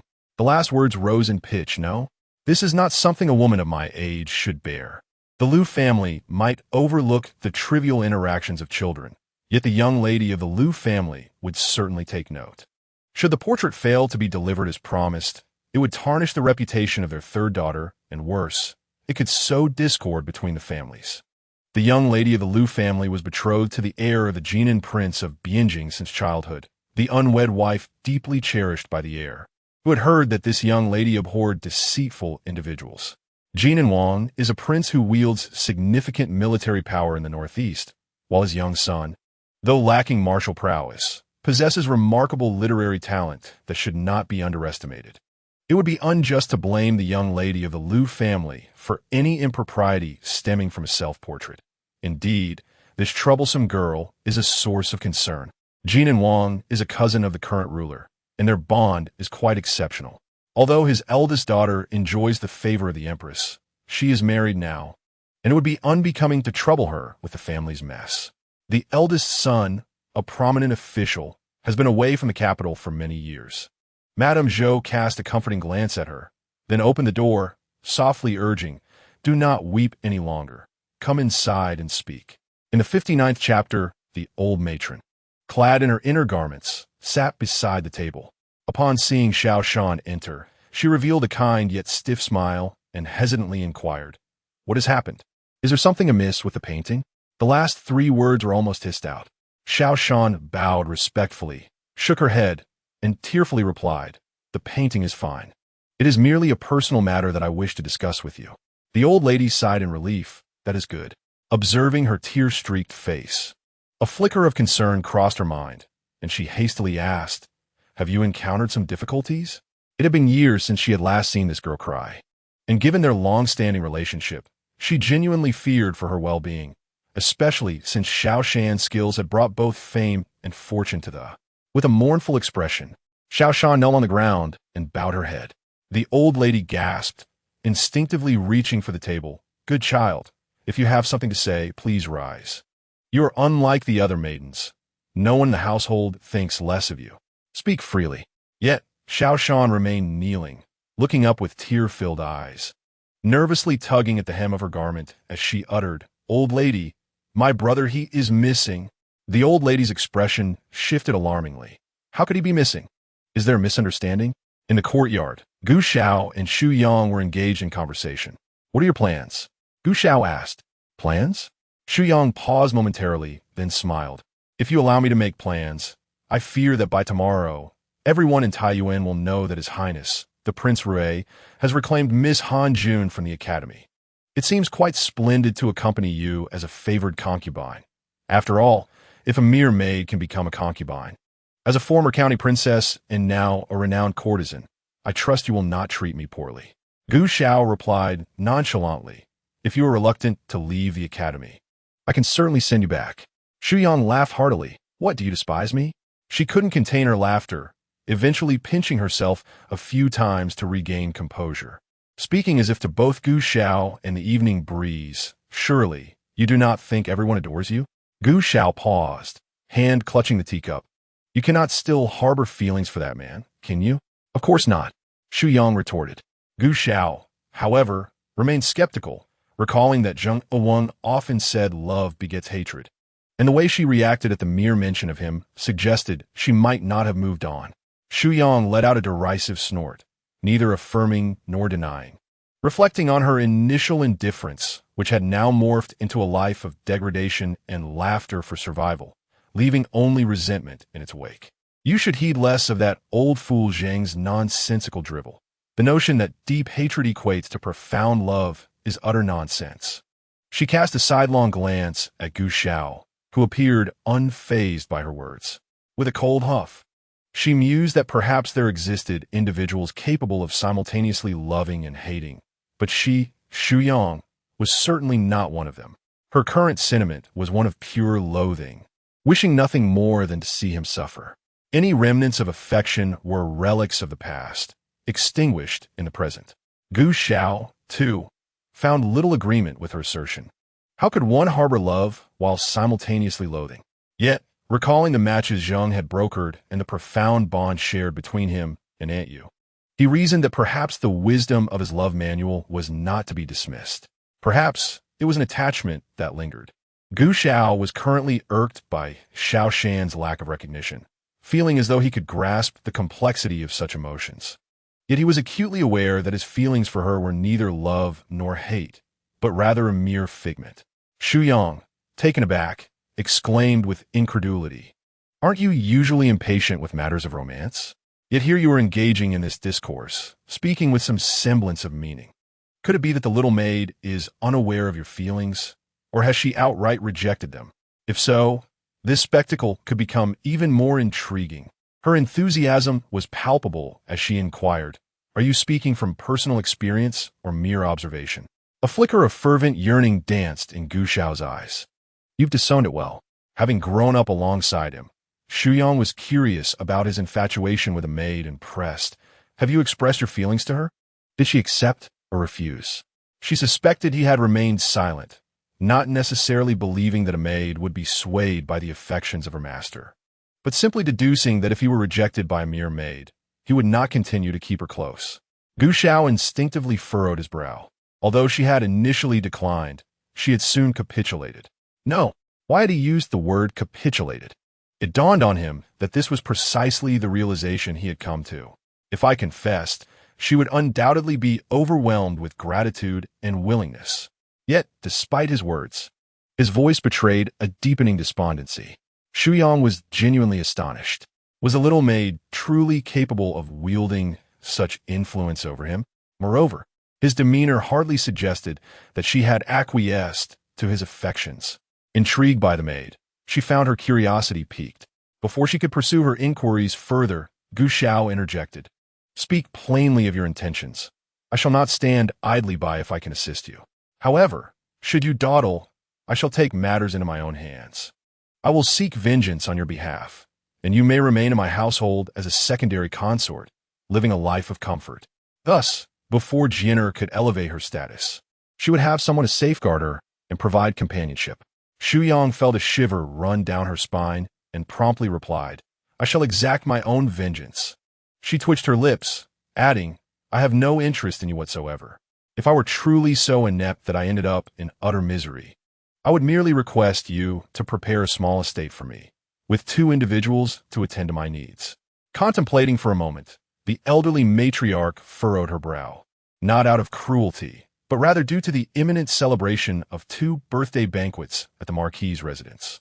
Moreover, if your elder brother has indeed fallen victim to treachery, what can a frail woman such as yourself accomplish by venturing alone into the capital?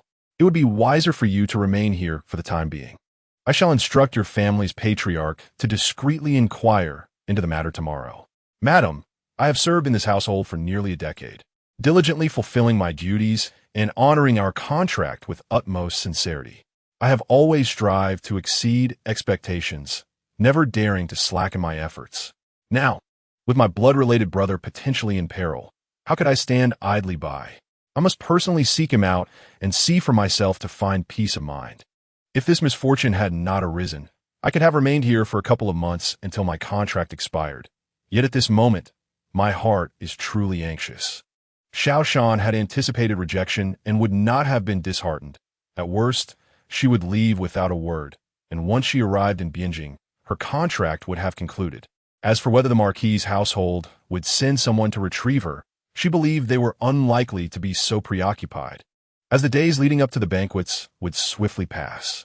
Furthermore, the old matriarch and the patriarch of the Qi marquis' household were of commendable character, and even the second master and his wife had only minor flaws, refraining from any grave misdeeds.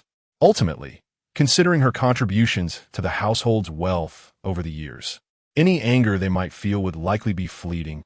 Chapter 60. Seeing her steadfast gaze, the matriarch sighed and gently patted her palm, advising, What can you accomplish by going?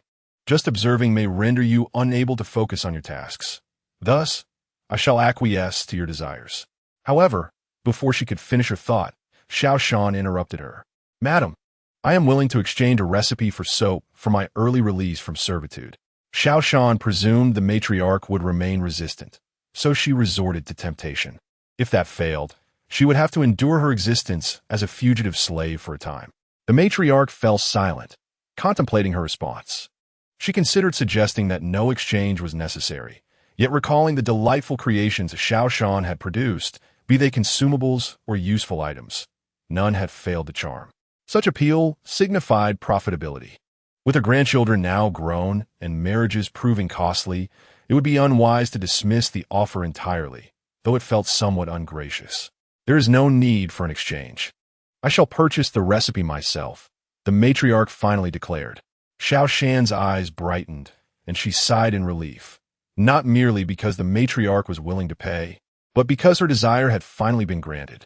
The matriarch instructed Granny Zhou to open her box and retrieve 2,000 taels in silver notes. Xiao Shan accepted them graciously. Expressing her gratitude, the recipe was then entrusted to Granny Zhou for safekeeping. Noticing that Xiao Shan had no intention of departing after rising, the matriarch expressed concern. Child, are your legs paining you? Sit a while longer before you leave. You must rise early tomorrow to paint, which is no small task. Indeed, after kneeling for an extended period, her legs were sore. Taking a breath, Xiao Shan spoke. Madam, regarding my request to terminate the contract, could we keep this matter confidential? If anyone inquires after my departure, please say I fell ill. Why is that? The matriarch yawned, feeling somewhat fatigued. Xiao Shan hastily replied. The road ahead is uncertain and may hold dangers. Therefore, I wish to keep my journey to Bianjing a secret for now. The elderly matron pondered for a moment. If her brother's foe were indeed a nefarious individual, it would be prudent for her to remain discreet. However, seeing the resolute determination in the young girl. She realized she could not dissuade her. "Very well, I shall acquiesce," she declared, a faint smile gracing her lips as she regarded the steadfast Xiao Shan. With a resigned shrug, she advised, "Be cautious on your journey, and remember to hire guards from a reputable escort service that would ensure your safety." Xiao Shan beamed in response, affirming that she would heed her words. Her legs had regained their strength, and she exited towards the embrace of the hall. The night enveloped the world like a silken veil. A gentle breeze caressed her face, and as she gazed at the myriad of twinkling stars, she strode forth with purpose. Freedom.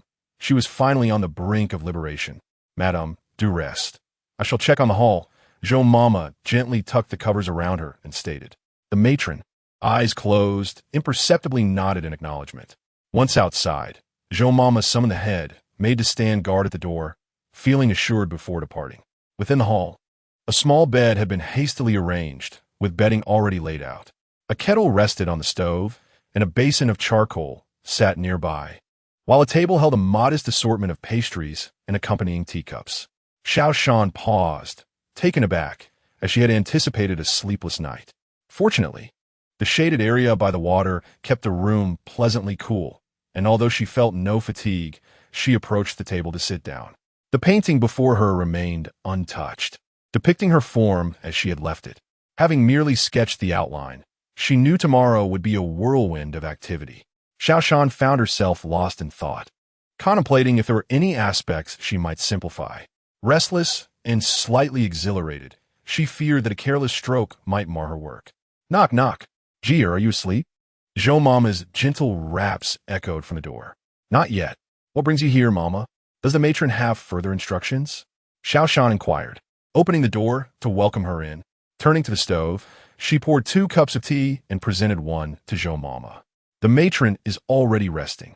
It is I who sought you," Zhou Mama replied, taking a sip of the tea to gauge its warmth. "It was just right," and she drank it down in one go, placing the cup back on the table. "Pour me un please." Xiao Shan rose to refill her cup several times until Zhou Mama was satisfied, after which she returned to her seat. From her sleeve, Zhou Mama retrieved a few banknotes, each worth 100 taels, and laid them before Xiao Shan, urging her to accept them. Xiao Shan hesitated, attempting to decline, but Zhou Mama raised a hand to silence her. "Hear me out first." Nodding in confusion, Xiao Shan acquiesced as Zhou Mama rested her hands upon her knees. "Our connection has always been amicable, and as you prepare to venture into the capital, I regret that I cannot assist you further. Accept this 100 taels. I am aware that you do not lack for money. However, in your quest to find someone in the capital, one can never predict the circumstances. Should you encounter difficulties, this may prove invaluable." She spoke with tears welling in her eyes, saying that these few pieces of silver should be kept in the most concealed place on her person, to be used only in times of dire necessity. She wiped her tears and managed a smile toward Xiao Shan, expressing that throughout her life, she had never known her true name or where her home lay, having no children and never having married. She had initially thought that if the old lady were to pass before her, she would follow suit. If she were to go first, there would be no need for concern, as the old lady would take care of her affairs after her passing. Once feeling quite content in her solitude, it was only when faced with the prospect of parting that she realized her heart had long since welcomed this little girl, yearning for her as a granddaughter.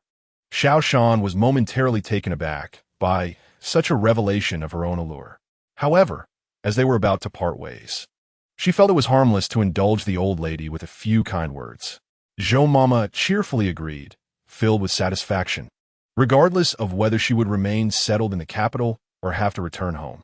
She urged Xiao Shan to remember to stay in touch, as their encounter was fated. Should Xiao Shan decide to return to Taiyuan, she should seek her out. Xiao Shan looked at the silver note before her, deeply moved. Yet, she felt if the time came when she had truly exhausted all options, she might have the audacity to accept it. However, she gently refused, saying, "Mama, I cannot accept this silver note. Please allow me to explain." Zhou Mama's fondness for her was evident, and thus her next words would not be construed as overly familiar. She understood that Fu Wang's father and Zhou Mama shared a sibling-like bond, one that had flourished over the years. Nevertheless, given the age difference, while Fu Wang's family treated her with respect, they had not seen her for many years. Affection, after all, is cultivated over time, and with Fu Wang being the only child nearby, he was still quite young and had yet to marry. Zhou Mama understood well that in the past, the children of her godbrother had been very close to her, but as they grew older and became engrossed in their duties, the warmth of their childhood bonds had faded. It was not that the children were lacking in character. Rather, they had simply grown distant. Fu Wang was indeed a lively boy. It remained to be seen how he would fare after marriage. Chapter 61. Zhou Mama grasped Xiao Shan's sentiment. When one cannot be certain of reliability, it is prudent to save more silver. She chuckled softly, assuring her, "Do not worry. The old lady is generous, and after serving her for so many years, I've accumulated a fair amount of strength." Without further ado, Zhou Mama insisted on placing the silver note into Xiao Shan's hands, pressing down gently as she said, knowing that Mama's retirement is still uncertain. "You must remember to return alive. Mama knows you are dependable and is simply waiting for you to support her in her old age." Xiao Shan felt a pang of emotion in her heart, but ultimately accepted it. Although she did not lack for money, Zhou Mama's sincerity made it difficult to refuse without causing hurt feelings. Seeing Xiao Shan accept the silver, Zhou Mama affectionately patted her head, exclaiming, "Good child." With the window left ajar, the night outside was shrouded in darkness. "It is getting late. I shall not linger any longer. You should rest early," Zhou Mama stated as she rose, walked to the door, opened it, and picked up the lantern to leave. She was no longer young, and Xiao Shan naturally felt uneasy about letting her return alone, so he accompanied her. On the way back, not only did the wind rise, but also a faint drizzle began to fall. Xiao Shan remembered that the window was open and there were paintings on the table, so he quickened his pace, clutching the lantern closely as he ran. Upon reaching the door, the sound of rain intensified. Without a moment's hesitation, he flung open the door and hurried to the desk. Fortunately, he had placed weights on all four corners of the paper, preventing the wind from blowing it to the ground, and the desk was half a meter away from the window, thus remaining untouched by the rain. Xiao Shan extinguished the lantern and hung it on the wooden rack by the door before closing the window. At this hour, staying up late to paint was evidently not as efficient as rising early, and it was easy to doze off. Considering the damp air tonight, which could adversely affect the delicate paper, he moved the stove closer to the desk and added 2 pieces of charcoal, which would be somewhat helpful. Once he had finished his tasks, he finally had the leisure to attend to himself. Xiao Shan removed his damp outer robe, washed his hands, and glanced around, discovering a neatly folded set of clothes on the bed. After examining them, he realized he had everything except for an undershirt. They must have been prepared for him to change into tomorrow, and they were just what he needed at that moment. The water in the copper basin was cool, so he poured in a bit of hot water, took a cloth, dampened it, and wiped himself down from head to toe before changing into clean garments and lying down. Xiao Shan initially worried that he would not sleep well in a different location tonight. However, as he closed his eyes and was enveloped by the gentle sound of the rain, he soon drifted into a peaceful slumber. In the middle of the night, flashes of white light danced outside the window, and the previously gentle rain had transformed into a heavy, thunderous downpour. With a rumble and crack, Xiao Shan was half awake when he heard a hurried knocking at the door. "Sister Jian, quickly open the door. It's Feng Lian. I brought you a blanket." With a creak, Xiao Shan, without even taking the time to don his clothing, hurriedly opened the door. Before him stood the second-ranked maid, Yu Lian, holding a rather large bundle, accompanied by 3 little maids who sheltered her with an umbrella, their own bodies drenched. Xiao Shan quickly opened the door wide, inviting the 3 in to escape the rain, while he took the bundle from Yu Lian's arms, saying, "Thank you for making this trip. Please come in and rest a while." Yu Lian, a second-ranked maid in the old lady's courtyard, often fetched meals from the kitchen. With her straightforward nature, she was not a stranger to Xiao Shan. Seeing Xiao Shan bring over a kettle of water, she did not hesitate to take it, draping her raincoat on the rack. Turning to him, she said, "Tonight, I'm on night duty with Sister Yunxiu." Just as the thunder rumbled twice, the old lady woke up and hurriedly called us in. She was rummaging through the cabinet, worried you might catch a chill. Xiao Shan silently scoffed. realizing that the old lady's concern was not for him, but rather for her granddaughter's reputation. Nonetheless, the necessary formalities had to be observed. It was merely the old lady's kindness and consideration for her servants. The insipid flattery made the three little maids pause, exchanging glances, wondering why she seemed so unfazed. It was well known that capable individuals often had proud dispositions. If the old lady were to show such concern for them, they would undoubtedly be moved to tears. Observing how calm Xiao Shan remained made them envious. Yulian washed her face and encouraged the other three to cleanse themselves as well. Xiao Shan had already unpacked the bundle she brought, revealing 3 garments on top and a fur blanket beneath. Xiao Shan had surmised that they intended to stay when they did not leave immediately after delivering the items, and the presence of the clothing further confirmed her suspicion. If they had planned to return, they would have handed her the parcel at the door and turned back, let alone bringing clothing along. Yulian approached to retrieve her own outfit, feeling somewhat embarrassed as she explained, "I noticed the hourglass when I arrived. It's nearly the end of the early morning hour. I presumed you would rise early today. Rather than disturb your slumber and endure your chatter, I thought it best to spend an hour here with you." Xiao Shan smiled in understanding, contemplating that the old lady had sent someone with a blanket, likely with a hint of urgency. It was nearly 5 o'clock, and indeed, it was time to awaken. Xiao Shan selected a thinner blanket to drape over her shoulders, lifted the canvas covering, and proposed to the 4 of them. "You have been cold for quite some time. Why not lie down on the bed for a bit?" The 3 young maidens were taken aback, insisting that sitting was sufficient. With a gentle smile, Xiao Shan reassured them, "I am not sleeping at the moment. It would be a waste of time. You are in need of rest, so go ahead. Besides, you got drenched while bringing me the blanket. I would feel uneasy if you did not take care of yourselves." The 3 felt a flicker of desire to comply, but remained still, glancing at Yulian, awaiting her decision. Although this elder sister, Jie, held a respectable position before their mistress and was a source of envy among the other maidens, they were not her direct subordinates. They hesitated, wondering how Yulian might feel if they acquiesced to Jie's request, considering they would still need to work alongside the older sisters in the ladies' courtyard. Yulian waved her hand dismissively, saying, "Did you not hear what Sister Jie said? Go warm yourselves on the bed. I wish to speak with her for a while longer." She poured herself a cup of hot water, took a few sips, and settled down by the stove. Xiao Shan urged them, "Do not linger. The night rain is cold, and you have been soaked. Be cautious not to catch a chill." The 3, sensing her sincerity rather than mere politeness, began to worry about falling ill and being unable to fulfill their duties. Moreover, Xiao Shan was known for her kindness towards women and her compassion for the vulnerable, which made them blush as they expressed their gratitude. Xiao Shan pondered for a moment, then placed the kettle on the bedside table, setting out 3 cups for them. Drink plenty of hot water to ward off the chill.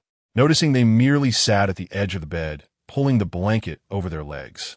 She furrowed her brow and cast a glance at their shoes, instantly understanding. "Take off your shoes and warm your feet.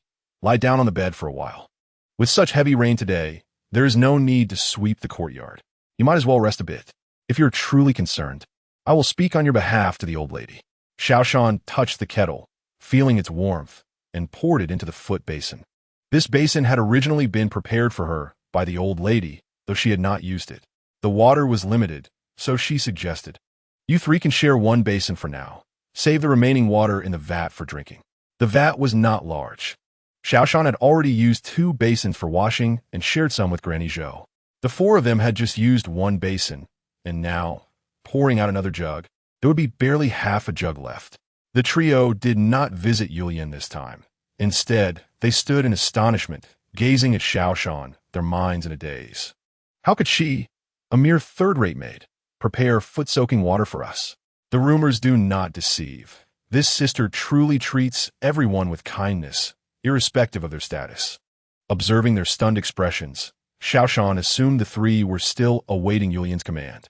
With a resigned sigh, she gently tapped the tops of their heads, explaining, "Your sister Yulian's shoes are not wet, and if you do not wash soon, the water will turn cold." Yulian wore leather boots with thick wooden soles, impervious to water. Given her disposition, she would surely have brought a replacement pair if her shoes were not waterproof. The 3, awakening from their reverie, endured their tears as they took turns soaking their feet, thereafter wrapping themselves in blankets and dozing together. After a brief chat with Yulian, Xiao Shan noticed her friend's attention waning and ceased her conversation, joining the trio on the bed. As time swiftly passed, the hour of Chun approached. Due to the overcast weather, the day remained dim, shrouded in a gray haze.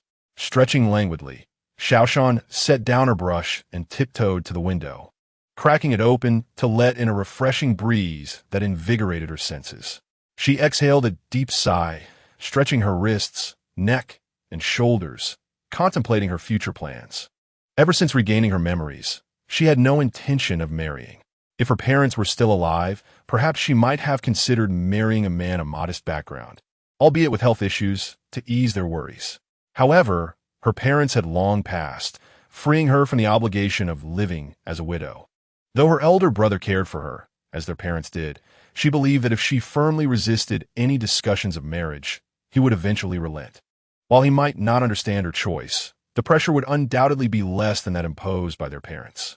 She pondered her choices, either relying on her brother for support, leading a leisurely life, or striving to achieve recognition through her own skills, or perhaps managing a couple of shops, ultimately retreating to a serene existence amidst nature, indulging in culinary delights. Yet, her former aspirations now seemed increasingly elusive. She yearned for a stable life. Knock knock.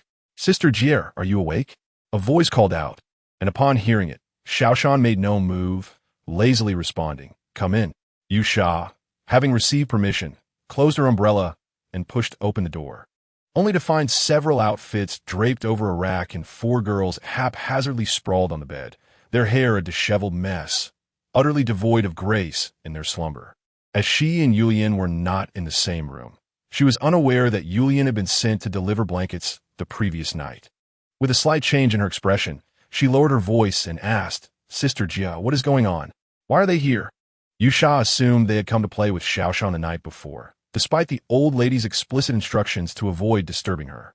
Xiao Shan explained with a smile that last night the rain fell heavily and the wind howled fiercely.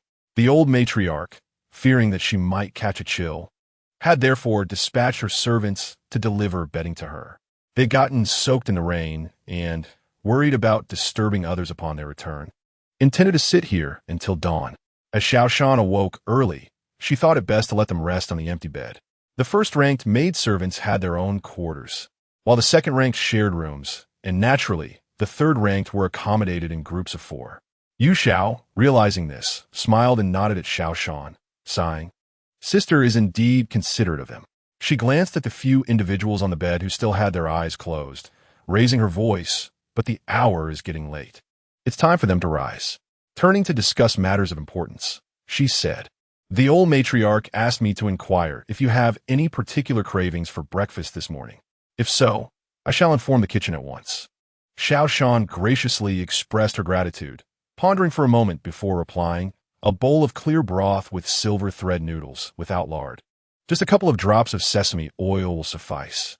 The scallions should be raw, not cooked. Serve in a small bowl for me to manage the quantity. And please cut a plate of pickled bamboo shoots with ample chili oil. That will be sufficient." Yu Xiao quickly acknowledged her request and was about to leave when Xiao Shan added, "This morning, my appetite is light. 5 taels of noodles will be adequate." Stumbling slightly, Yu Xiao thought, light appetite? Only 5 taels. Once Yu Xiao departed, the 4 individuals pretending to be asleep hurriedly got up. They had woken when she called from outside, but had not had time to tidy up and wished to avoid reprimand, so they feigned sleep. Rainlian, also a second-ranked maidservant, chose to avoid the situation as well, for a position among the first-ranked maidservants was soon to become vacant, and Yu Xiao was likely to be promoted to fill the role. Having gathered their belongings, they departed under the shelter of their umbrellas. However, Rainlian left word that she would fetch water for Xiao Shan's morning cleansing. Yet, before she could return, Yu Xiao had already brought back the meal box. Xiao Shan set down her drawing tool, astonished. How could it be so quick? The custom was to consume congee for a day following a grand feast, but she preferred freshly made noodles, which would be ready in half an hour. Yu Xiao entered, placing the food box on the table. She glanced at the towel on the basin, but did not reach for it, hastily wiping her hands on herself instead, and replied, Old Granny One knew that you were summoned by the matriarch for work. She stayed up all night preparing the dough and got up early to roll it out. She said that if you were ever short of rest the previous night, you would certainly need a bowl of delicate dragon whiskers or such fine silver thread noodles for breakfast. Xiao Shan nodded, having worked together for so many years. It was no surprise that Granny One understood her habits. She secured her drawing paper, but did not rise. Yu Xiao, inwardly cursing Rainlian for her negligence, thought it futile to have reminded her, as she had already retrieved the meal, yet Rainlian had not brought the water for washing. Despite her good nature and lack of resentment, if she had even a hint of malice and mentioned it to the matriarch, what good would come of it? As she exited and turned the corner to fetch water, she spotted Rainlian approaching, carrying a bowl of water, accompanied by a small maidservant holding a basin, both walking leisurely. Chapter 63.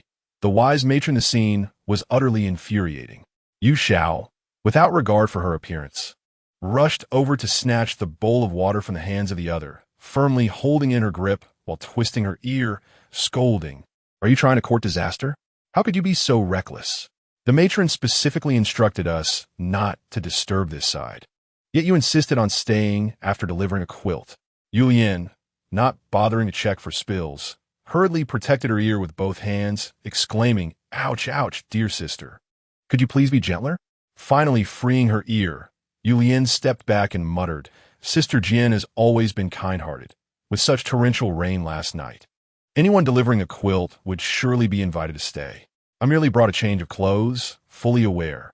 "You know nothing," Yu Xiao retorted, her frustration mounting at Yulian's refusal to acknowledge her mistake. "Right now, it is imperative to deliver this water for washing. I shall attend to you later." The two young maidens, terrified by her earlier reprimand, shrank back, fearful that Yu Xiao might also seize their ears. However, Yu Xiao merely rolled her eyes at them, muttering as she walked away, "You two are not innocent either. When she suggested staying, why didn't you dissuade her? Instead, you went along with it. Have you gained any sense?" Fortunately, no mishap occurred, but had there been even a minor incident last night, the two would undoubtedly have faced severe consequences. In this dynasty, while the trade of human lives is forbidden, within the leasing period, a master may transfer their servants. In the outside world, there are both well-reputed and ill-reputed households. Those servants transferred midway are often presumed to have behaved improperly, thus tarnishing their prospects. Who knows to whom they might be transferred? Some may possess a cruel temperament, where beatings and scoldings are the least of their worries. In a worse case, they could lose their lives. Although the law prohibits the arbitrary killing or beating of servants, those who treat the law as a mere joke are never in short supply.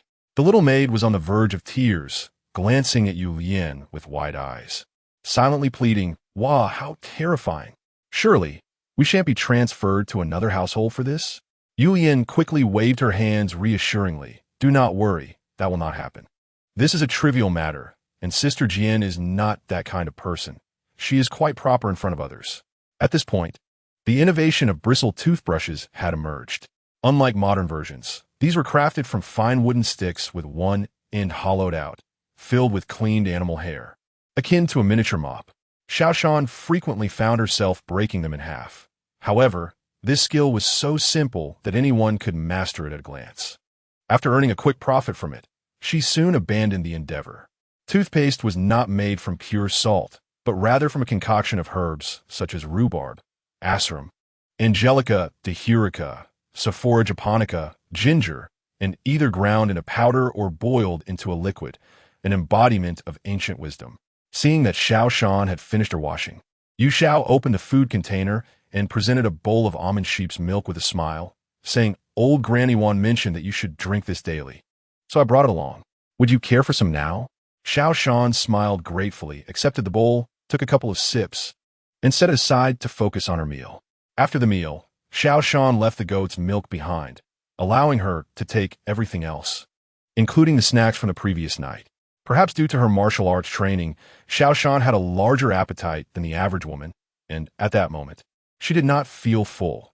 Instead, she sat down to paint, hoping to complete her work during the day for a restful night's sleep. In the courtyard, Gu Xiao reclined on a small bed in the outer room, his legs crossed, gazing absent-mindedly out of the wide-open window, covered by a thin blanket.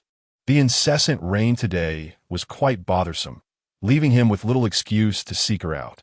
The sixth lady of the second household, right? He would send someone to fetch a few more scrolls of Buddhist scriptures shortly, along with those feminine classics and the 4 books to ensure she had ample material to transcribe. No, those things had never yielded any enlightenment from her childhood till now. Perhaps it would be better to replace them with something else. The Analects would suffice. He instructed a servant to relay his message, stating that the sixth lady, as the old matriarch had assigned her to paint for Lady Chi, was merely to preserve the reputation of the young ladies in the manor. To send someone with such fanfare would draw unnecessary attention, not only risking the dignity of Lady Lu, but also disregarding the fact that he had spent considerable time in the Chi Marquis during his youth. He decided to inform the old matriarch that the feminine classics need not be copied anymore. Really? The sixth lady's eyes widened in disbelief. Instead, she must write the Analects and compose an essay reflecting on her misdeeds, without the aid of a ghostwriter. Granny Zhou regarded the sixth lady with sympathy. You see, your misfortune is indeed genuine, and while you might have kept it hidden, had you spoken up sooner, you might have avoided this predicament. The sixth lady's bright, almond-shaped eyes dimmed, and her breakfast suddenly lost its appeal. With a drooping demeanor, she rose and said listlessly, "I appreciate your trouble, Granny. Please convey to grandmother that I understand." Though she spoke thus, her heart was as clear as day. Grandmother would hardly be so idle. Oh, how she regretted it. The bravado she had boasted must now be answered for. Upon returning to Shoha courtyard, Granny Zhou found the old matriarch comfortably seated on the imperial concubine couch, listening to a maid read aloud as the heavy rain poured outside, rendering it impossible to venture out.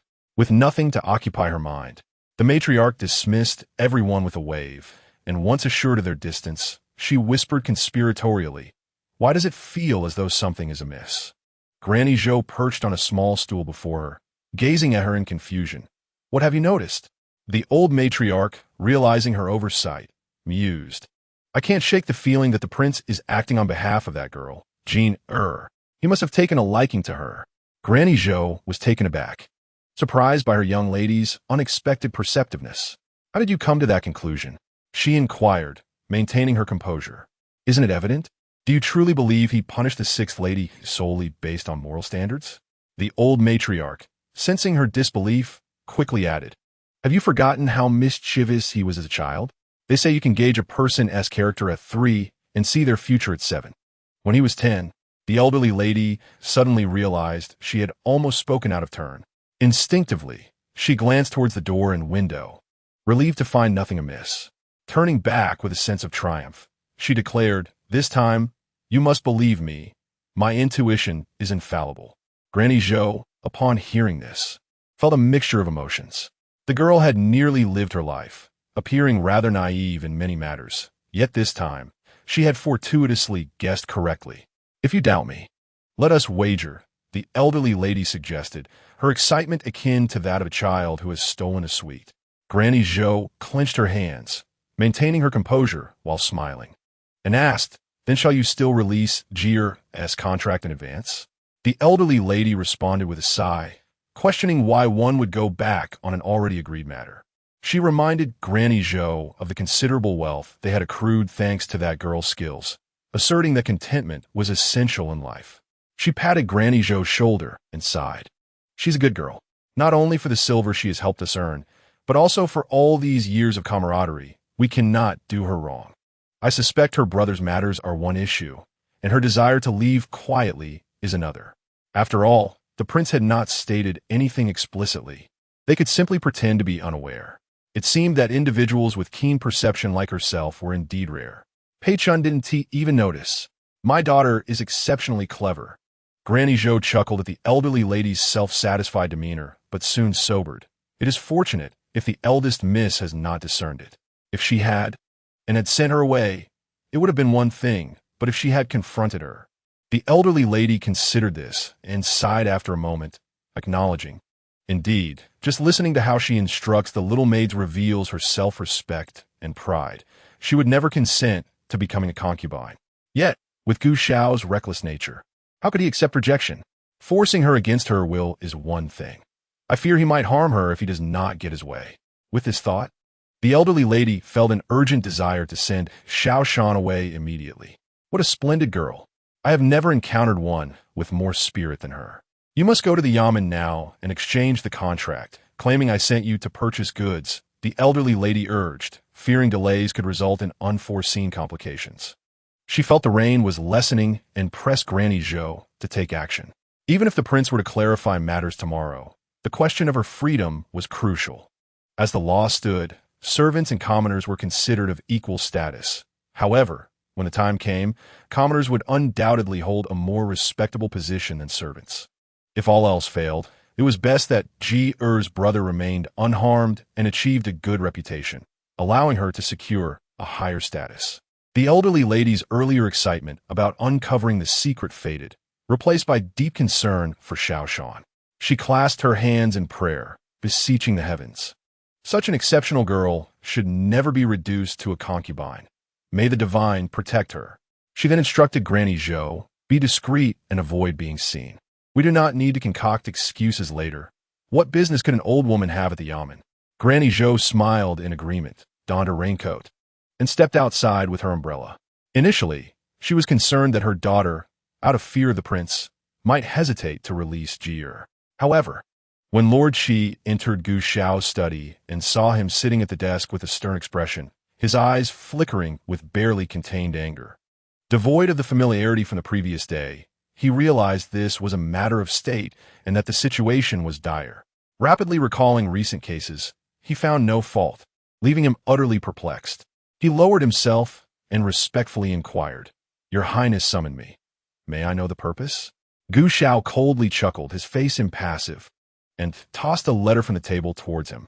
Such rudeness caused Lord Qi's heart to sink, and he hurriedly caught it, unfolding the letter to read it word by word. There are disturbances in the Jianzhou Guard? What does this have to do with the Qi family? Could it be that a scion of the Qi family studying abroad has defected? Surely not. Gu Xiao had no intention of beating around the bush. He signaled to a subordinate to recount the findings once more. The subordinate had previously been ordered by the prince to remain at the villa to investigate the disappearance of the flowers. The more Lord Qi listened, the more alarmed he became. It turned out that the missing flora from the Ruwang's villa were not merely being surreptitiously sold by greedy servants. In fact, several other estates were involved, amassing wealth through such means. Most of the acquired silver had been funneled into Jianzhou in various ways. Reflecting on the letter which mentioned the discontent among the Jianzhou barbarians, he thought if this unrest could be suppressed before it escalated, it would be manageable. However, should it erupt into chaos, and with the emperor's benevolence, the Qi family could face the dire consequence of execution. Cold sweat broke out on Lord Qi's brow as he realized the impending disaster, knowing he would find it exceedingly difficult to escape its grasp. With a thud, he knelt on the ground, prostrating himself and knocking his head several times, almost to the point of voiceless despair. I have failed in my duties, I am guilty, and I cannot escape the blame. Yet, my mother and family are innocent. Your Highness, I implore you, for my sister's sake, please save them when the time comes. Gu Xiao remained unmoved, neither reproaching him nor making any promises, and tossed another letter his way.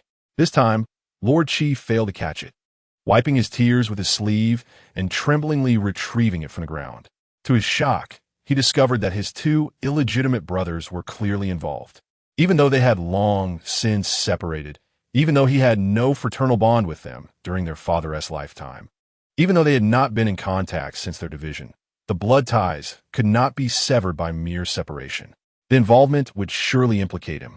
In the throes of panic, he had been consumed by anxiety, but as he began to regain his composure, he realized there might still be room for negotiation. His heartbeat steadied. Moreover, the princess' inquiry did not seem to indicate a lack of concern for the Qi family.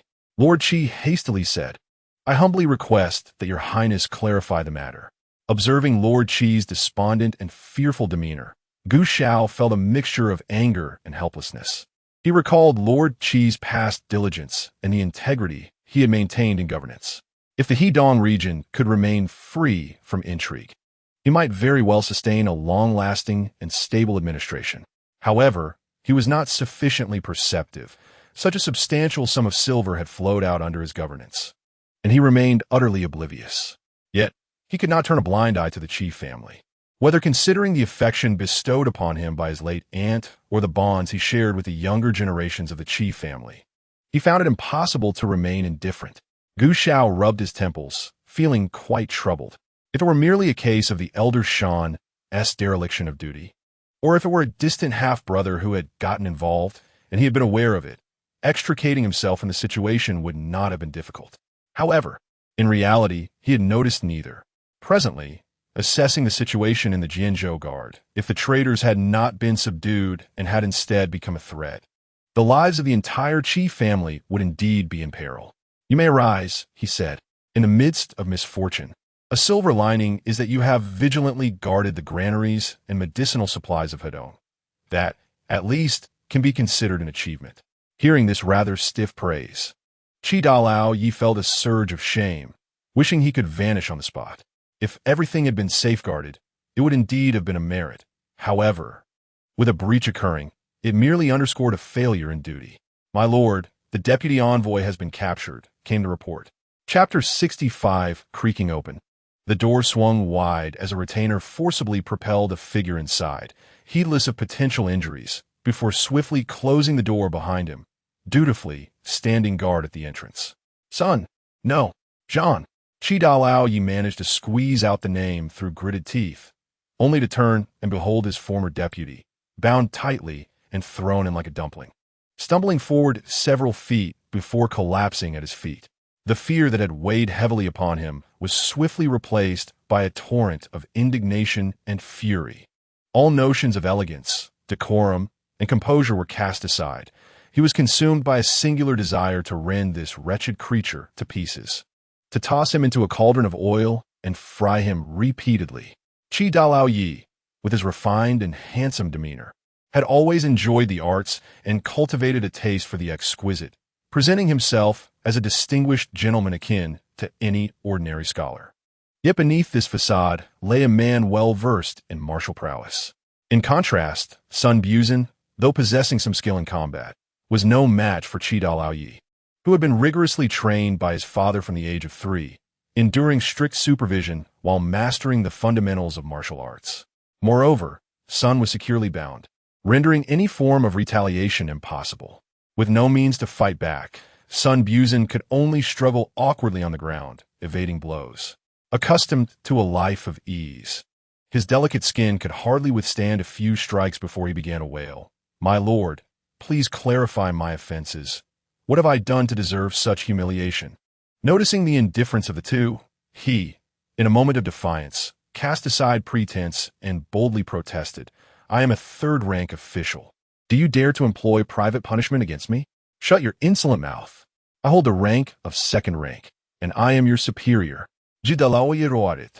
A cry that seemed to emerge from the depths of his being. While not particularly loud, it resonated with an unsettling chill. "How dare you? Do you comprehend the magnitude of the military disaster those silver coins you sent out might incite? You wretched fool, are you so weary of a peaceful life that you seek your own demise? If you wish to die, leave from the city gate. You would surely succeed. Why drag us in your folly?" Gu Xiao exhibited no inclination to intervene, reclining in his chair as he listened to the unfolding drama. When he sensed the moment was ripe, he casually suggested that one should preserve their life for the time being. Lord Qi, having kicked out his leg, inadvertently slashed dangerously close to Sun Buzan, eliciting a sharp yelp from him. Sun Buzan instantly resembled a frenzied insect, writhing and contorting in agony, his cries sending shivers down the spine of those who heard them. Gu Xiao, momentarily taken aback, lowered his gaze, a slight smirk tugging at the corners of his mouth. "How coincidental. Ahem, Uncle Qi, if you are fatigued from your exertions, perhaps it would be prudent to take a rest."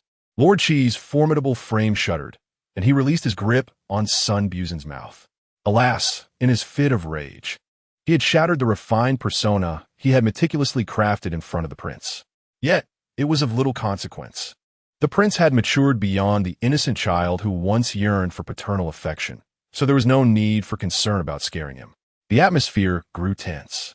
Gu Xiao rose and approached Sun Buzan, Looking down upon him with an air of superiority, he inquired with nonchalance, "Have you contemplated how to respond to the incident that transpired? Or perhaps I should rephrase, what instructions has your master imparted to you?" He circled Sun Buzin, casually remarking, "Surely, you do not intend to merely await your demise after completing a task." His tone dripped with disdain, implying that Sun Buzin was akin to a disposable tool, utterly devoid of value.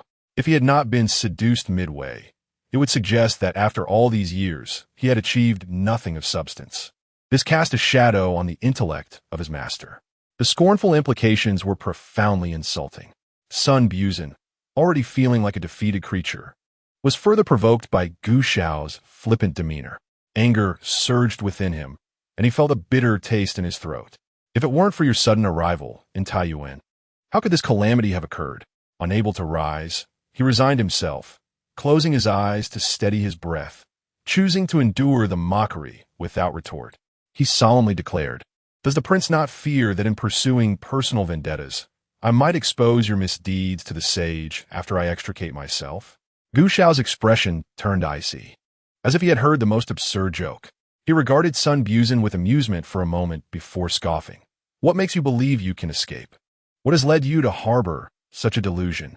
Sun Buzin was momentarily taken aback, bewildered by the prince's seemingly rhetorical inquiry. Confronted by those cold, disdainful eyes, he faltered, swallowing hard, yet persisting, "I merely procured some flowers and trees." Surely, the prince cannot blame the Southwest or Jianzhou. Could it be that I am perceived as a spy for one of those factions? Gu Xiao interrupted his feeble justifications, a smile playing on his lips as he questioned him with unwavering authority. Sun Buzin's eyes narrowed, and he quickly averted his gaze. Lord Qi, who had been observing intently, finally comprehended the truth. This colleague was not merely a tool for Princess Liang's financial gain, but rather a pawn dispatched by traitors intent on usurping the nation. Truly, the fates had conspired against them. Since the day I embarked on the journey to Hedong, I have diligently fulfilled my duties, ever fearful of failing the imperial grace bestowed upon me. Matters concerning finance, personnel, agriculture, waterways, and administration, each and every one has been attended to with utmost dedication. I have invested considerable mental energy to ensure everything is meticulously managed. Who could have anticipated that I would nearly falter over such a seemingly trivial affair? The reason I say nearly is that the final outcome is yet to be determined. At this moment, I find myself deeply entrenched in the situation, uncertain whether I will emerge unscathed or be tragically pulled under. Gu Xiao returned to the table and unfurled the map, remarking casually that in the past, Shi Jingtang was trapped in Taiyuan and, in his desperation, sold the 16 prefectures of Yin and Yun to the Jin invaders.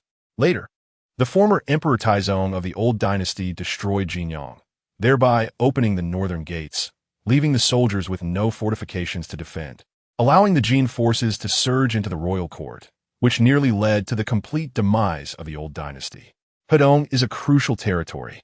Sun Buzin, do you truly believe that your master stirs up trouble here merely for a paltry sum of several 100,000 taels of silver? A sharp pang struck Sun Buzin's heart. What do you mean by paltry? Do you think acquiring wealth is a simple endeavor? You, a prince born with a silver spoon, have no idea. Although this dynasty has indeed discovered numerous new mines compared to the past, the anger, grievance, embarrassment, and frustration that flared in Sun Buzin's eyes left Gu Xiao somewhat perplexed. He couldn't fathom why Sun Buzin's expression seemed so off, making it difficult for him to continue guessing. However, the silver extracted from the mines does not belong to me. I must exert every effort to reclaim it and return it to my master. Gu Xiao disregarded Sun Buzin's aggrieved demeanor, convinced that his assumptions were mostly accurate. Since the other party was uncooperative, he decided to find someone else. Sun Buzin retorted, "Let me reiterate, obtaining money from others is indeed quite challenging. I advise you not to underestimate my capabilities." Chapter 66. Granny Zhou headed straight to the government office. Previously, she often criticized the old lady for the inconvenience caused by the official residence not being in Taiyuan. Today, however, she was profoundly grateful for this inconvenience. as it spared her the worry of encountering acquaintances from the household. Granny Zhou succinctly conveyed her intentions without revealing her identity, but offered silver coins, prompting a young clerk to graciously escort her to the office responsible for household registration, marriage, and inheritance matters. Upon arrival, the clerk gestured towards a spacious two-story building, quietly advising her to enter and stop at the third hall on the right. If the door is closed, she should gently knock and respond to any inquiries, waiting to be called in before proceeding. The official in charge, sharing her surname Zhou, is known for a relatively affable temperament. Granny Zhou took note and thanked him with a smile. The clerk, feeling a bit awkward about pocketing the silver coins, replied, "What are you thanking me for?" "It is I who should be thanking you. Quickly go in, lest you miss your chance. Who knows when the next opportunity will arise." With that last remark, he tugged at the corners of his mouth and snorted lightly, seemingly dissatisfied with the situation. These officials are insatiable, spending their days lounging in bright and spacious rooms, sipping tea and engaging in idle chatter, while also demanding time off and claiming exhaustion. Those of us who must endure the elements, be it rain or shine, are scolded mercilessly for the slightest delay. Such a disparity in fate. As Granny Zhou entered, the young clerk hesitated but chose to remain outside, gently rubbing his sleeves in anticipation. The lady was indeed generous. Her silver coins must amount to several taels. Before long, Granny Zhou emerged with a light step, prompting the clerk to wave at her from a distance. With a hint of surprise, Granny Zhou approached, inquiring why the young lord lingered there, urging him to be cautious not to neglect his duties. The young clerk flushed at her respectful address, struggling to respond, standing upright and repeatedly declining the title, insisting he was merely a junior servant, not a lord. Despite the title of junior servant lacking the grandeur of master clerk, being called young lord felt remarkably pleasant, as if he too were an educated gentleman. Granny Zhou chuckled heartily, remarking on how he appeared to be just 17 or 18, finding it entirely fitting to call him young lord. As the morning wore on and the rain began to ease, Xiao Shan had completed 3/5 of her painting draft. She set down her stone brush to stretch her wrist and massage her waist. Unable to rub her eyes with a third hand, she resorted to turning her head. She had simplified and blurred everything possible, from the background to the onlookers, rendering only their silhouettes. The focal point was the young lady from the Liu family, for whom she had dedicated her utmost effort. The depicted woman donned a pale, rosy garment, adorned with a pattern of intertwined gourds, a narrow-sleeved, round-collared robe, cinched at the waist with a blue-violet embroidered sash. Her white silk trousers elegantly draped alongside her tall steed, one hand grasping the reins while the other raised a whip poised to strike. Her hair, dark as night, was styled into twin butterfly wing buns, adorned with a few pearl hairpins and bound with a vibrant red ribbon that danced in the wind. Her features were exquisite, with refined brows and captivating eyes, exuding an air of nobility and grace, her gaze passionate and resolute, embodying both gentleness and valor. Pleased with her work, Xiao Shan resolved to finalize the details before adding color, bringing her masterpiece to fruition. At that moment, Yu Xiao entered with a food box, cheerfully inquiring if her sister had completed her work after sitting for the morning. Granny Zhou, leaning against the door, chimed in with a question. Xiao Shan looked up, playfully scolding, "Granny, do you not tread lightly? You nearly startled me." She stirred her bowl of congee, shaking her head. "It cannot be done that quickly. If I were to finish by daylight today, it would be a miracle." Without needing to ask, Xiao Shan sensed the outcome was favorable. Eager to see the contract, she hastily nibbled at her food before allowing Yu Xiao to tidy up. With just the two of them remaining, Xiao Shan called out anxiously, "Granny?" Not one to prolong anticipation, Granny Zhou solemnly produced the document from her bosom and handed it to her. Upon unfolding it, Xiao Shan's heart soared. She was free. Confirmed freedom. Xiao Shan acquired the documentation that guaranteed her freedom. She could depart at this very moment if she so wished. Legally, she was entitled to do so, yet morally, it was a different matter altogether. Granny Zhou shared in her joy, saying, "You are still busy, so I shall not disturb you. Do complete your painting swiftly, to avoid the need for a late-night endeavor." Xiao Shan nodded in acknowledgement. The rain had diminished significantly, leaving only puddles on the ground. Stepping into the courtyard would inevitably soil her shoes and garments, but traversing the corridor would spare her such concerns. Today, not only had the old matriarch excused all the residences from their customary greetings, but the school was also closed due to the heavy morning rain, as the teacher had sent word that classes were canceled. However, at this moment, she unexpectedly caught sight of something by the school, a peculiar interaction between her fourth sister and the teacher, which was decidedly uncharacteristic of a typical student-teacher relationship. The third young lady halted abruptly, turning on her heel, and the maid trailing behind her remained oblivious. She quickly signaled for them to be silent, ensuring no sound escaped their lips. Although the distance between them was considerable, it was prudent to be cautious, and so the third young lady retreated soundlessly. She dared not contemplate the embarrassment of having her maid witness an illicit encounter between her own sisters. Even though the maid had not seen anything, it would still be unseemly to be caught in such a situation. This matter could not be concealed. It required informing the elders of the family for proper resolution. Yet she could not simply confront them directly. Upon hearing from Granny Zhou that her husband's two illegitimate sons had entered the residence, the old matriarch's eyebrows shot up, and a wave of revulsion washed over her. What purpose did they have in coming here? They had not been in contact for ages. How had the doorman allowed them entry? Was it your esteemed husband who permitted this? Granny Zhou was left speechless. Just a moment ago, she had referred to him as her dear son, and now he had become your esteemed husband. Ever since the late Duke's passing, the young lady had grown increasingly headstrong. However, who could blame her when those old concubines had previously bullied the family so mercilessly? The late Duke, that scoundrel, had no affection for his daughters, denying them even the dignity they deserved, allowing the concubines to torment them daily. If not for the support of her maternal family, she would have been utterly devoured. Consider this. Would the esteemed husband hold any regard for them?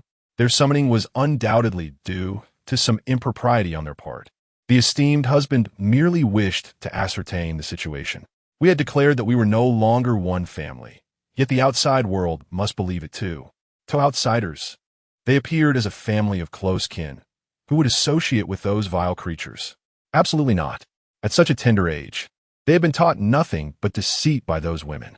Were it not for the current dynasty's disapproval of treating illegitimate offspring as mere servants, she would have sold them all without hesitation.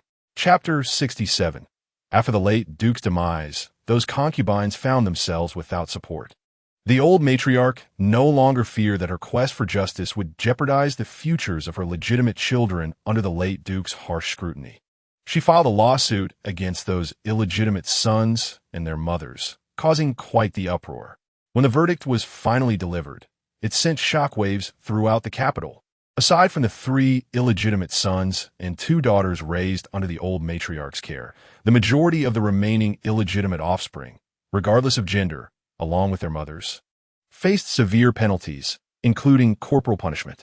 Subsequently, accompanied by her family, the old matriarch clutched the official document issued by the court and reclaimed all the family assets that the late marquis had dispersed. She also arranged her children in a distinct lineage, thereby irrevocably severing ties with those individuals and obliterating any semblance of affection that had never truly existed. This tumultuous affair affected even the daughters who had already married. Whether they regretted it or not was of no concern to the old matriarch. What mattered to her was her profound sense of relief and joy. As for the instigator, the late marquis, she harbored no desire to bring forth a lawsuit, for he had already departed from this world. Society's conventional wisdom dictates that the deceased hold a certain reverence. Since he was gone, what purpose would it serve to quarrel with a corpse? Upon death, debts are absolved. To persist in grievances would be rather unbecoming. The granddaughter he reared was not someone her family would dare to wed. Undoubtedly, a woman of such formidable presence would be a challenge to endure. After she had initially hinted at suing her deceased husband, she had encountered even harsher criticisms. Although she had never truly intended to take legal action against her late spouse, she aimed to use a strategic retreat as a means to compel the local magistrate to impose harsher punishments on the concubines and illegitimate offspring. When their verdict was pronounced, did the public not realize that the actions of those individuals were condoned by the late marquis? Of course they did. Not only were they aware, but they also denounced him as foolish and inhumane. Yet when faced with the prospect of bringing her husband to trial, they deemed themselves lacking in magnanimity. Those with clarity of thought and steadfast principles were few. The majority adhered to the notion that the weak are always in the right. Indeed, as they asserted, he was deceased. They believed they had absorbed the counsel offered, while only she understood that since he had passed, a lawsuit would serve no purpose in punishing him. Thus, she had no intention of pursuing one. Had he still been alive, she might have considered it, especially now that their children were grown and had established their own lives, no longer hindering her. As for the thought of separation in her youth, she had contemplated it, yet lacked the confidence to take several children with her. The eldest son was out of the question. Her mother-in-law would never permit it. The second son, daughter, and a few adopted illegitimate children, although not highly regarded, would pose significant challenges to take away, particularly the illegitimate ones, as she would lose her standing to govern them upon separation. The late marquis was not an ineffectual nobleman. During his lifetime, he had been a formidable general at the frontier, wielding both power and influence. Though her own family was not inferior to the marquisate, it could not completely overshadow him, making it impossible to take the children away. Most crucially, despite his disdain for her, he valued their legitimate son, having designated him as heir at an early age. Should she depart, he would undoubtedly remarry, placing their eldest son in a precarious position. Even if she could resolutely disregard the adopted illegitimate children, she could never forsake her eldest son. Fortunately, she outlived him, avenging her grievances.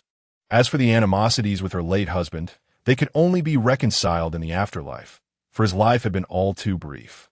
Otherwise, he ought to have experienced the taste of falling into the mire as he aged. Reflecting on the past, she found it difficult to attain inner peace. Perplexed as to what shortcomings had elicited such disdain from him, did he not inquire about her temperament when he sought her hand in marriage? Their initial meetings had been amicable, and even during the early years of their marriage, they had maintained a tranquil and affectionate relationship. It is perplexing. His fickle heart has squandered a lifetime. Had there been no child at that time, it would have been better. If he possesses no affection, then I shall depart. As the legitimate daughter of the esteemed Duke of Mu, how could I allow my life to dwindle in such solitude? My dear, cease dwelling on the past. Consider the present. If you wish, it is not too late to adorn him with a few green hats. Granny Zhou's words were startling, seemingly encouraging her to act with a lack of decorum. Of course, it was not a suggestion for a second marriage. What is a second marriage matter in the realm of green hats? Ahem, it is more akin to taking a lover.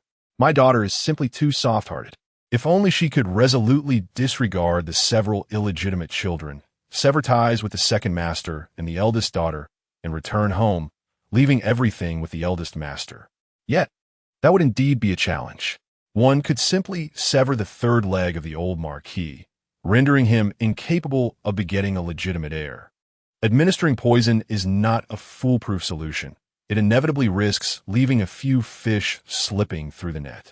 However, such actions might provoke his rebellious spirit, leading him to forsake his legitimate heir and possibly elevate a concubine who has already borne a son and maintains a reputable lineage to the status of wife.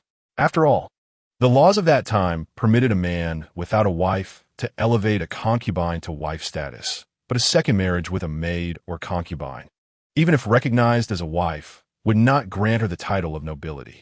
Without such a title, she would be shunned by the very circle of ladies she should belong to. Yet, who knows whether the old marquis would care about such matters? If he remains indifferent, the eldest master might very well lose his position as heir, making it a certainty. The old matron, feeling a pang of frustration, muttered at my age, "If he were alive, I could have pursued this course after our divorce. But he has been buried for so many years. What would it matter if I did? Perhaps. Had he died back then, I could have acted upon it. Yet, after so many years, to suddenly resurrect such matters would render them gossip-worthy. How much better it would have been had he not died prematurely.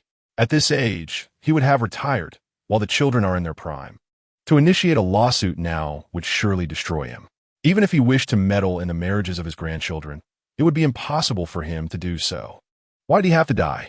The old matron's thoughts grew, increasingly agitated, as she summoned a maid to inquire about the mischief caused by the several illegitimate sons called into the manor. Fearful of any repercussions that might affect her own family.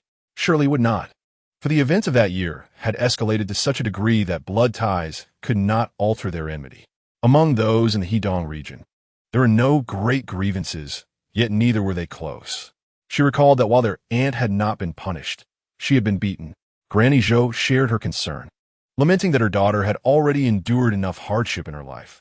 She must not stir up further troubles in her old age. Gu Xiao summoned his attendants, silencing son Buzin and having him dragged away, locking him in an empty room nearby. As for the two newly arrived half-brothers of the eldest master, Gu Xiao had no intention of questioning them. They were mere pawns. He had brought them here to allow the eldest master to handle the household affairs. At that moment, the eldest master Qi harbored deep resentment toward his late father, uncertain whether it was the fault of his deluded bloodline or his father's teachings. None of his half-brothers, with whom he had grown close, had proven to be of any worth. Yet, despite the absence of past connections, an entanglement has arisen that cannot be ignored. If matters come to light, the repercussions for these relatives, bound by blood, could be far more severe than for mere strangers. In Chapter 68, Master Qi remained silent for a considerable time, at a loss for words. Was it necessary to inquire why they had acted thus? The answer was evident. It was simply a matter of their mother-s litigation that had thwarted the futures of many brothers. But could one truly blame their mother? Clearly not. The seeds of misfortune had been sown long ago when they chose to follow their biological mother into wrongdoing. Moreover, the two individuals in question had an aunt who was not guilty of any grave offense. Her minor transgressions had resulted in a mere reprimand after a beating, and they themselves had only received a warning to respect their stepmother, without any formal charges against them. Their accomplishments were earned through their own merit, not through the patronage of the noble house or monetary favors. Thus, their futures were not entirely compromised. They would merely face some fleeting public scrutiny. Such matters were rather commonplace, and in 3 to 5 years, or even just a few months, the public would likely forget, as the daily happenings in Bianjing were as numerous as the baskets that could be filled with fresh tales.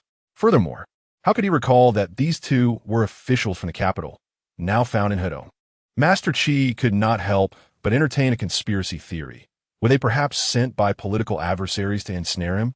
Yet, he had diligently managed his duties over the years, working tirelessly, and they had found no grounds to attack him. So they resorted to this? Master Qi never imagined that his own excellence would one day embroil him in such troubles. Envy truly renders one despicable. The more he pondered, the more convinced he became.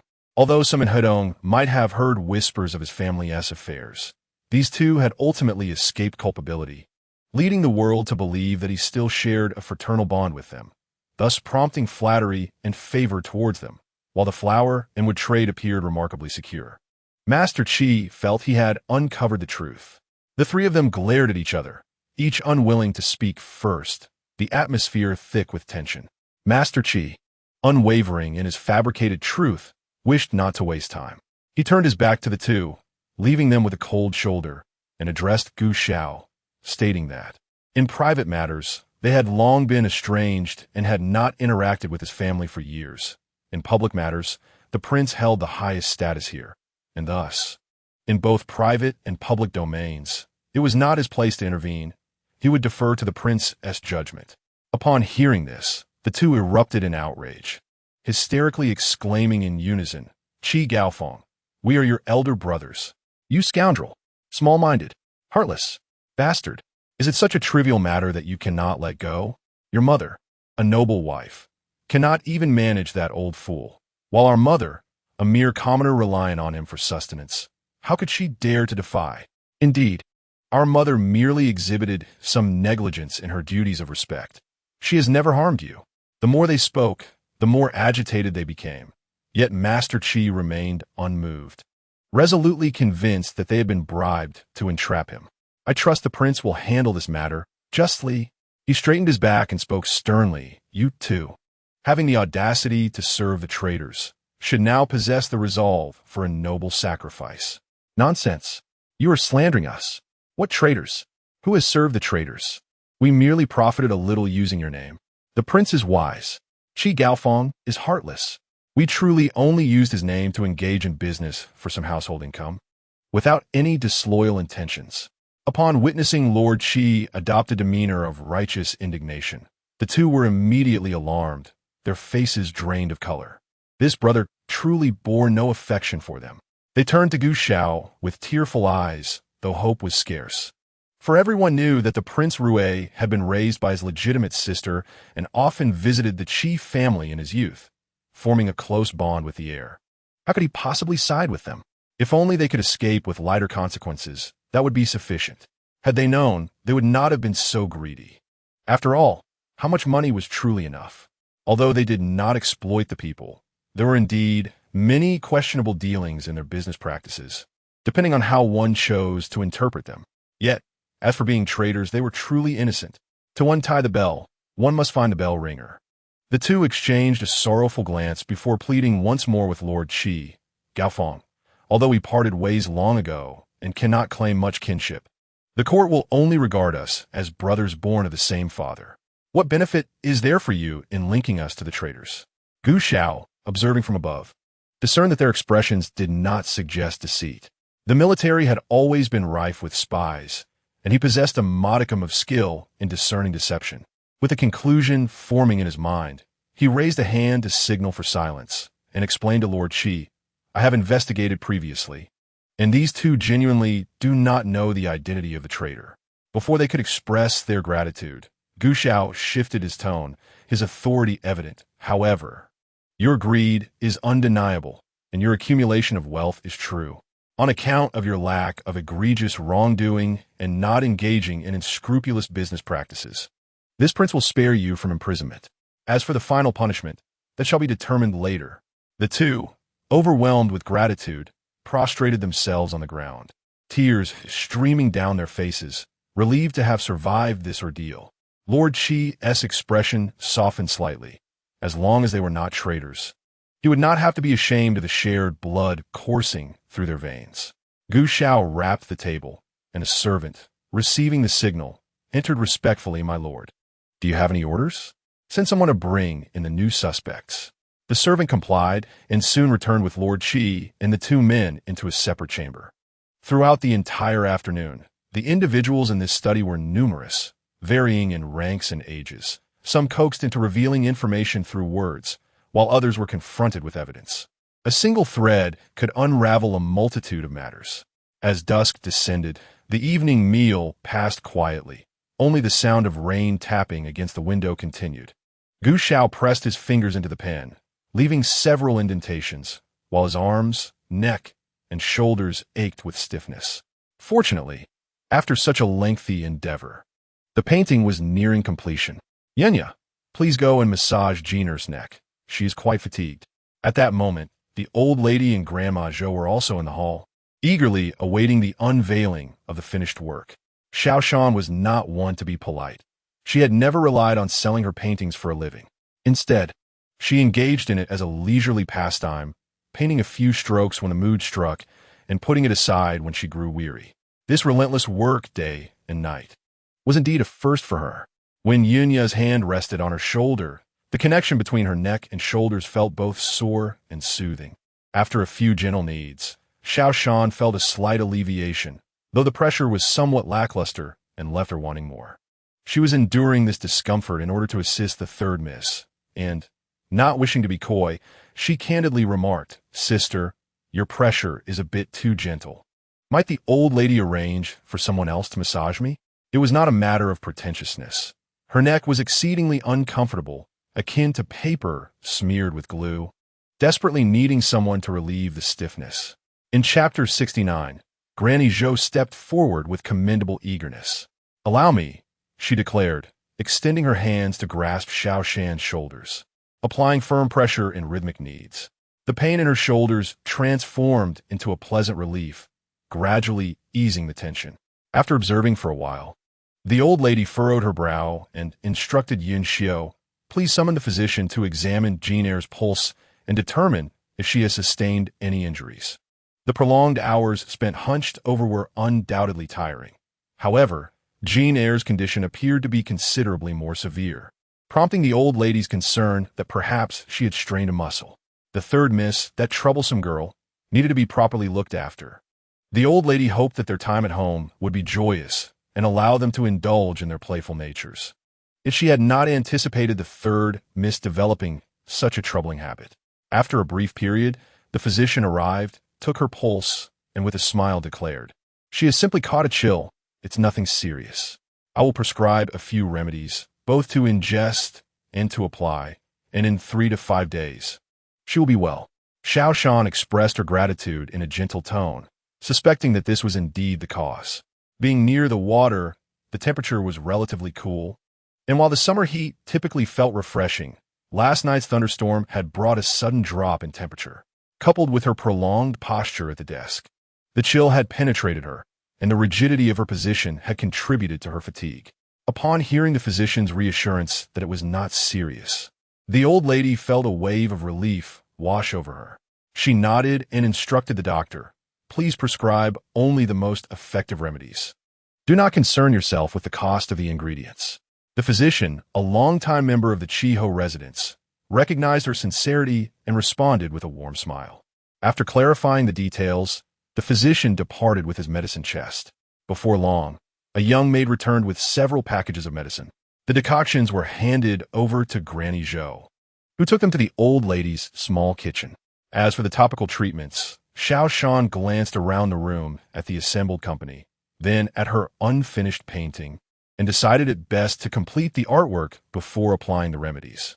As twilight descended, the night enveloped in deep hues of ink. A hazy full moon quietly ascended, casting a soft, golden light across the serene night, gentle yet faint, overshadowed by the brilliance of a dozen oil lamps within the abode. How concerned the old lady must be about her visibility. Xiao Shan refrained from instructing the maids to extinguish the lights. Instead, she requested that they move some of the lamps further away, ensuring a more spacious arrangement, as an excess of illumination in close proximity could easily strain the eyes. The old lady remained unfazed by the opinions expressed around her. As more guests arrived, she found the atmosphere stifling and instructed someone to open 2 windows, allowing a gentle breeze scented with floral sweetness to waft in, refreshing her spirit. The cobwebs of fatigue seemed to disperse from Xiao Shan's mind, leaving her more lucid, though the weight of exhaustion still lingered. She rotated her neck and stretched her shoulders before returning to her writing desk, picking up her brush to diligently complete the final strokes. As time passed and the gathering grew, curious onlookers became increasingly restless, eager to glimpse the artwork. However, the old lady's fierce glare swiftly deterred their attempts. "What if you stumble and ruin the painting?" she admonished. "Have you not seen how calamities often occur at the last moment in those farcical dramas? A moment's carelessness, a lapse in judgment, a trembling hand." Deep down, the elderly matriarch felt a shiver of dread, joining Granny Zhou and 4 diligent maidservants to form a protective barrier, keeping the intruding guests at bay. Suddenly, a thought struck her. Did everyone know the painting was not created by Sanyang? Granny Zhou, catching up to this realization, too, pondered how the news had leaked.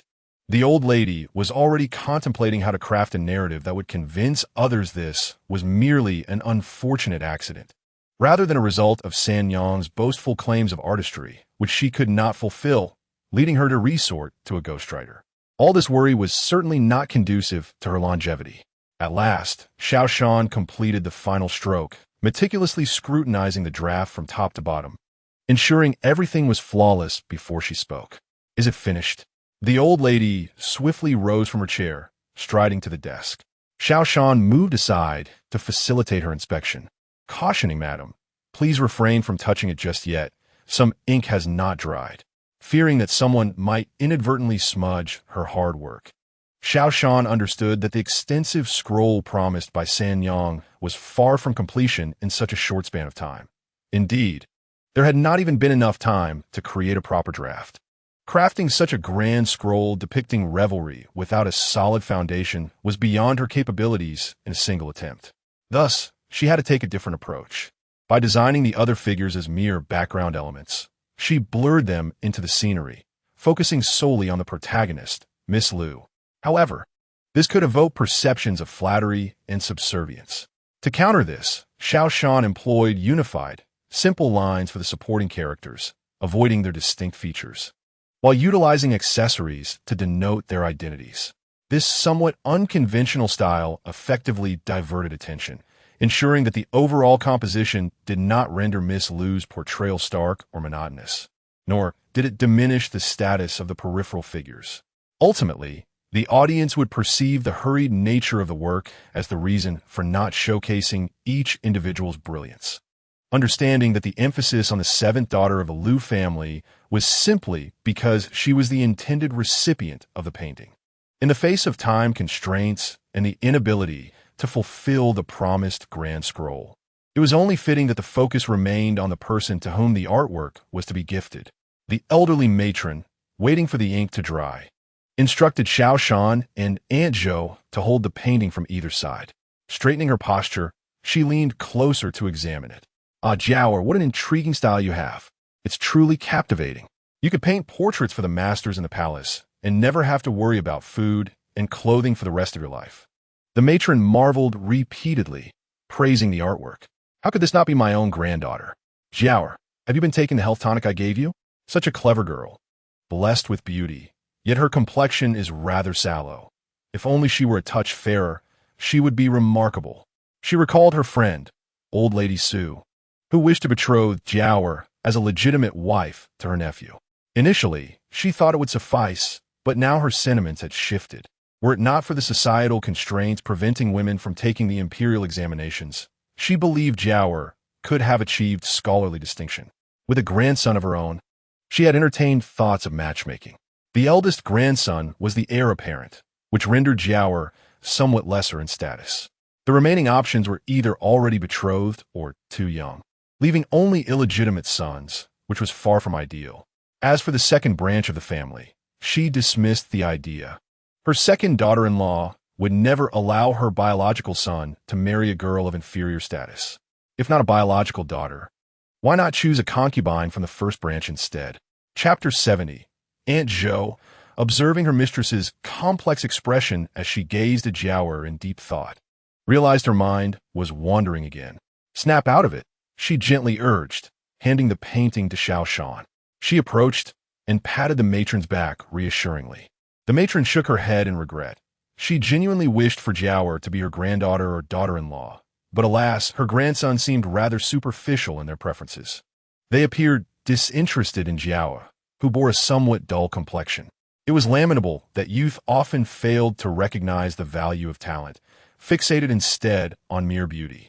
The previous generation's noble daughter, Hua Wan, with decades of rich experience, offered a warm reminder.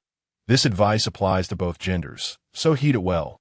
Clearing her throat, the matron sighed, fully aware that her thoughts were once again spiraling.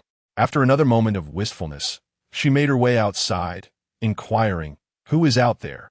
Peering through the slightly ajar door, she saw a group of young boys and girls gathered around a stone table, enjoying fine tea and delectable treats, their laughter filling the air.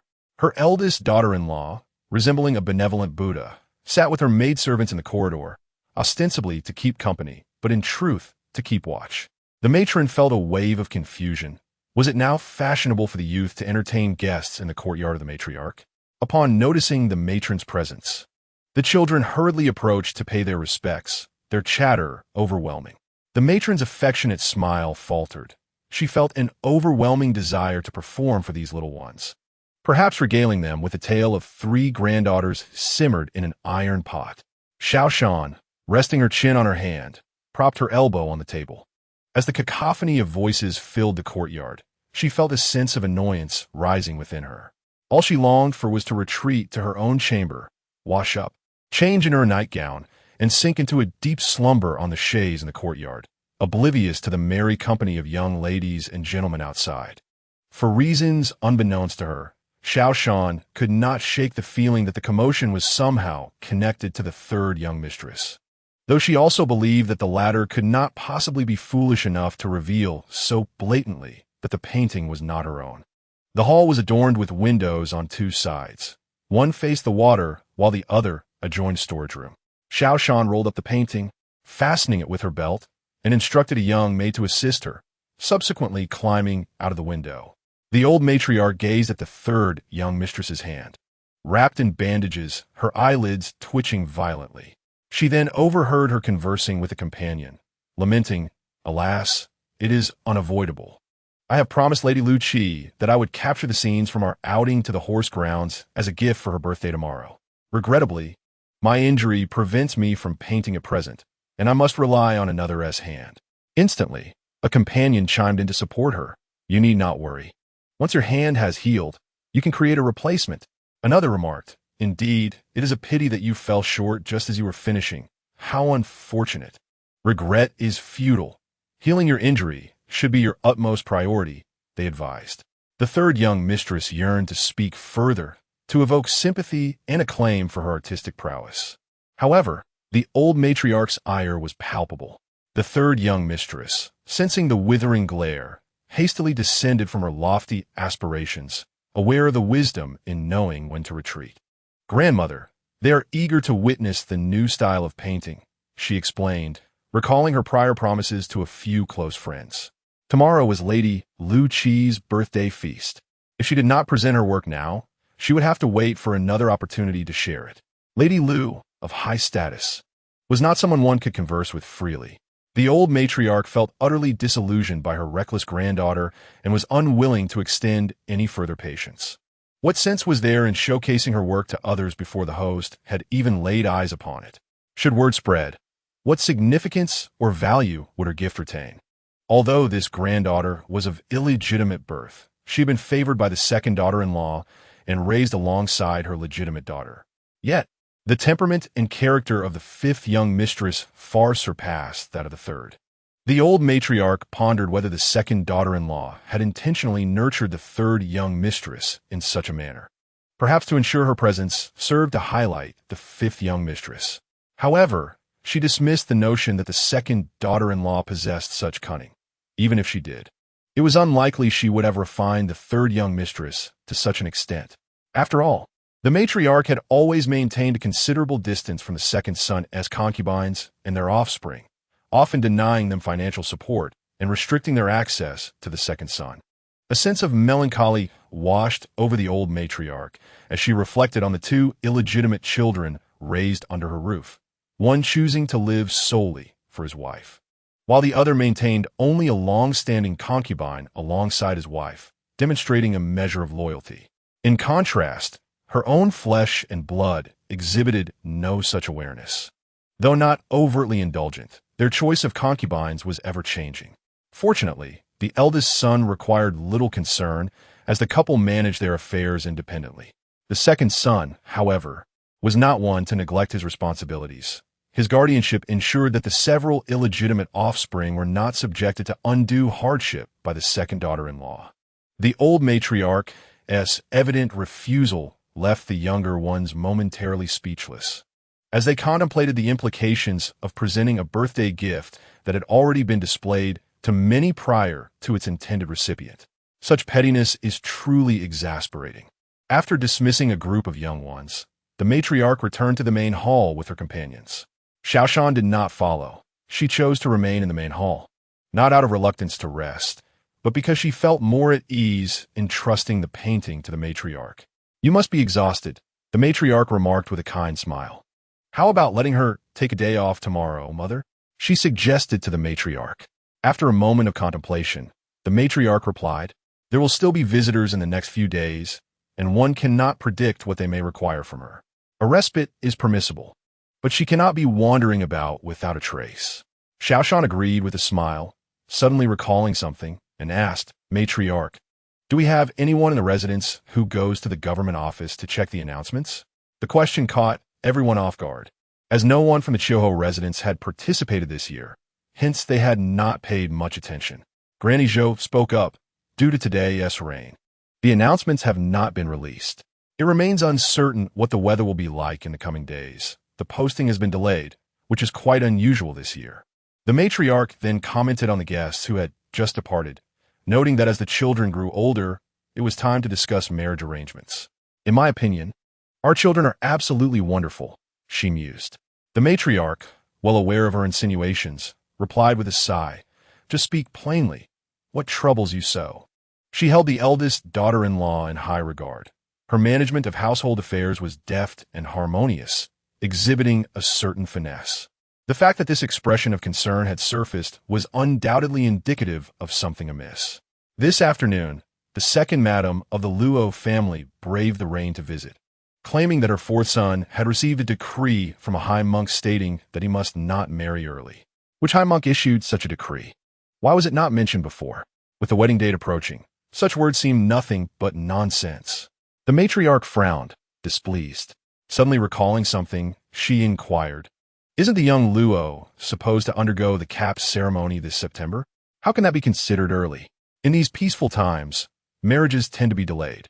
Parents cherish their daughters, wishing for them to enjoy a few more carefree years. Furthermore, the emperor has decreed that young women should not marry too young, as it may hinder childbirth. Thus, it has become customary for women to marry after the age of 17, even though this is not inscribed in law. For centuries, this has been a practice. Sometimes, custom holds more weight than law. However, if a woman remains unmarried past 18, a fine is imposed." The matriarch pondered the ages of her grandchildren, one 19 and the other 17. The wedding date for their families had been set for June, and the engagement had been established for several years, having been matched based on their birth dates. Now, the Luo family comes forward to assert that their son is not suited for an early marriage. Is this not absurd? Are they deliberately toying with us? The second granddaughter had recently gone to her maternal home and had not yet returned. Otherwise, how heartbroken she would be to hear such words from her future in-laws, especially with less than a month remaining before the wedding. What does the Luo family mean by this? Do they wish to call off the engagement? The matriarch shook her head. The daughter-in-law had tentatively inquired, but it appeared there was no such intention, merely an unwillingness regarding the wedding date. Unwillingness? Since when does it matter what the Luo family desires? Such baseless talk, seeking to dismantle this union, is unacceptable. If they wish to break off the engagement, they must provide a proper justification. It is not my granddaughter's fault. The Luo family shall not disgrace us. The matron sighed. Indeed, who could deny it? The daughter-in-law initially speculated whether it was possible that the young scion of the Luo family had strayed in his affections. However, upon further reflection, she considered the precarious position of his household. If that were truly the case, he should have discreetly resolved the matter. Alternatively, if he were to harbor ill intentions, he ought to have kept such affairs tightly concealed, or perhaps sought to hasten our family's affairs. This line of reasoning seemed rather peculiar. The old matron's heart raced. Could it be that they were evaluating the situation? Upon recalling that her eldest had summoned those two illegitimate sons to the manor, it was evident that this was not a spontaneous reunion of familial bonds. There must be a pressing, likely ominous, matter at hand. She knew her two sons well. They were not particularly upright, yet neither were they the sort to engage in petty corruption. If they were to err, it would not be out of malice.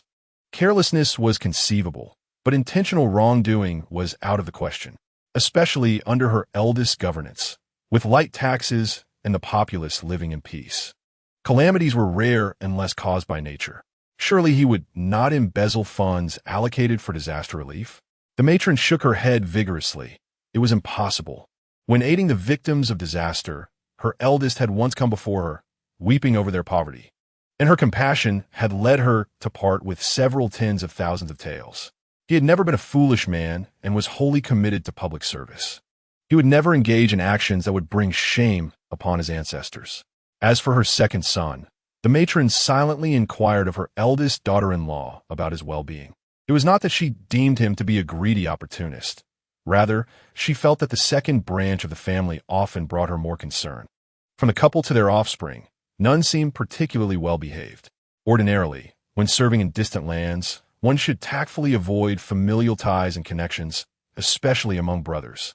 When her eldest was abruptly assigned to a remote post, she had grown weary of remaining in the capital, so she allowed him to bring his family to Hedong, leaving her second son and several other children in the capital.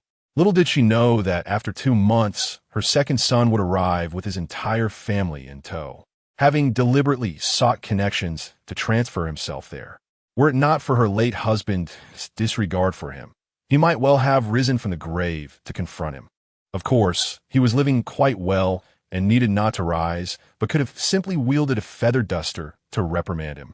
Abandoning his esteemed position as a fourth-rank Hamlin Academy scholar to create chaos here was infuriating enough to make her wish to send him back for a new incarnation.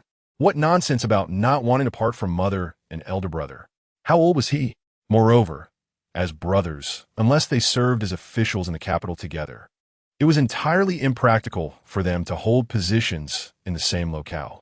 Yet, he had gallivanted off to the neighboring prefecture to serve as a deputy magistrate, leaving his wife and children to torment his mother and sister-in-law.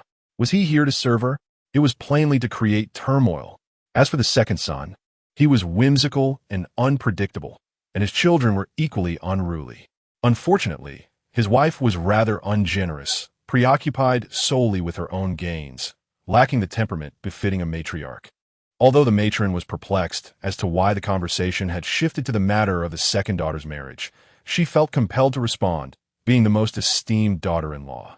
Just a few days prior, the second son had sent a letter, and from the demeanor of the daughter-in-law, it seemed all was well. Upon the elder's return, she had inquired a bit, and everything appeared to be in order. The matron, assuming the elder was longing for her son, reassured her, "Do not worry, mother. In 3 to 5 days, it will be time for the second son's rest, and you shall see him again." The elder, however, displayed a look of disdain. Her concern was not for longing, but rather for the potential upheaval in her son's official duties. Now that she had grandchildren, the attachment to her son was less about affection and more about the stability of his career. Returning to the subject of the second granddaughter's engagement, the elder decisively proclaimed, "It is too late today. We shall wait until tomorrow. You must send someone to the Luo family to convey my message. There is no justification for this delay. It is simply unacceptable. If the Luo family insists on postponing, then this marriage shall be annulled." The matron interjected anxiously, "Mother, what about the second young lady? This engagement has been established for several years, and the children have developed feelings for one another. Is it not prudent to reconsider the cancellation?" The elder waved her hand dismissively, insisting that any decision regarding the cancellation must await the return of the second daughter to ascertain her sentiments. This was merely a tactic to compel the Luo family to speak the truth. The Luo family was acutely aware of the inadequacy of their excuse, yet they still presented it, neither directly withdrawing from the engagement nor offering a more respectful rationale, which seemed a deliberate test. The matron, not lacking in intelligence, quickly discerned the underlying implications and gasped, "Mother, are you suggesting that our family might face calamity, and that the Luo family might have received prior information, using this marriage as leverage to gauge our stance?" However, she had not heard the elder mention any concerns regarding the head of the household, and given his recent jovial demeanor, it did not seem as though he harbored any troubling thoughts. If he were indeed preoccupied with matters of such significance that could affect the marriages of his children, his performance was exceedingly convincing. Perhaps he had only learned of it today. The matron wished to inquire further, but the elder was reluctant to elaborate, instructing Nurse Zhou to convey their message regarding the Luo family's affairs. Both the matron and the elder were burdened with unspoken worries when, at that moment, a maid entered with news, "Elder madam, the third daughter has arrived." "Let her in," the elder replied. The third daughter had delayed her arrival, hoping to minimize the reprimands she might receive. Now calm, she recognized the impropriety of her actions.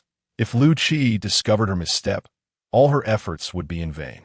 Even if she eventually mastered her artistic skills, it would likely not mend her relationship with him. "Grandmother, aunt," the third daughter greeted cautiously, her demeanor both clever and tentative. The elder observed her ingratiating smile, feeling a dissonance within. This girl did not appear to be foolish, yet her actions were undeniably imprudent. The third daughter shrugged her shoulders, lowered her head, and stammered, "Grandmother, I am not foolish, merely somewhat susceptible to flattery." "Listen to yourself. What do you mean by susceptible to flattery? It sounds as if you believe that mere praise will somehow imbue you with the qualities being extolled."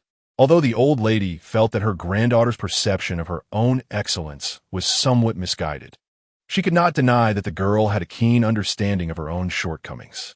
She recognized her tendency to boast without cause, yet refrained from making excuses. What was her intention in leading others to the gate of the courtyard? Moreover, how did they arrive so unexpectedly? It was already the first watch of the night. Who would sensibly pay a visit at such an hour? When questioned, the third young lady stammered, unwilling to disclose, her gaze darting about. On ordinary days, the old lady would possess the patience to inquire further, but today, preoccupied with her own concerns, she could not be bothered. After all, these were merely the same faults she had pointed out countless times before, and the young lady seemed unperturbed by the need for change. Were it another, perhaps one of the other illegitimate offspring from the second branch, she might have shown more compassion. Yet, this particular young lady, treated by the second daughter-in-law as if she were a legitimate daughter, had not faced any trials, yet had developed such a character. It could only be said that she was unwilling to improve herself.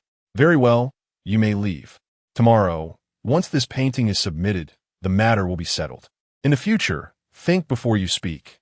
You have been too indulged in this household, leading you to be unaware of your own limitations, daring to boast indiscriminately. You need not attend tomorrow. It is already known that the painting is not yours, so your presence is of little consequence. The third young lady pouted, reluctant. What did it matter that it was not her work? It was a promise she had made. Why should she be denied the opportunity to attend? She was aware of Jur's artistic talent, which was sure to impress all, and her absence would only serve to elevate the status of the fourth young lady. Grandmother, I wish to go. With a loud crash, the teacup before her shattered, causing the third young lady to recoil in fright, exclaiming, "Ah!" The old lady's brow furrowed so deeply it seemed capable of crushing a person. "Bring the second lady here, quickly." The maid, hearing the command, hurried out. The third young lady's heart raced violently. For as long as she could remember, her grandmother had always been warm and affectionate, approachable even. Yet today, was she truly angry? Because of her? The third young lady did not wish to escalate the situation. Her legitimate mother treated her as if she were her own, and though she could be stern, she often allowed the young lady to talk her way out of punishment, usually ending in mere reprimands that faded without consequence. However, this time, she had roused her grandmother's ire. Though her legitimate mother did not strictly adhere to the grandmother's commands, she followed them in the majority of cases. And now that the grandmother was genuinely angry, whatever she said would certainly be heeded. Moreover, her father was not as easily deceived as her legitimate mother. Once he discovered her misdeeds, severe punishment would undoubtedly follow. As these thoughts whirled in her mind, the third young lady hastily knelt, tears streaming down her face. "Grandmother, I acknowledge my mistake. Truly I do. Please do not be angry. I shall not go. I will return and obediently copy scriptures, if it pleases you." The old lady operated under a certain principle of valuing life, yet despising death. She had previously been willing to give this granddaughter a chance, having offered guidance. Yet the girl continued to err time and again without showing any sign of repentance. Henceforth, the old lady felt disinclined to intervene. Should she commit further acts that would bring shame to the family, she would simply be sent to the estate to live in seclusion. The family is certainly capable of providing a substantial dowry, sufficient to support her for an entire lifetime. The courtyard was quite flooded, and as Granny Zhou carefully made her way to the entrance of the clear courtyard, she was stopped before she could draw closer. The hour was late, and she was asked if the old matriarch had summoned her. Granny Zhou held the lantern forward, revealing a stranger, and thus requested, "Might I trouble you to inform the young master that the old matriarch has something to convey to the prince? If he is occupied, a trusted confidant may suffice." The attendant instructed her to wait while he sent someone inside to relay the message, and shortly thereafter, Gulu emerged. "Granny Zhou, the prince is busy. Please tell me what you wish to convey," he said, gesturing to himself with a broad grin that displayed his pearly white teeth. Granny Zhou led him aside, first discussing matters concerning the Luo family, then inquired, "The old matriarch is quite anxious. Could you tell me if the eldest master or the second master have been negligent in their official duties?" Gulu feigned ignorance, but added, Please inform the old matriarch that with the prince present, the chief family shall not suffer any injustices. A heavy weight settled in Granny Zhou's heart. This implied that there were indeed pressing matters at hand. As she made her way back, she stepped into several puddles, her mind consumed with unease.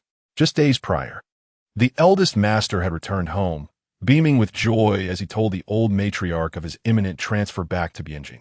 He had assured her that he would remain home for a few days before heading to the official court to await the dispatch order, urging the matriarch and others to prepare the ceremonial gifts for his return. His confidence suggested he had received definite news. Thus, something must have occurred today that could potentially hinder the dispatch or, worse, lead to an even more dire misfortune. Xiao Shan had previously darted out of the Embrace Pavilion with her painting, avoiding people as she navigated to the side chamber, preparing to present the artwork upon the old matriarch's return. However, upon catching sight of her, an eldest madam engaged in a conversation with troubled expressions, she decided to wait. Shortly after, Granny Zhou returned, followed by the third young lady, who surely was not merely visiting her grandmother in the dead of night out of sentiment.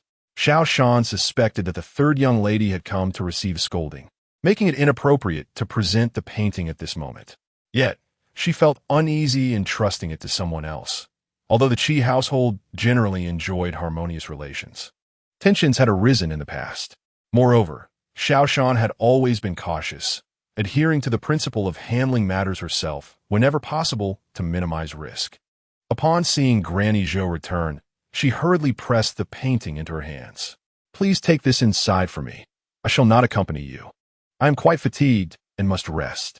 As Granny Zhou was about to pass by, she quickly whispered, "Once your affairs are settled, do set off promptly." Although Xiao Shan found this remark peculiar, her mind was clouded, and she dismissed it as mere small talk.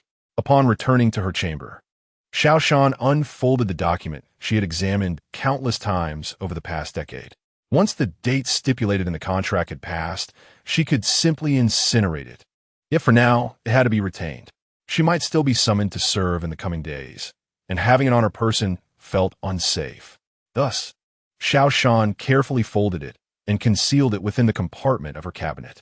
Chapter 73. The elderly matron found herself quite vexed by her granddaughter, the third in line. She could hardly comprehend how one could be so foolish. Despite being the daughter of a legitimate son, surely she must possess at least a semblance of her distinguished lineage.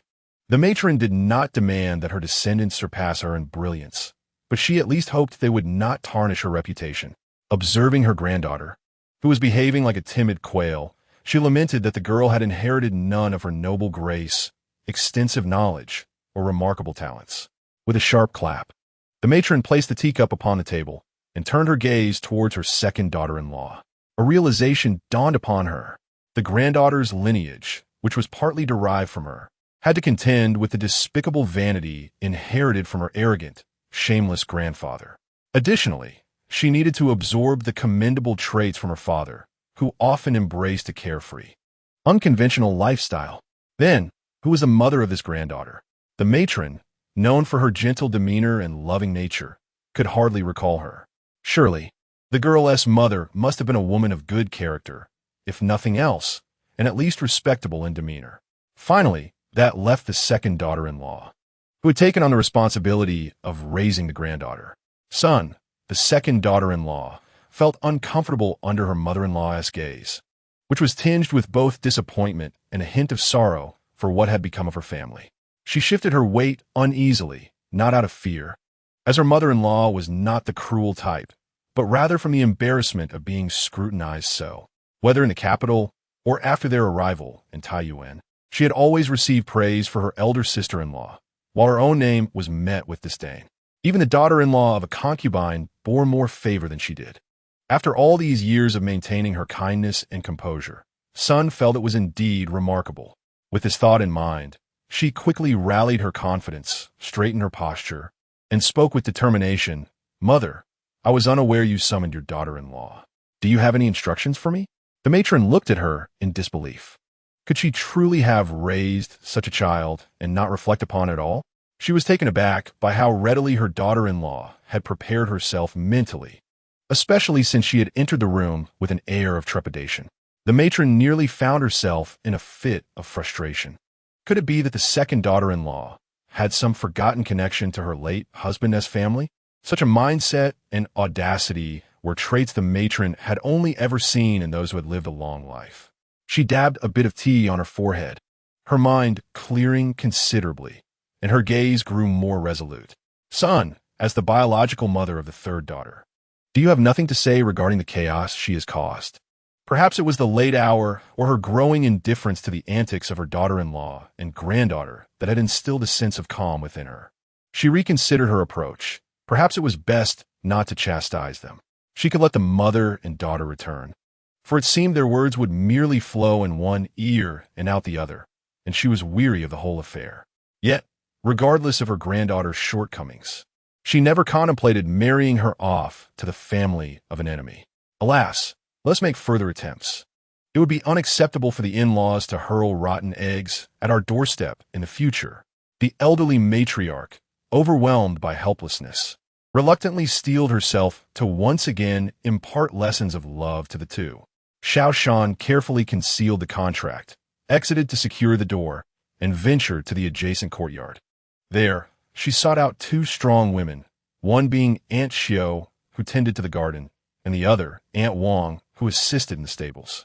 Together, they made their way to the kitchen to fetch hot water for bathing. "Isn't Jier 17 this year? It's time for her to consider suitors. You haven't mentioned it before, so I assume no engagement has been arranged yet. What sort of young gentleman does the girl fancy? Feel free to share. I can inquire with my elder sister if there are suitable matches." Aunt Xiao conversed casually.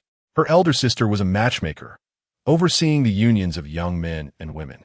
Such a fortune bringer, even if not destined for their own family, should ideally be connected to those with whom they maintain amicable relations. Of course, the Xiao family had no intention of relying on others for sustenance. Rather, who would refuse the allure of wealth? More is always better. Xiao Shan felt a moment of discomfort upon hearing this. She could not simply speak her mind as usual. Although she understood that her words might seem evasive to them, she chose to deflect. "Let it be. I know Aunt Xiao is well-meaning, but my heart is not in it at the moment." It was impossible to declare that the prince had taken a liking to her, yet asserting her disinterest in matrimony. Claiming her sole desire was to amass wealth and enjoy life as a beautiful and affluent woman felt equally inappropriate. However, upon hearing her latest response, Aunt Xiao perceived a shift in Xiao Shan's attitude, believing she had reconsidered and was now contemplating marriage. She simply had not found a suitable candidate yet, and was unaware of what captured the heart of this Southern Huan girl, thus she did not take it too seriously. While it was uncommon for a girl of her age not to be enamored with the notion of love, it was not entirely unheard of. Aunt Xiao found it peculiar that previously, anyone hearing a woman declare that her ambition was not to wed a worthy partner, but to indulge in gold and riches would deem her extraordinary. In this current era, the constraints on women had loosened compared to the past, yet they were far from enjoying the same freedoms as men. God bless. This girl has finally come to her senses, Aunt Xiao mused. "Jier, what do you prefer? A scholar or a warrior? Someone plump or slender? Though your complexion is not fair." Xiao Shan, irritated by Aunt Xiao's incessant inquiries, wished she could flee. Yet, it seemed Aunt Xiao would not relent without a response. After some contemplation, Xiao Shan replied, "As long as he is not too different from me in any aspect, it suffices. I possess both literary and martial skills, so he must be well-versed in both as well. My looks are not inferior, so he must not be unattractive. My skin may be a tad dark, but I shall not demand he be fair. Moreover, regarding my family's background, when my father was alive, he held the title of scholar, and my elder brother had already achieved the rank of Jinshi, barring any unforeseen circumstances. He was certain to attain the title of the top scholar, making it a mere formality to be among the top 10. At the very least, one would need to belong to a scholarly lineage to be deemed worthy of such aspirations." Aunt Xiao wore an expression of vague embarrassment, realizing that although she knew the girl was exceptional, she had not anticipated such lofty expectations. "Jeaner, might your demands be a tad too stringent?" Aunt Xiao attempted to steer her thoughts back to a more conventional view of marriage. Xiao Shan turned away momentarily to stifle a laugh. then replied with astonishment. How could that be? I only seek in my partner what I've already achieved myself. I have meticulously considered my own qualifications before presenting them. Chapter 74. Aunt Xiao pondered for a moment and conceded that indeed, the young lady was remarkable. Why should she settle for less than her worth by marrying someone beneath her? Wang Pa found this amusing and shook her head, saying, "This is not a business transaction. One cannot simply compare things in a rigid manner. Marriage is always about mutual compensation, with each party having their own strengths and weaknesses." Aunt Xiao suddenly understood and quickly regained her earlier enthusiasm, addressing Xiao Shan. "Indeed, I almost let you trick me." Aunt Xiao thought to herself, "Although you are outstanding, your family background is somewhat lacking, and without the support of parents or elders, the two siblings are indeed at a disadvantage." However, voicing such thoughts would be ungracious, and it was not yet the right time for such discussions, so she swallowed her words. No wonder she could not become a matchmaker. She was simply too soft-hearted and easily swayed by others. In her youth, she had also accompanied her elder sister-in-law to take the civil service examination, but alas, she failed to pass the final test due to a lack of eloquence. Fortunately, her sister-in-law was not the type to disregard the truth for the sake of money.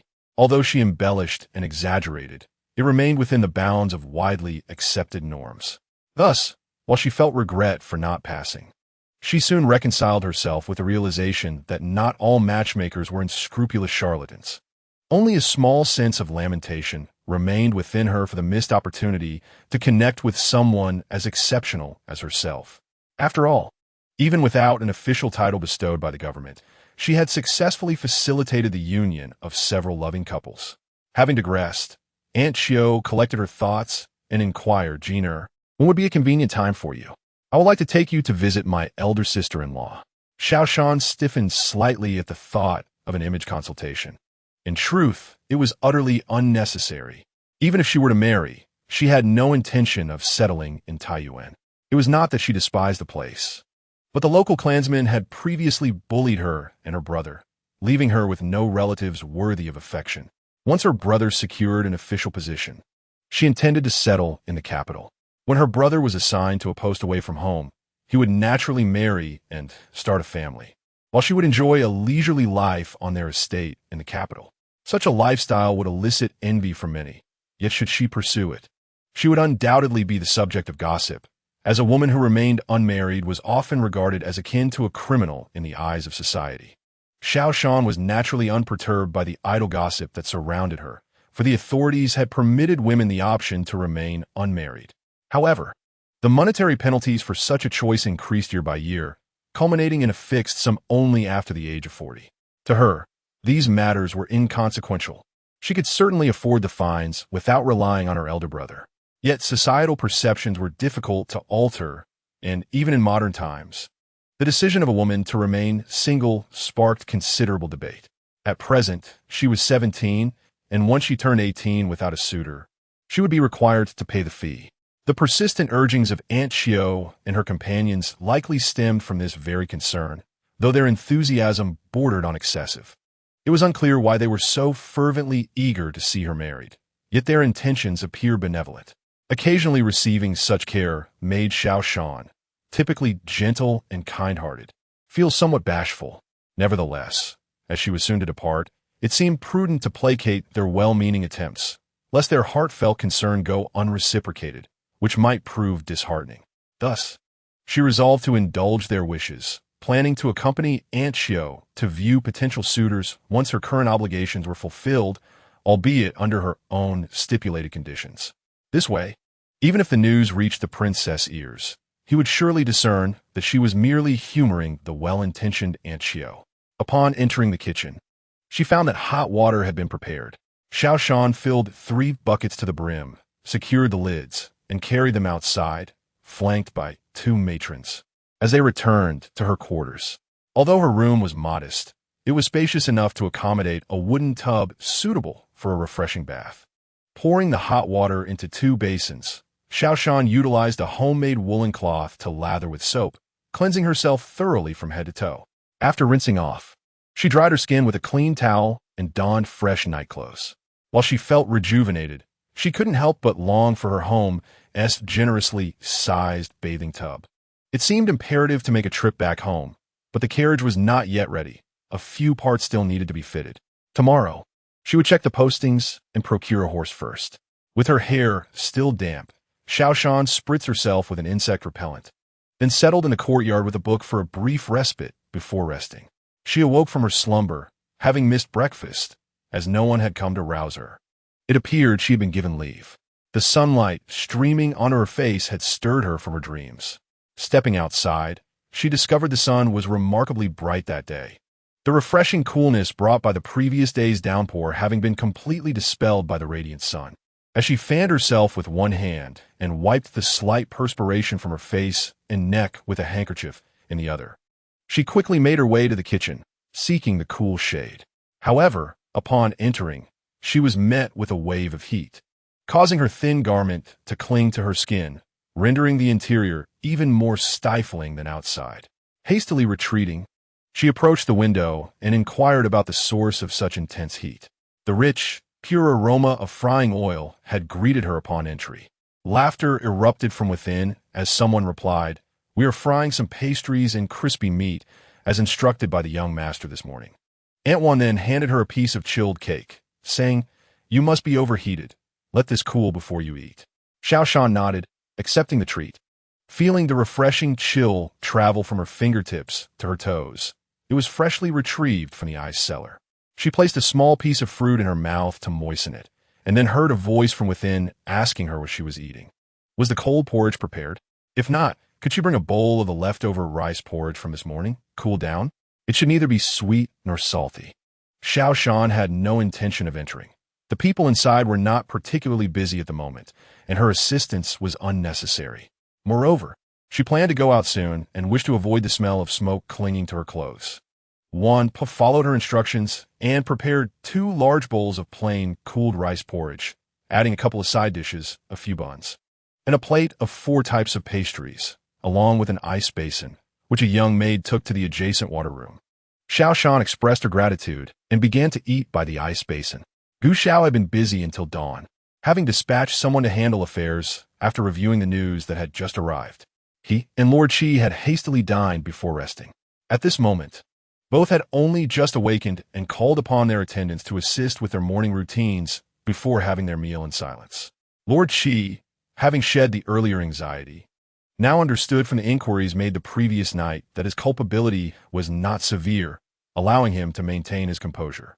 However, no matter how deceived by the brigands, it ultimately came down to his own dereliction of duty, which could not escape scrutiny.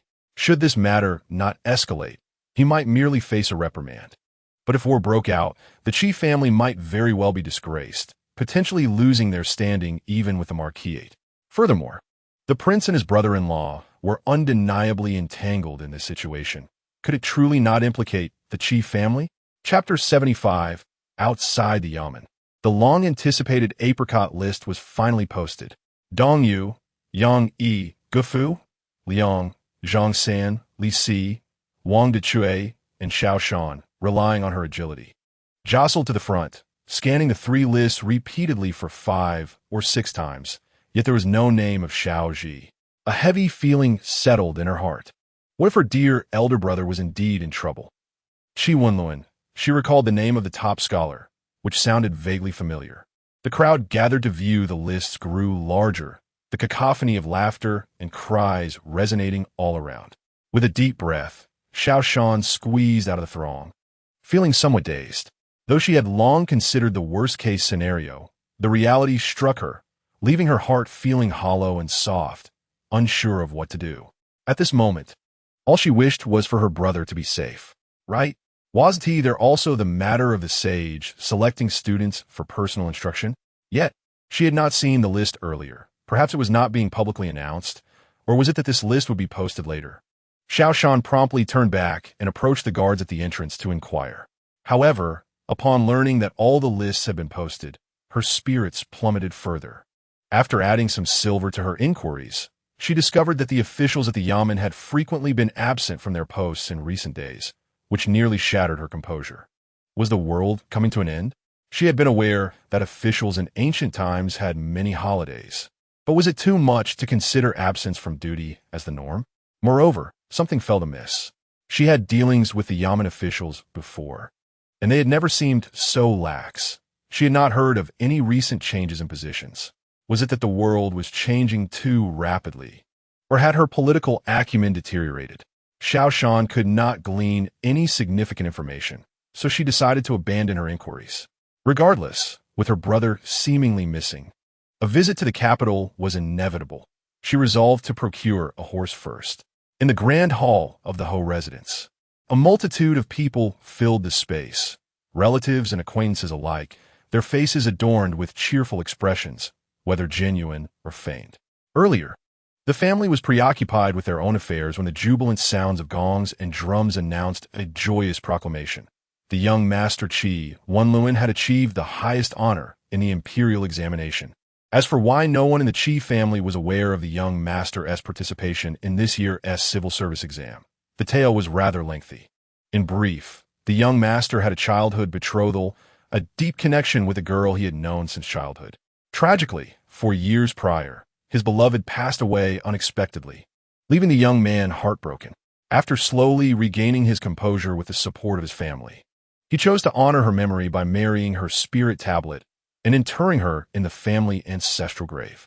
The Qi family was not lacking in compassion.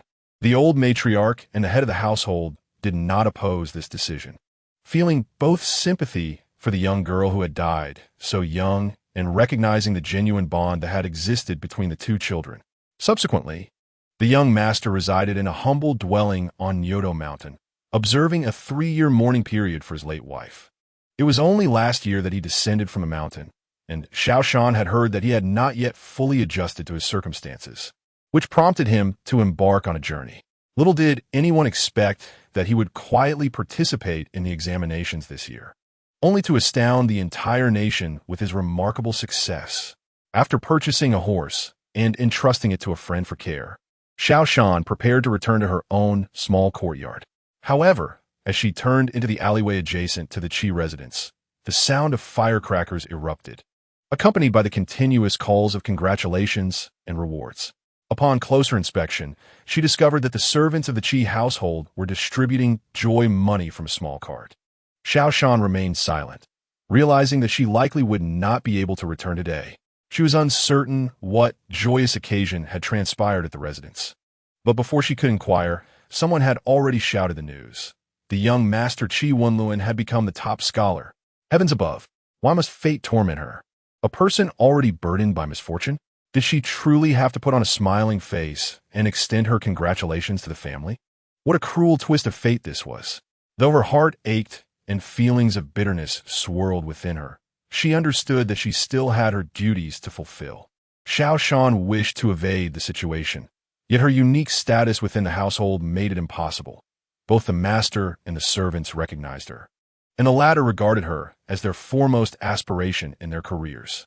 Thus, she was immediately called upon as soon as she appeared. Sister Ji, your timing is perfect. The old matriarch has sent someone to look for you. I didn't expect you to return first, exclaimed Fu Wing, who approached her with a handful of reward money and sweets, his face beaming with joy. Quickly, share in the happiness. The young master has achieved the highest honor, bringing glory to our family. As soon as he spoke, he realized his words may not have been the wisest, for Xiao Shan's brother seemed to him. Sister, have you received any news about your brother? The news of the young master's achievement had been delivered by the officials, and no one from the Ho residence had gone to check the examination results. Congratulations to the young master. And please extend my regards to the old matriarch and the head of the household, Xiao Shan replied, taking a piece of money, gripping it in her hand with a forced smile. She shook her head. Not at the moment. I have no news yet. She harbored no jealousy towards the glory of others, even finding joy in the accomplishments of her peers from the same prestigious school. Yet, amidst the disheartening separation from her own kin, the incessant need to extend congratulations to others weighed heavily on her heart. She fervently wished for her elder brother's safety. The matriarch, gracefully wielding a fan adorned with a magpie perched upon a branch, wore a smile that contrasted with her usual dignified demeanor. This child truly lacks understanding, she mused, to embark on her examination without so much as a word of notice. Fortunately, she succeeded, thus preserving the family's honor. The second matron, Lady Sun, though in her 50s, lamented never having personally experienced the allure of scholarly pursuits. Instead, she found herself perpetually scorched by the academic aspirations of the first branch. From her husband to her son, she resolutely refused to admit her inferiority to her sister-in-law. Rather, she believed her husband placed too little value on scholarly success. After all, she was a compassionate and magnanimous wife. Were she to apply a bit more pressure on her husband, perhaps she would now hold the esteemed title of first-grade matron. As for her son, he had evidently inherited his father's temperament, leaving her blameless in the matter. Fortunately, the matriarch was not one to indulge in arrogance. Quickly regaining her composure after a moment of triumph, with a slight smile lingering at the corners of her mouth, she turned to the elder matron, "Mother, when Lun returns, should we not discuss a suitable match for him?" The elder matron nodded, acknowledging that Lun was no longer a child, while others his age were already raising families. However, any engagement must first be considered with Lun's own wishes in mind. She glanced at the matriarch, understanding her concerns for her son, yet insisting that one must not pressure a child. If he had not yet moved on, a little more patience would not be amiss. The matriarch was well aware of this principle, yet how could a mother bear to watch her child reach an age of solitude, especially when Lun was suffering? She would prefer him to be somewhat frivolous rather than witness him wallowing in sorrow for a single person over the years. The elder matron was the most sensible head of the family she had ever encountered. She never harbored ill will towards her daughters-in-law, nor intruded upon the affairs of her son and daughter-in-law. Among her husband's concubines, 2 were gifts from dignitaries, and 3 were chosen by her own hand. In dealing with her grandchildren, the elder matron displayed an even greater degree of indulgence. Devoid of the sternness she reserved for her sons and daughters-in-law, she allowed them the freedom to enjoy life, having already observed 3 years of mourning.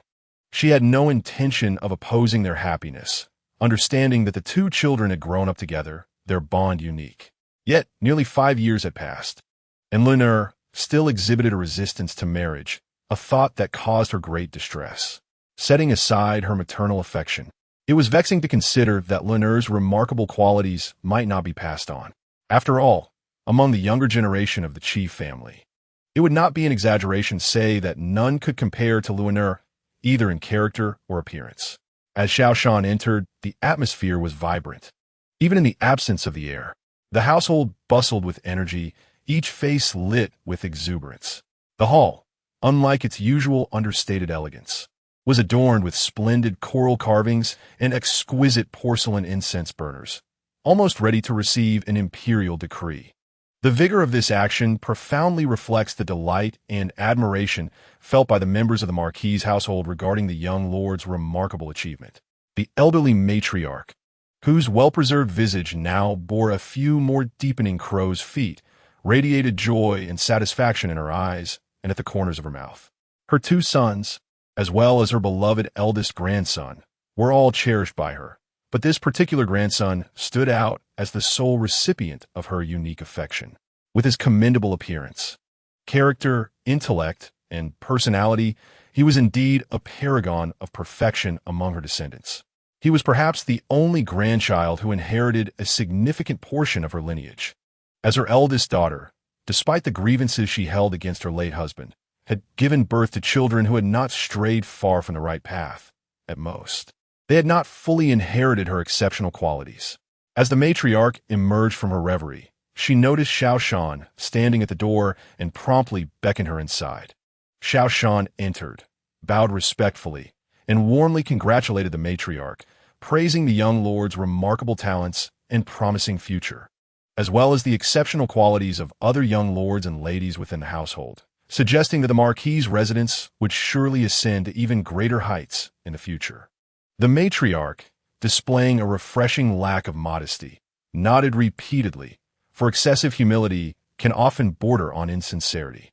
Having listened to compliments throughout the morning, she found it particularly moving to hear such earnest and heartfelt praise from someone as exceptional as Jenner, who had become a cherished friend despite their age difference. My dear girl, you always speak the truth, and I shall not contest you, she replied. I called you here to discuss how we should draft the guest list for the young lord's welcoming feast in a few days. Suddenly recalling that this very young woman had recently severed her contract and was poised to depart in a matter of days. The matriarch wondered whether she had seen her brother's name on the examination list. If she had not, it was likely she would soon leave Taiyuan, raising concerns about how the banquet for her grandson, the top scholar, could possibly be arranged. Even if she left behind some newly devised menus, others would lack the finesse to execute them perfectly, which posed a dilemma. Xiao Shan, perceiving the matriarch's hesitation and concern, understood that such matters could not be openly discussed in front of others. It would be best to wait until the gathering dispersed before seeking the matriarch's counsel. I assure you, for the young lord's banquet, I shall devote myself wholeheartedly. However, given the current haste, I fear it may lack comprehensiveness. Perhaps I should contemplate the details further and return to you for guidance this evening? The matriarch nodded in understanding, acquiescing to this approach. The First Lady, observing Xiao Shan's seriousness, felt satisfied and recalled the exotic items sent by her son, which were unfamiliar to her. The accompanying letter merely suggested they were for admiration and enjoyment, and she thought it prudent to have Xiao Shan take a look, for there might be some novel applications for them. The banquet for the top scholar must be executed with utmost perfection. As the matron was about to withdraw, she smiled and halted her, saying, "Do not leave just yet." Turning to the elder matriarch, she added with a gentle smile, "Mother, Lunar has brought back some rare items that none of us recognize. Why not let this girl have a look to see if there is anything edible? It is not that the people of the Qi Marquis are gluttonous. Rather, it is merely a fervent desire to explore unknown novelties. One must always be courageous in trying new things, akin to the first person who dared to eat crab. Although they are more like the first ones to suggest eating crab, the distinction is negligible. What is truly commendable is this spirit." Thus, Xiao Shan spotted the chili-like item she had longed for. Although still green and not yet sufficiently thick or long, and merely a few small pots, the flavor, having evolved over millennia, made her hesitant to taste it outright. Instead, as before, she instructed the servants to bring over a few animals. After feeding each a bit, she observed them with keen interest while continuing her exploration of other items. Pumpkins, tomatoes, sunflowers. The air was remarkable indeed. The pumpkin was not the usual round type, but rather irregularly shaped, about 3 to 4 feet long and as thick as a thigh, with an orange-green skin resembling the cow-leg melon of later generations. Xiao Shan recalled that such cow-leg melons had a high yield, having grown plenty in the vegetable garden when she lived in the countryside with her uncle and aunt.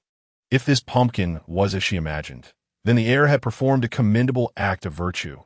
It was not merely a vegetable, but could serve as sustenance. Thriving in various locations with high yields, how many lives could it save in times of famine? However, it appeared quite vegetable-like. Had no one ever attempted to taste it? Xiao Shan pondered this and naturally posed a question. The matron responded, nodding, "These items were brought back by a merchant ship that recently returned from afar." Luan mentioned in her letter that most of them are used as ornamental potted plants, except for the hanging pumpkin and the turning day lily. In her correspondence, she described their taste as quite pleasant and explained that she specifically had them sent home for the family to sample, particularly the seeds of the turning day lily, which, when dried and salted, make for an excellent snack during casual conversations or while watching performances. This implied that the tomatoes and chilies had yet to be tasted. Xiao Shan noted internally. She also considered that perhaps they had been tasted but found the flavor unpalatable. At present, spiciness had not yet gained popularity. It was not a staple seasoning in daily consumption, and the heat from other plants like the fuliu vine and ginger differed entirely from that of chili peppers. "It seems that way." Xiao Shan feigned surprise and sighed, quickly regaining her composure. She continued to examine this and that, her demeanor earnest. After a moment, she suggested, "The heir has instructed that we refrain from unnecessary commentary on what is edible, but I do have some thoughts regarding the remaining 2 items. I am simply uncertain about the quantity." The matron gestured with her fan, indicating they are all here. "Speak your mind." Chapter 77. Xiao Shan rose, gazing at the tomato, which was slightly larger than a walnut, and remarked, These two items resemble mere condiments. After a brief pause, he continued, if my memory serves me right. The book states that one is spicy, while the other possesses a sweet and sour flavor, though they both appear to be not entirely ripe. Fortunately, both green and red peppers are edible, and the tomatoes are about 80% ripe, making them suitable for cooking. However, the quantity seems adequate for sampling, yet insufficient for entertaining guests. Xiao Shan contemplated that it might suffice for 6 or 7 tables. However, he entertains numerous relatives and colleagues of the two lords, amounting to at least dozens of tables. The casual banquets set up for ordinary folk in the alley could be disregarded, as the common people are easily satisfied with a feast brimming with chicken, duck, fish, and pork knuckles. The matriarch felt a twinge of disappointment, pondering how her son's top scholar banquet might turn out rather mundane. Heavens, does this not amount to a different form of envy towards the exceptionally gifted? At that moment, she completely overlooked the fact that her family's menu consistently sets trends. Even in the absence of rare delicacies, the final dishes would undoubtedly be the envy of many. There was no need to fear falling short of the grandeur of previous scholarly banquets or lacking in flair. Nonetheless, reason aside, the matriarch felt that without some extraordinary items to anchor the event, the conversation would dwindle by half. As she sighed, a sudden spark of inspiration illuminated her thoughts, and she proposed to Xiao Shan, "You are acquainted with Master Hong at the dock. Why not inquire if he possesses these items? If he does, kindly persuade him to part with some, and I shall ensure he is generously rewarded." Xiao Shan was momentarily speechless. If Master Jiang had such items, he would have surely produced them days ago. It was evident that the dock in Bianjing and Jiang Hong were not affiliated. She wished to convey that their absence would not diminish the culinary offerings, which would surely not disappoint. Yet, the matriarch seemed fixated, her eyes gleaming with an insatiable desire for novelty. "I shall make a trip shortly to inquire," she declared, adding, "and also check on the progress of several matters." The elder matriarch furrowed her brow slightly, yet she understood her daughter-in-law's earnest desire to bring honor to her son, a sentiment stemming from a mother's heart. Why did she comprehend this? It was simply because she had experienced it herself. The bond between her eldest son and grandson was one forged by circumstance and nature, both of a more reserved and aloof disposition. Thus, as their matriarch, she could not relish the sweet, indulgent affection typical between a mother and her doting child. However, one must ponder, which mother does not yearn to witness her own flesh and blood seeking her affection with endearing words and gestures? If the child does not come to me, I must go to him. One cannot allow the bond of mother and child to become as distant as a vendor selling stinky tofu on the street. The elder matriarch cast a wistful glance at her daughter-in-law, recognizing that while her grandson was naturally reserved, his situation was far more optimistic than that of his father, who had been raised by a strict mother, unable to be present at all times. Although the matriarch did not intentionally teach her children to distance themselves, she often had them practice martial arts and study, restricting her eldest son from visiting his mother and younger siblings. Consequently, from a tender age, he was instilled with a strong sense of ambition. In those peaceful years when wars were scarce, she, as a devoted mother, remained in a constant state of anxiety, fearing for her eldest son's safety. Alas, her fears were realized when he lost a portion of his little finger. The memories stirred her resentment, particularly when her mother-in-law would embellish the image of her deceased husband before the children, attempting to forge a bond of paternal affection. Fortunately, her late husband had enough pride to never repent for his mistreatment of his legitimate wife and children. She felt a modicum of gratitude for his stubbornness. After all, he believed his fleeting affection outweighed the principles he disregarded. Otherwise, she would have had to contend with him over titles, something she was not particularly keen on, yet felt entitled to. Her eldest son also proved himself worthy. He was initially set to be demoted in rank, but regained his status through his military achievements. Even after injuring his hand and being reassigned, he earned the favor of the sage and became a prominent official of the second rank. Life without those troublesome individuals was indeed delightful. Madame Sun, the second wife, reached for the fan from the maid's hand and offered a lukewarm smile. remarking that being a top scholar was merely a starting point. She would not be envious when her own son achieved similar success. The old matriarch chuckled inwardly, recognizing her daughter-in-law's jealousy, which was amusing. Perhaps she should focus on educating her children instead.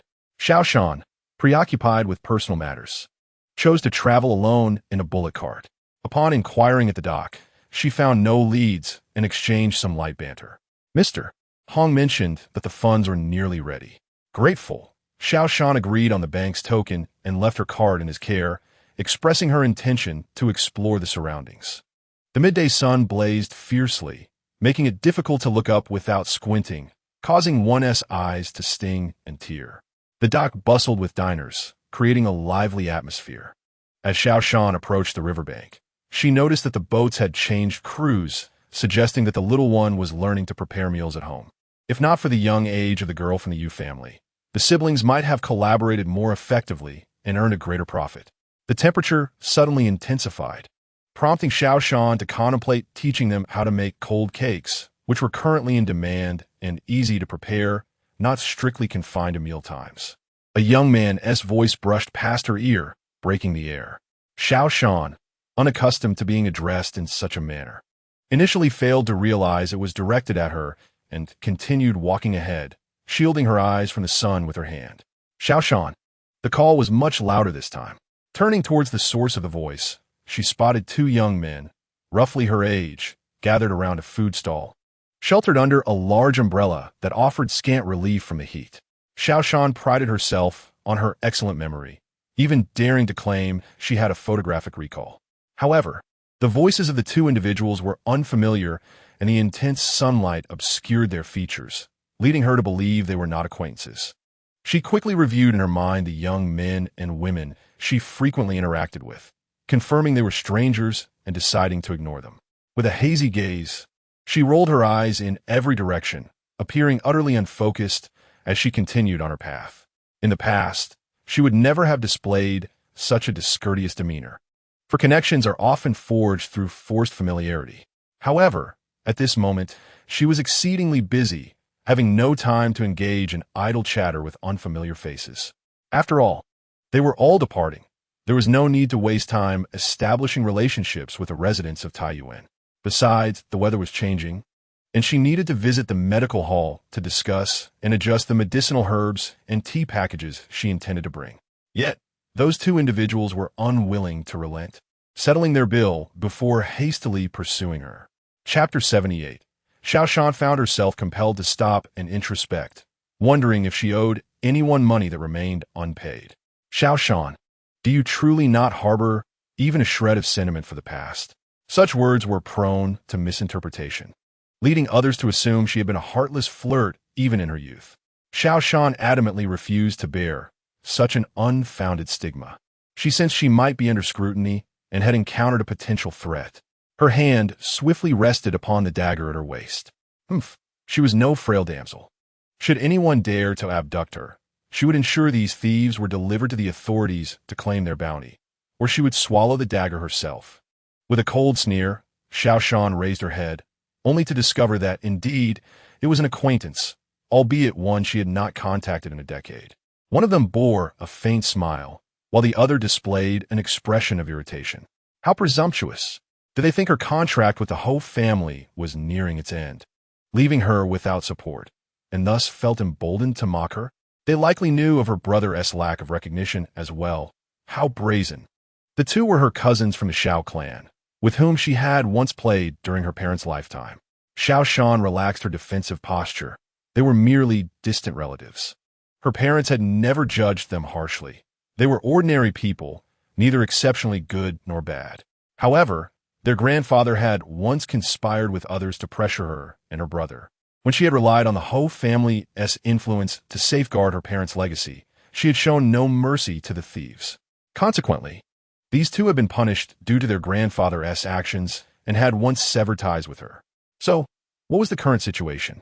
She, as a victim, had long since moved on from this matter. Yet the grandchildren of the perpetrators, after a decade, encountered her and felt entitled to reproach her? How astonishing! Had they not made any progress in 10 years? How petty you are, so heartless, to discard the bond we forged in childhood. Xiao Shan blinked twice. Such words seemed rather audacious. She wanted to remind them that it was they who had insisted on severing ties. Yet, when she sought them out later, they had refused to meet her.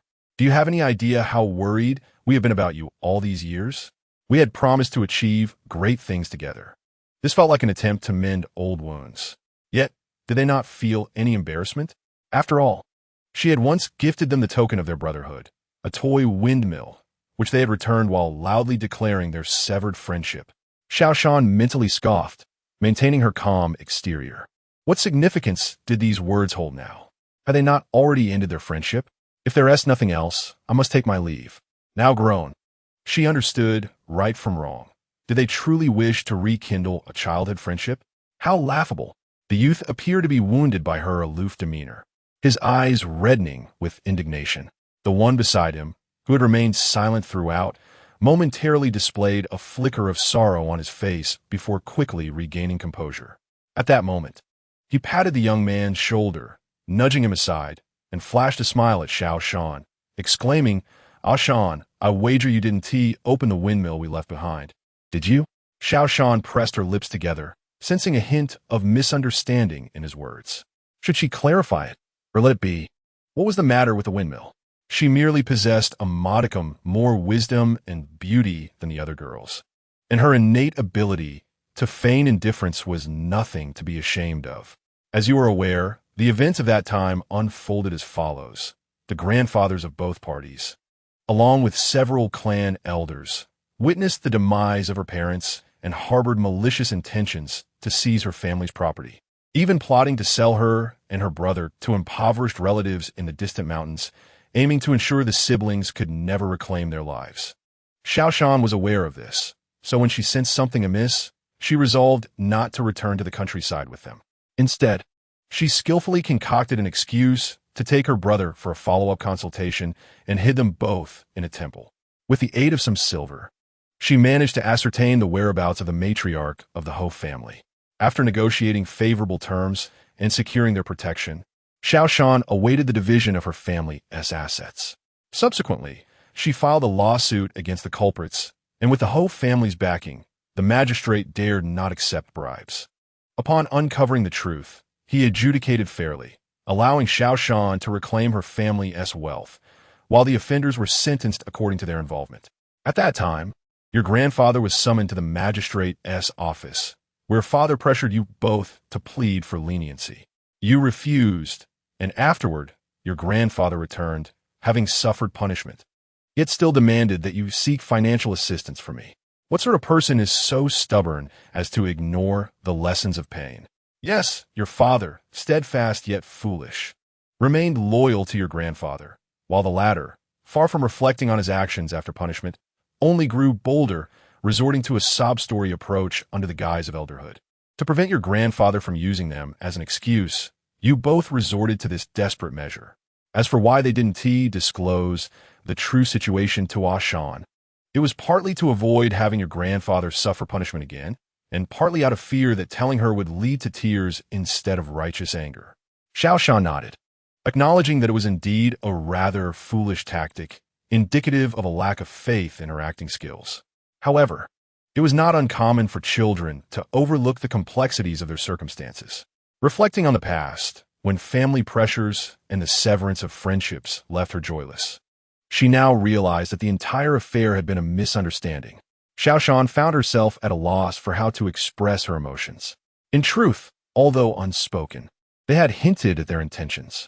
Noticing Xiao Shan's hesitance, the two believed she no longer wished to be friends and clarified.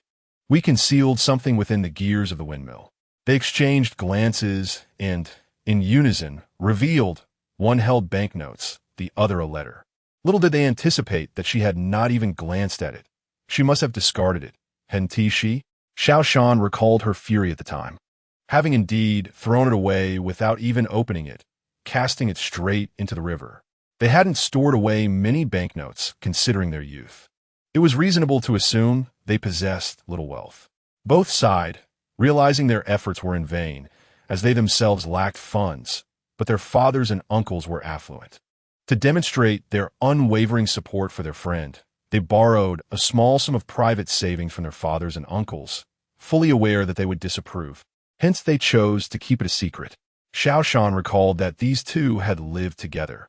Her younger brother had initially been a left-behind child, only to later become an orphan. At that time, her memories were sparse, consisting merely of instinct and character, indistinguishable from other young ladies who reveled in food and play. They ventured up mountains and down rivers, catching fish and shrimp, except for climbing trees, which they avoided due to the straight and slender nature of the trees planted there. Offering no foothold, let us not dwell on the past. Today, having fortuitously encountered one another, would it not be delightful to find a tea house to sit and chat?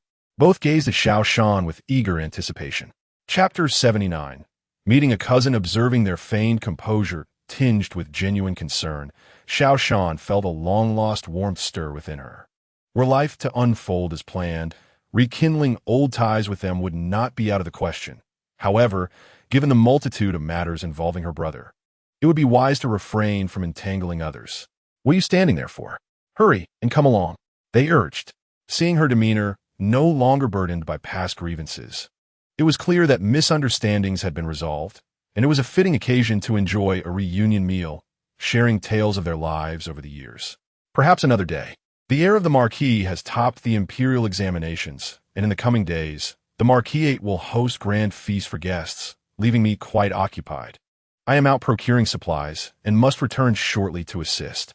Upon hearing her explanation, they did not insist on her staying.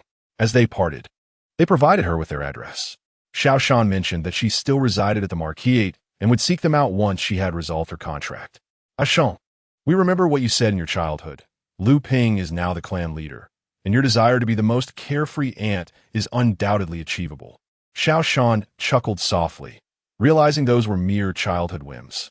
She vaguely recalled that year when a princess, or perhaps a county princess, visited Taiyuan, accompanied by many male attendants. Overhearing adults gossiping, she had declared that when she grew up, she too would remain unmarried and keep numerous handsome brothers. Her parents, taken aback, exhibited a spectrum of emotions, swiftly punishing her by making her stand by the wall before they even returned home. Those childish words, unexpectedly remembered by her friends for so long, brought her a peculiar sense of delight. Upon returning to her small courtyard, she tied up the carriage. Before her brother's arrival in the capital, their family had possessed a carriage, and now the vacant stable was put to use. She first headed to the kitchen to gather firewood and heat water for a bath. Entering the shed, she lifted the cloth curtain, revealing the nearly completed carriage. The axle and the bottom of the carriage box had been finished. Only the top and the interior remained.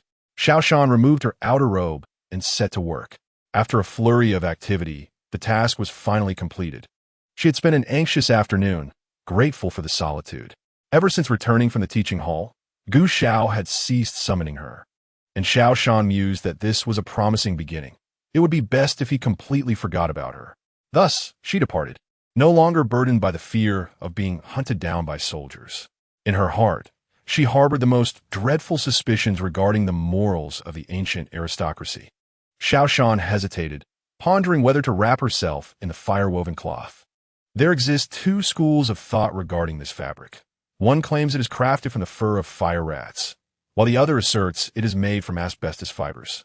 Currently available options are solely of the latter variety, with persistent rumors surrounding the existence of genuine fire rat fur, yet no credible source has emerged to confirm its availability. Xiao Shan was aware that the Qi Marquis possessed none, which piqued her curiosity. At that time, during a leisurely chat with the old matron, she had inquired whether such a thing truly existed. The old lady had chuckled and remarked that she indeed possessed several garments made from gray rat fur and fire rat skin, which were genuinely warm and resistant to wind and moisture. However, they did not possess the miraculous quality of being fireproof, suggesting either a misunderstanding or mere coincidence in nomenclature. Xiao Shan mused that perhaps such items had been lost amid the turmoil of dynastic changes and wars. After much contemplation, she decided against wrapping herself in the cloth outside the carriage. In the wilderness, it was most unwise to draw attention. The more inconspicuous she appeared, the better. Instead, she could don 2 layers of clothing for added protection in case of unforeseen circumstances. The bare branches of the tun tree protruded beyond the wall, and she could hear the lively sounds of adults and children from the neighboring area, brimming with the essence of daily life. After returning to her quarters and changing her attire, she donned the outer robe she had arrived in, wringing out the moisture from her hair before wrapping it up with a large cotton cloth. The warm breeze would soon dry it. She proceeded to the cellar to retrieve a basin of ice, placing it on the carriage. In ancient times, there were various methods for warmth, yet cooling off proved to be a greater challenge.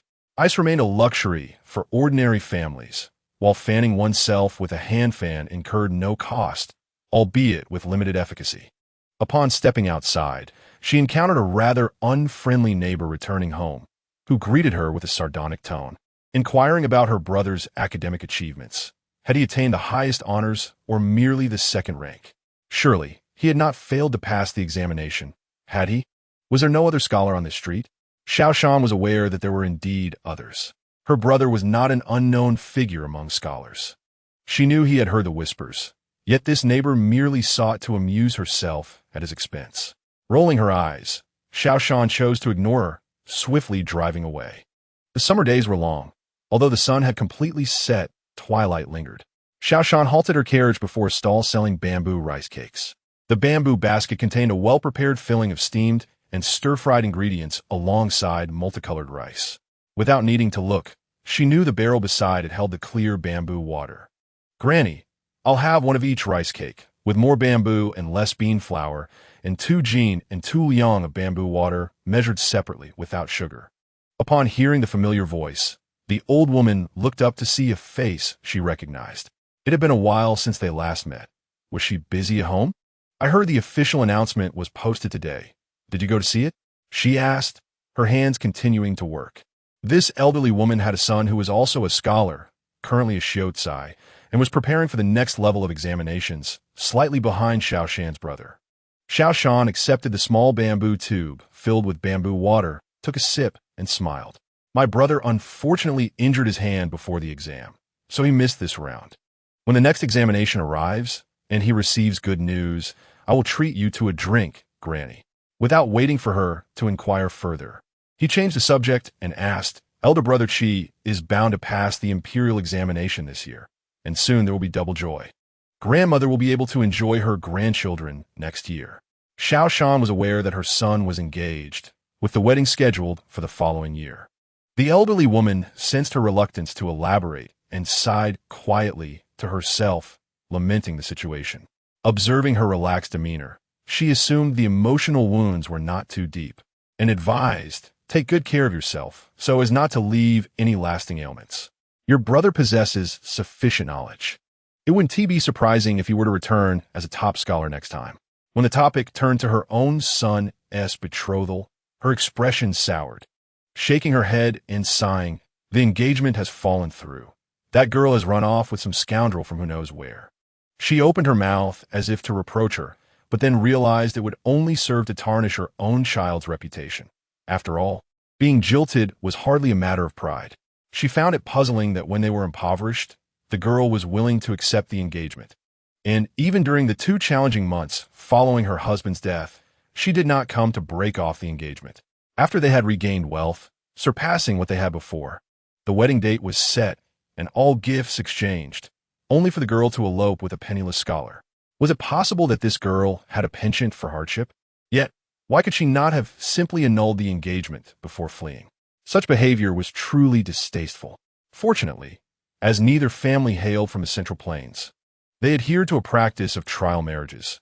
Had the bride fled the night before the wedding, it would have left one feeling as though they had swallowed a fly. Xiao Shan felt a pang of discomfort. She had no intention of inflicting harm. How could she offer some words of consolation? Elder brother's future is boundless. He will surely. But was that not mere platitude? Could one with such admirable achievements truly find themselves without a spouse? "Ah, well, the household is awaiting my purchases, grandmother. Let us converse again when time permits." Xiao Shan retrieved a silver coin from her purse, placed it down, and swiftly departed with her bundled provisions. Moving with fluid grace to mount her carriage, executing the entire sequence seamlessly, the elderly woman was left astonished, wishing to say more and promote her own son, lamenting the lost engagement. This girl seemed splendid in every regard. Her appearance, character, family background, and intellect were all commendable. Yet, it appeared there was little hope. The elderly woman reflected with a tinge of regret. Xiao Shan drove to the incense shop to procure her desired items, not wishing to linger. She hired someone to drive her back, while she sat at the carriage's edge, enjoying her food. As she turned into an alley, a woman suddenly rushed towards her, startling the driver into a cold sweat. He yanked on the reins, exhaling sharply, and managed to halt the carriage just 5 feet away. Chapter 8. Are you trying to throw your life away? If you wish to die, do not drag others down with you. The driver, filled with anger, harbored no sympathy for the woman, consumed by thoughts of potential compensation for a fatal accident and the possibility of imprisonment. He grumbled incessantly, finding it utterly shameless to collide with a poor person's fate. "GR, please save me. The second madam intends to sell me to someone else. Do you know her?" The driver, suspicious, glanced back. Is this a scheme to extort money? He surveyed the surroundings, realizing that the residents there were either affluent or noble. Initially, he had assumed this employer was merely a servant. Was it possible she was of higher status? After all, the woman standing before him, adorned in extravagant attire befitting a person of wealth, compelled even the skeptical cab driver to believe that her employer was a person of stature and respectability. Certainly not a servant. Ignorance was not an option. It was no longer permissible for a master to privately execute a servant. Even in the case of a transgression, one must report it to the authorities before taking action. Moreover, what sort of relationship could exist between the two that the employer could possibly intervene in a matter involving the second lady?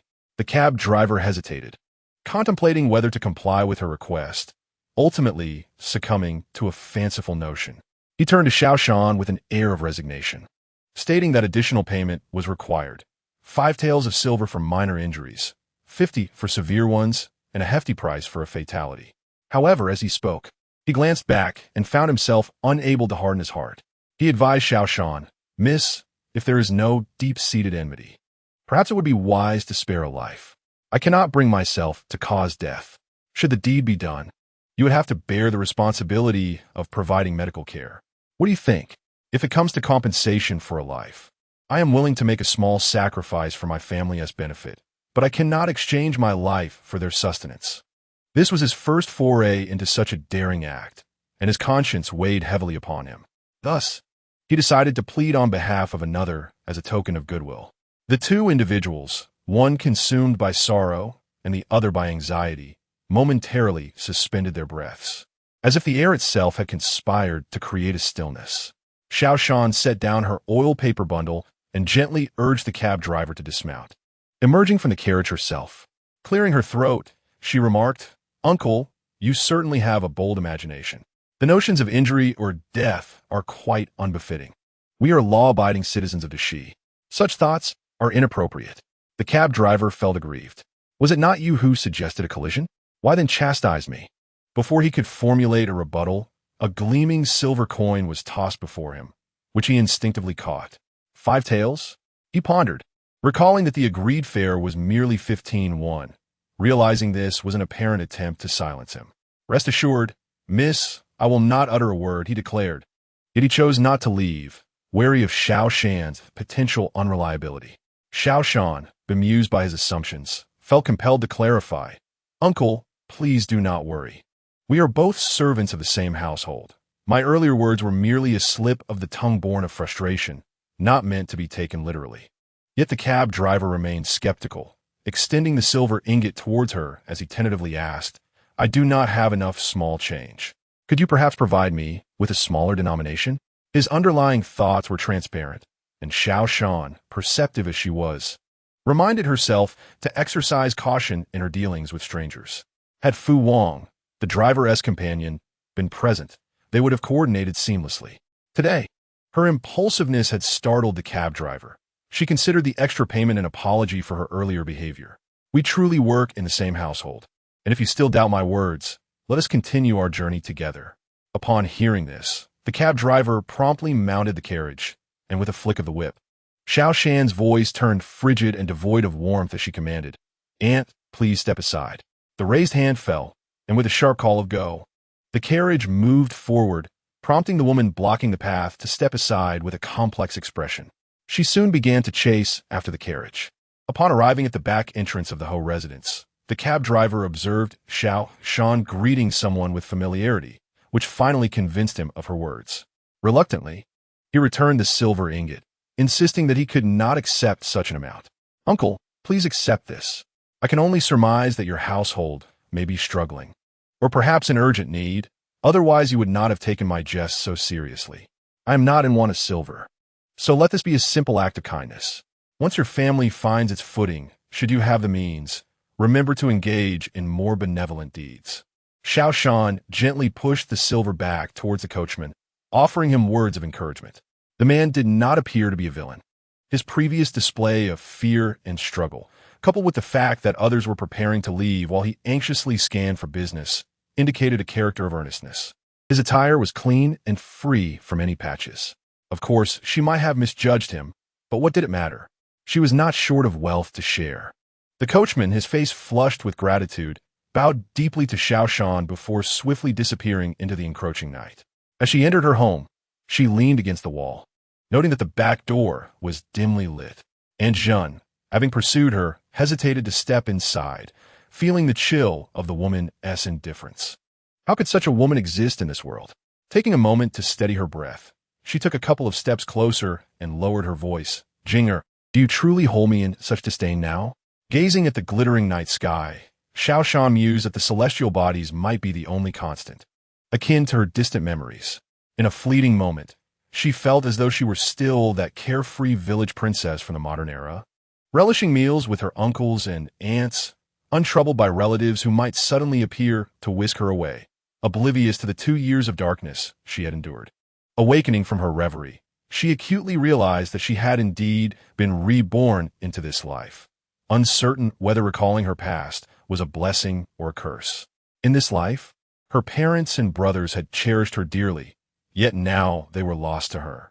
With her parents gone and her brother missing, she found herself alone. Should her uncles and aunts not live long, she could likely find solace in the illusion that she was still surrounded by loved ones, perhaps living contentedly until old age, though she might often chastise herself as an ungrateful wretch. "Jinger, how do you wish for me to assist you?" Xiao Shan queried. "What is it that you desire? Do you seek my help to become a favored concubine? If that is your intention, there is no need to mention it. For had I wished to support such a notion, I would not have shared my teachings with the whole family in the first place." She simply could not comprehend why some women were so eager to become concubines. In this era, a woman could lead a fulfilling life, provided she possessed a measure of self-respect and resilience. She had imparted skills and wisdom, yet the recipient had turned her back, striking Xiao Shan with disdain. "When you first approached me to learn my craft, I made it clear that self-respect and love for oneself were paramount. Becoming a mistress should never be the goal. I taught you these skills so you would not have to rely on the whims of others, even if you chose not to marry or faced unforeseen hardships. You would still have a means to secure your own livelihood." Reflecting on the past, Xiao Shan felt a twinge of self-mockery. Back then, your refusal to learn martial arts was not due to your claims of being weak or lacking intelligence, but rather from the fear that honing your body would render you unappealing to men. She had once acquiesced to the desires of the person before her, taking her on as a pupil out of compassion for her insecurities and recognizing her eloquence, which was devoid of ulterior motives. This feeling is dreadfully familiar. Not long ago, a certain young master was deceived by a young lady, and it seems to follow the same pattern. Chapter 81. Aunt Jun, suppressing her shame, found that Jeaner did not insult her like others. Yet, faced with her unadorned lament, she felt even more discomfort. When others hurled harsh words, it stirred anger within. But Jeaner's calm demeanor only evoked humiliation in her heart. "After all, I have deceived you, yet you have already avenged yourself." Wait. Xiao Shan vehemently disagreed with this notion. After years of silence, she had honed her skills, and her mind was instantly invigorated. Perhaps this was her intention from the very beginning, and I was simply too foolish to realize it. However, what does it mean to seek revenge? In the dim light of the night, their expressions were obscured, yet their voices betrayed their emotions. Enshin felt a twinge of resentment. She knew well that the young master's willingness to take her as a concubine was partly due to her agreement to master culinary arts, particularly the dishes she had provided. Ultimately, it was love that followed. Xiao Shan refused to allow her to gloss over this matter. Initially, she believed in a clear separation between their paths, but Aunt Jun's repeated intrusions forced her to engage in conversation today. Only because she had heard that she was to be sold off. She intended to make a clean break. Yet, upon listening to her words, the idea of seeking revenge against her? Yes, Xiao Shan held a respectable position in the marquis's household, but it was due to the benefits she brought to it, not because of any arrogance on her part. Yet, this woman before her, her lover, was indeed a rival in her eyes. They aspired to open an inn together, hoping to profit. Was this truly a matter of human decency? As a concubine, sharing a vested interest with her husband, could the legitimate wife not harbor resentment? If she relied solely on her own merits, she might even commend her capabilities. However, leveraging her position to undermine the rightful wife was quite another matter. Would not the second madam be justified in her ire? Would not the matriarch, old Madame Zhou, and the first madam, as well as the young ladies who had learned skills from her, be outraged? If she succeeded, it would be a blow to her own dignity. Oh, Xiao Shan, who has always preached that one should marry as the legitimate wife and never settle for being a concubine, now turns around to support her apprentice in usurping the master's position. Such hypocrisy. Not only would she be scorned by the master of the household, but how many virtuous young ladies' beliefs would she shatter? Xiao Shan found it quite incomprehensible. She had never shared the degrading theory that the legitimate wife must be impoverished. There are plenty of ambitious single gentlemen out there for you to choose from. Why must you engage in such repugnant affairs? Perhaps it is true love. Xiao Shan contemplated with a wooden expression. Yet, I have stated before that my intent in teaching you skills was not for wealth or fame, but to empower you as women to stand tall in this challenging world and to live more comfortably. You rush towards a wicked union. Is that not shameless? Moreover, there is not a shred of remorse. If he were truly reliable, you would not be seeking my assistance now. I find myself perplexed. What do you love about him? With just a few culinary skills and recipes, one cannot amass a fortune. Clearly, he does not regard her as significant. It is utterly absurd. Xiao Shan's frustration grew with each passing moment, as if she yearned to pry open the recesses of the other woman's mind to discern what convolutions lay within. Aunt Jun remained silent for a considerable time, perplexed by Xiao Shan's evident disdain for concubines. She speculated that perhaps a relative or friend of Xiao Shan had suffered at the hands of such women. Yet, her own stance was different. She harbored no ambitions to contest with the legitimate wife, but merely sought a tranquil life. Jir, she often advised, it is essential for young women to pursue education and literacy. One must frequently study the Dashi Code. I have perused it, and nowhere does it forbid women from becoming concubines. Xiao Shan could not discern whether the ominous clouds hovering above her had dissipated or if the brilliance in her eyes merely illuminated the contemptuous expression etched on the other woman's face. Did she truly not comprehend? Or did she merely require an excuse to convince herself and others of her innocence? Surveying the landscape, one could find many native girls of ancient lineage reluctant to be mere playthings for men. Xiao Shan had lost the desire to converse further with her. Yet she was willing to extend one last chance. After all, a concubine who loses her husband's favor, with no support to rely upon, finds herself in a precarious position. Especially if the legitimate wife possesses a harsh temperament. It would essentially spell the end of her existence. She could not bear to watch a life extinguished before her eyes. Moreover, dwelling on past grievances seemed futile. I could seek the second madam's intervention to release your concubine contract. In these times, widows are encouraged to remarry. One can take their time to choose, and widows are exempt from paying fines if they remain single. Yet Aunt Jun resisted, expressing her desire to stay. Xiao Shan felt a surge of indignation. I cannot comply. She was merely a temporary fixture in this era, having secured her position as a slave, and she found the notion of being complicit in such despicable acts utterly repugnant. Jir, please do not leave yet. Listen to what I have to say. Aunt Jun's hands slipped around Xiao Shan's waist, grasping the edges of her garment, urgency lacing her words. It became evident to her that Jierer bore no sentiment for their shared past, yet relinquishing her hope was equally unbearable. Desperately, she implored Jierer, I know you disdain my actions, but each person has their own aspirations. In this world, which man is not swayed by desire? If others can pursue this path, why can't I? The question of concubinage hinges solely on a man's inclination to take one. What wrong have I committed? I possess neither status nor talent, and my family merely seeks to barter me for money. When I venture out, I cannot hope to wed a respectable man. Only those who offer the highest bride price will claim me. I am aware of your kindness towards me. Thanks to your prescriptions, I can sustain myself. Yet such a life leaves me restless, Jierer, earning a few taels of silver through arduous work each month. Who would I turn to in times of hardship? Xiao Shan felt an overwhelming impulse to turn and strike her. By your reasoning, are those vendors outside fools, lacking intelligence?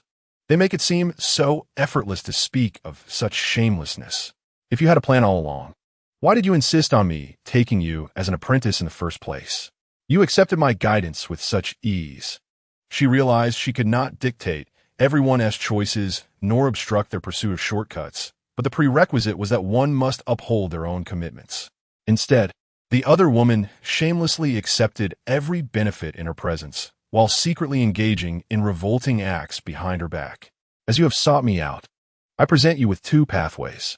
I have implored the master of the household to release you, assisting you in establishing a widow's registry, allowing you to sustain yourself through your skills. Whether you choose to remarry is entirely your decision, and your parents and siblings cannot wield this against you. The second option is to return whence you came, and I shall consider it as if I have never encountered you. Madame Jeanne, of course, did not desire such an outcome. She lamented, I have lost my purity. What decent family would accept me now? I beseech you, assist me. I do not ask for much, just 2 remedies will suffice. I shall not take them for free. I will pay for them. Xiao Shan was taken aback. It seemed not all women aspired to independence. Having exhausted her power to help, she resolved to let matters unfold as they would. Let go, she asserted. I believed you understood. I was once willing to part with what I had given you, but I shall not do so again. If you prefer to remain a concubine, then rely on your own abilities. With a decisive motion, Xiao Shan cast her aside, sneering, Oh, am I mistaken? The remedies I discarded are gone, but your skills remain intact. Seeing her heartlessness, Madame Jeanne ceased to feign innocence and retorted in anger, What a pity! Skills cannot be squandered at will. Xiao Shan, suddenly unperturbed, realized that the woman was aware of her reliance on another's influence. Do as you wish. It is difficult to counsel someone intent on self-destruction. Let it be. With a flick of her sleeve, Xiao Shan turned to leave, only to hear behind her, What is there to be proud of? You cling to the young master, just the same. You are merely better at feigning. Truly, it was a matter of gratitude and resentment. Regardless of the origin of such gossip, even if there were truth to it, if you have the ability, compel him to abandon you. Xiao Shan continued on her path, undeterred by any obstacles. If they thought to provoke her with words, they were mistaken. Their comments left no trace in her heart. As for whether this would be spread further, she cared not. Soon she would depart, unbound by any contract, and she feared no repercussions. Furthermore, the illustrious Prince Rouet would surely possess sufficient authority to quell any minor unrest. Are you willing to risk your life to add a potential burden to my existence? The gatekeeper, unable to discern the specifics of their conversation, hesitated. A chilling laughter echoed through the dark, piercing the silence. Is the lady well? The gatekeeper inquired, emboldened by the familiarity of their entanglement within the household. In her view, that woman was a fool, incapable of guarding her secrets, embodying a saintly figure. Yet, she was engaged in noble deeds. The other, however, was simply reckless, choosing to stir discord rather than embrace a life of freedom outside. Had she encountered a mentor in her youth, she might have risen to prominence. Instead, she found herself stuck at the gate, disdainfully scoffing.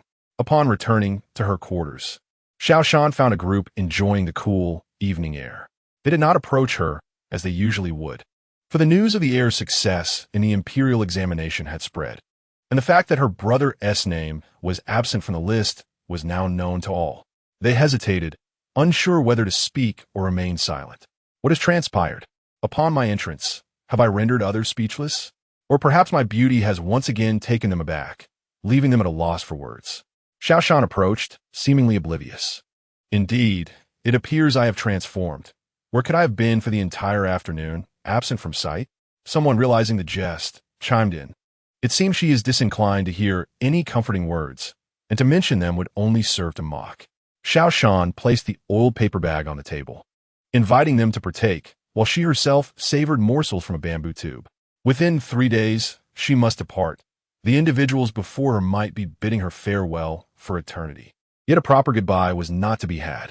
Residing in the same courtyard were esteemed matrons of high rank, whose lives would not falter in her absence.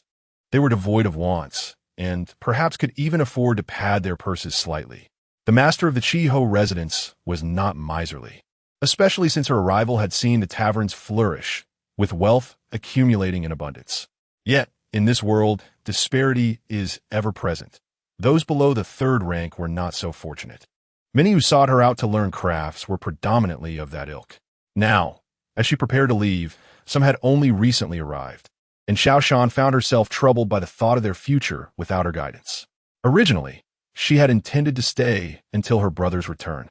Tai Yuan also boasted her own enterprises, where she could have arranged apprenticeships for them or brought them along to the capital. Yet, leaving in such a furtive manner rendered any plans for their futures untenable. Mere gifts of recipes were not a secure pathway, and she believed that culinary skills, particularly in small dishes, could be mastered with practice. Sister Jier, the young master has summoned you for dinner. A little maid from the kitchen interrupted her musings. I must attend to my duties first. It was nearing the end of the hour of the dog. Had the young master not dined yet? The little maid, lantern in hand, slowed her pace, replying, Earlier, someone from that courtyard called for dinner, but whether the young master has eaten is uncertain. The maid's response trailed off, as if unsure whether to continue, frequently glancing back. Understanding her hesitation, Xiao Shan promptly inquired, What is amiss? Is there something you cannot disclose? With a knowing smile, she produced a gem-studded silver ring from her waist and pressed it into the maid's hand. We are merely engaging in casual conversation. What is there that cannot be said? The little maid hurriedly declined, exclaiming, Sister, what are you doing? I cannot accept this.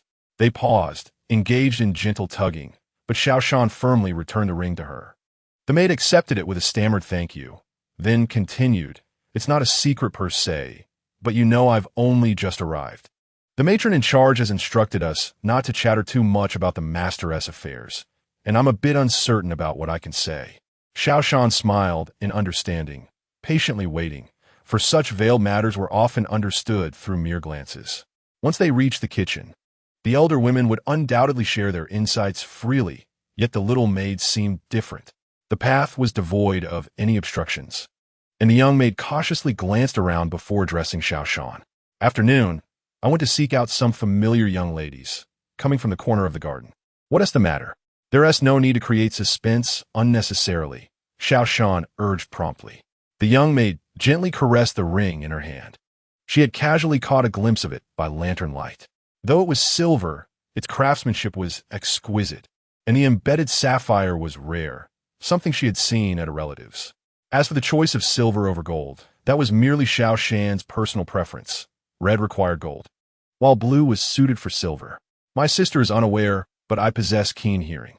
I overheard a certain young master expressing affection for a lady, saying that if she were to stay with him, they could live together harmoniously. Xiao Shan interjected, It's hardly stimulating. The entire household is aware that this gentleman has brought a woman from the brothel. The young maid chuckled softly, questioning if her master had been deliberately misled by this maid, who seemed to have a loose grip on her purse. Oh well, who can blame her for being a benevolent fairy? Let us consider it a worthwhile investment. Unbeknownst to the young maid, Xiao Shan's irritation was palpable. She continued, This lady is not the one my sister brought back from the brothel with the prince. The peculiar glance from Xiao Shan made her wish to clarify that she was merely a servant of the marquis' household, not a confidant of that gentleman. The young maid's pitying look towards her master held a hint of condescension. Is that all? The maid discerned the disdain in Xiao Shan's tone and was taken aback. Isn't the affair between masters typically the most talked about? This is front-page news, and I've shared it with no one. Why then did this sister appear so dismissive, as if the matter were trivial? Wasn't it said that the marquis's household had a commendable reputation? To have welcomed a sister into the household one day, and the next engage in sweet nothings with an elder sister, wasn't that shocking enough? The young maid found herself in a spiral of self-doubt. Perhaps the customs of their village were too simple-minded. Xiao Shan had once thought likewise. Yet the old servant had mentioned that the meals sent to the Qingyin during noon had drawn criticism, with the serving women returning in tears to recount their grievances. Wasn't he that the crux of the matter? Should the young maid remind her of this? With conviction, the young maid insisted, Sister Jian has never faced defeat. She could do anything, be it soaring through the sky or swimming in the sea. Whatever you do, everyone enjoys it. Xiao Shan, feeling a mix of gratitude and complexity, appreciated the faith placed in her, yet she truly did not possess such versatility. Taste was subjective, and if the other party were to be difficult and overly critical, even the oil in a stir-fry could be deemed incorrect. Perhaps this was the bittersweet burden of deep admiration, a truly vexing dilemma. Xiao Shan rolled up her sleeves, washed her hands, and bit into a cucumber, the crisp sound echoing as she munched away. An hour later, ample time had passed, but what should she do? For what she had heard from the old servants, among the sisters brought back by the Duke, one was particularly discerning. In the kitchen, those capable of independently managing the tasks at hand are meticulously selected individuals, each possessing years of practical experience. While they may not be universally skilled, they have certainly mastered their respective specialties to near perfection. Yet, to be subjected to scrutiny suggests that the issue may not lie in the flavor itself. Perhaps it is merely a matter of lacking flamboyance or refinement. At this moment, old Wan, weary from toil, inquired what could be done. It was not that they were incapable of thinking without Jiner. Rather, the girl's suggestions, once executed according to her instructions, invariably proved successful, often earning the favor of their masters. Xiao Shan's mind raced as she recalled old Wan's earlier request, a dish that exuded the aroma of oil yet was not greasy, a snack that was crispy on the outside and refreshingly light within. The staple was to be noodles, but these could not be the usual fare. A change was required. Old Wan's expression revealed a mix of difficulty and frustration, clearly burdened by years of service in the Qi Marquis, where decorum was paramount. Even Jiner, with her remarkable skills, had never taken her talents for granted, always treating their masters with utmost respect. Yet, this evening, the wild girl had taken an audacious stance, her posture defiant, flaunting a demeanor that belied her true station as a mere servant to a courtesan. How long had it been since she had endured such indignity? It was excruciating for her, and she implored Jiner to devise a solution. Logically speaking, the young master, a celebrated general from the battlefield, should not be swayed by the whims of a courtesan. However, one could never anticipate the unpredictable. Old Wan leaned closer, urging Xiao Shan to lower her head, whispering in her ear about the possibility of the young master losing his composure. After all, it was said that heroes often faltered in the presence of beauty. The anticipation of his return from the battlefield was palpable, stirring memories of childhood filled with innocence and charm. How had he transformed into a figure so impetuous? If no one came to collect the food box, Xiao Shan was to deliver it herself and take a glimpse at the young lady's appearance. Lu Posey, with her keen ears, chuckled at this suggestion, remarking that it was Jiner who had captivated the young master in the first place. And thus, she must already know the woman's looks. Under the scrutiny of several eager eyes, Xiao Shan felt increasingly uneasy. What do they mean by captivated? Wasn't it said that the young master ruled with an iron fist? She recalled that day at the brothel. It was filled with his men, none from the marquis. Curiosity piqued, they pressed for details about the woman's appearance, having heard she was one of the top courtesans. Xiao Shan's lips twitched. Had she indeed been too composed? The crowd's interest in the young master's companion was palpable. She is beautiful, truly beautiful. Her dancing is captivating, Xiao Shan exclaimed, gesticulating animatedly. However, the older women failed to appreciate her description, their brows furrowing in disapproval. Old One hesitated, commenting that her depiction bore more resemblance to a street performer than a refined courtesan. Xiao Shan fell silent. Forgive her. In her previous life, she was a science student, devoid of any scholarly engagement, with traditional Chinese culture. Her understanding of the language was confined solely to examination material, with no inclination towards broader exploration. Indeed, her recollection of ancient poetry and prose is rather scant, such as, in February, the spring breeze is like scissors, and in March, the peach blossoms begin to bloom, along with the line goose, goose, goose, which she memorized in her childhood, yet was not intended to describe the graceful movements of beauty. Like a startled dragon, as of a wandering swan, these phrases, which were once popularized in a certain green-hatted drama that aired for several years, were used to characterize the protagonist's dance. Although she believed that the performance by that Lady Han Jun was of significantly greater difficulty, such expressions certainly elevate the discourse. She has never been particularly fond of such spectacles. Her awareness stems from the local Andes and the village's young women who, for a time, practiced that dance daily in the square, and she merely overheard snippets. The old matrons, upon finishing their gossip, could not help but sigh internally, lamenting the fate of children without parental guidance, who were prone to deviance, rushing to bring home someone merely for their pleasing appearance. As for the quality of their dancing, they were unable to discern, for after all, those who wielded large knives could execute similar feats, and dancing was merely a form of entertainment. The true path lay in literacy and education. All right, enough of this idle chatter.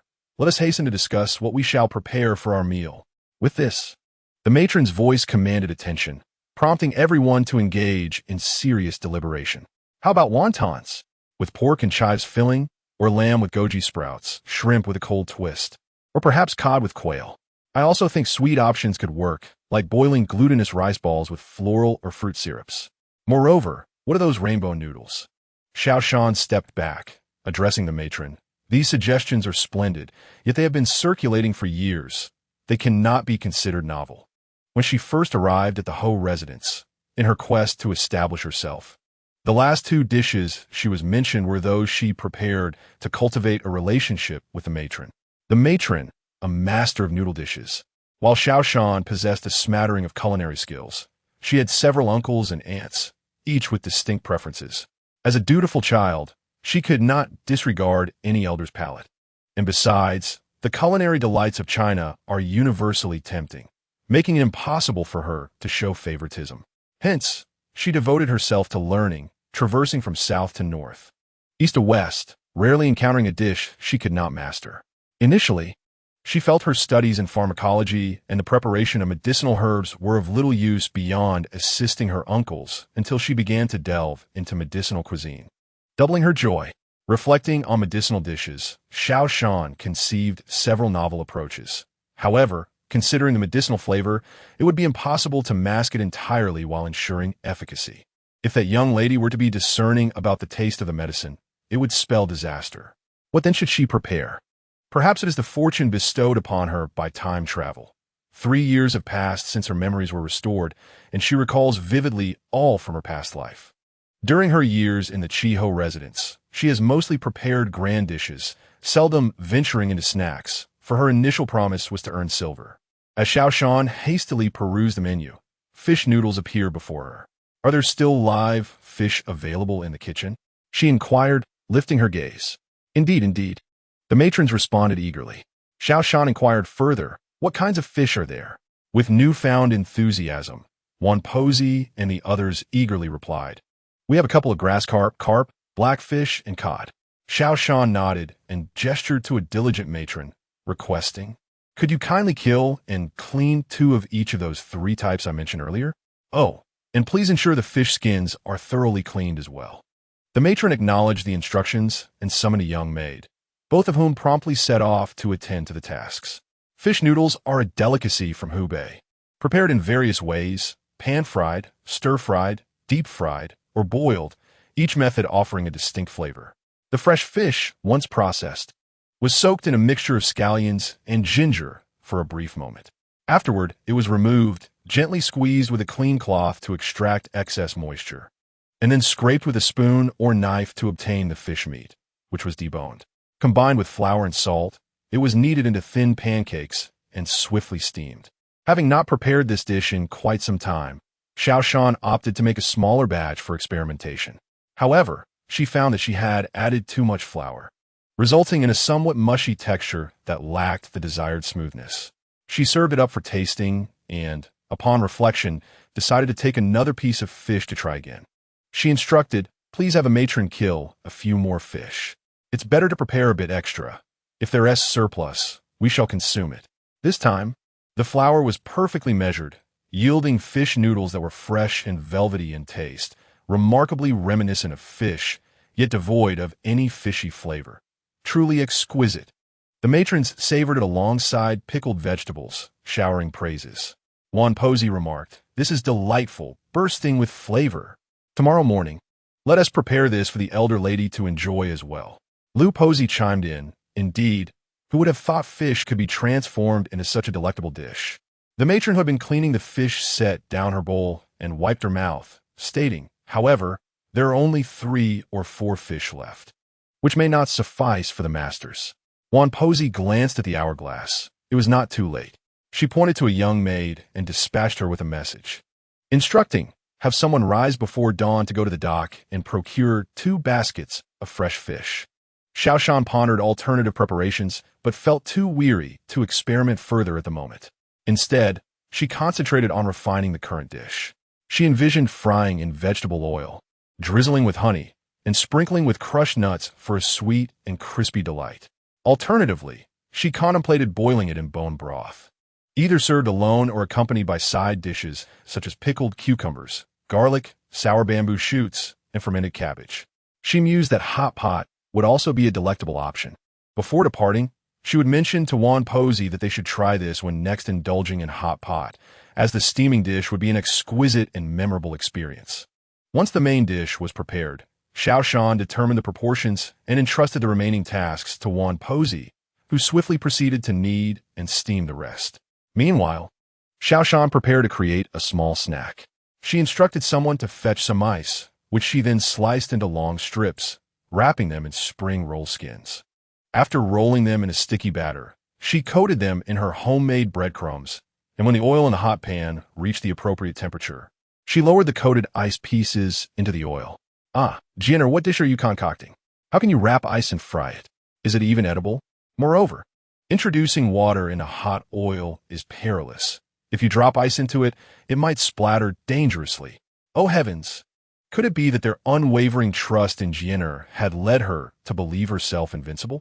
Jenner, stop immediately and retrieve it. Can this peculiar creation truly be consumed?" Deep-fried ice, a notion so extraordinary it defies belief. One cannot help but wonder if this girl, perhaps running out of inspiration, has resorted to such eccentricities. The very thought is astonishing. A twinge of fear gripped the onlookers, who instinctively distanced themselves from Xiao Shan, attempting to persuade her to retreat. Yet, she remained resolute, embodying the spirit of innovation as she forged ahead with her culinary experiment. Under the intense heat, the ice quickly transformed, achieving a perfect golden hue without delay. Seizing a nearby strainer, she deftly retrieved the concoction. The crowd, still in disbelief, hesitantly approached. "Jair, might we have a taste?" they inquired. "Certainly, but I have prepared only a limited amount. 1 for each person is unfeasible," Xiao Shan calculated. After serving Gu Xiao, she estimated there would be around 5 or 6 pieces left and relayed this information honestly. As she squeezed one, the ice remained solid, not yet melted, thankfully. Meanwhile, the fish noodles and hot soup, accompanied by several side dishes, were ready. Xiao Shan placed the deep-fried ice onto a plate, using an ice basin as a base, and packed it into a food box alongside an assortment of pastries made by others. Spotting a soup that seemed mismatched with the pastries, she noted its kidney-nourishing ingredients, eliciting imaginative musings from the women present.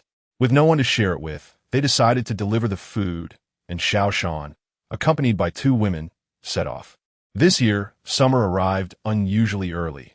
Even before May had fully dawned, the nights felt devoid of coolness, and the wind was warm against the skin. Clutching a fan that nearly left a blur in its wake, Xiao Shan, who had always been sensitive to heat, found it nearly impossible to find respite as a servant, particularly in the kitchen. Though she had just dampened her cloth to wipe her brow, it was not long before beads of sweat began to form. With the thought of traveling outdoors in the sweltering heat in 2 days looming over her, she felt overwhelmed.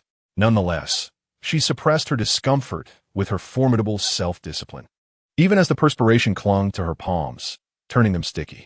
Switching hands, she proposed attaching rings to the sides of the food boxes, allowing the servants to carry them with wooden sticks, thereby conserving manpower. However, her suggestion was met with unanimous disapproval from the elder women, who firmly argued that traditionally, slop was carried in a similar manner. Though they acknowledged the containers were wooden barrels rather than food boxes, the resemblance was too close for comfort. One elder even remarked that farmers in the countryside carried pig feed in such a manner, deeming it far too undignified. Xiao Shan had to concede to the compelling arguments of the older women. After all, transporting items in a string would indeed appear rather rustic, and given their examples, it was likely that the masters would be utterly displeased. Upon arriving at the Dutching courtyard, they were met by a guard stationed at the entrance. Noticing their approach, he called out from a distance to halt them, and upon their arrival, he interrogated them briefly before accepting the food box and instructing them to wait outside while he delivered it inside. Xiao Shan exchanged glances with the two matrons, pondering the unusual severity of this reception, for when they had first come, such deliveries had not been met with such scrutiny. What could have transpired? The thoughts of the two matrons were inscrutable to her, but Xiao Shan could not help but wonder if, in the mere span of a day, Prince Rue had been assassinated. Surely, it could not be that the two beautiful women had been abducted, leading to a tragic turn of events where negligence allowed a rival to seek revenge.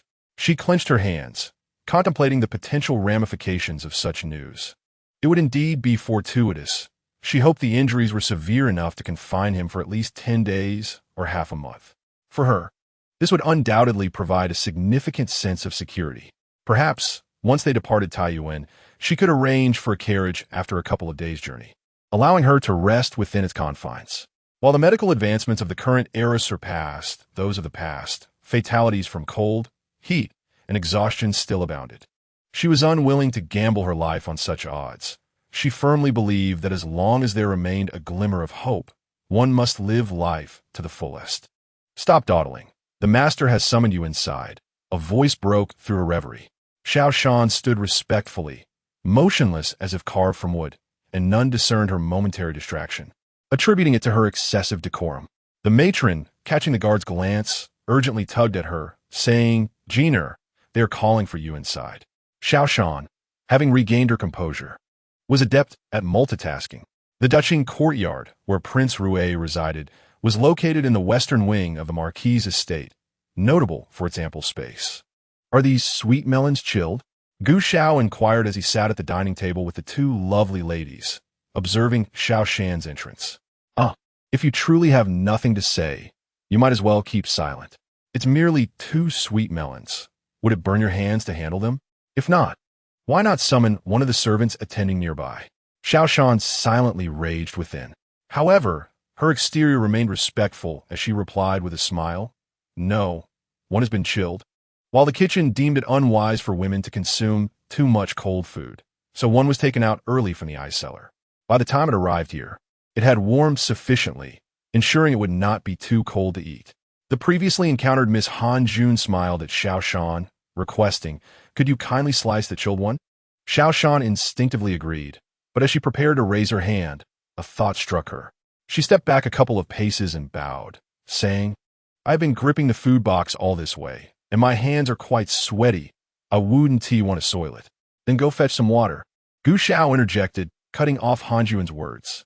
Instantly, someone was dispatched from the side hall, and within moments, a basin of clear water was brought forth, accompanied by a towel and soap. Xiao Shan took a deep breath, feeling an impulse to rush forward and hurl insults at him. "Are you a devil? Will it kill you to slice it yourself?" So many servants stood outside. Why must you be singled out?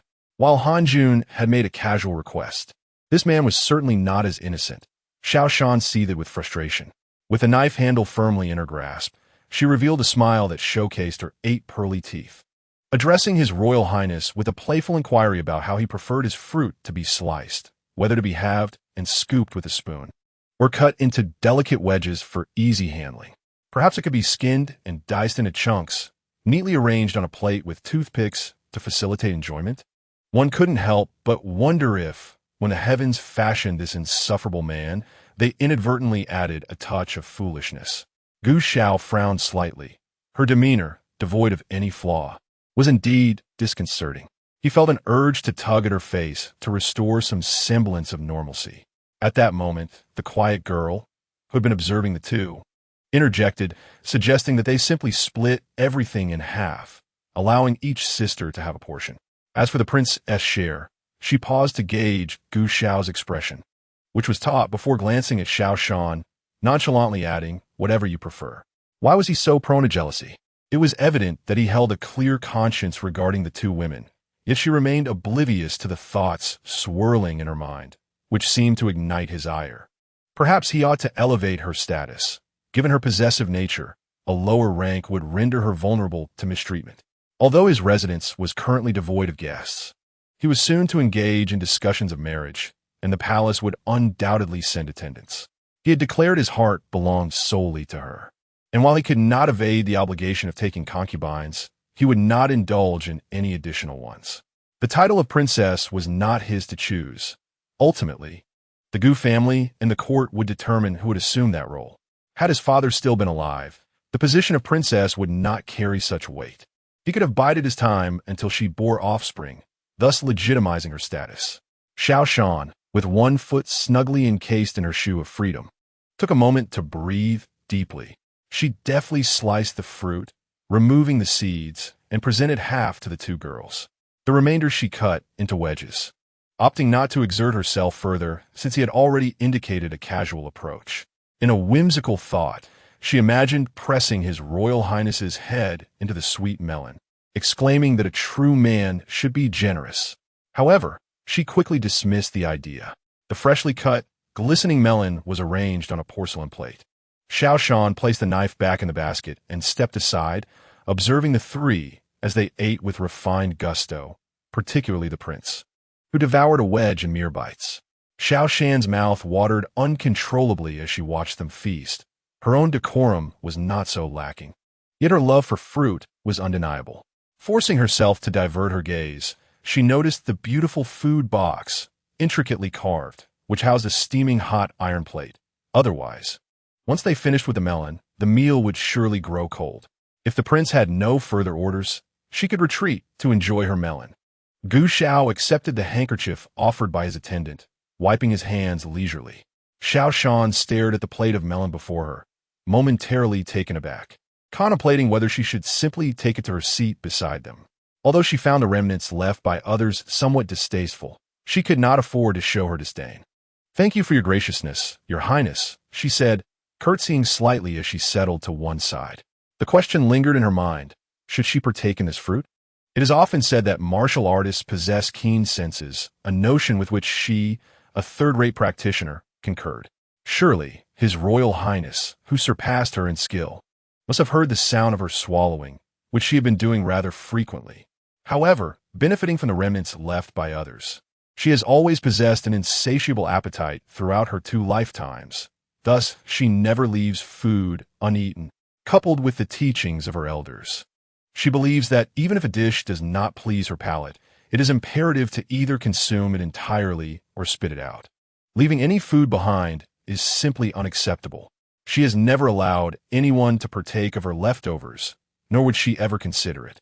Even if this small melon could technically be deemed not a leftover in the conventional sense, she simply does not wish to eat it. She always consumes a whole watermelon by herself, let alone this diminutive melon. Yet, the fact that a grown man has left food uneaten is baffling. What? He still desires to eat? How absurd. Shouldn't he just leave what remains behind? Could it be that these individuals of higher status genuinely believe that bestowing their leftovers upon the lower classes is an act worthy of heartfelt gratitude? Is this not a predicament for her? Refusing to eat might lead to punishment, but consuming it is indeed quite distasteful. The best course of action, as the saying goes, is to retreat. Xiao Shan recalled the earlier conversation, pondering whether he believed she would be deprived of sustenance without his generous offering of that plate of melon. Not to mention, she operates her own establishment and is not lacking in silver. Moreover, given her unique position in the Duke's kitchen, she could openly indulge in delicacies like bird's nest and shark fin. Thus, to clarify, this misunderstanding would appear somewhat arrogant, for some matters are better left unsaid. Hence, she resolved to accept the situation, planning to take it back and share this fortune with the kitchen staff, which should suffice as a demonstration of respect. Xiao Shan meticulously crafted her words, ready to deliver the insincere flattery that could easily overwhelm her. Yet, Gu Xiao turned towards her with a look of unspoken bewilderment, and the two beautiful women mirrored his astonishment. Were it not for the fact that His Royal Highness did not resemble them, Xiao Shan might have thought the three were siblings. Gu Xiao was utterly astonished that a mere plate of melon could elicit such delight from her. One could only imagine her reaction upon receiving the jewelry he had prepared. Ah, but wait. What had old Master Zheng once said? Women are emotional beings. They often feel more touched by simple food than by gold and silver, as it signifies that one is constantly thinking of them. Though he found it perplexing that a gift of gold and silver could not convey the same sentiment as a humble dish. Was it not necessary to think of her in order to bestow such gifts? Why follow through with a belief he did not endorse? He chuckled to himself. Could he claim this was merely a misunderstanding? With the two sisters dining together today, he refrained from getting too close to that girl, which was why he had specifically instructed that 2 melons be brought along with the meal, merely to occupy her time. Did she not see that she had already taken a couple of bites? Yet, she insisted on bringing it back to share with the kitchen staff. How could he explain that this was merely an ordinary plate of melon, and that it would not become precious or fortunate due to his generosity? If he had planted it himself with genuine devotion and heartfelt prayers, perhaps it could have been different. Since this girl enjoys believing in such ethereal notions as her husband, how could he not indulge her? It was simply a matter of growing melons. Let it be, let it be. The residences of Yizhou and Bianjing ought to be cultivated. With melons already planted, it is time to sow some vegetables as well. The sisters Baoyang and Shuyang have swiftly traversed a spectrum of emotions, from confusion to astonishment, from misunderstanding to shock, and finally, to bewilderment. How peculiar! In contrast to Baoyang's utter perplexity, Shuyang possesses a certain clarity. What else could it be but love? Goodness! A cold, domineering, proud, and capricious prince entangled with a wise and beautiful maid. Can she truly harbor feelings for him? Evidently, their relationship is still in its nascent stage. The overbearing prince perceives the maid as somewhat simple-minded, yet finds himself irresistibly drawn to her, concerned for her well-being. The beautiful maid feels intimidated by the prince, yet is reluctant to reject or distance herself from him. It is a game of pursuit and evasion between them. Shuyang, biting her chopsticks, wears an amused smile reminiscent of an ant. Xiao Shan ponders the odd behavior of the 3 individuals this evening, contemplating what excuse she might employ to leave the courtyard unscathed. Just eat what I offer you. However, since you seem preoccupied with the others in the kitchen, I shall instruct someone to procure a serving for each of them shortly. You needn't share this dish. Xiao Shan, grateful, inquires if she might have one. I have no appetite since I drank too much of the sour plum juice earlier, she explains. Gu Xiao, not suspecting her, notices her incessant swallowing. Alas, her large eyes betray her small stomach. No matter, I shall send you another serving next time. Thus, let the others have this dish. Oh, are you frowning? Are you reluctant? But truly, there is no blessing in this. Xiao Shan observes as the attendants eagerly devour the dish, reflecting that one should aspire to be free. Otherwise, one is obliged to consume whatever the master bestows. At least it is not a half-eaten remnant, but rather a shared portion. She cannot fathom the courage to partake in something that has been salivated upon by others. The fervor for escape intensifies. Such a trivial misunderstanding is soon cast aside. Save for the slight furrow in Baoyang's brow, she senses that the maid's reluctance stems not from overwhelming gratitude, but rather disdain. The group exits the side hall and takes their seats in the courtyard, where attendants are clearing the dishes. Surrounding a stone table are ice basins, and at the center rests an ice stand adorned with a delicately woven fruit basket, filled with rinsed grapes, longans, and other fruits. Xiao Shan glances at it, sighing inwardly at the indulgence, yet she yearns for the modern comfort of air conditioning. Shortly, the physician will check their pulses and ponder what medicinal dish to prepare, as he intends to provide them with nourishing meals daily. Xiao Shan is left in a daze daily. Gu Xiao, bemused, remarks more jealousy. Chapter 84. Amen. How shall she manage to escape? Xiao Shan feels as if doused with cold water, lost in a trance. Gu Xiao muses that he must clarify matters. He detests those who leave things unsaid, for misunderstandings only breed unnecessary frustration. However, with two outsiders present, he refrains from voicing his thoughts. He turned to the two oblivious individuals and remarked, I have heard that indulging in late-night feasts can lead to considerable weight gain. Why not take a stroll in the garden? The sisters were utterly perplexed. What was the situation? After several years apart, their childhood companion had become rather presumptuous. His gaze seemed to express disdain, as if he were dismissing them or perhaps even threatening them. Although they were tempted to linger and observe the unfolding drama, they understood the need to tread lightly under the roof of their benefactor, and thus reluctantly rose to leave. The sisters resided in a small courtyard adjacent to Duching Courtyard, connected by a side gate. Upon their return, a maid eagerly awaited them in the corridor, hastening to assist with their ablutions. In Gu Xiao's eyes, what captivated him most about Xiao Shan was the air of poise she exuded. She lacked the fragility typical of most women, yet she was not overly rigid or haughty. This woman, whose eyes betrayed no trace of fear, left him at a loss for words to articulate her unique essence. Even when faced with the distressing possibility of her brother's peril, she swiftly regained her composure, reflecting thoughtfully in the wake of her brief panic. He never doubted her affection for her family.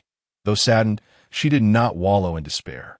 Instead, she was resolute in uncovering the truth behind the circumstances, undeterred by any adversities that may arise. Retribution was her creed. Her complexion, though not as flawless as white porcelain, possessed a delicate and smooth texture, complemented by eyes that sparkled like cat's eyes, imbued with a captivating spirit that threatened to engulf those who gazed too long. Gu Xiao found it difficult to articulate his feelings for her, yet one thing was abundantly clear. He wished for her presence to be a constant in his life. Once the bothersome individuals departed, he dismissed his guards and retrieved a finely crafted wooden box from within the room, placing it on the table before Xiao Shan. He explained, the two sisters you just met were childhood companions of mine. Not long ago, the crown prince encountered peril in the southwest, affecting many, including their family, who have now faced disgrace. The men were dispatched to the north to serve in the military, while the women were relegated to the imperial harem and other such establishments. There was much more left unspoken, but Gu Xiao chose to remain silent, hoping she would understand that his relationship with those two was devoid of romantic entanglements. He nudged the box towards her, urging her to open it. Xiao Shan, regaining her focus from his earlier instructions, listened to his brief explanation and examined the intricately carved fragrant wood box, feeling an unusual discomfort. Did he not remember that she was bound by a contract to the marquis' residence and was not a servant of the Rue Wang Manor? How could a young gentleman of noble lineage treat her with such disregard, veering towards the path of an ungracious guest? Exhausted, Xiao Shan pondered how she had been swayed into becoming a maid for the Qi marquis' household. With a contract in hand, she was obliged to present her monthly accounts to the marquis' estate.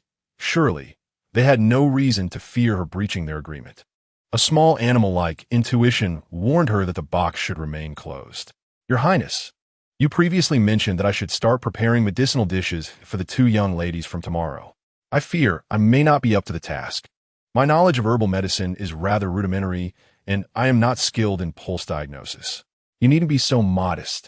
I am well aware that you frequently prepare such remedies for the ladies of the marquis' household, particularly for the elder matron, who has spoken highly of your abilities in nurturing health. As for pulse diagnosis, a physician will attend to that and inform you accordingly. Since you are both women, it is more convenient for you to assist them in their recovery. Xiao Shan contemplated shaking her head. If she were the one diagnosing the pulse, that would make sense. But the matter at hand involved a comprehensive service. Why disassemble the process and single her out? It felt as if he had arbitrarily appointed her, yet earnestly insisted she must dedicate herself fully. It seemed less about allowing her to showcase her abilities and more akin to introducing her to the family of the groom. Xiao Shan startled at her own thought, swiftly suppressing the wild vines of her imagination. What excuse could she conjure to avoid this? The individual before her appeared lively and healthy, leaving no apparent reason for her to be summoned. She felt as though she were on the brink of a grand prize. Having reached $49.99, just one last effort away, only to be met with unforeseen obstacles. Such helplessness was indeed vexing. Your Highness, how long must I prepare these medicinal dishes? 3 to 5 days I can manage, but any longer and I shall grow anxious. Gu Xiao was puzzled by her reluctance. Was she genuinely afraid of some mishap leading to her own punishment? The duration will depend on the physician's advice. Rest assured, these dishes will be prepared in my private kitchen, so you need not worry about any interference. Of course, he did not believe anyone would be audacious enough to meddle, especially since the Bao and Yang sisters had long since severed ties with the Wang family. Xiao Shan found herself increasingly troubled. It seemed she would be dedicating at least half of her day to this matter. Did it mean that she would forego other meals? Would she have to prepare additional dishes? It felt illogical. It was highly likely that the burden would ultimately fall upon her. Inwardly, she began to ponder the depth of Rui Wang's intentions towards her, uncertain of his feelings. If she were to fall ill, would he show any understanding? Moreover, he had skilled physicians in attendance. Could she feign illness without risking exposure? She could make the medicinal dishes unpalatable. After all, those unaccustomed to herbal flavors would hardly find them delightful, thus providing ample opportunity for mischief. Stop frowning and open it, Gu Xiao urged, tapping the wooden box once more. This was her first experience with pork, yet having witnessed many pigs run free, she could surmise that the contents were likely adornments such as hairpins and jewelry. After all, a prince of such stature, with his proud demeanor, would hardly gift her a mere clay figurine of his own making. However, upon opening the box, Xiao Shan was taken aback. It was quite large and divided into several layers. On the topmost layer lay a piece of paper. She paused, wondering if this gentleman was not bestowing gold or silver, but rather a deed to land, perhaps a field or a shop. However, it became evident that she was overthinking. Xiao Shan produced a piece of paper and cast a perplexed glance at His Highness, the Rui Wang. Gu Xiao, brimming with confidence, smiled and said, "With this, you need not worry about my breaking promises in the future." Xiao Shan's heart raced. Could it be that there was more than one establishment? Perhaps it encompassed land, houses, and shops? A letter? Indeed, the paper bore only a few cursive strokes, the inked masterpiece personally penned by the Rui Wang. After perusing it, Xiao Shan translated its essence as follows.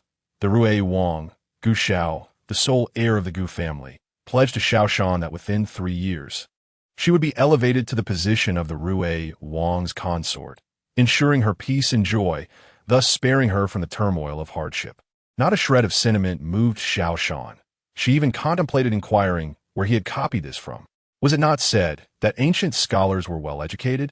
This gentleman, reputed for his prowess in both literature and martial arts, produced such a lackluster composition? Even elementary students could craft words imbued with genuine emotion. His entire letter felt insincere, greasy, filled with grandiose promises that were utterly unappetizing, at least to her. Gu Xiao observed her for a while, squinting, smirking in a half-hearted manner, and gasping as if he were stifling emotions. This hardly resembled someone overwhelmed with emotion. Was it too blunt, too provocative? Alas, he had thought it prudent to be more subtle. Yet, as time stretched on, Gu Xiao began to feel somewhat uncomfortable. A young lady's modesty was delicate, and perhaps he ought to say something himself. Clearing his throat, he said, "Once you have read it, please put away properly. There are several layers beneath. You may proceed." Xiao Shan stiffly folded the letter and tucked it away, harboring a hint of disdain, while simultaneously experiencing a fleeting moment of disorientation. Here was a prince, a powerful figure accustomed to commanding winds and rains since childhood, who had humbled himself to write such a letter. Let us call it a love letter. There must be at least a smidgen of genuine feeling embedded within. Yet, she was acutely aware that the possibility between them was non-existent. Everyone admires a handsome visage, but when one understands there is no future, it is best merely to gaze. To engage in romance with someone from ancient times, one must first instill and have him accept the concept of monogamy. The effort required is immense. Moreover, acceptance of her views does not equate to his ability to comply. This entails further exertion. In modern times, monogamy is enshrined in the Constitution, yet countless men still stray. In an era where concubinage was sanctioned, such notions were utterly futile. Xiao Shan had always lived as she pleased, prioritizing her own happiness. A man had never been a necessity for her, even when she passed away at a young age in her previous life. She did not once regret not having experienced love, marriage, or children. Her only concern was the sorrow her uncle and aunt would feel upon learning of her demise. What if they sought revenge on her behalf? Having been reincarnated for over a decade, memories of her past life occasionally surged forth, evoking sorrow, particularly since her parents had perished in an accident during her childhood, leaving no trace of their remains. Though her brother was not a blood relation, the bond they shared was genuine. Yet he too seemed to have encountered misfortune. Over the years, life has increasingly felt like a dream. Xiao Shanming is acutely aware that he has perished in the modern world, yet he cannot quell his yearning to return to accompany his uncle and aunt, fulfilling his promise to elevate their skills and ensure their well-being in their twilight years. Jeaner, what troubles you? Why are you weeping? Gu Xiao's heart ached at the sight of her tears cascading down her face, a tumult of confusion and pain enveloping him. Despite his confidence, he understood that her sorrow was not born from him or from this letter of affection. Yet, the reason for her tears eluded him. He could only discern the profound sadness reflected in her eyes, a sorrow he could not soothe. Gu Xiao inhaled sharply. Recalling her tragic past uncovered through his inquiries, her parents had passed away early. Indeed, such a reality is heart-wrenching, but in this moment, he found it difficult to believe that her tears stemmed solely from that loss. When she cried, her gaze repeatedly drifted toward the stars, her expression imbued with an earnest and poignant longing, reminiscent of someone yearning for loved ones across the celestial void. This sudden thought startled Gu Xiao, yet upon reflection, it seemed remarkably plausible. He too had often perused the manuscripts left by the Dreamstream Elder, and thus possessed a somewhat extraordinary perspective on natural phenomena, such as the sun, moon, stars, and storms. Moreover, the illustrious Taizu had once emerged triumphantly, as chronicled in royal annals, suggesting that the Taizu possessed some mystical powers. How else could they have forged a path during the most grievous times when the Jin invaders trampled the spirit of the old dynasty, ultimately leading the Han people to reclaim their homeland and establish a new capital? However, as reason regained its dominance, Gu Xiao began to perceive that his earlier intuition might have been mere coincidence. Perhaps Jeaner, like him, harbored an interest in these mysterious matters, which could explain her